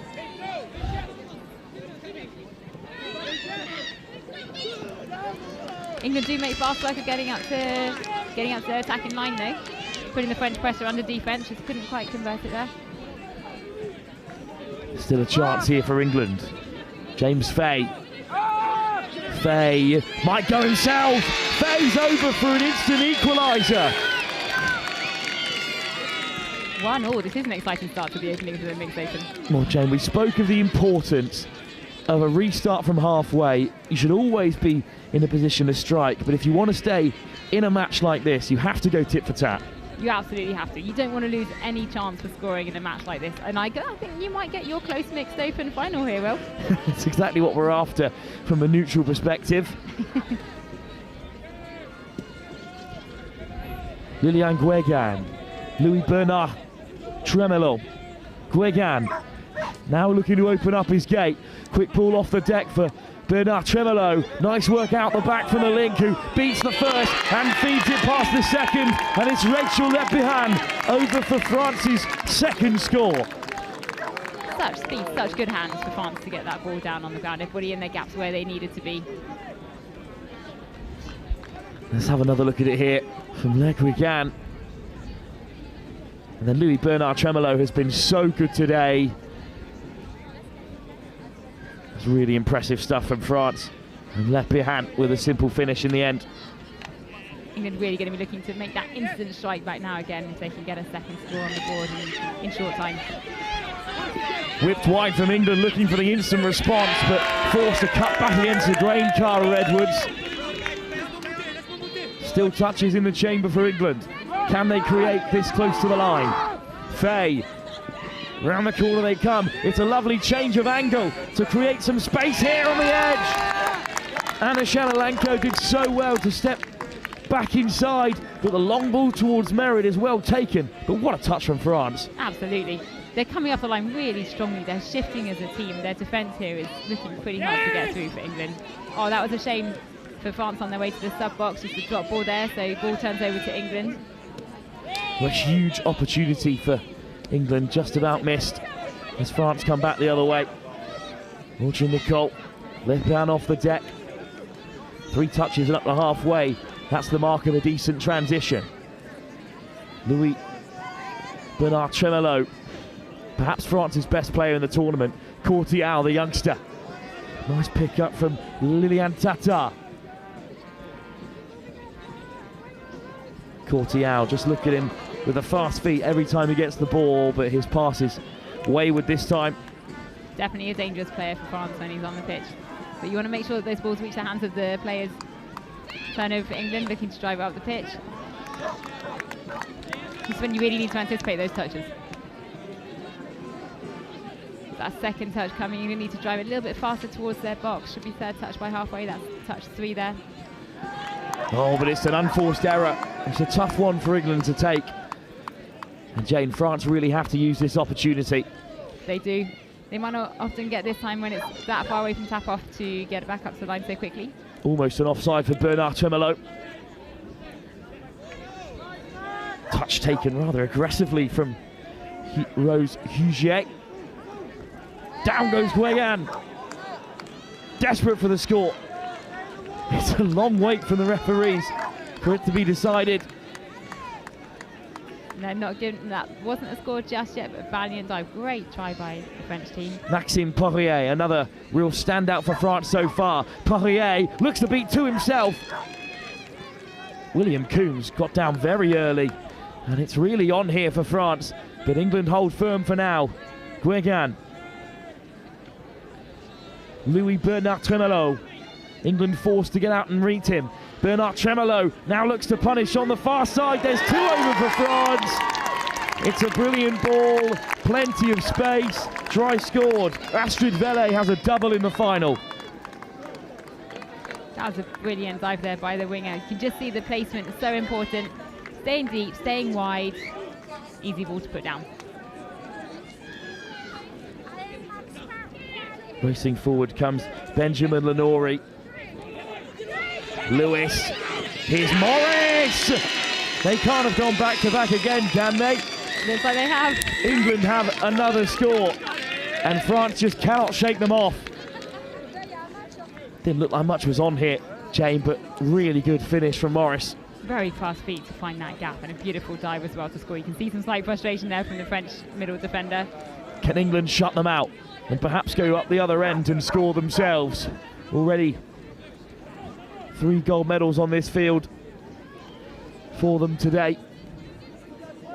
In the 40s, the men's 30s and the women's 27s. Well, sniping over go France. Courtial gives it back late.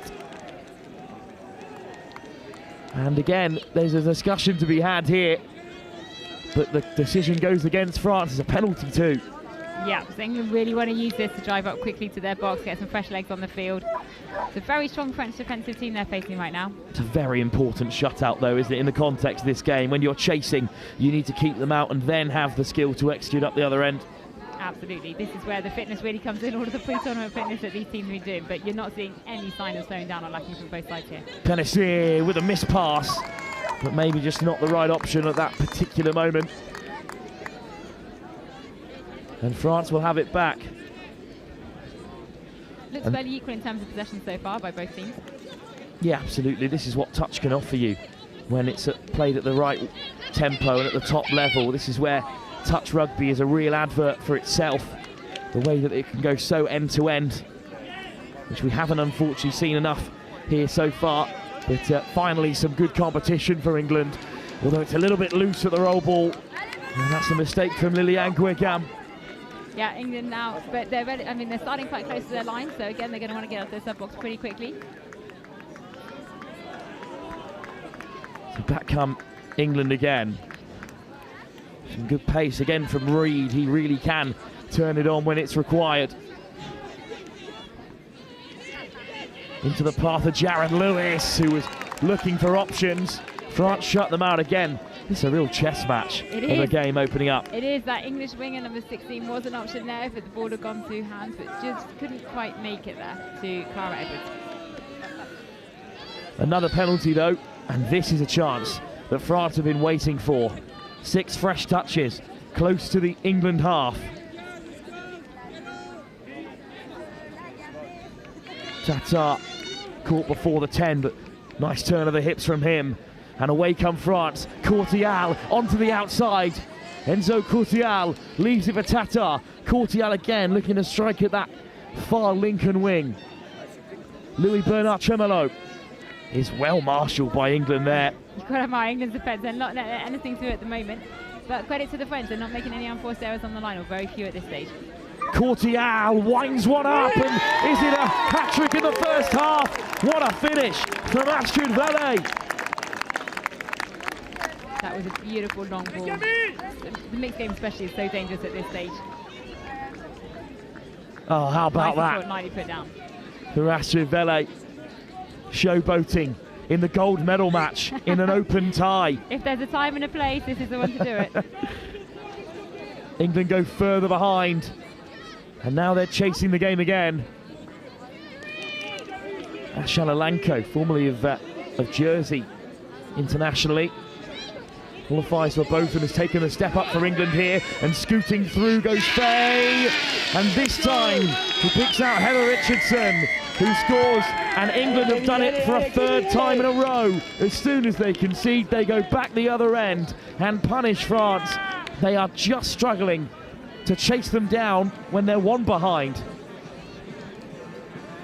Yeah, brilliant scoop pick up, breaking the line and dive by the England team there. So France 4, England 3.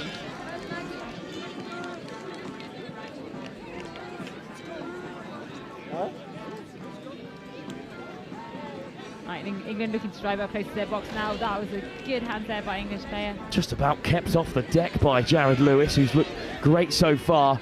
England still fighting back into this tie.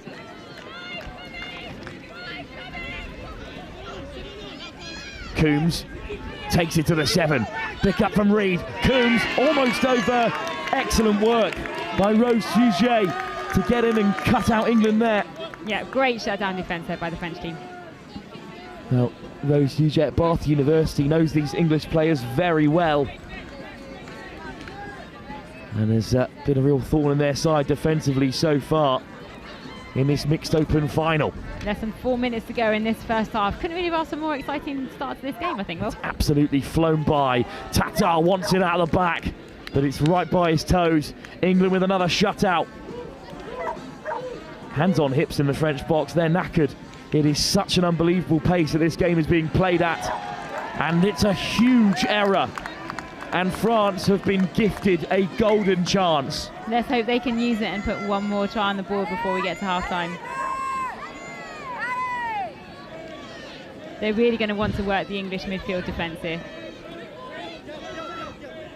Here come France again. The first touch is wasted. Louis Bernard Tremolo out to Courtial. He'll pull the trigger at the right time. Bernard Tremolo. Charlie Montagnat. Tatar. Montagnat. Tatar again. Looks to strike at the line. Two in red get their hands in the air. Real discussion had there about who was offside and who wasn't. Yeah, just a couple of questions on the English side for the referees, but referee's decision staying firm, so the ball sticks with France for the moment. They get another chance to score. Bernard Tremolo. Maxime Poirier on to direct traffic. He'll be one to watch in the next few phases. Back inside for Poirier, who's up to the line, looks to step on the inside as Russell Reid got him. He has, but a penalty's given away. 6 fresh touches here for France. English player offside, caught by the referee. France's second attempt now with 6 touches to score. Maxime Poirier, who was so crucial in the semi-final against the Swiss. Good dump, Poirier round the corner, Courtial, caught again by Reid. A little bit of hesitation there from the midfield player in France going for the line. Just needs to go straight for it, dive, see if you can break through that English defence, but it is very, very tight. What a pill! A beautifully weighted pass, and Louis Bernard Tremolo is on the end of a stunning little move from France as they go 5-3 up. It's Maxime Poirier again involved, and then Courtial to the open side, caught Penicid far from home. And what a finish.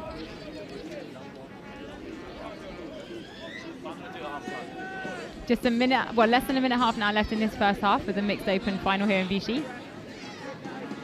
England doing a good job of getting up to their line. Are we going to see another instant response as we have seen once France has scored previously? They have to stay in touching distance. 1 minute to go till half time. That's a tough shove on Alenko. Good physicality from the French. Round the corner from James Fay, and then at the line, the roar from Will Stockdale. So that's France 5, England 4. Back into the tie again, and what is going on here? England cannot create any chances unless they concede moments before. It's another instant reply. Better hope they turn that trend around for the second half. Otherwise, I mean, this continues to be the exciting mixed open final you asked for, Will. Absolutely, but it means England will always be at arm's reach. Sisyphus' set of 6 for them at halfway at the moment. Here comes Guegan looking to break English hearts before half-time. Fast feet from Poirier over the top, but no chance for Rachel Abihan this time. 6 seconds, 5 seconds to go in this first half. England have survived the latest French attack, but not before trailing by a single try. I think both teams would have taken this result at the half. England very much still in the game, but France, as things stand, 5-4 up with 20 minutes still to play in our best final of the day so far here in the mixed open at the European Championships. We know already there will be new champions after Wales were beaten by both these two. But who will come out on top between France and England? Just 1 point in it with 20 minutes still to go.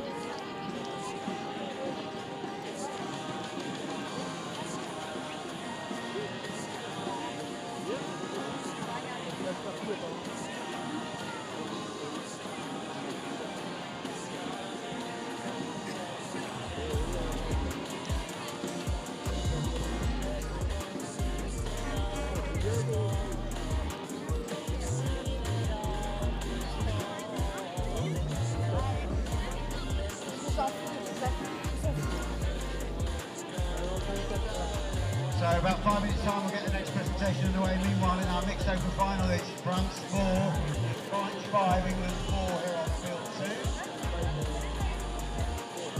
Bit of support in here, and that's without the bar serving any beer.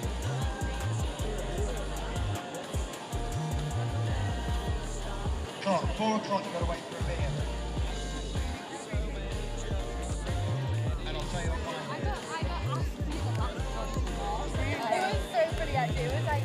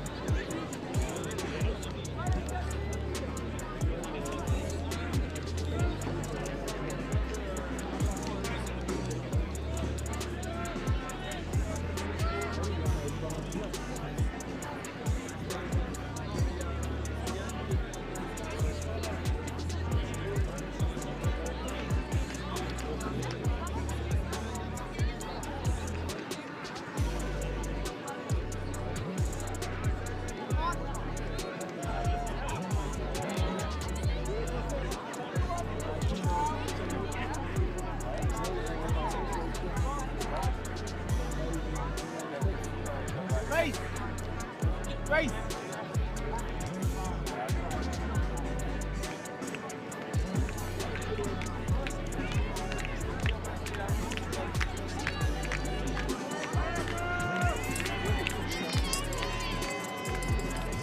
T-minus 1 minute.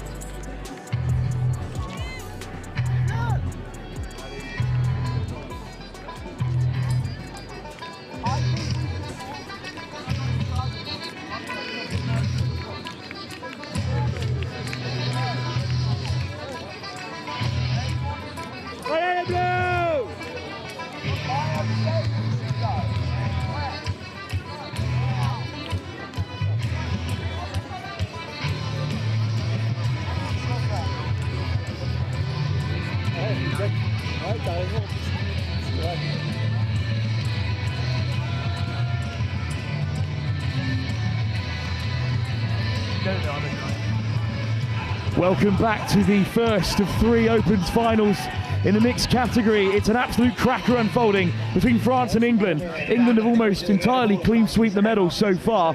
This is perhaps France's best chance for a gold. And Jane Gimbert alongside me, of course, of Belgium and the Federation of Touch itself. Exactly the kind of final we were after. Absolutely, you couldn't really wish for a more exciting mixed open final here in Vichy. Just doing a little bit of crowd control at the start, so now we've got full view of the pitch. Great to see France with such a strong tap off here. I mean, of course, my absolute admirations in all to the refereeing team who have managed to clear the crowd as France look to race through. It's a brilliant scoop, and down they go for the opening score. It's Astrid Vallée again, 4 in the final already. A brilliant scoop to set this one up from who else but Maxime Poirier. And we were just discussing at half-time that player of the final and how it's going to go. And I feel like Astrid Vallée couldn't do much more at the moment to get her name at the top of that list. Absolutely.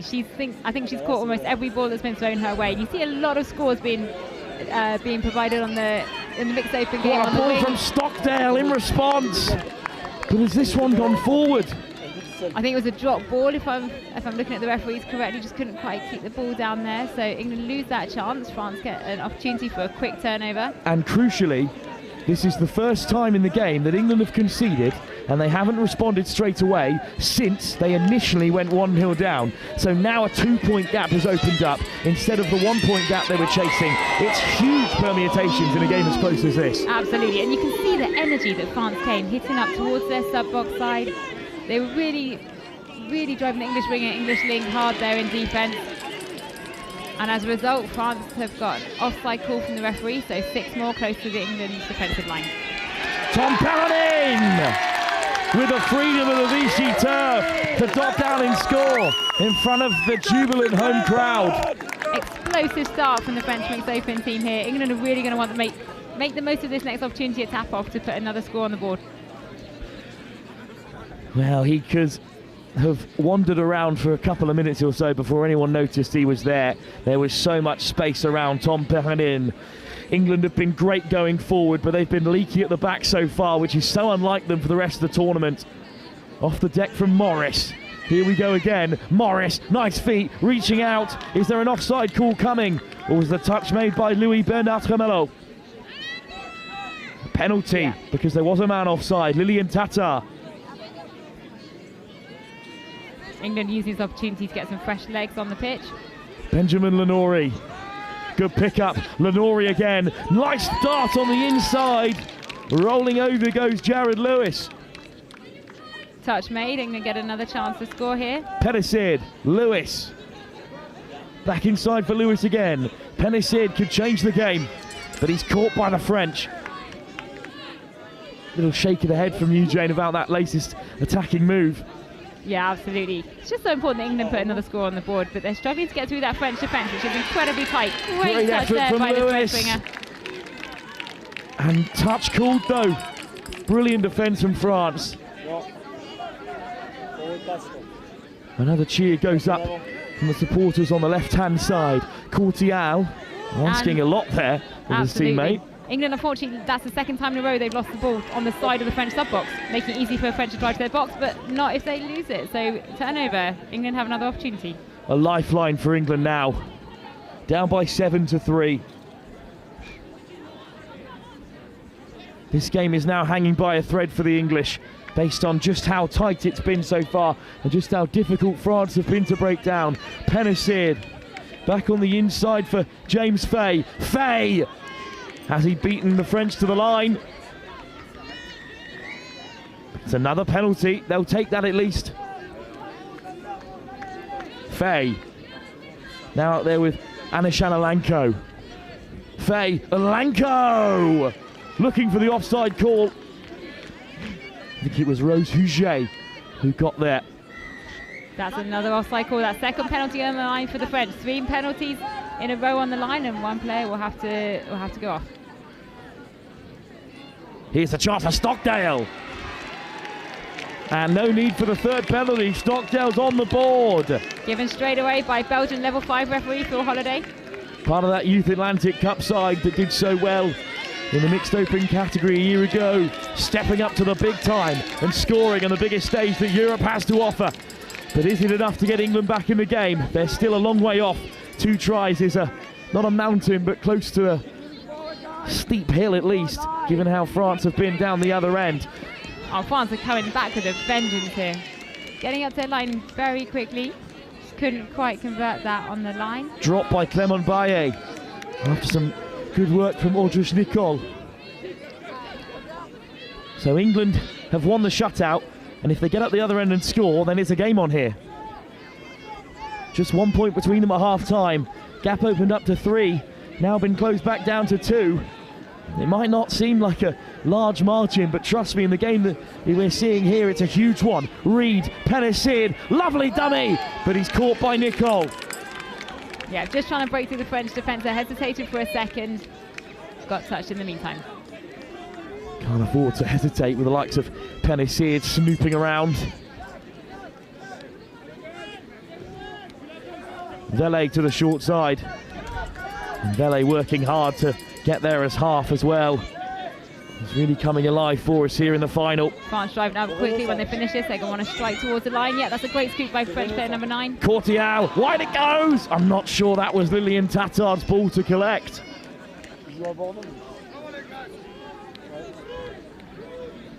England still in the game. Cannot underestimate how important it is that they get the next score in this tie.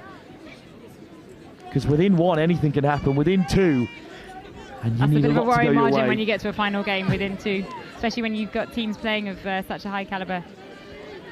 Ilanko, lovely left foot step, one time pass over the top from James Fay. Caught by Hail the French Mary. player. Yeah, so that's now going to take us to touch 0. When you catch an intercept, this should be first touch coming here. So simple transition for them, but a penalty given away by France. England are getting the opportunities, and I think this is the longest they've gone without responding on a score straight away. A chorus of boos from the French supporters. This has to be taken, this opportunity by England. The clock is now against them too. 7 minutes gone in the second half. Plenty of time left for the game to change. Anishan Alanko. Alanko, such a live wire. James Fay, technically proficient at the middle. Stockdale awaits. Alanko.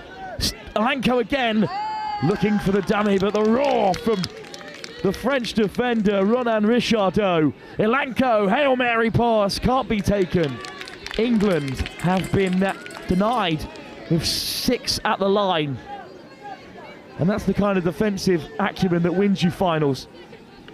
Absolutely, and on the other side of their sub-box as well. Now doing a great job of getting up to their box. Good drive from Guegan. Huge defensive shift from him. Audrey Nicol around in great pace. Lovely footwork. Ronan Nicol sent packing by Lily Merritt. Great touch.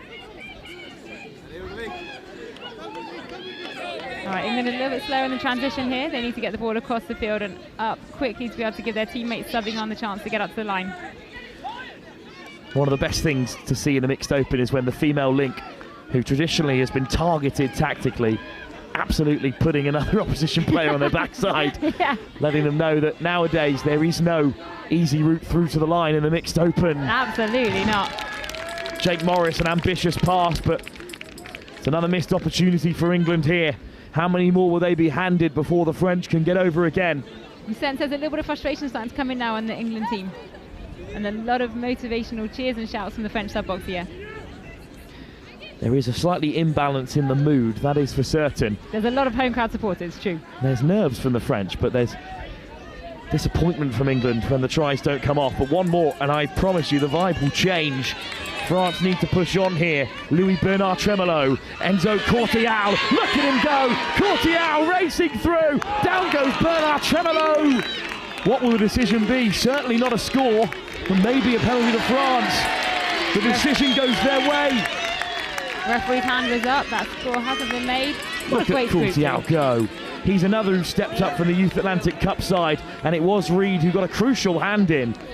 But France now on the front foot. Louis Bernard Tremolo dinks it on the inside. Excellent read from Lydia Ticehurst. Just over 10 minutes now on the clock for this second half. Lillian Tata. Montagnat, Tata, Cortial. Gets the goose step in again, beats the first man, shows the camera away one way as well. There's a fine for the lads upstairs. He's just so quick, he's got everyone questioning where he's off to. Cortial again, throws another dummy, pass Pedersen. Enzo Cortial has the final in the palm of his hands, and he takes France 3 tries clear. Just over halfway in the second half now. France 8, England 5. That gap is widening a little bit too uncomfortably there for the English side. Lovely finish. Gets away from Coombs. Quick pick up from James Fay. England have to respond. Ilanko, Stockdale, James, Fay back inside. Ilanko, Fay, good delay on the pass, but France were racing across. Hands on head from the French defenders. They know they've missed out. They know they've handed England away back in through Heather Richardson and her second try in the final. Yeah, brilliant dive there by the French link. Great position and just slightly missed by the English winger. Hands on head straight away. 8-6. That 2-score gap again. Wonder how long it's going to stay that way for this time. 9 minutes left for England to salvage something here. Or will France have their first gold medal and their first, if you're of that way inclined, the 3 major titles here in the European Championships. Cortial has his part to play. More great meters made by the French youngster. Bernard Tremolo, Cortial again. So much faith on young shoulders in this mixed open. Lillian Tata looks for the switch. Dummy from Tata. Astrid Vella goes one way, then the other. Interception by England. Touch 0 for England, but on the opposite side of their sub box, working their way across the pitch now. There's touch 1, following the intercept. The towering Jake Morris goes charging up the centre of the park. Still, this game is so very alive. Absolutely. I mean, England are not stopping. Neither side stopping in the heat of Vichy here. Fay, Stockdale, Ilanko, good line. Round of applause from the French box in front of us. They know how important that stop was. France take a tumble as they look to transition. Astrid Vella takes it all the way up to Merritt. England shooters coming up strong though, so they're putting some pressure on the French attack here. Nice work from Richardot. Poirier, Guegan. This could be a chance for France. Richardot away, and where are his options? Guegan ahead of him. And there's nothing but green grass around Maxime Poirier. Scooped it through, looking for the players that were joining him. Well done, France. France 9, England 6. It's the same scoreline by which France took the semi-final away from Switzerland. They have beaten Wales, the European Championships. They've beaten the young upstarts, the dark horses, Switzerland, and now they're 3 up against the mighty England, the Tier 1 Terrors in this European Championship, who have been claiming titles left, right and centre in the early start of finals day. But in this mixed open, in this major tournament title, France are looking to be European champions again. What a ball, but it was always floating forward. England really under time pressure here, less than 6 minutes to go. A silver medal in the European Championships 3 years old. A gold medal in the Youth Atlantic Cup a year ago. Can they go one step further and came a championship title here.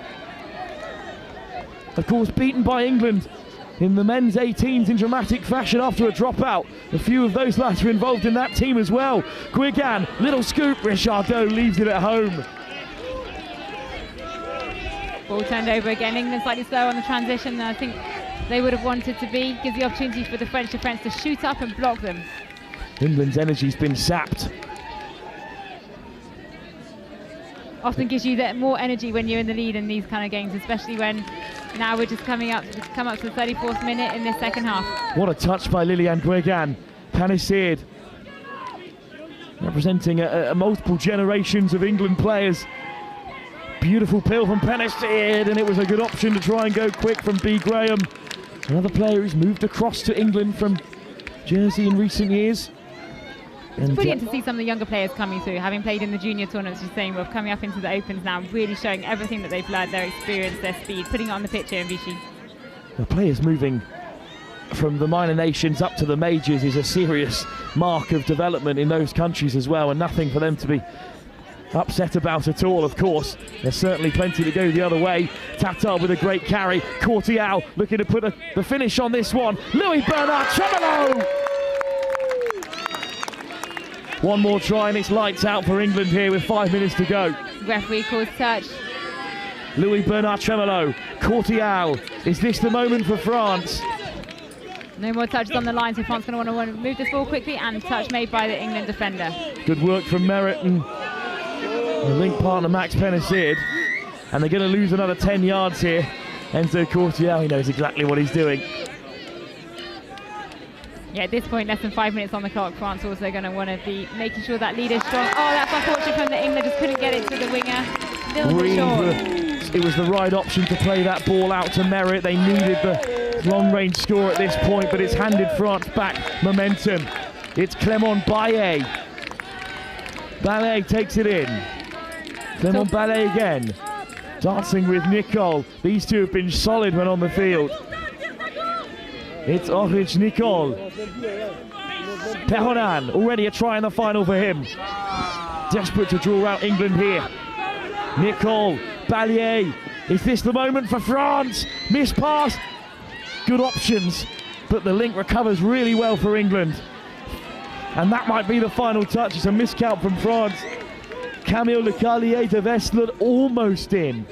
Almost, but it really feels as though in terms of possession, it's much more in France's favour in this second half.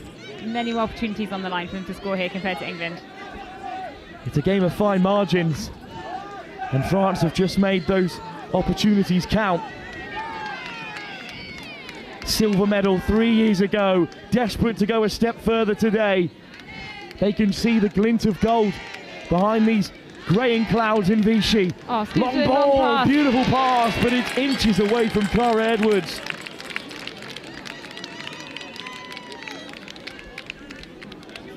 Just coming up to 3 minutes on the clock here in this mixed open final. France 9, England 6. 9-6 is a tough old deficit for England to come back for at this stage. France can start to celebrate. There's a smile on the face of Clément Baillet as he hits into the box. Oh, great ball by French number 7. Just couldn't quite break through the English defence there. One more try and France know it's theirs. Switch back on the inside. England have defended brilliantly in the last 10 minutes or so. They just haven't had the chances at the other end. Guigan happy to take the touch. Of course, they haven't given the ball back. The referees are really hot on that, given the context of this final. Absolutely. Nothing gets past these referees here. England driving up strongly at the middle of the pitch. Stockdale. Another good carry. Lenori. Another turnover ball by England, giving France another opportunity to come up the pitch. And that is the kind of turnover that France, for whatever reason this second half, have just been able to avoid. There's players on their knees in the box for France. There's hands on hips. It's all about the recovery time at this stage. They'll be back on the pitch shortly. Although we have just under 2 minutes now left on the clock, it's looking really tough for England to try and pull this one back. France have one hand on the trophy. All they need to do is burn through these touches. No need to throw anything flamboyant. Just keep the play alive. Keep darting at the line like Lillian Tatar. Even the coaching staff of France can't watch these closing stages. The view from the box in front of us is dramatic. Very stressful for a coach to watch their team in the Opens finals, you've got to admit. England have made another final, but they've given away another penalty. And France know that the moment will soon be theirs. They can barely control themselves in the box below us. They just want to keep that ball safe now. No mistakes, no turnover. Maxime Poirier.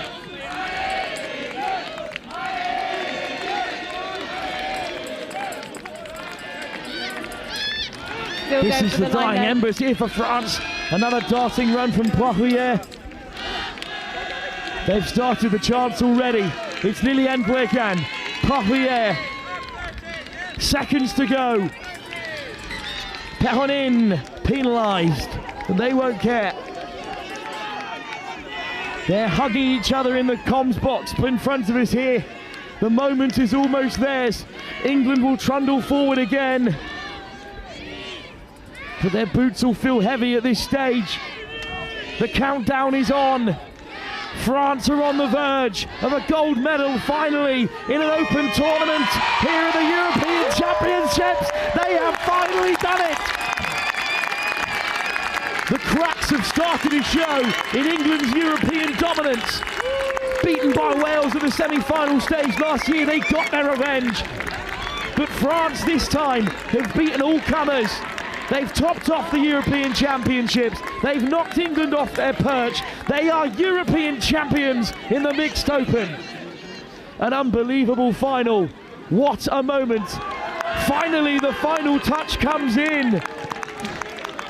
And France can celebrate.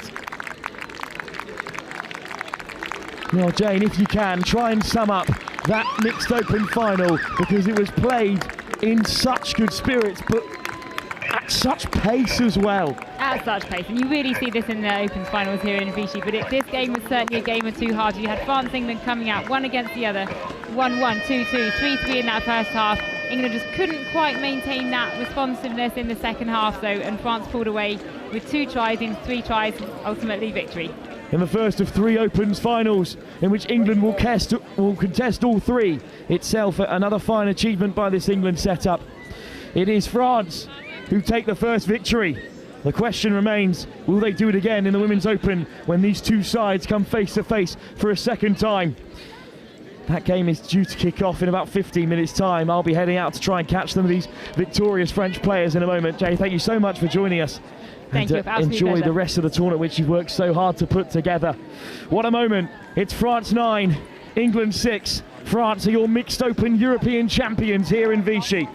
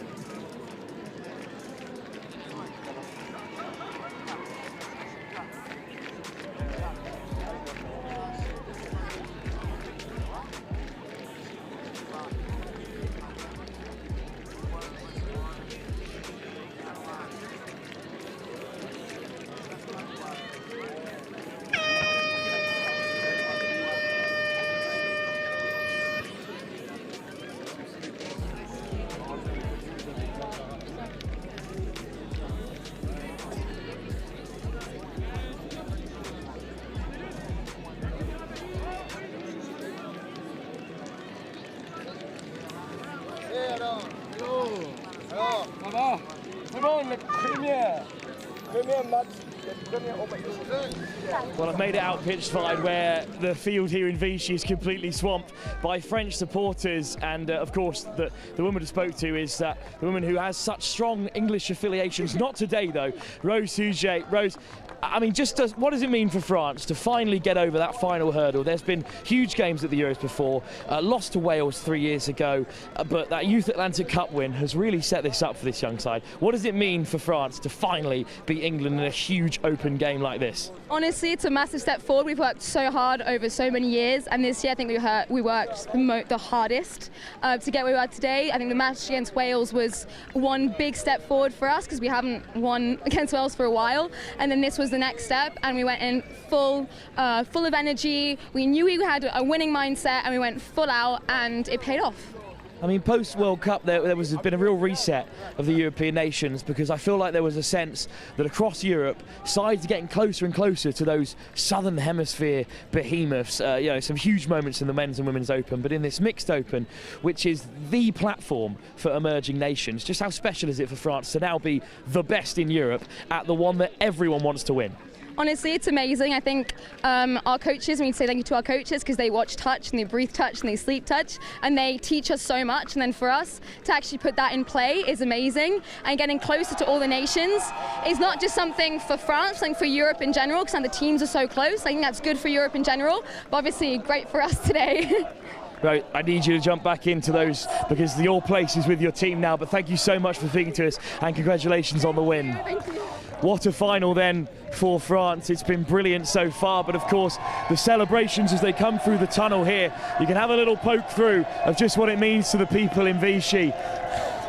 Rose Sujet will grab on the end of that tunnel. Don't worry, we haven't stolen her for all of the celebrations.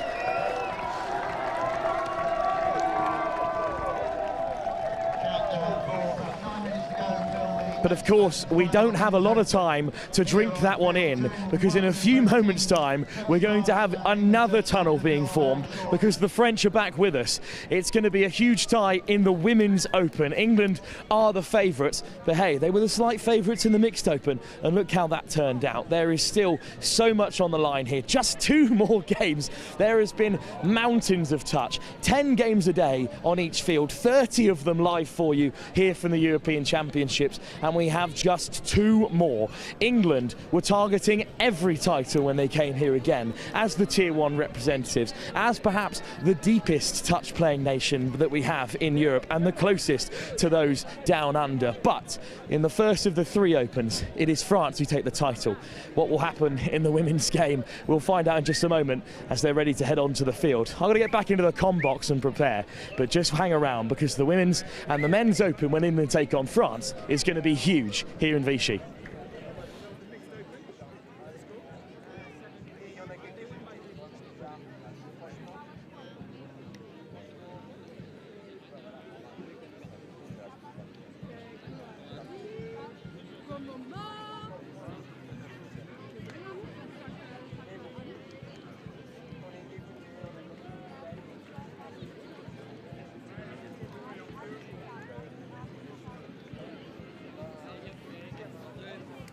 Right, welcome to field 2 for our next Opens final. We're first going to welcome on Team Ref. Please give them a big hand.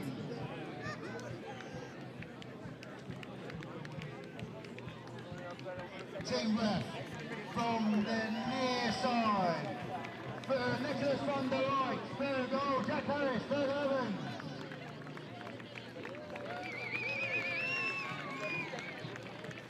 And following for Team England are Millie Haley-Hammond, Emily Rona-Roper, Abigail Wolf, Emily Simon, Carly Wynn, Emily Irons, Stephen Simon,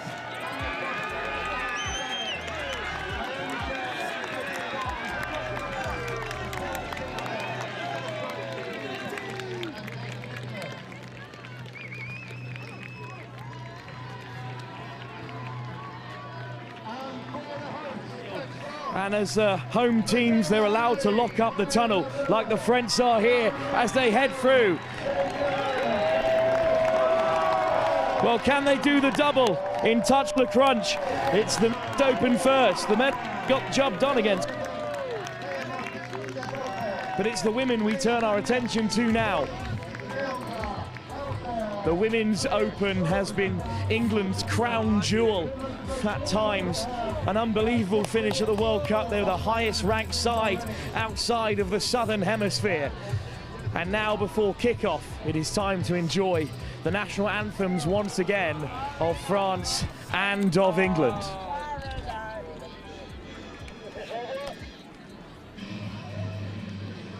Manager? No. Yeah, I'm getting these games not cleared as well. Yeah.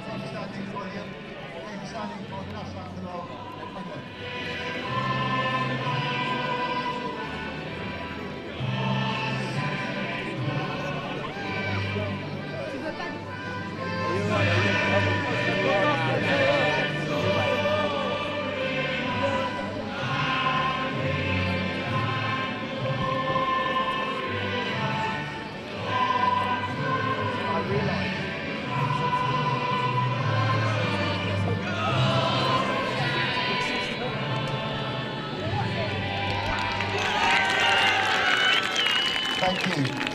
And remain upstanding if you can for the national anthem. 6. That was insane.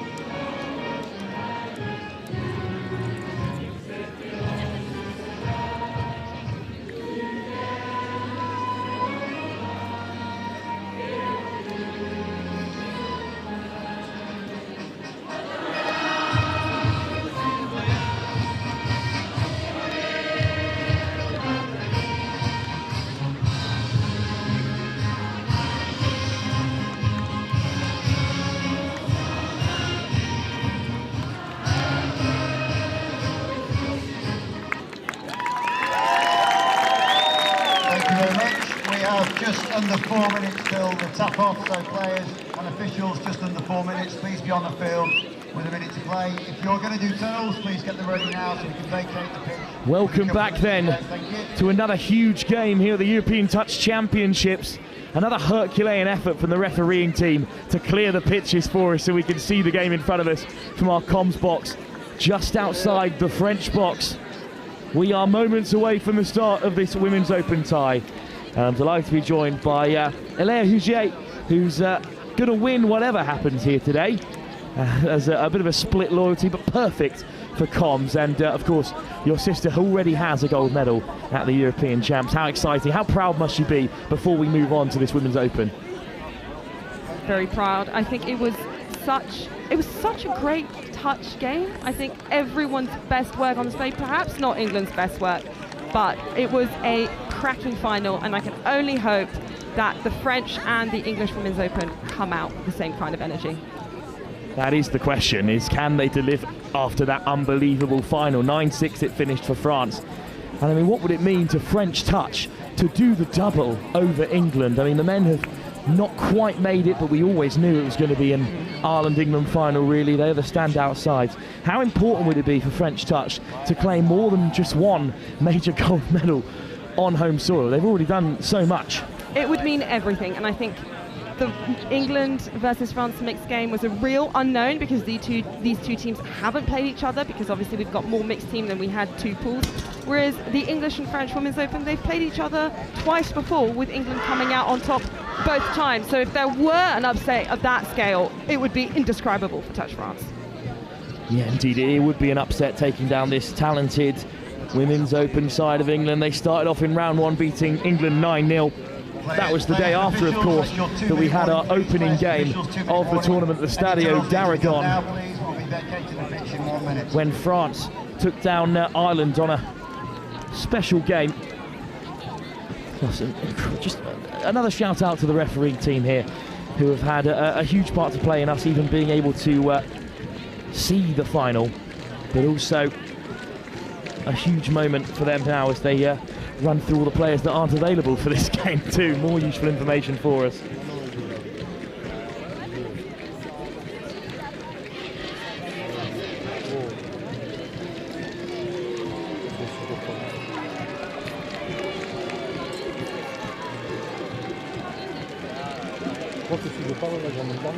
Out come England through the gate.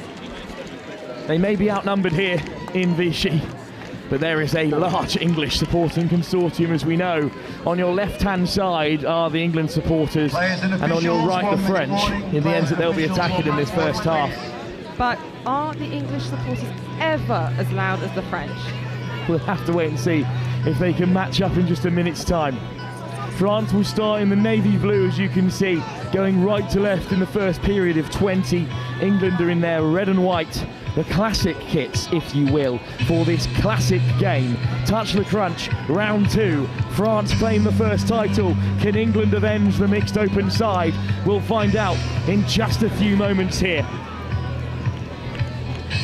And we've welcomed veteran level 5 referee Jack Harris onto the field, who is joined by Nicholas van der Wert on the far end and Fergal Evans near side the French box.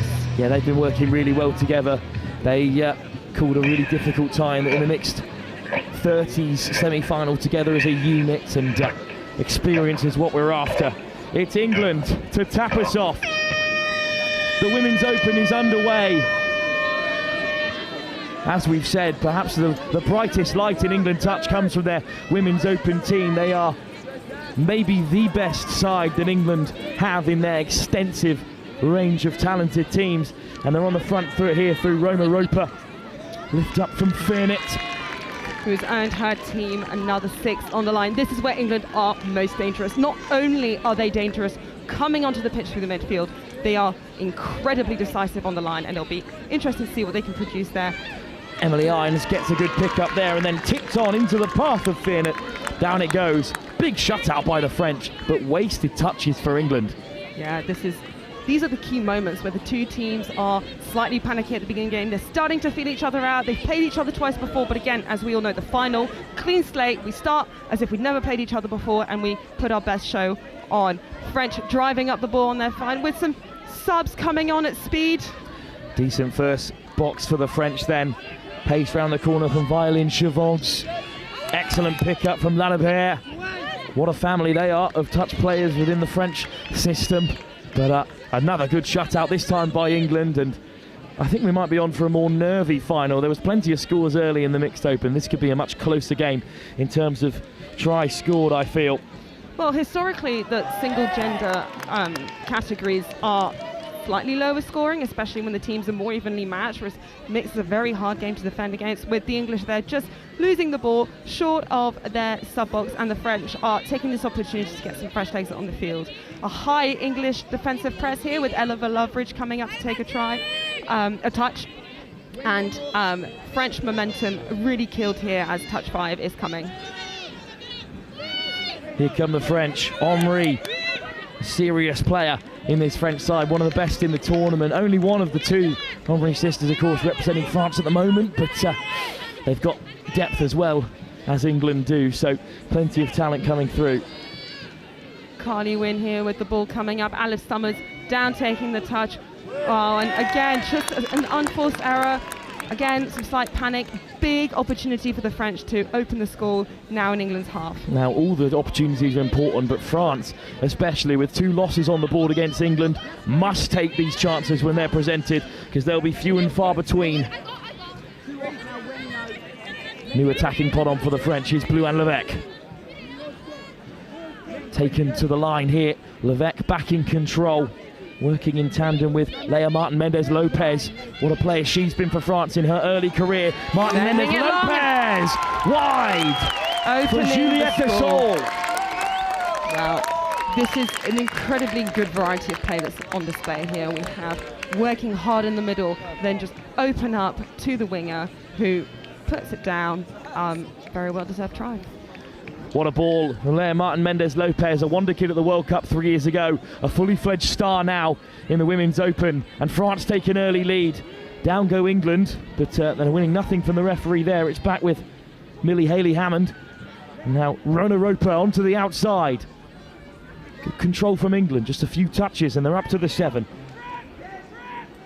Got a little doggies playing here, feeding it to M. Irons, who rolls over, and I think that's been the score for Millie Haley Hammond. Well, as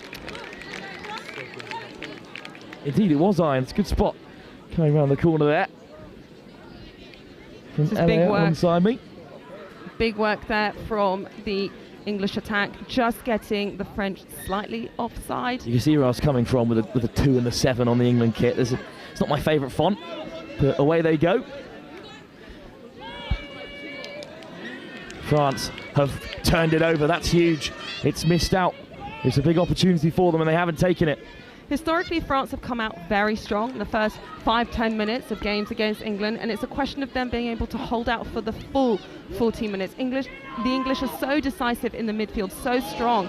As we see here, a big attacking touch. The referee says play on with Anna Crossley, taking it down. This is a huge chance for England. Great footwork, but biting in for the French came Clara Guerrero. The French now taking their time to reset ball. Passing it down the line, trying to get a little bit more speed. Big English defensive press. Try number 8 for Emily Irons as she equalised for England, but it's a really good defensive set from this English Open women's side. Absolutely, we see a scoop here from Leon Mendes Lopez, just sending it out long. It's good to see the French going to the end of their set of 6 and running through the motions. Martin Mendes Lopez has 14 tries in this Women's Open tie. She is the top scorer, just behind Carly Wynn out of the 2 teams on the field at the moment. And England again charging forward, another good shutout. French defence being made to work hard here. A little offside call allows Loveridge to wind her way through. Great pickup. Here's Simons. Simons, who had some huge performances at the Nationals for her region a few months ago. Irons always a threat. Simons, Irons again, looking for another score. Smothered by Lea Martin Mendes Lopez. Really good defensive cover there from the French. It's interesting to see how much they're collapsing, how hard a corner they're pulling, and I have no doubt that England will have identified this and looked for options. Well, it was 9-2 when France played England. I think that was an off day for the French because they are much better than that, and they've racked up very similar scorelines against opponents. You know, for example, they both beat the European select side by the same number of scores, and then 10-3 the next time they met, and that was only yesterday morning, of course. So it's 2 big scorelines that the French have got to look back on. And I mean, how will that affect a player coming into a final like this, Alea? I think it's really tough when it comes to a final. You can't think about what happened before. You have to think about the present and assume that the teams that are being showing up on the field are 2 very different teams. Straight through to the gold medal match as the top 2 ranked sides in the pool, and France's only 2 defeats have come to England. They know the kind of side they are on another day. They've got to stay in touching distance here. But first, England look to take the lead. After a brilliant start from France, it's great work from Summers to get away. Alice Summers drifts through. Was the pass made in time? Sophie Lloyd dots it down. And the French have kept them out. Yeah, the referee will come back to touch and pass there. Good footwork from Alice Summers there. She often pulls something out of the bag when no one's expecting it. So we'll have to see how... Oh, now England getting a new penalty for an obstruction in the ruck. Being put under pressure there by the French. France with a fresh set of 6. Taken on by Mathilde Henry. Certainly one of the tallest in this Women's Open division. And uses it well with great acceleration. Big defensive pressure from the English there. Perhaps slightly slow on the roll balls from the French, but they are still big footwork from number 10 here. France come rolling through. Little dummy in there from Maya Ledepierre, but England do keep her out. Great play from Klaus coming round the corner, and Violin Chavance, real danger in the middle and link. England working through the motions, looking to sub off here. Alice Summers with some good meters from her team. Naomi Finner with plenty of yards. Finner over halfway. What a carry that is as she heads off the field, and it might set England up for a strike here. Round the corner come the substitutes. Fresh legs and new pace added onto it by Simon. Little ball back on the inside. Ella Treyas with a brilliant run. And she timed the pass perfectly. And England are in front. We can see the speed at which England has come onto the pitch here. Mimi Taylor-Dean, number 16, with a flying latch, allowing Anna Crossley to get the diving try. Great work from Crossley. Again, just getting familiar with the numbers so far. I don't know why, but I've actually never watched this England team throughout my 40 games I've covered here at the European Championships. They've just avoided me on pitches 8 and 2. Slightly more familiar with the French side, who I took in at the opening ceremony, of course. Blouin Levesque, lovely footwork. Levesque up to the line, goes for the miss pass. And England, well, they just play a mark there really efficiently. They just look so comfortable. Ella Loveridge, far winger over there, had just slid in to control the attacking press, and England are now back where we originally were, with a Robbel on the 7. What is interesting is having watched the English nationals this year, where there was so much talent on show, and at the Women's Open, it's players who usually will sit in the centre for their club side or their county side or their region because they are the very best, now being moved into the Lincoln on the wing. I mean, you've got 6 unbelievable players out there at all times. There's no need to give them key positions. You can just play them up to their strengths. And this women's side, it's selected excellently well. Exactly. I think England have they're lucky that they've got such an incredible depth and range of key players. Obviously, they've worked hard to bring touch up from the grassroots level and to bring the real success of the high performance program. But France have also worked hard at this too, and we can see the quality shining onto the pitch here. Henri just assessing her options. Here's Klaus. Had a brilliant Youth Atlantic Cup a year ago, and Henri racing through. Just a bit short of touches there, the French. Exactly, but I mean, again, France have completed their set of 6. They've killed the ball away from the English sub-box, and we've seen the English make a couple of unforced errors there before, so it'll be really important for them to get off the pitch, roll the subs on, because when they do, they're very quick and they're very dangerous. Just awaiting those new options round the corner. This is where England have looked dangerous, when they've added pace onto the ball as the substitutes are made. Could be another chance here for England scooping through. And down it goes. Treyas does brilliantly, and those two link up for a second time. Well, that time it's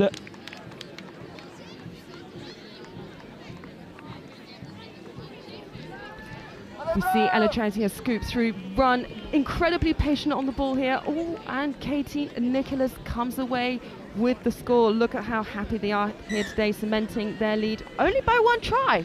Well, England have another score to make it 3-1 now. And France, they need to stay in touching distance. This is what we were discussing.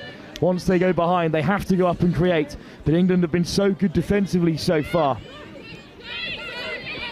And good speed on the ball there from the French, but England shutting that down with 5th touch. There's very little that can be done there. Over goes Chiara Lou Pariard. And there's a roar for the England fans behind that try line, because they've kept out the French. Oh, lovely little show and go. Hammond on the run. And here's the open here. It's a brilliant covering touch. The dive comes in late from Clara Hierro, but what a stop it is. Hayley Hammond, just the dummy and the sort of twist of the hips to get back on the inside, has set England up brilliantly here. Simon onto the ball.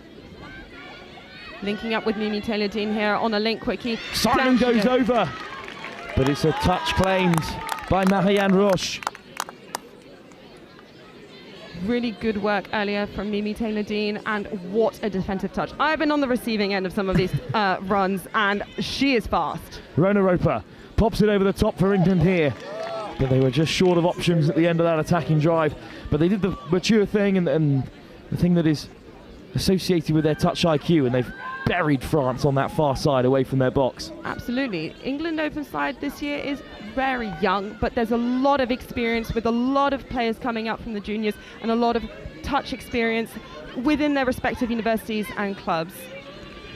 Yeah, of course, the Bucks League is perhaps where most of the most talented players in touch play the most of their sport here. As down the short side goes Leah Martin Mendez Lopez, and a diving touch comes in. It's brilliant work from Loveridge.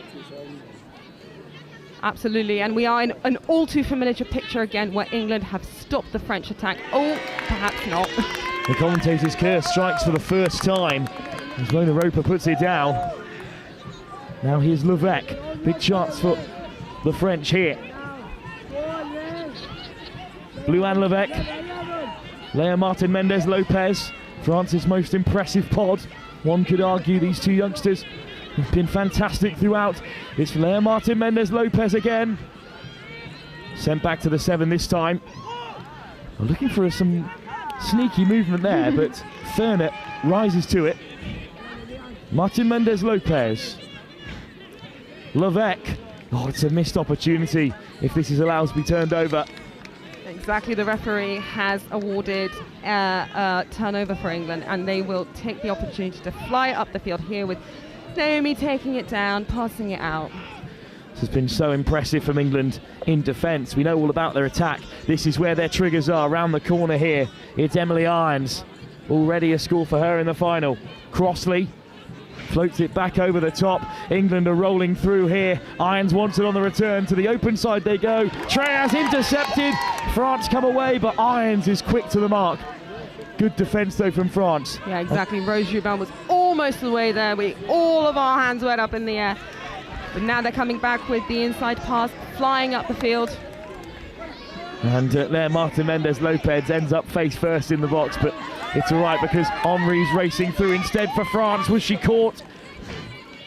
I think so. They knew they were out of options there. That was Martin Mendez Lopez worried about being caught on the field when the substitutes were made, so just salmon dived over the sideline. Touch makes her a very theatrical sport. There's nothing wrong with that at all. But all about theatrics here at the European Touch Championships. Nice carry from Kate Nicholas. He's had a number change since the original teams were done. Yeah, we've got our captain, Emily Rona Roper, coming here, linking up with Naomi Fernet. Rona Roper's caught. I think Fernet might have been as well, so touch and pass might be the eventual call. Absolutely, you could be refereeing. I'm getting there. It's only taken 40 games this week for me to hit the heights. Game number 41 after this, of course, will be my final of the tournament, everyone's final, the Men's Open, where England take on Ireland. What a powerful touch, but well worn by Pauline Guillonva. The French have been having some trouble getting out of their half here, and it's a real shame because in touch, as we know, winning the midfield, it means that you have to perform on touches 1, 2, 3, 4 and 5, and England's defensive press has just been so high and so impressive. Hayley Hammond went flying up and has won it back. Fernet off the deck. Simon, Naomi Fernet, just a tumble there, but I think they've done really well to keep the ball. Both players back to their feet quick as you like. Obviously they know that you can't score without the ball. Got a sweeper play here, Simon picking up. Simon it drops it off. Hayley Hammond over, but the touch is made. Some big defensive touch there from the French winger. Let's see if the English can create something out of nothing. Simon with the long ball. Just sort of split the middle and link there. Carly Winner waiting on the edge. And we're still at 2 tries ahead for England. Does that feel like a fair representation of the game so far?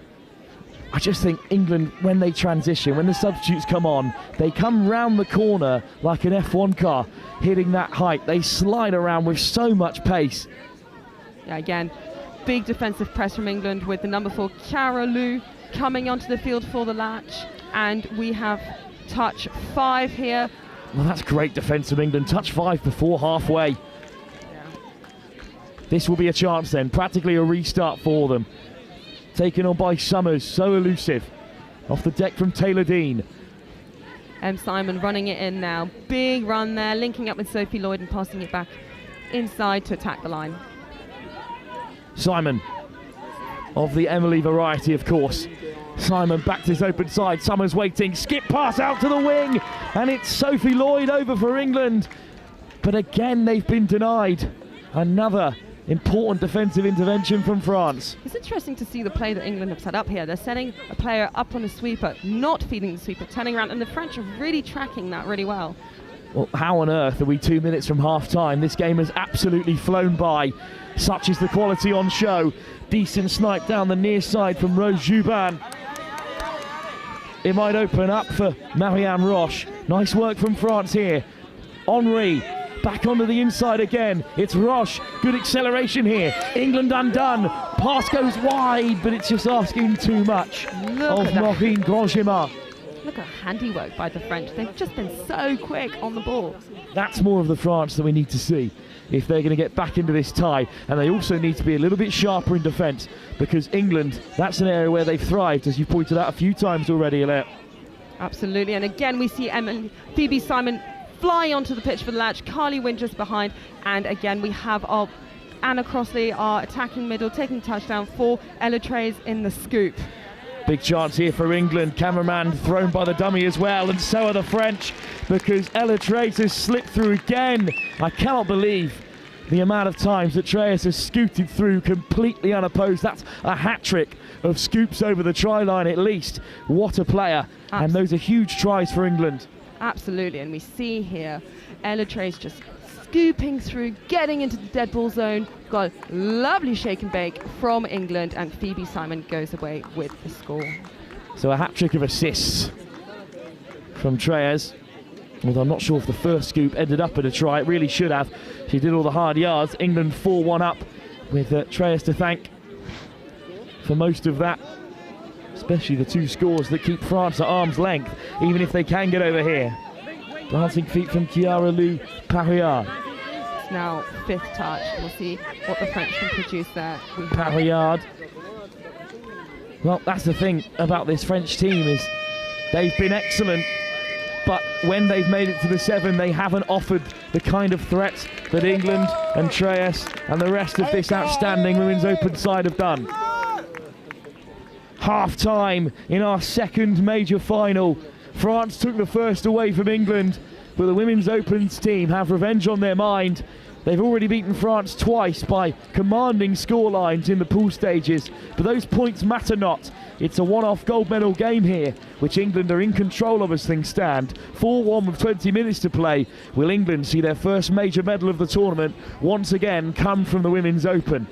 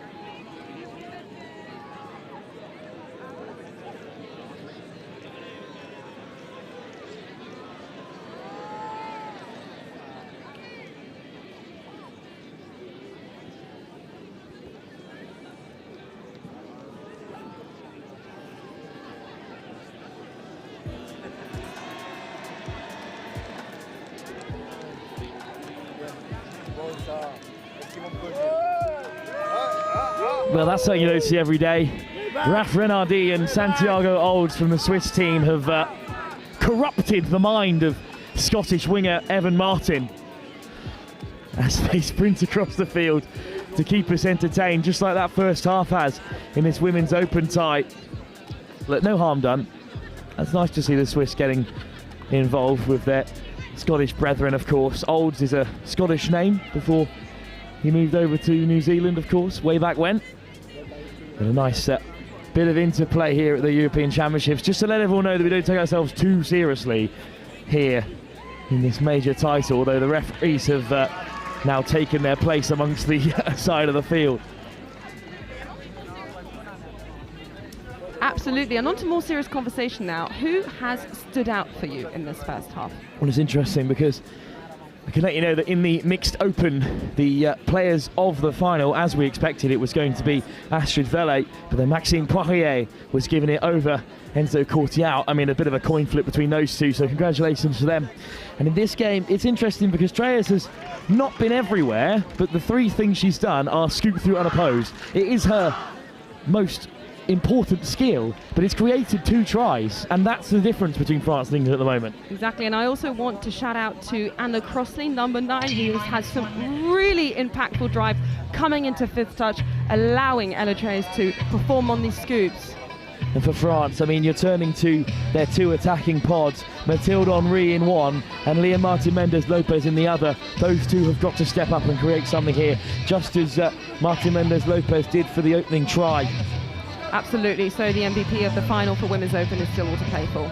France going left to right in this second half, now attacking their own fans. The English fans have stabled themselves on the other side of the field. The Men's Open team are there, watching on ahead of their final. This is a huge 20 minutes of touch rugby in this Women's Open tie. England looking for their 3rd win in 3 attempts against the French. They lead by 4-1. Neither game has been as tight as this though so far, and that's a good sign for France. Exactly, and here they are coming onto the attack in into the attack, tapping off in a few seconds. It'll be interesting to see what solutions the coaches have brought to the table. France on home soil have work to do. Taken in by Violence Chavant, one of the best players in the side, Chavant. She's been unbelievable so far. Chavant draws the touch. Parriard goes through, but caught by Summers. Touch 5. The French have 1 touch to play for, killing it far, and the English will be able to re-engage. Pretty comfortable in the defence here. Yeah, touch and pass in the end, and England shut out France, as you said, too comfortably. That was too easy for England.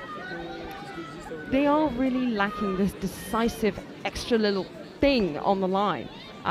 We haven't seen them dive that much either. And again, the English subbing on there. Massive latch by Naomi Fernett coming on with such speed. There's a different intensity around England's play. Rona Roper, and now Hayley Hammond. Right, she goes! The ball was put down, but again, Roper and Hayley Hammond and Rona Roper just racing around that corner, as you said. Yeah, and just the French, the English defence have had just so much time to reset. It's been really hard for the French to turn over the ball quickly and catch them unawares. Great line speed from England. They forced another error out of France. Rona Roper right up in the face. These are just the little extra 1%ers that can make the whole difference in a game this tight. Rona Roper. Hayley Hammond. France keep them out, but there's plenty more touches in the chamber here for England. They'll take some time to build their attack. Down again we go with the sweeper for Naomi Fernett, sending it long. Taylor Dean missed out, looking for the outstretched Ella Loveridge, who came awfully close to keeping that one hold. That is an absolute big red warning there for the French. They were lucky to get away with this one. Here they are resetting again, looking to sub out. It's a long way to go though. A full 70 metres against this England side. Touch 3, again, shy of the halfway. This is not great field positioning for them. Touch 4 still in their own half, touch 5 coming. Luan Levesque touched hard. Could have done with a penalty there, but it's not coming. Near Martin Mendes Lopez, just looking to steal those extra metres. Not bad footwork from Maureen Gorgemar. Absolutely, and at this point the French, when they're losing out on the set like this, it's just damage control. They're killing it far away from the English box, but that doesn't look like to be a problem. Taylor Dean off the deck from Hayley Hammond. Fernett, brilliant transition. They're already deep in French territory as the substitutes come racing round. It's Nicholas, Irons. England moving swiftly here. Irons back to the open side and flying in go England again. Anna Crossley. This time the score is given. This is a really interesting moment in the game, actually. We can just see what we've been speaking about, which is the speed of the English transition. Down Anna Crossley goes, steps out, decisive pass out to the wing. And finally, Loveridge goes over. She's been in that perfect position almost every time, just waiting for England to draw in the French. And eventually she's got her score. Would you believe that this competition is her Women's Open debut?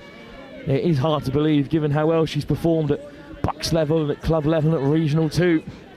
It's a new generation of women coming through for England. That's a hard touch and a window opening for the French here. I believe that this is one of their first repeat set of 6 on the line, so it'll be interesting to see the attack that they build with 6 touches to go. Manakachi, Guionva, Manakachi again, Henri, excellent take, but England track across very comfortably here again. It's that word I keep coming back to for England defence. All they've got to do is drift across. There was no real challenge for them here, not for one of the best women's sides in Europe and one of the strongest in the world. Manakachi puts it down. Yeah, Offside, so Summers is away. And again, that's first touch over the 10 metre.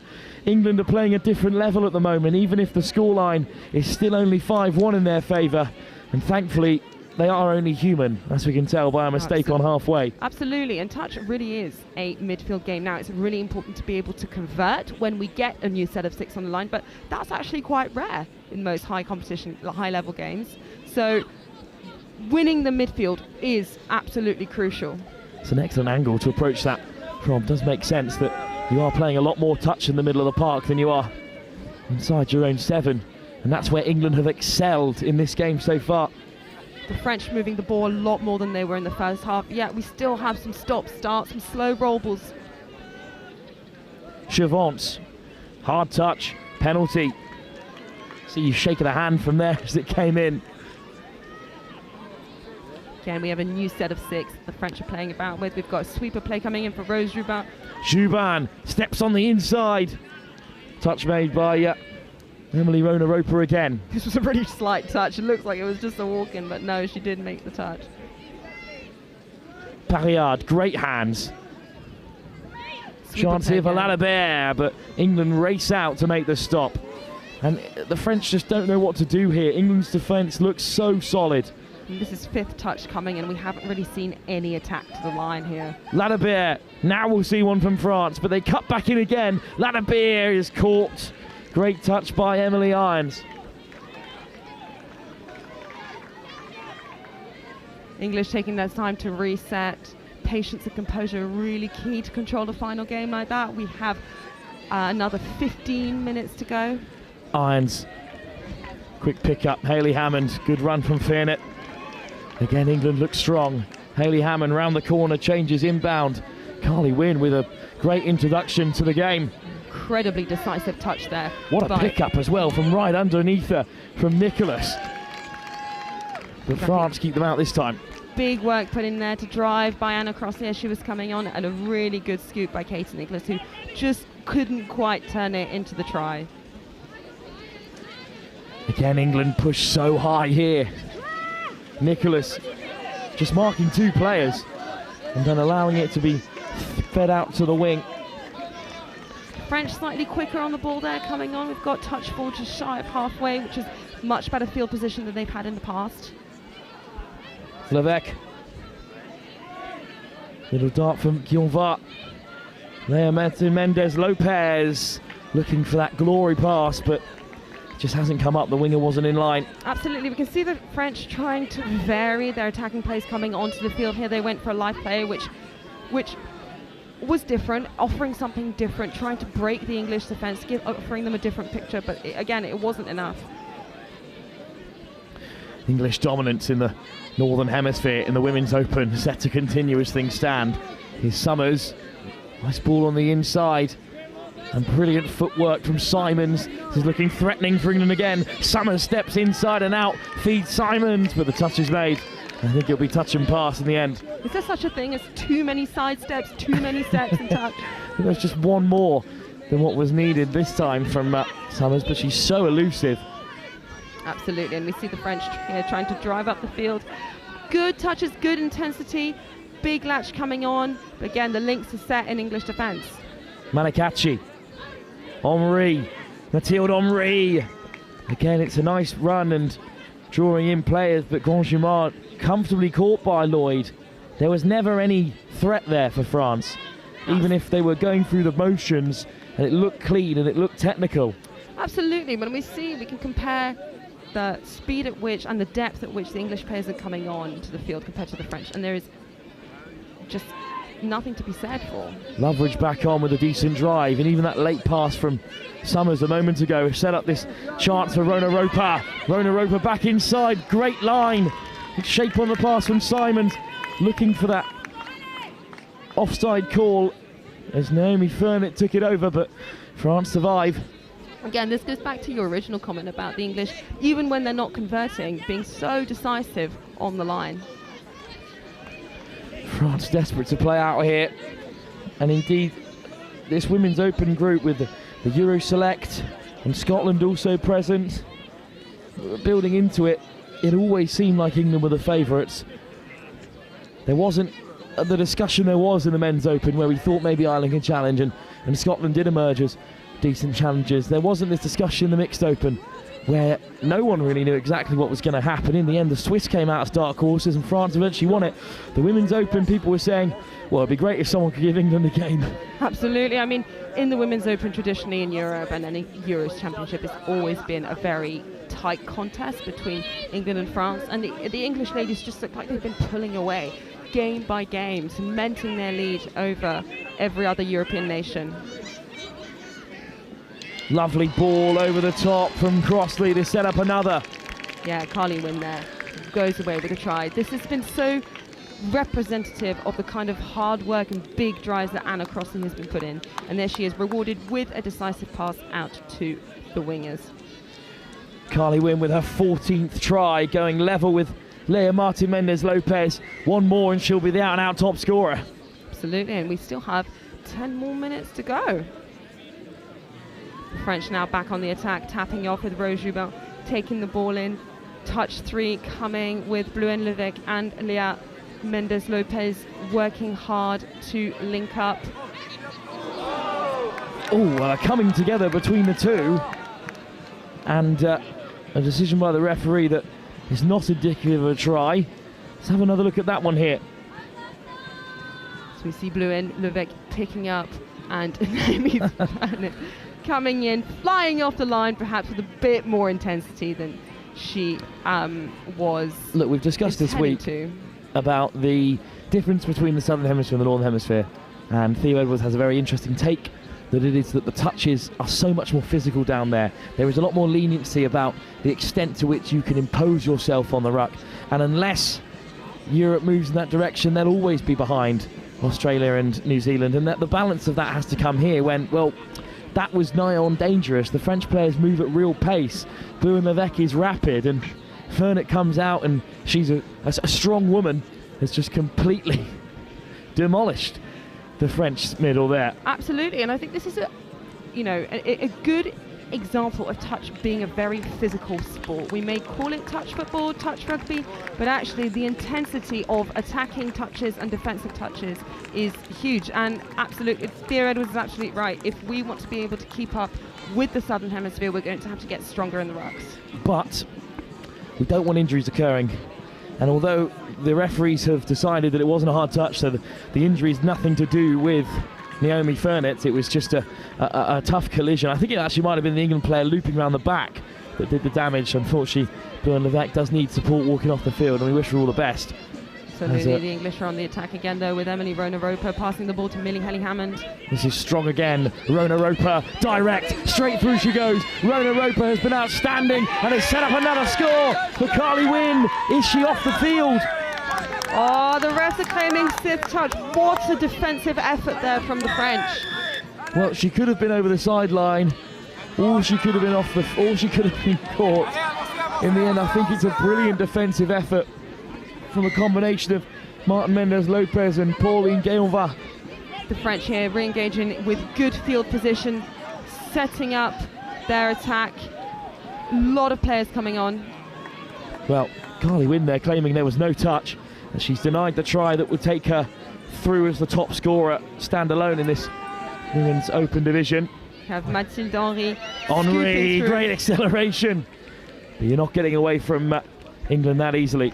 In this last set, we've seen some more energy from the French, slightly more depth, more striking pressure, and certainly a good acceleration into the scoop. We're going to have to start talking about player of the final. And, you know, Rona Roper for me on both sides of the ball has been so impressive. And this game has been as much about defence as it has been England going forward. I mean, Naomi Fernet's been brilliant as well. Yeah. Bit of recency bias as they race around the corner.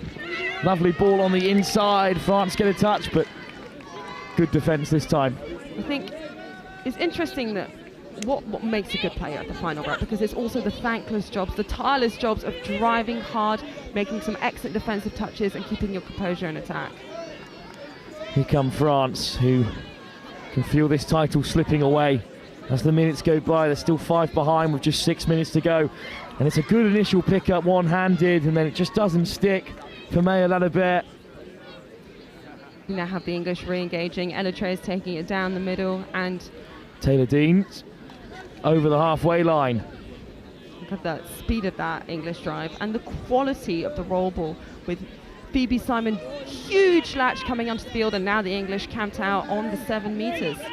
Another chance will present itself for England here. Irons, Simons, over the top it goes. Summers gets a hold of it, but a good touch by Pauline Guilva. That was good. That looked like it was going to be a try. Really good tracking there from the French middle. Impressive stuff from France in defence. I mean, they have worked awfully hard. There is no world in which you can deny their energy and their impressive play. Yeah, they've been working really hard to track the English attack. But it's just the speed at which they're coming on. It's so hard to defend. But here we are, French on a big scoop there with Leah Martin Mendez Lopez. Not the first time she's almost broken through and is looking for the winger who just isn't in line with her. But then again, she's one of the quickest players in the tournament, so it's not that hard to keep up with her. It is pretty hard, to keep up with her. Yeah, exactly. And then we see here the English taking their time and resetting the player with 5 minutes left to go. So with a very strong 5-try lead. Alice Summers just driving it up into the field. And England have one hand on the trophy. Big meters there from Katie Nicholas. M. Simon coming on for the latch. One more try would certainly wrap this one up. Naomi Fernet. Options inside and out here for Simon. Simon again wants it again, but it's Rona Roper. Simon. Lovely footwork and just pops it off. Oh, that's and going the to be try's awarded. been given, and that'll be the game. And it's Millie Haley Hammond, I believe, who's on the end of it once more. Oh, I really want to have a look at this replay. Phoebe Simon creating a scoop in space out of... Look at that little show and tell. Good footwork. Late switch with Millie Haley Hammond. And we now have a 5-try... Sorry, my maths is wrong. 5-try lead for England. She's just... 6-try lead. 6-try lead She's just stepped Leah Martin Mendez Lopez, which is not something said every day. Yeah. Here we have the French back on the attack. Klaus. Touch taken, short of the 7. Klaus, Chavance. Oh, it's going to be England pressing up again, but Klaus looks to exploit it. They just can't get on the outside of them here. Chavance, Henri, and look how quickly she is hunted down by Emily Irons. I mean, the work that the English Licks have put in defence has been huge. We see them here reset the ball, very comfortable, composed, calm, and with just over 3 minutes left to go, it could make for a very difficult French comeback. Indeed, it's unlikely here with just 3 minutes to go. England can start to celebrate, but just know that this side is so professional. There's no chance of that before the game begins.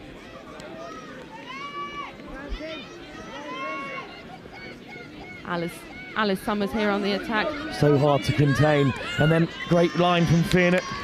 Nicholas looks to catch her, but with huge defensive touch there. The French just are relentless in their tracking down of English attack. Of course, there's been great French defence, but there's been so many English attacks that there's still been at least 7 instances that they've managed to break through England, and that's a shame. You can defend like that all you like. If you can't challenge at the other end of the field, then you're unlikely to come through. Absolutely. And do you remember when France took the lead? I mean, that's how this game began, and all of a sudden they've been taken apart the other end.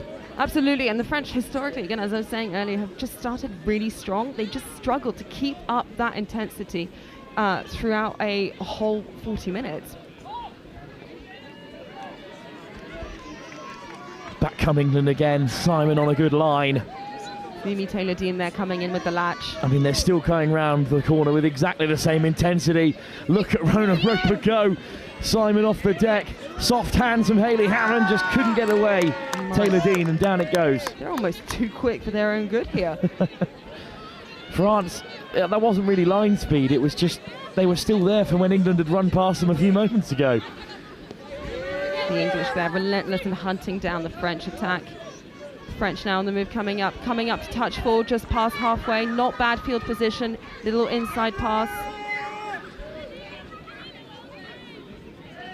Good line speed again from Hayley Hammond.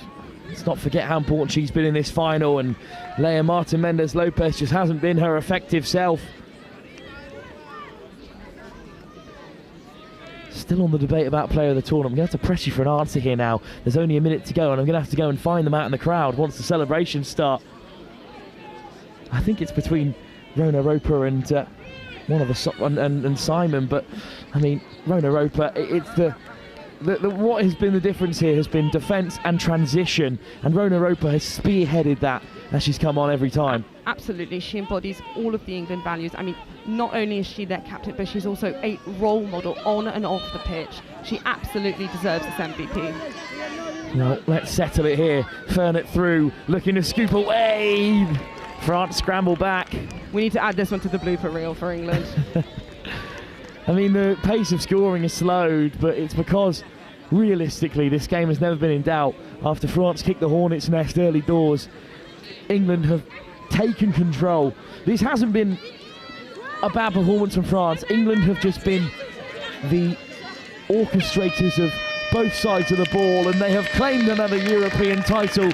And without breaking a sweat, England have dominated this division once again. Take nothing away from France, who are developing year on year, but the best that anyone can hope to do is challenge England here, and even in the gold medal match that hasn't been the case. France have been excellent. And Elia, your final thoughts on a 7-1 victory for England? England deserve it.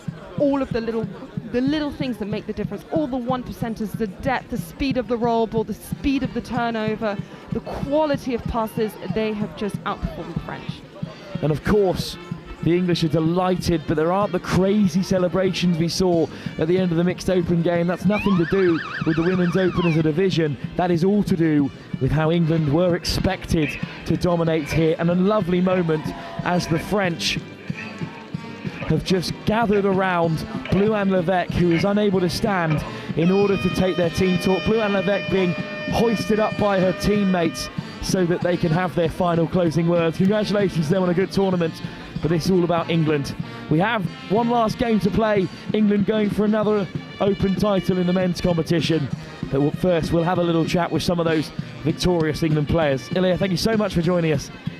Thank you for having me. It was a pleasure. We'll be back in a few moments on field.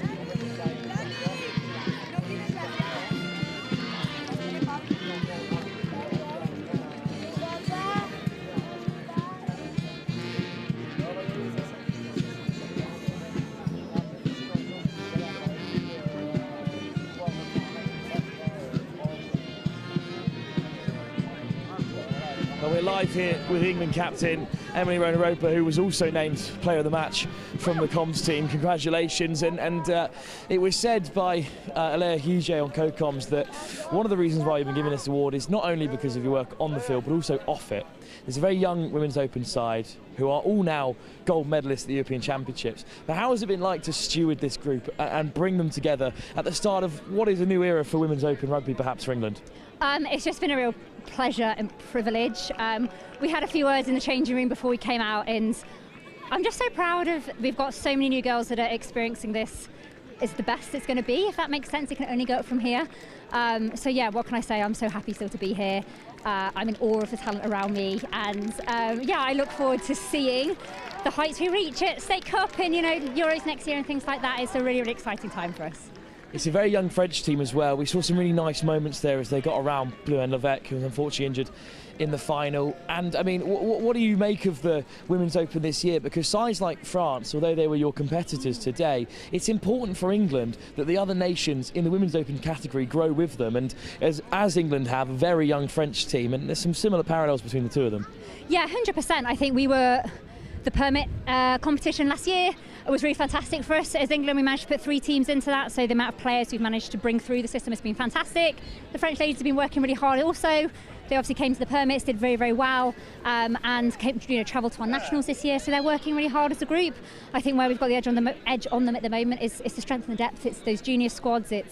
We've just got more numbers that we can bring through, which is fantastic. Yeah, it was unbelievable when we were talking about the players that have made their debut this tournament, because it's ridiculous they haven't had England caps already, or even the players who were Youth Atlantic Cup a year ago and are now nailed on in the Women's Open and the Men's Open too. I mean, what do you think is driving this sort of new generation of touch players? What do you think is the main factor about England touch that is bringing them all together and creating depth that no other European country can match? Yeah, so I think it's a few things. I think it's obviously brilliant kind of club touch rugby. The UTC, so the University Touch Champs, is massive for us. We have so many young people come to touch the university and they upskill quick. And then it's things like, you know, our nationals and our club comps. Really, we can excel those players through those kind of club competitions to hit the heights of international competition.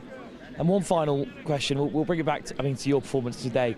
I think one of the biggest differences was the work ethic of this England team for 40 minutes, especially the transition. It's what emotion wants. Coming on from the box, the pace was just there. And when you've been so successful all tournament, I mean, how do you drive such high standards in a group that are already favourites? One could have very comfortably argued before that game. No, very much. I mean, for us, it's all about the process. We said on that game we want to focus on our midfield D and our transition 4-5-6, so the two things that the co-coms have picked up, which is fantastic, and the game becomes a lot easier when you're away from the line. So let's keep those nippy French ladies away from our line. We're doing really well. So yeah, really happy we managed to maintain that intensity. Bit of cloud cover probably helping us as well. Bit of breeze has not been as hot as it has the previous days. But yeah, those were our 2 focus points.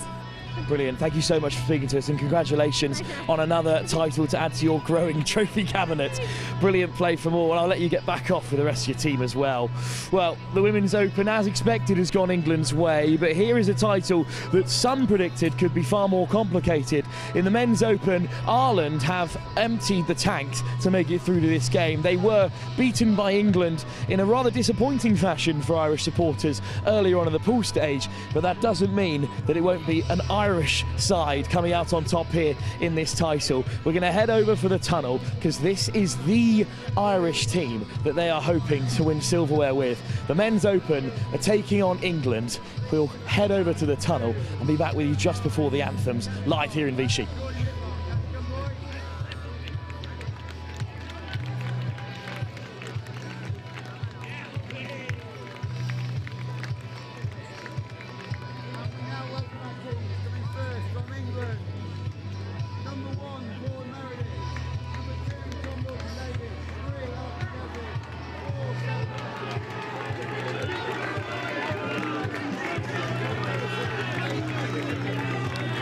First, the defending European champions. Can they repeat the work of their women's side and take a second gold medal for England in the major competitions? But they have stern challengers in Ireland. Scotland too have had a strong performance in this Men's Open division, but it may well be Ireland who come through as the most difficult side that England have faced in the Northern Hemisphere yet. They will saunter out of the gate as comfortable as you like. There is a stern determination on the faces of the young Irishmen heading through the tunnel here pitchside in Vichy. They have one thing on their mind, and that is taking the game to England.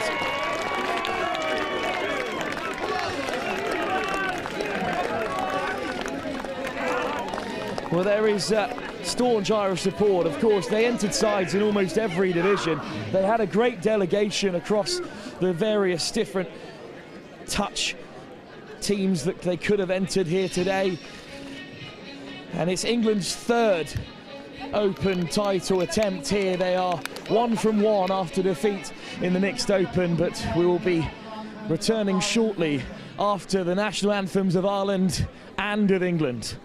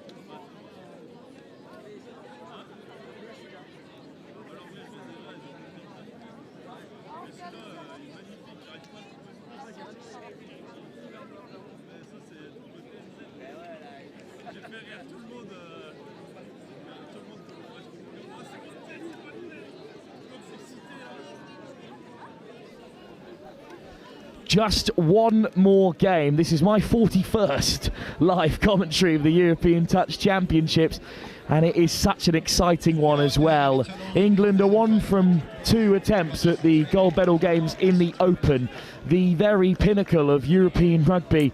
It is Ireland, who were predicted by some, including tournament commentator Joe Wright, including 7th touch down in New Zealand, watching on from afar, as potential challengers for England in this division. I'm delighted to be joined by FIT director Aaron Jones. And Aaron, you were just saying that it's possible that Ireland could challenge England here, but their top players have got to have fantastic games. Yeah, absolutely. Wilfred, thank you for being let me be here today for this Men's Opens final. I was here 3 years ago, and the same 2 teams competed in that event. England got the chocolates that day. I think at the time, from memory, one of the best Irish players went down with an injury during the tournament, and as such they were significantly weakened. It might have even been Will Hickey, who's come across from Australia representing Ireland. He's a New South Wales touch representative back home in Australia. Very, very good player, and I think if Ireland have got any chance today, mate, to topple this I would say a developing England side. From what I understand, a lot of England players have moved on into the 30s. Some are not here in this tournament. They've had a year off, like Dom Tripp.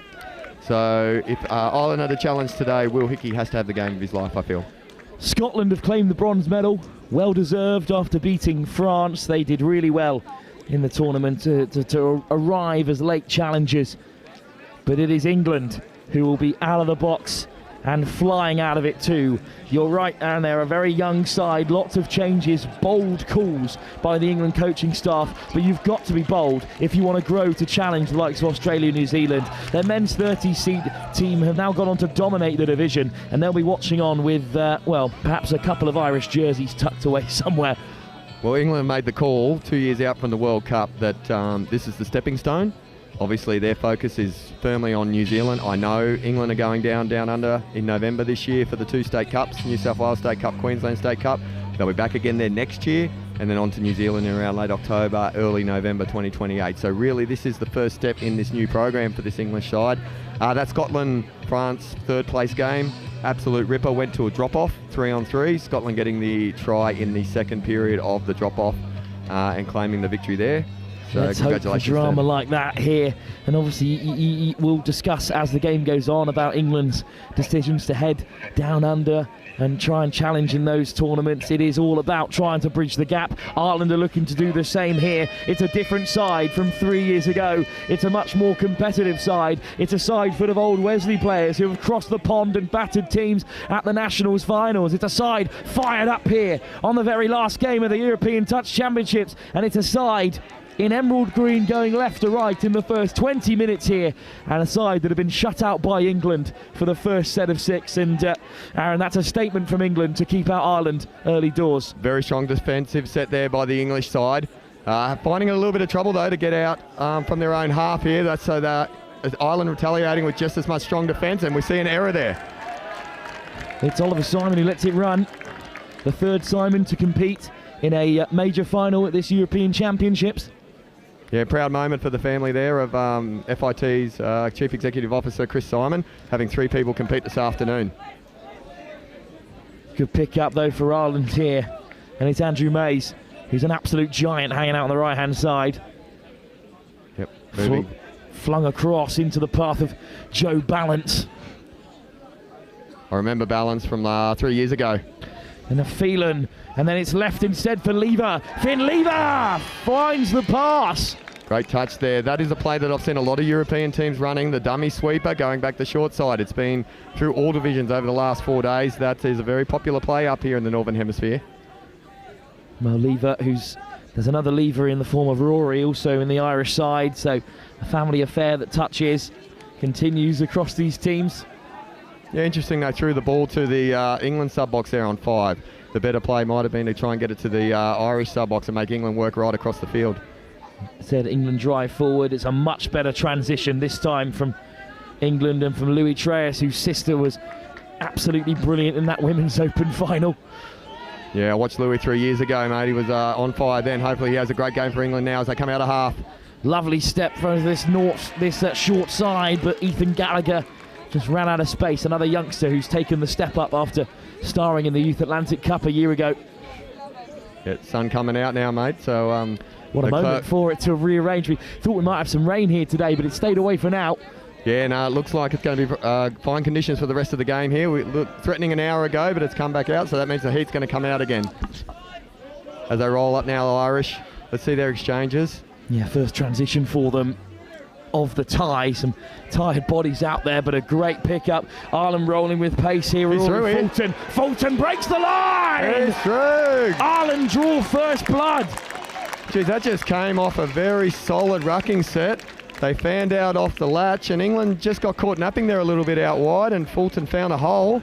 And as we see here on the replay, we've got Fulton just getting the ball off the dummy half. He split hard, and just too much pace for the number 13 there. Fulton too fast for Ben Grinter. He's no slouch. It's an excellent finish, and Ireland one up here against England. Tell you what, they're absolutely pumped too in the box here. We're in front of the Irish box. Now France open the scoring against England in the Women's Open, and we all know how that went. So Ireland need a big shutout here. Slapped down by the Irish. Treyas denied. Once again, it was that sweeper step back, looking to go the short side. Wouldn't mind him seeing give the ball, get the quarterback back, and then throwing long. Really collapsing the Irish defence. So here we go, we've got a changeover. Well, I thought that was going to be 6 fresh touches for England, but the referees in consultation. They've got the blue and red strip on now instead of the white for the sake of confusion, the referees. Ireland here in good numbers. Yeah, good decision by the referees. I think they actually stand out a lot more. I haven't seen any referee at an FIT event wear that strip before, so it's a good innovation. Also haven't seen any collisions just yet, so it's a good sign of things to come. As Ireland on the front foot, Mark Phelan whipped up by Lever again. Away from Ben Laden, and they use all their touches here, but they don't really threaten Ireland, and England will head to the box. England have dropped the ball here, have they? What do we got here? Yeah, ball down. I think that's the right call. I thought it was a very sloppy roll ball. Interesting to see Ireland went to the English box again on their last set, but no, I would tend to agree with that. You've got to have better ball control than that when you're rucking it out of your own line. Can Ireland punish them here? Beaten 11-8 yesterday, and in the opening round of day 2, beaten 7-4. So looking for better here. Wide it goes, and Ben Laden was running that line, but he wasn't quite there when the ball was delivered. Yeah, high risk play there by Ireland early in the tackle count. They ran linker sweeper, where basically you sweep the link and then go back the open side. It is a very high risk play, and probably touch 3 you want to maybe run a few more conservative plays to give yourself the full set. England with a better transition this time around. A little dummy from Treyas. Good drive. Over that 10 metre, and then an injection of pace has Ireland scrambling, but again it's a loose roll ball. Archie Devlin was really up for it as he came onto the field, but just couldn't place it calmly enough. Just sensing some nerves in the England camp the first 5 minutes, similar to what I think I saw in the women's game. I thought England looked a little nervous in the women's game in the first 5 as well. Very much a similar arrangement here. When you're a heavy favourite, that can happen. Step. Through go Ireland here. No call from the ref just yet. Sean Balance does brilliantly well. Assistant coach of the Irish women's side, but still a real devil on field, and this is some stunning footwork. Yeah, just picked up out of half, got an offside player. Oh, the 13 there, he might have been onside, but the referees have said play through. Haven't seen it, and the number 10 there scoring the try. 2-0 Ireland. Luke Guarenti there to benefit. Ireland 2-0 up. And you said England women's side were nervous, but what the French didn't do was capitalise on that. Ireland seemed to be doing so. Yeah, absolutely. As we run a sweeper now, that's a give the sweeper. But yeah, Ireland, strong defence there. They've read that. They've probably seen that plenty of times this campaign. Sam Dixon denied. Another young Sioux start at the Youth Atlantic Cup. Loose ball over the top from Lawton Davis. And it's well collected, but Ireland keep them out. Yeah, great touch there by the Irish winger. You know, didn't bite on the inside play, trusted his linker, and then just went out and made the touch on his winger. And Ireland a long way from home at the moment. They've got players poised and ready on the edge of the box. Yeah, that's what I want to see the Irish do when they're when there's nothing on their 6 touch. Get it to the Irish box and make them come across. It's taken them 3 touches to get all their subs on, so they don't have an opportunity now. Quick ball though from Lever, and a good line. At least they've gone deep, Ireland, from Joe Balance. Yeah, so just right there, they turn the ball over once again on the set side. Maybe they've seen that England like to run the away set, which is what they've done here. Little bit of space on this near side for Harry Richards, and he makes use of it. Cole Graham launches a long ball. Dixon through the middle. Yeah, they want to get a roll on here. This is a nice roll coming up here, Will. Josh Henderson. New faces in the England line. Simon amongst them. Treyas. A real box of tricks. Louis Treyas steps off the left and goes himself. Gets the offside call. Yeah, great experience. Get across. Great experience there from Louis Treyas. Seasoned campaigner. I think working with the younger player there. You just a little quickie, step back. Ireland a little slow on the recovery there of the inside middle, and yeah, that was well down. Good try. So Ireland peg back, England on the board, but still an emerald lead. Here's Balance. Yep, working with Hickey there, I think. Still a little space here for Fulton, eventually caught. Rory Fulton. Hickey, balance now. Good work from Kieran Burton. Long ball over the top. English player there to cover. Vaughan Meredith just completely screening the Irish winger. Yeah, I think at men's opens level, you just got to be a little bit more creative setting up that 4-on-3. Teams are very adapted at defending that now. So just want to see a little bit more creativity, maybe a little movement beforehand and then do the drop dump. Here come England straight through the centre. Gallagher almost dropped it short of Ben Grinter. Yeah, this is better roll. Irish protestations, but no call coming. Richards off the deck. Cole Graham, lovely pickup. Dixon whips it in field. Lawton Davis pins back his ears. Ireland catch him before he's through and deny England the opportunity. Great touch though, but I like what I'm seeing here from England. They've settled into their flow. They've settled in. I mean, that's not going to help giving away the penalty there. But they have actually, their rucking sets are a bit more effective than Ireland simply because they're getting the ball on their side of the field. Ireland need to start working out that they've got to get the ball over here to allow England to roll out from a longer position, way out. It's a little bit soft from Lawton Davis and it might have let the Irish in. Touch taken on James O'Donnell. O'Donnell plays his rugby over in England. Wetson on the return again. O'Donnell hunted down by Dixon. And then a loose ball. That's an error from Sean O'Sullivan. Yeah, little coach killer there. I think they just rushed that a little bit. They had a couple more touches up their sleeve. Maybe they could have just settled it down and had a set-up play for a final strike on 6. Lawton Davis wears the heavy touch and the call does come his way. Yeah, pull down there. Pretty easy one to give. Ireland just trying to slow the play down. Like I said, England have settled a lot better now. And Richards onto the outside. Ireland have got to be careful here. Touch is made by the winger Andrew Mays. Huge dummy and another one, and Ireland didn't like that at all from Oliver Simon. Might have been a little bit of simulation there too at the end of it. Bold of Ireland to put 2 hands on the CEO's son. Very bold. He's no longer at England touch, so people can stop pretending that the Simons haven't been selected on merit. Gallagher with a big miss pass, beautiful pill. Richards over. Well shut up, well set up play there. That's what we like to see. So a little bit of creativity beforehand. Here Louis Treyas again dictating plays. Good ball out of half here. Good 4-on-3. Winger probably caught a bit too far in there. Probably looking to, he was out chasing in rather than in chasing out. And we're all level here, 2-2. What a pill from Gallagher. Richards goes over. Yeah, Ireland need to come back now. England have settled and that could be dangerous for the Irish here. They need to stay in this game. They don't want to let England get a roll on. Richards now the top scorer in the tournament with 18, going level with Killian Daly. And Ireland look to have driven straight over, but denied at the moment by the referee. Yeah, I think he made the touch there. I'm not sure what the commentator was, but it was an easy 3-on-2. Probably should have given the pass there rather than try and go himself. Phelan. Out come England, off the deck from Hickey, to the short side he goes, Phelan over the line. There's a hand straight up from Tom Pennishead, but a try is given. Yeah, they caught the Olinka offside there. It'll be interesting to see the replay, just to see whether he got his 2 feet back. Hickey dictating here, gives the punish. Let's have a look at the feet of the link. Ooh, maybe ball just down before he got there, very close. Mark Phelan puts Ireland back in front. Strong words from the coaching staff in the box in front of us here.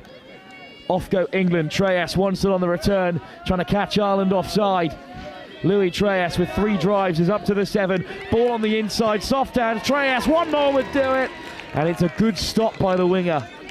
You love a 7-foot arm span out wide. You love big, tall timber out wide, and that's come into full effect there. Saved a certain try.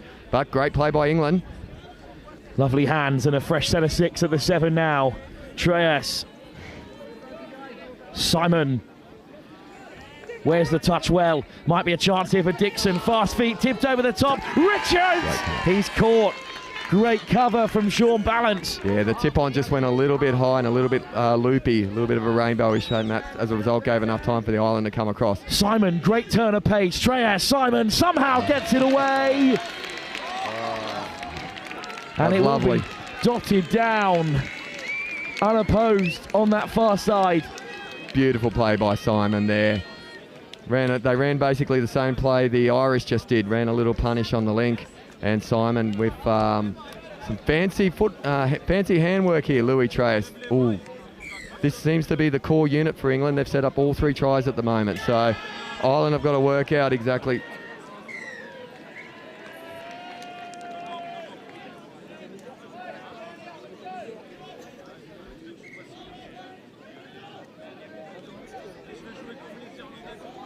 Ireland, fortunate penalty there, Will. Yeah, indeed, a penalty is given. Just trying to find out who the England 16 is, because he's not listed on the sheet. I have a feeling it's Sam Clacker, who goes to 18 tries in the tournament, but he's changed his shirt if it is. Yeah, he might have had some blood on his shirt or something like that, or it got ripped, and they don't carry more than one kit here at Touch Football, so might have had to go a replacement number. So indeed, Ireland pushing on here. Pulled back level again after a nice ball over the top. Fast feet at the line, but Carl Lever is caught. Yeah, last touch here. Oh, he's through, is he? No, almost, but good defence there by England. Balance. Scrappy set there by Ireland in attack. They want to do better next time. That is a missed opportunity, really. 6 fresh touches so close to the line. England would have taken that chance, you fear, as they have done 3 times already today. Yeah, especially with Hickey on the field. They've got to make more use of him when he's on in attack there, and now he's just burning energy in defence. Richards off the deck. Brilliant drive from England here. I think they're going to carve out another chance. What a pick up from Gallagher to the open side. Soft hand should do it. It's Richards on the double. Absolutely sensational play there. They've got their flow on now, Will. The English men's opens team here. That was sensational driving straight up the sub box. Some beautiful strong drives as we see here. So this started on the other side of halfway. Look at this drive coming into touch. This is the one here. Critical drive. Got the middle. Little short play there by the number 8. Quick hands and winger beaten. All ends up. So England take the lead, I think. I've got one eye on the top scorer's race, because that try puts Richards level with Kieran Byrne on 19 at the very pinnacle of it. There you go. Something to behold here in the final, but we've got 4-3 at the moment. Phelan. England take the lead for the very first time. To the open side they go. It's been intercepted by Augustine McMahon. Yeah, referee's found a penalty there. I think maybe through the ruck or something like that, but tried to sink a pass, but it wouldn't have been to no effect anyway. The penalty had already been given. It might have been off the mark. Kemal Shahabdeen. Well, that time it was Simon making the run. Yeah. And some new fresh faces on here for England. They've got to hold on to half-time here, Ireland. I don't think they can let England get too far in front, otherwise I think the English will just be able to roll through the second half. Here we go, Pennison throws the intercept, and it's going to be an Irish score, and Kieran Byrne will go to 20 tries in the tournament. It's the perfect Danganane moment. Goodbye. Here he goes. They'll do more than hold on before half-time. They'll take us level again. Not a bad option here from Pennison, but just watch Byrne's eyes in that background there as he follows the play. Great read. Came from an onside position, there's no doubt about that. And he was away, and you was put down your glasses. No one was catching Byrne. So does he go to 20 tries, does he? Top scorer out and out here at the European Championship. Geez, he might have taken a few of them over the last weekend, but now we go. We've got plenty of action here. Another penalty. Referee's saying go back, go back. 4-4. Fresh set of touches, but just outside the 10 metre. Off goes Graham. Cole Graham casually forward. Ball off the deck from Lawton Davis. Great strike there by the number 12 from Ireland. Read the play well at the link and came in and got the middle. Joe Balance in to defend. Lawton Davis ball in hand. It's Henderson and Gallagher, and it's the big no-look miss pass. He just wound it up knowing that Richards was out there, but it's floated forward. Yeah, well defended there by the number 15. Bit what we said with Ireland as well. Defending that 4-on-3, very hard to throw into the wind too, but the referee's found a penalty. So England get another chance to reload. Tom Lawton Davis skips out Gallagher this time, but it's good defence to catch Henderson. Great touch. Great touch. They tried to a little bit get him on a sneaky there with a little inside-outside. They thought it was going to the first player through to the second cross face. And great defence.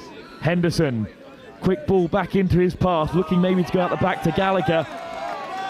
But is that another penalty for Ireland or just a good touch? Can't tell by the reaction of the crowd from here. Good touch it was. Henderson drops it in for Tom Lawton-Davis, and finally Ireland kick them out. What a performance on the defensive side of things from Ireland. A huge shutout with just 2 minutes to go before half-time. Yeah, great half, isn't it? End-to-end football. We've got intercepts, we've got long balls, we've got a penalty for not giving the ball back, and we've got Ireland now getting a ball downfield, having a crack before half-time. Oh, no, we don't. We have a penalty, coach killer. Real disappointment in how Ireland performed in their previous fixtures with England. They were meant to be the challengers, but no one remembers the pool games. They only remember the big dance. Here in the final at the European Championships, the gold medal match, which is level at 4-4. There's that big Simon dummy, which is very unpopular with the Irish, I must say. Simon again looks to get onto the outside. Dixon, speculative, but picked out brilliantly, and it's an England score. Gallagher goes over. He's already kicked the ball away before the score was given. We might have a forward pass here. Well, it was a sinker pass. Where a sinker pass we call when you go over the middle, and then you've got to get it to the link. It's very hard to throw that backwards. And they're going to go, yep, he has thrown it backwards. No, they're going to go penalty. Forward pass.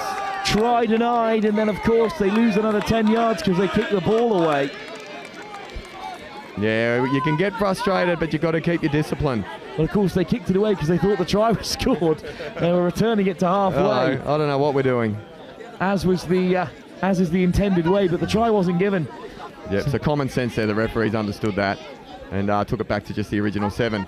So we've got an away set here with 20 odd seconds to go. Ireland look to take them on the outside. There's seconds remaining here, but that's enough for a men's open team to go end to end. Will Hickey on here. They've got Hickey on. O'Donnell again, there's the buzzer. Lever gets away from one. It's a good touch from Louis Treyes to take us through to the break. We saw drama in the mixed open. We saw dominance in the women's tie.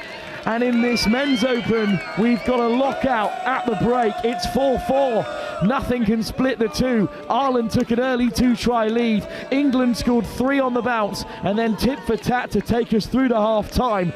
And it's a game that's had a little bit of everything, Aaron. Absolutely, it has been end-to-end footy. There's been changes in momentum across the entire half.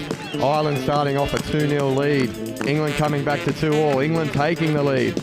Ireland hitting back. England taking the lead again. And then that intercept by Byrne really then changing the momentum, because I think if England had scored there, Ireland's heads may have been down. But they know they're in a contest here. They're up and about. They're ready for this final 20 minutes. That's all they got left. 20 minutes of touch rugby left. And they'll be hopefully crowned champions of Europe, but they've got to do the hard work first, Will. Before we let the boys play, we'll let the band play over this half-time break. We'll be back in a few moments' time.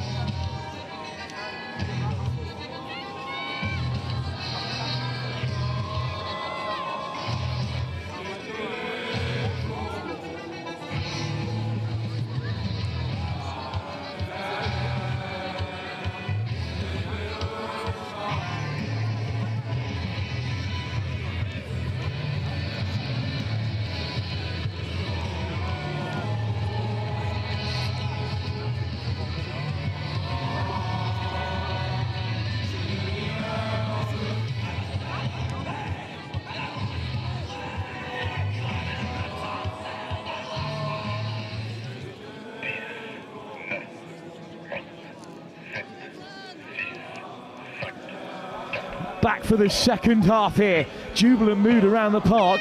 Certainly nerves out there in the middle. We're 4-all with 20 minutes still to play. And Aaron Jones, fit director, back alongside me. England left to right now in the second half. Treyas going for the line early doors.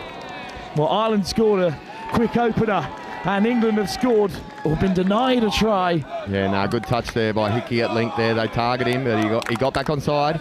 Made the touch, last touch coming. Let's see what England do here as their final execution play. Well, Ireland fans down the left-hand side of the field, now hoping they don't get any of the action as it's flung wide. Yeah, that number 15, he's tried a couple of long balls there. He was the one with the contentious sinker pass just before half-time. But this time the Irish defender, well read, hits his back, and Ireland get the ball. Yeah, Dixon, a former fly half in the game of 15s, jumping across to touch and heading towards its pinnacle. He's been brilliant for England at the age groups and has now got his chance in the men's open. Very tall for a fly half. Yeah, absolutely. That's just how they make him up north. Yeah. Well, I'm looking at this bloke here. I reckon he'd be a line-out man or something like that in the game of 15s. But he's a very good winger here at touch football. Yeah, there is great rugby heritage in both of these sides, including across the game of touch. Little darting run from Panacea, and a family affair for them, of course, in this men's and mixed open. But I think that's a penalty against Ireland. Yeah, back home, most of our players come through the rugby league as opposed to the rugby union in the male side. The women's side's a bit more diverse, but I know New Zealand's mostly union-based, but Australia Rugby League is where the pinnacle, where the some of the girls come from, or they actually go from touch to rugby. We see a great try. Straight over go Cole Graham for England. Awaiting confirmation this time. They've learnt their lesson. But Graham with a good finish. Yeah, Byrne there at link. On it, great honesty there. But just run the little punish here. Gets the ball, gets underneath Byrne, who, yep, swipe and miss. And England take the lead. I think in England it is a mix of both, of course. There's the Wigan Warriors who've got a great touch affiliation, but then the Bristol Bears down south, and that's a brand new acknowledgement from the New Zealand Rugby Federation of their touch setup. That official partnership is a huge moment for every touch playing nation, because now hopefully others will do the same. Absolutely. Absolutely. It's where it doesn't matter how we get the players, as long as the players come and the players stay. As Ireland on the attack. Lovely step towards the outside. I mean, for Ireland, it's Old Wesley, the historic rugby club in the Dublin region, which played both codes and touched to the highest standard. Yeah, and Ireland hosting junior events last year, junior events next year. So, and it was at the Youth Atlantic Cup in Limerick. It was brilliant. Yep. And highly representative in all divisions here this week as well. But back here to the men's, Ireland haven't been as fluent in the first part of the second half. It's another penalty given away. England have come out strong. And England will continue to turn the screw as they head towards that far side. Good driving here. Henderson with good pace onto the ball, and then another good drive from Treyas. Treyas weaving and winding, and what a pickup off his toes from Sam Clacker. The former number 37, now wearing 16, Clacker. I'd be surprised if he ever had 37 on, because every other England player is 1 through 15. I wonder why I got 37. Who knows? I mean, I wear 15 when I play. Great number. And it's not just because it's the largest shirt in the kit. Good pick up. Ireland on the transition. They haven't been quite as fluid, as you said, Aaron, in this area as England have, but balance, soft hands, almost an intercept. How he didn't need to play at that. That was an under 50% chance, and if you got last touch, you didn't have to play that. All you've done is give Ireland another set of 6 near the line. Henderson just going for that intercept like Kieran Byrne grabbed. He saw his name in lights, but now he sees England scrambling back towards their line. Yeah, well defended there by England. I think Ireland have got to get a bit of width in their play.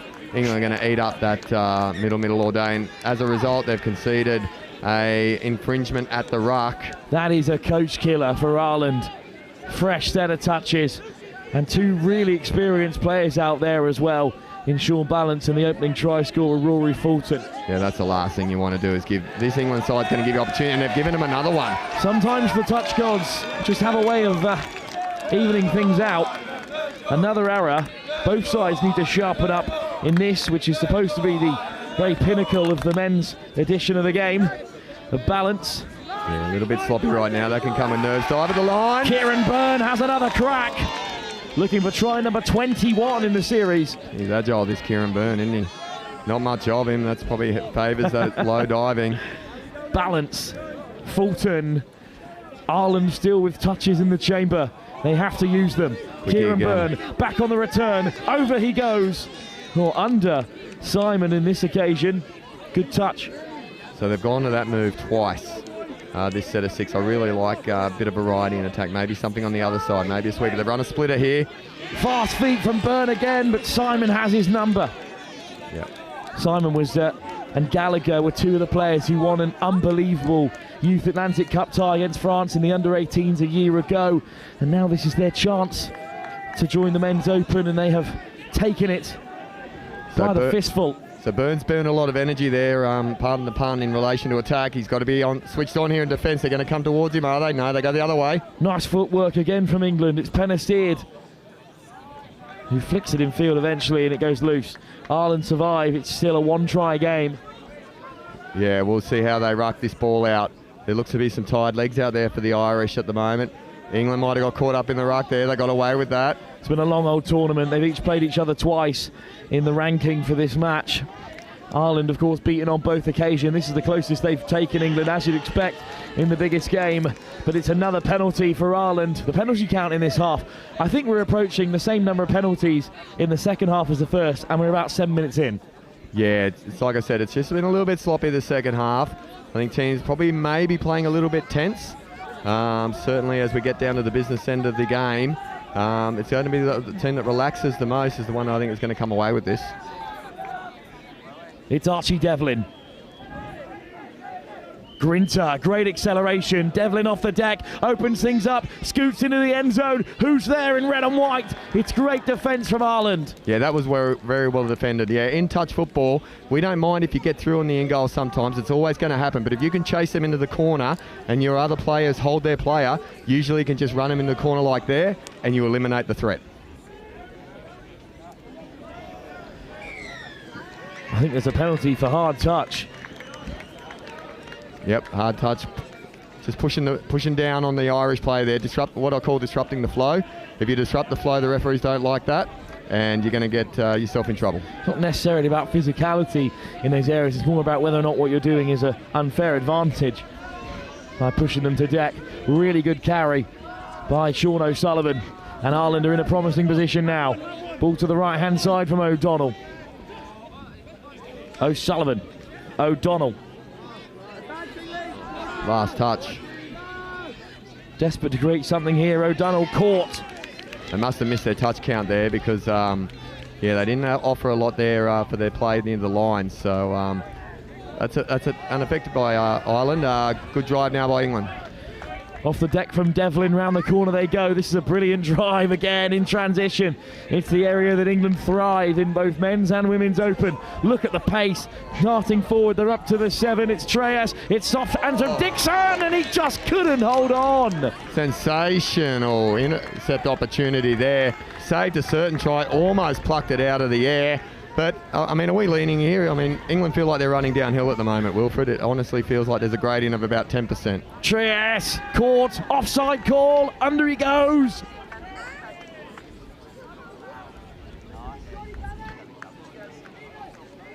So we had the linker offside, middle coming across to make the touch before the play through, so that's why they've got the penalty there. England now. Running a punish. Is he there? Dixon on the inside. What are the referees going to rule here? The touch is called, but will a try be given to Oliver Simon? Okay, so that's two penalties. If Ireland give away another one now, they'll lose a player under the exclusion for a set of 6. That's going to be a big advantage for England. So England have got an opportunity here to either draw that penalty or convert the opportunity to a try. Treyas.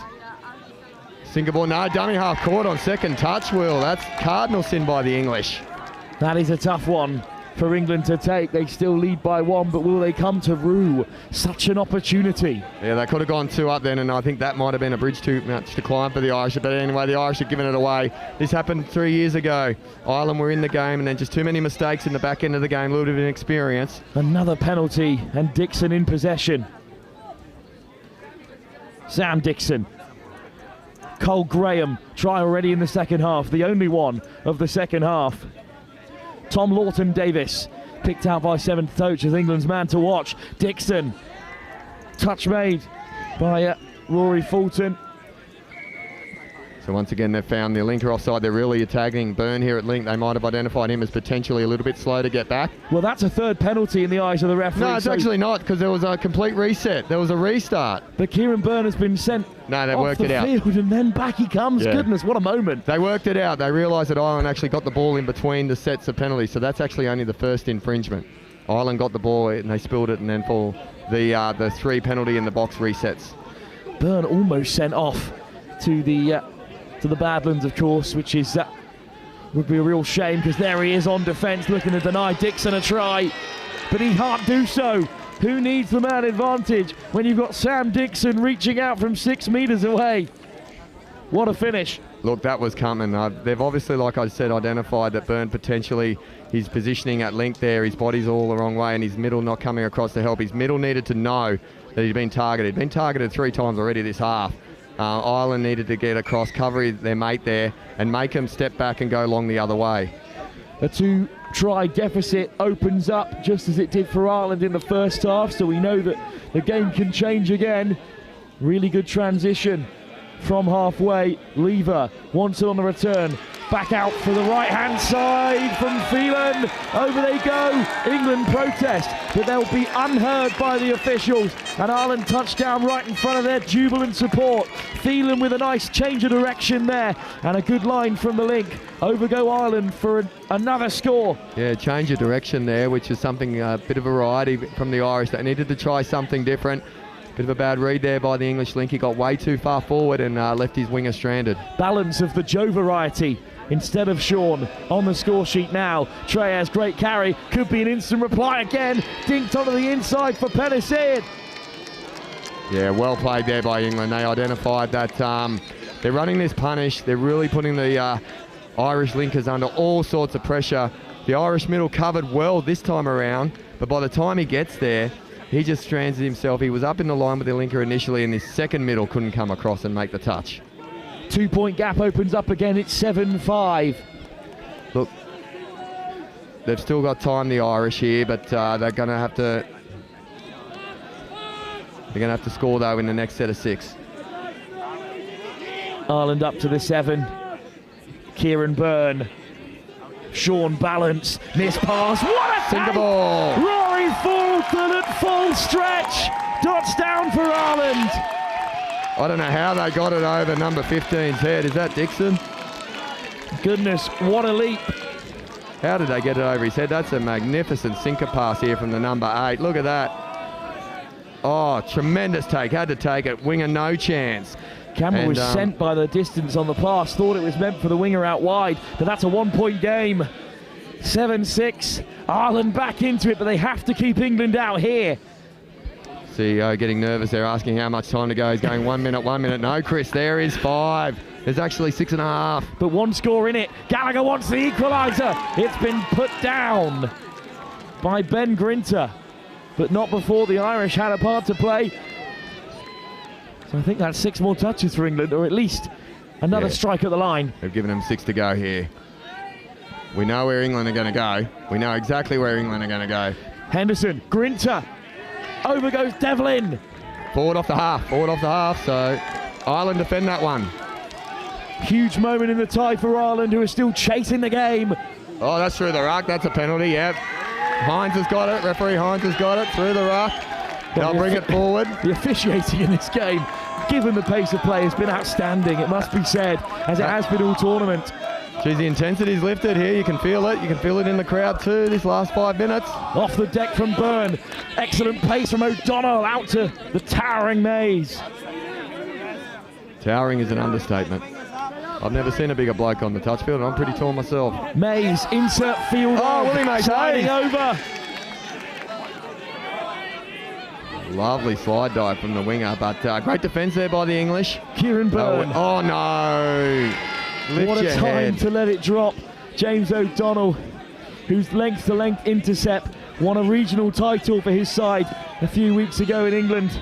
But now on the big stage in Vichy, he's let it slip. Yeah, they got it. They got the over the mark here. Byrne, great touch by Byrne. What a turnover. Never gave up on the play.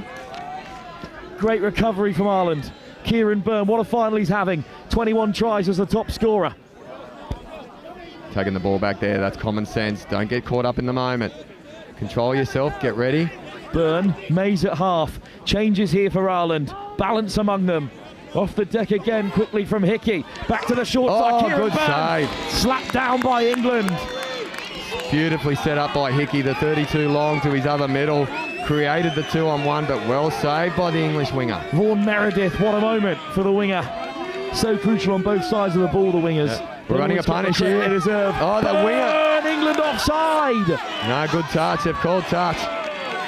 The English middle read it and came across as well. That is great defence. Both teams really targeting this punish play.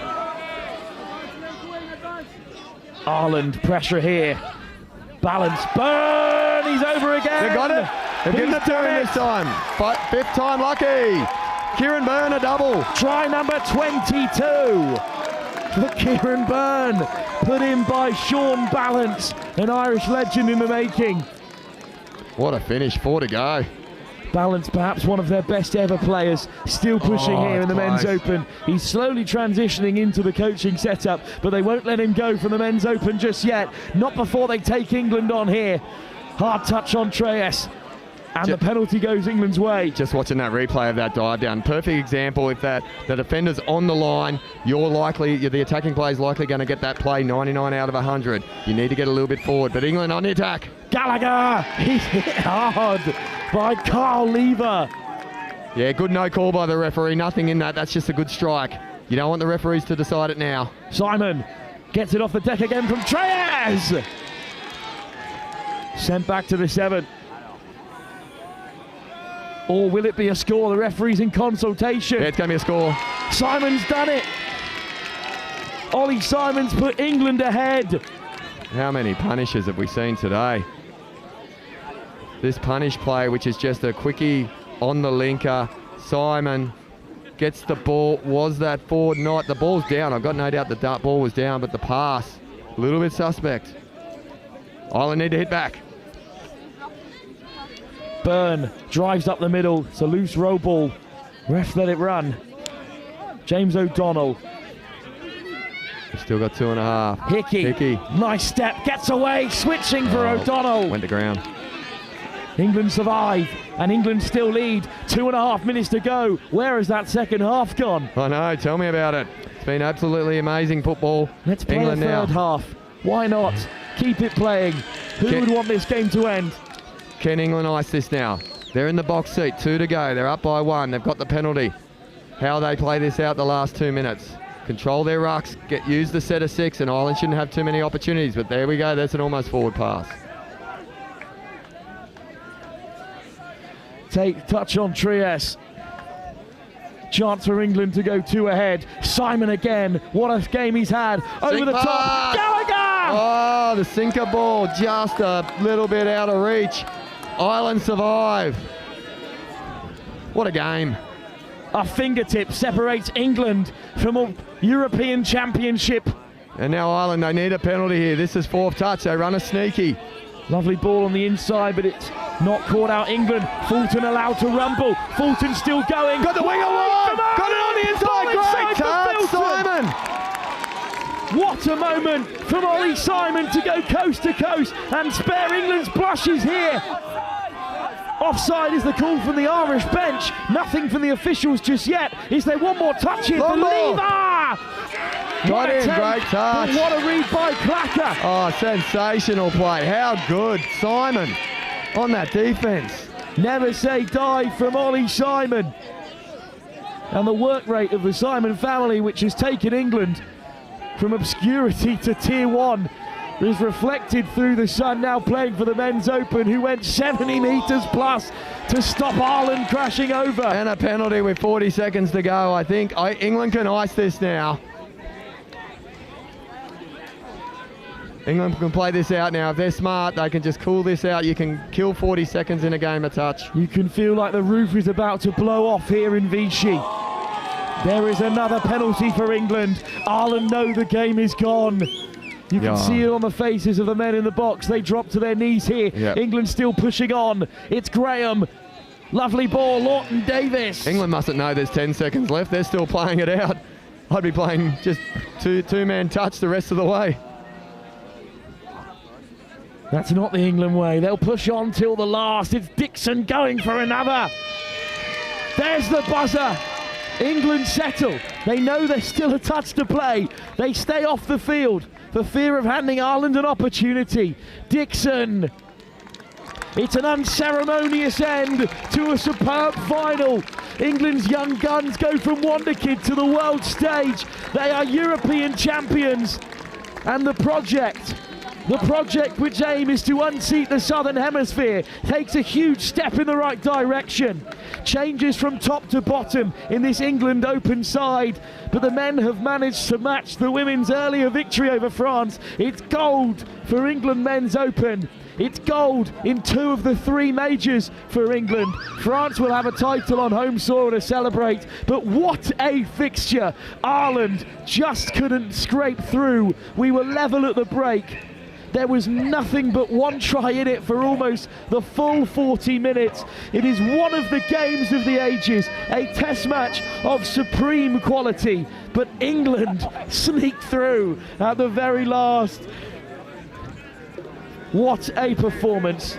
Aaron, how do we even come close to dissecting a tie like that? You pretty much summed it up, Will, mate. I've got nothing more to say. Just a tremendous game of touch football. England, I thought, midway through that second half when they got that 2-try break, that was lights out. It was 3 years ago. Ireland, to their credit, never stopped trying, but geez, Ollie Simon saved the game with that chase down in the 39th minute. That's the never say die attitude that makes a young player into a great player, and it looks like he's got a very bright future. Full credit to Ireland, never gave up. I just saw the devastation on Will Hickey's face here. He's come a long way just to be part of this, living in Australia, but representing the native of Ireland. And mate, I saw how much it meant to him, that devastation of that loss. I hope he's back in 4 years' time. Hope he's not too old, but congratulations England, and congratulations for the tournament as another successful Euros comes to an end. Well, there was no point discussing it while the game was going, but Aaron, we do need to pick a player of the final. Until we know who was winning, there wasn't much point. But what do we reckon? I mean, Simon scored the winner and then went straight down the other end and saved the game. Was that enough for him to clinch it, or who else watched? Who else stood out for you in that England side? Yeah, look, I had 3 players in mind. I had Louis Tureau, the seniority in that first half, kept them into the game. I had Samuel Dixon there, a couple of crazy setups there and a little dive-by. But to me, the key moments of the game belong to Oliver Simon, and I think he'd be a very worthy player of the final. Well, that's the best indictment you're going to get from Aaron Jones, and what a performance by England. Ireland pushed them to the end. But we'll be back in a few moments with some of these victorious English players, and we'll leave you with scenes of celebration and desperation from either side of the Irish Sea.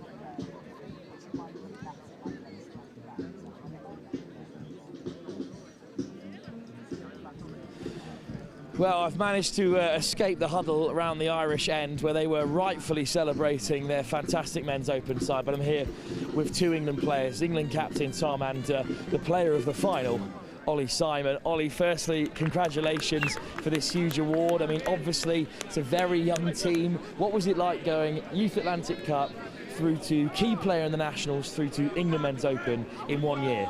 I mean, it's just absolutely phenomenal. Like, I can't even put into words, and it's crazy. All the boys, I appreciate them so much. They've helped me through the whole journey. Like, I couldn't do it without any of them. Coaches, Mark, Tom, Syke, Becker, TM Colzer, they all just helped me so much through this process. And we bonded so well throughout the year. So when we knew it got tough in that game, which was always going to get tough, and we just looked at each other and went, let's just get around each other. We promised each other we were going to work hard for each other. And we got on that pitch and we delivered, so absolutely class. And Tom, look, much has been said about this men's open side and the changes that were made before the tournament, the project that is about to take place. And there was some talk of some players being disappointed, but obviously, as we saw in the crowd there, the men's 30s team got around England, and in the end, it is a victory for England. Another gold medal. What does it feel to add another thing to this growing English trophy cabinet? Mate, unreal. It takes a lot of composure, especially to go, what was it, 2 down at one point as well for us. But yeah, watching all the other England teams doing so well, some of those 30s boys just coming out of the men's opens team as well. It's such a nice having like everyone together. With mix, the women's, we all kind of train together as one, and then after like a couple of months we then split up. But it's very much one England. So yeah, with everyone winning, it's just a great experience. I mean, what was it like marshalling this New England side? It is a very different team. You didn't have loads of time together in the paddock as just a team, as you said. All those changes made, but still a great performance. I mean, how does that make you feel about what is to come over the next 2 years? Mate, I'm so excited. It's one of those things really where, although we're a very young team, we're very experienced. Like, there's lots of players. It's like, for me personally, it's not like I have to carry it by myself as captain. Everyone has something to say. Everyone keeps each other up. Like, we've all got each other's backs, and it's a hell of an experience. And to be part of it is unreal. And Ollie, I mean, gold medals across the board for the Simons today. It's been a pretty good end result for not just your touch community, but also your touch family as well. For Nottingham, for everywhere you look, there's been wins across the board for England. Yeah, it's been amazing.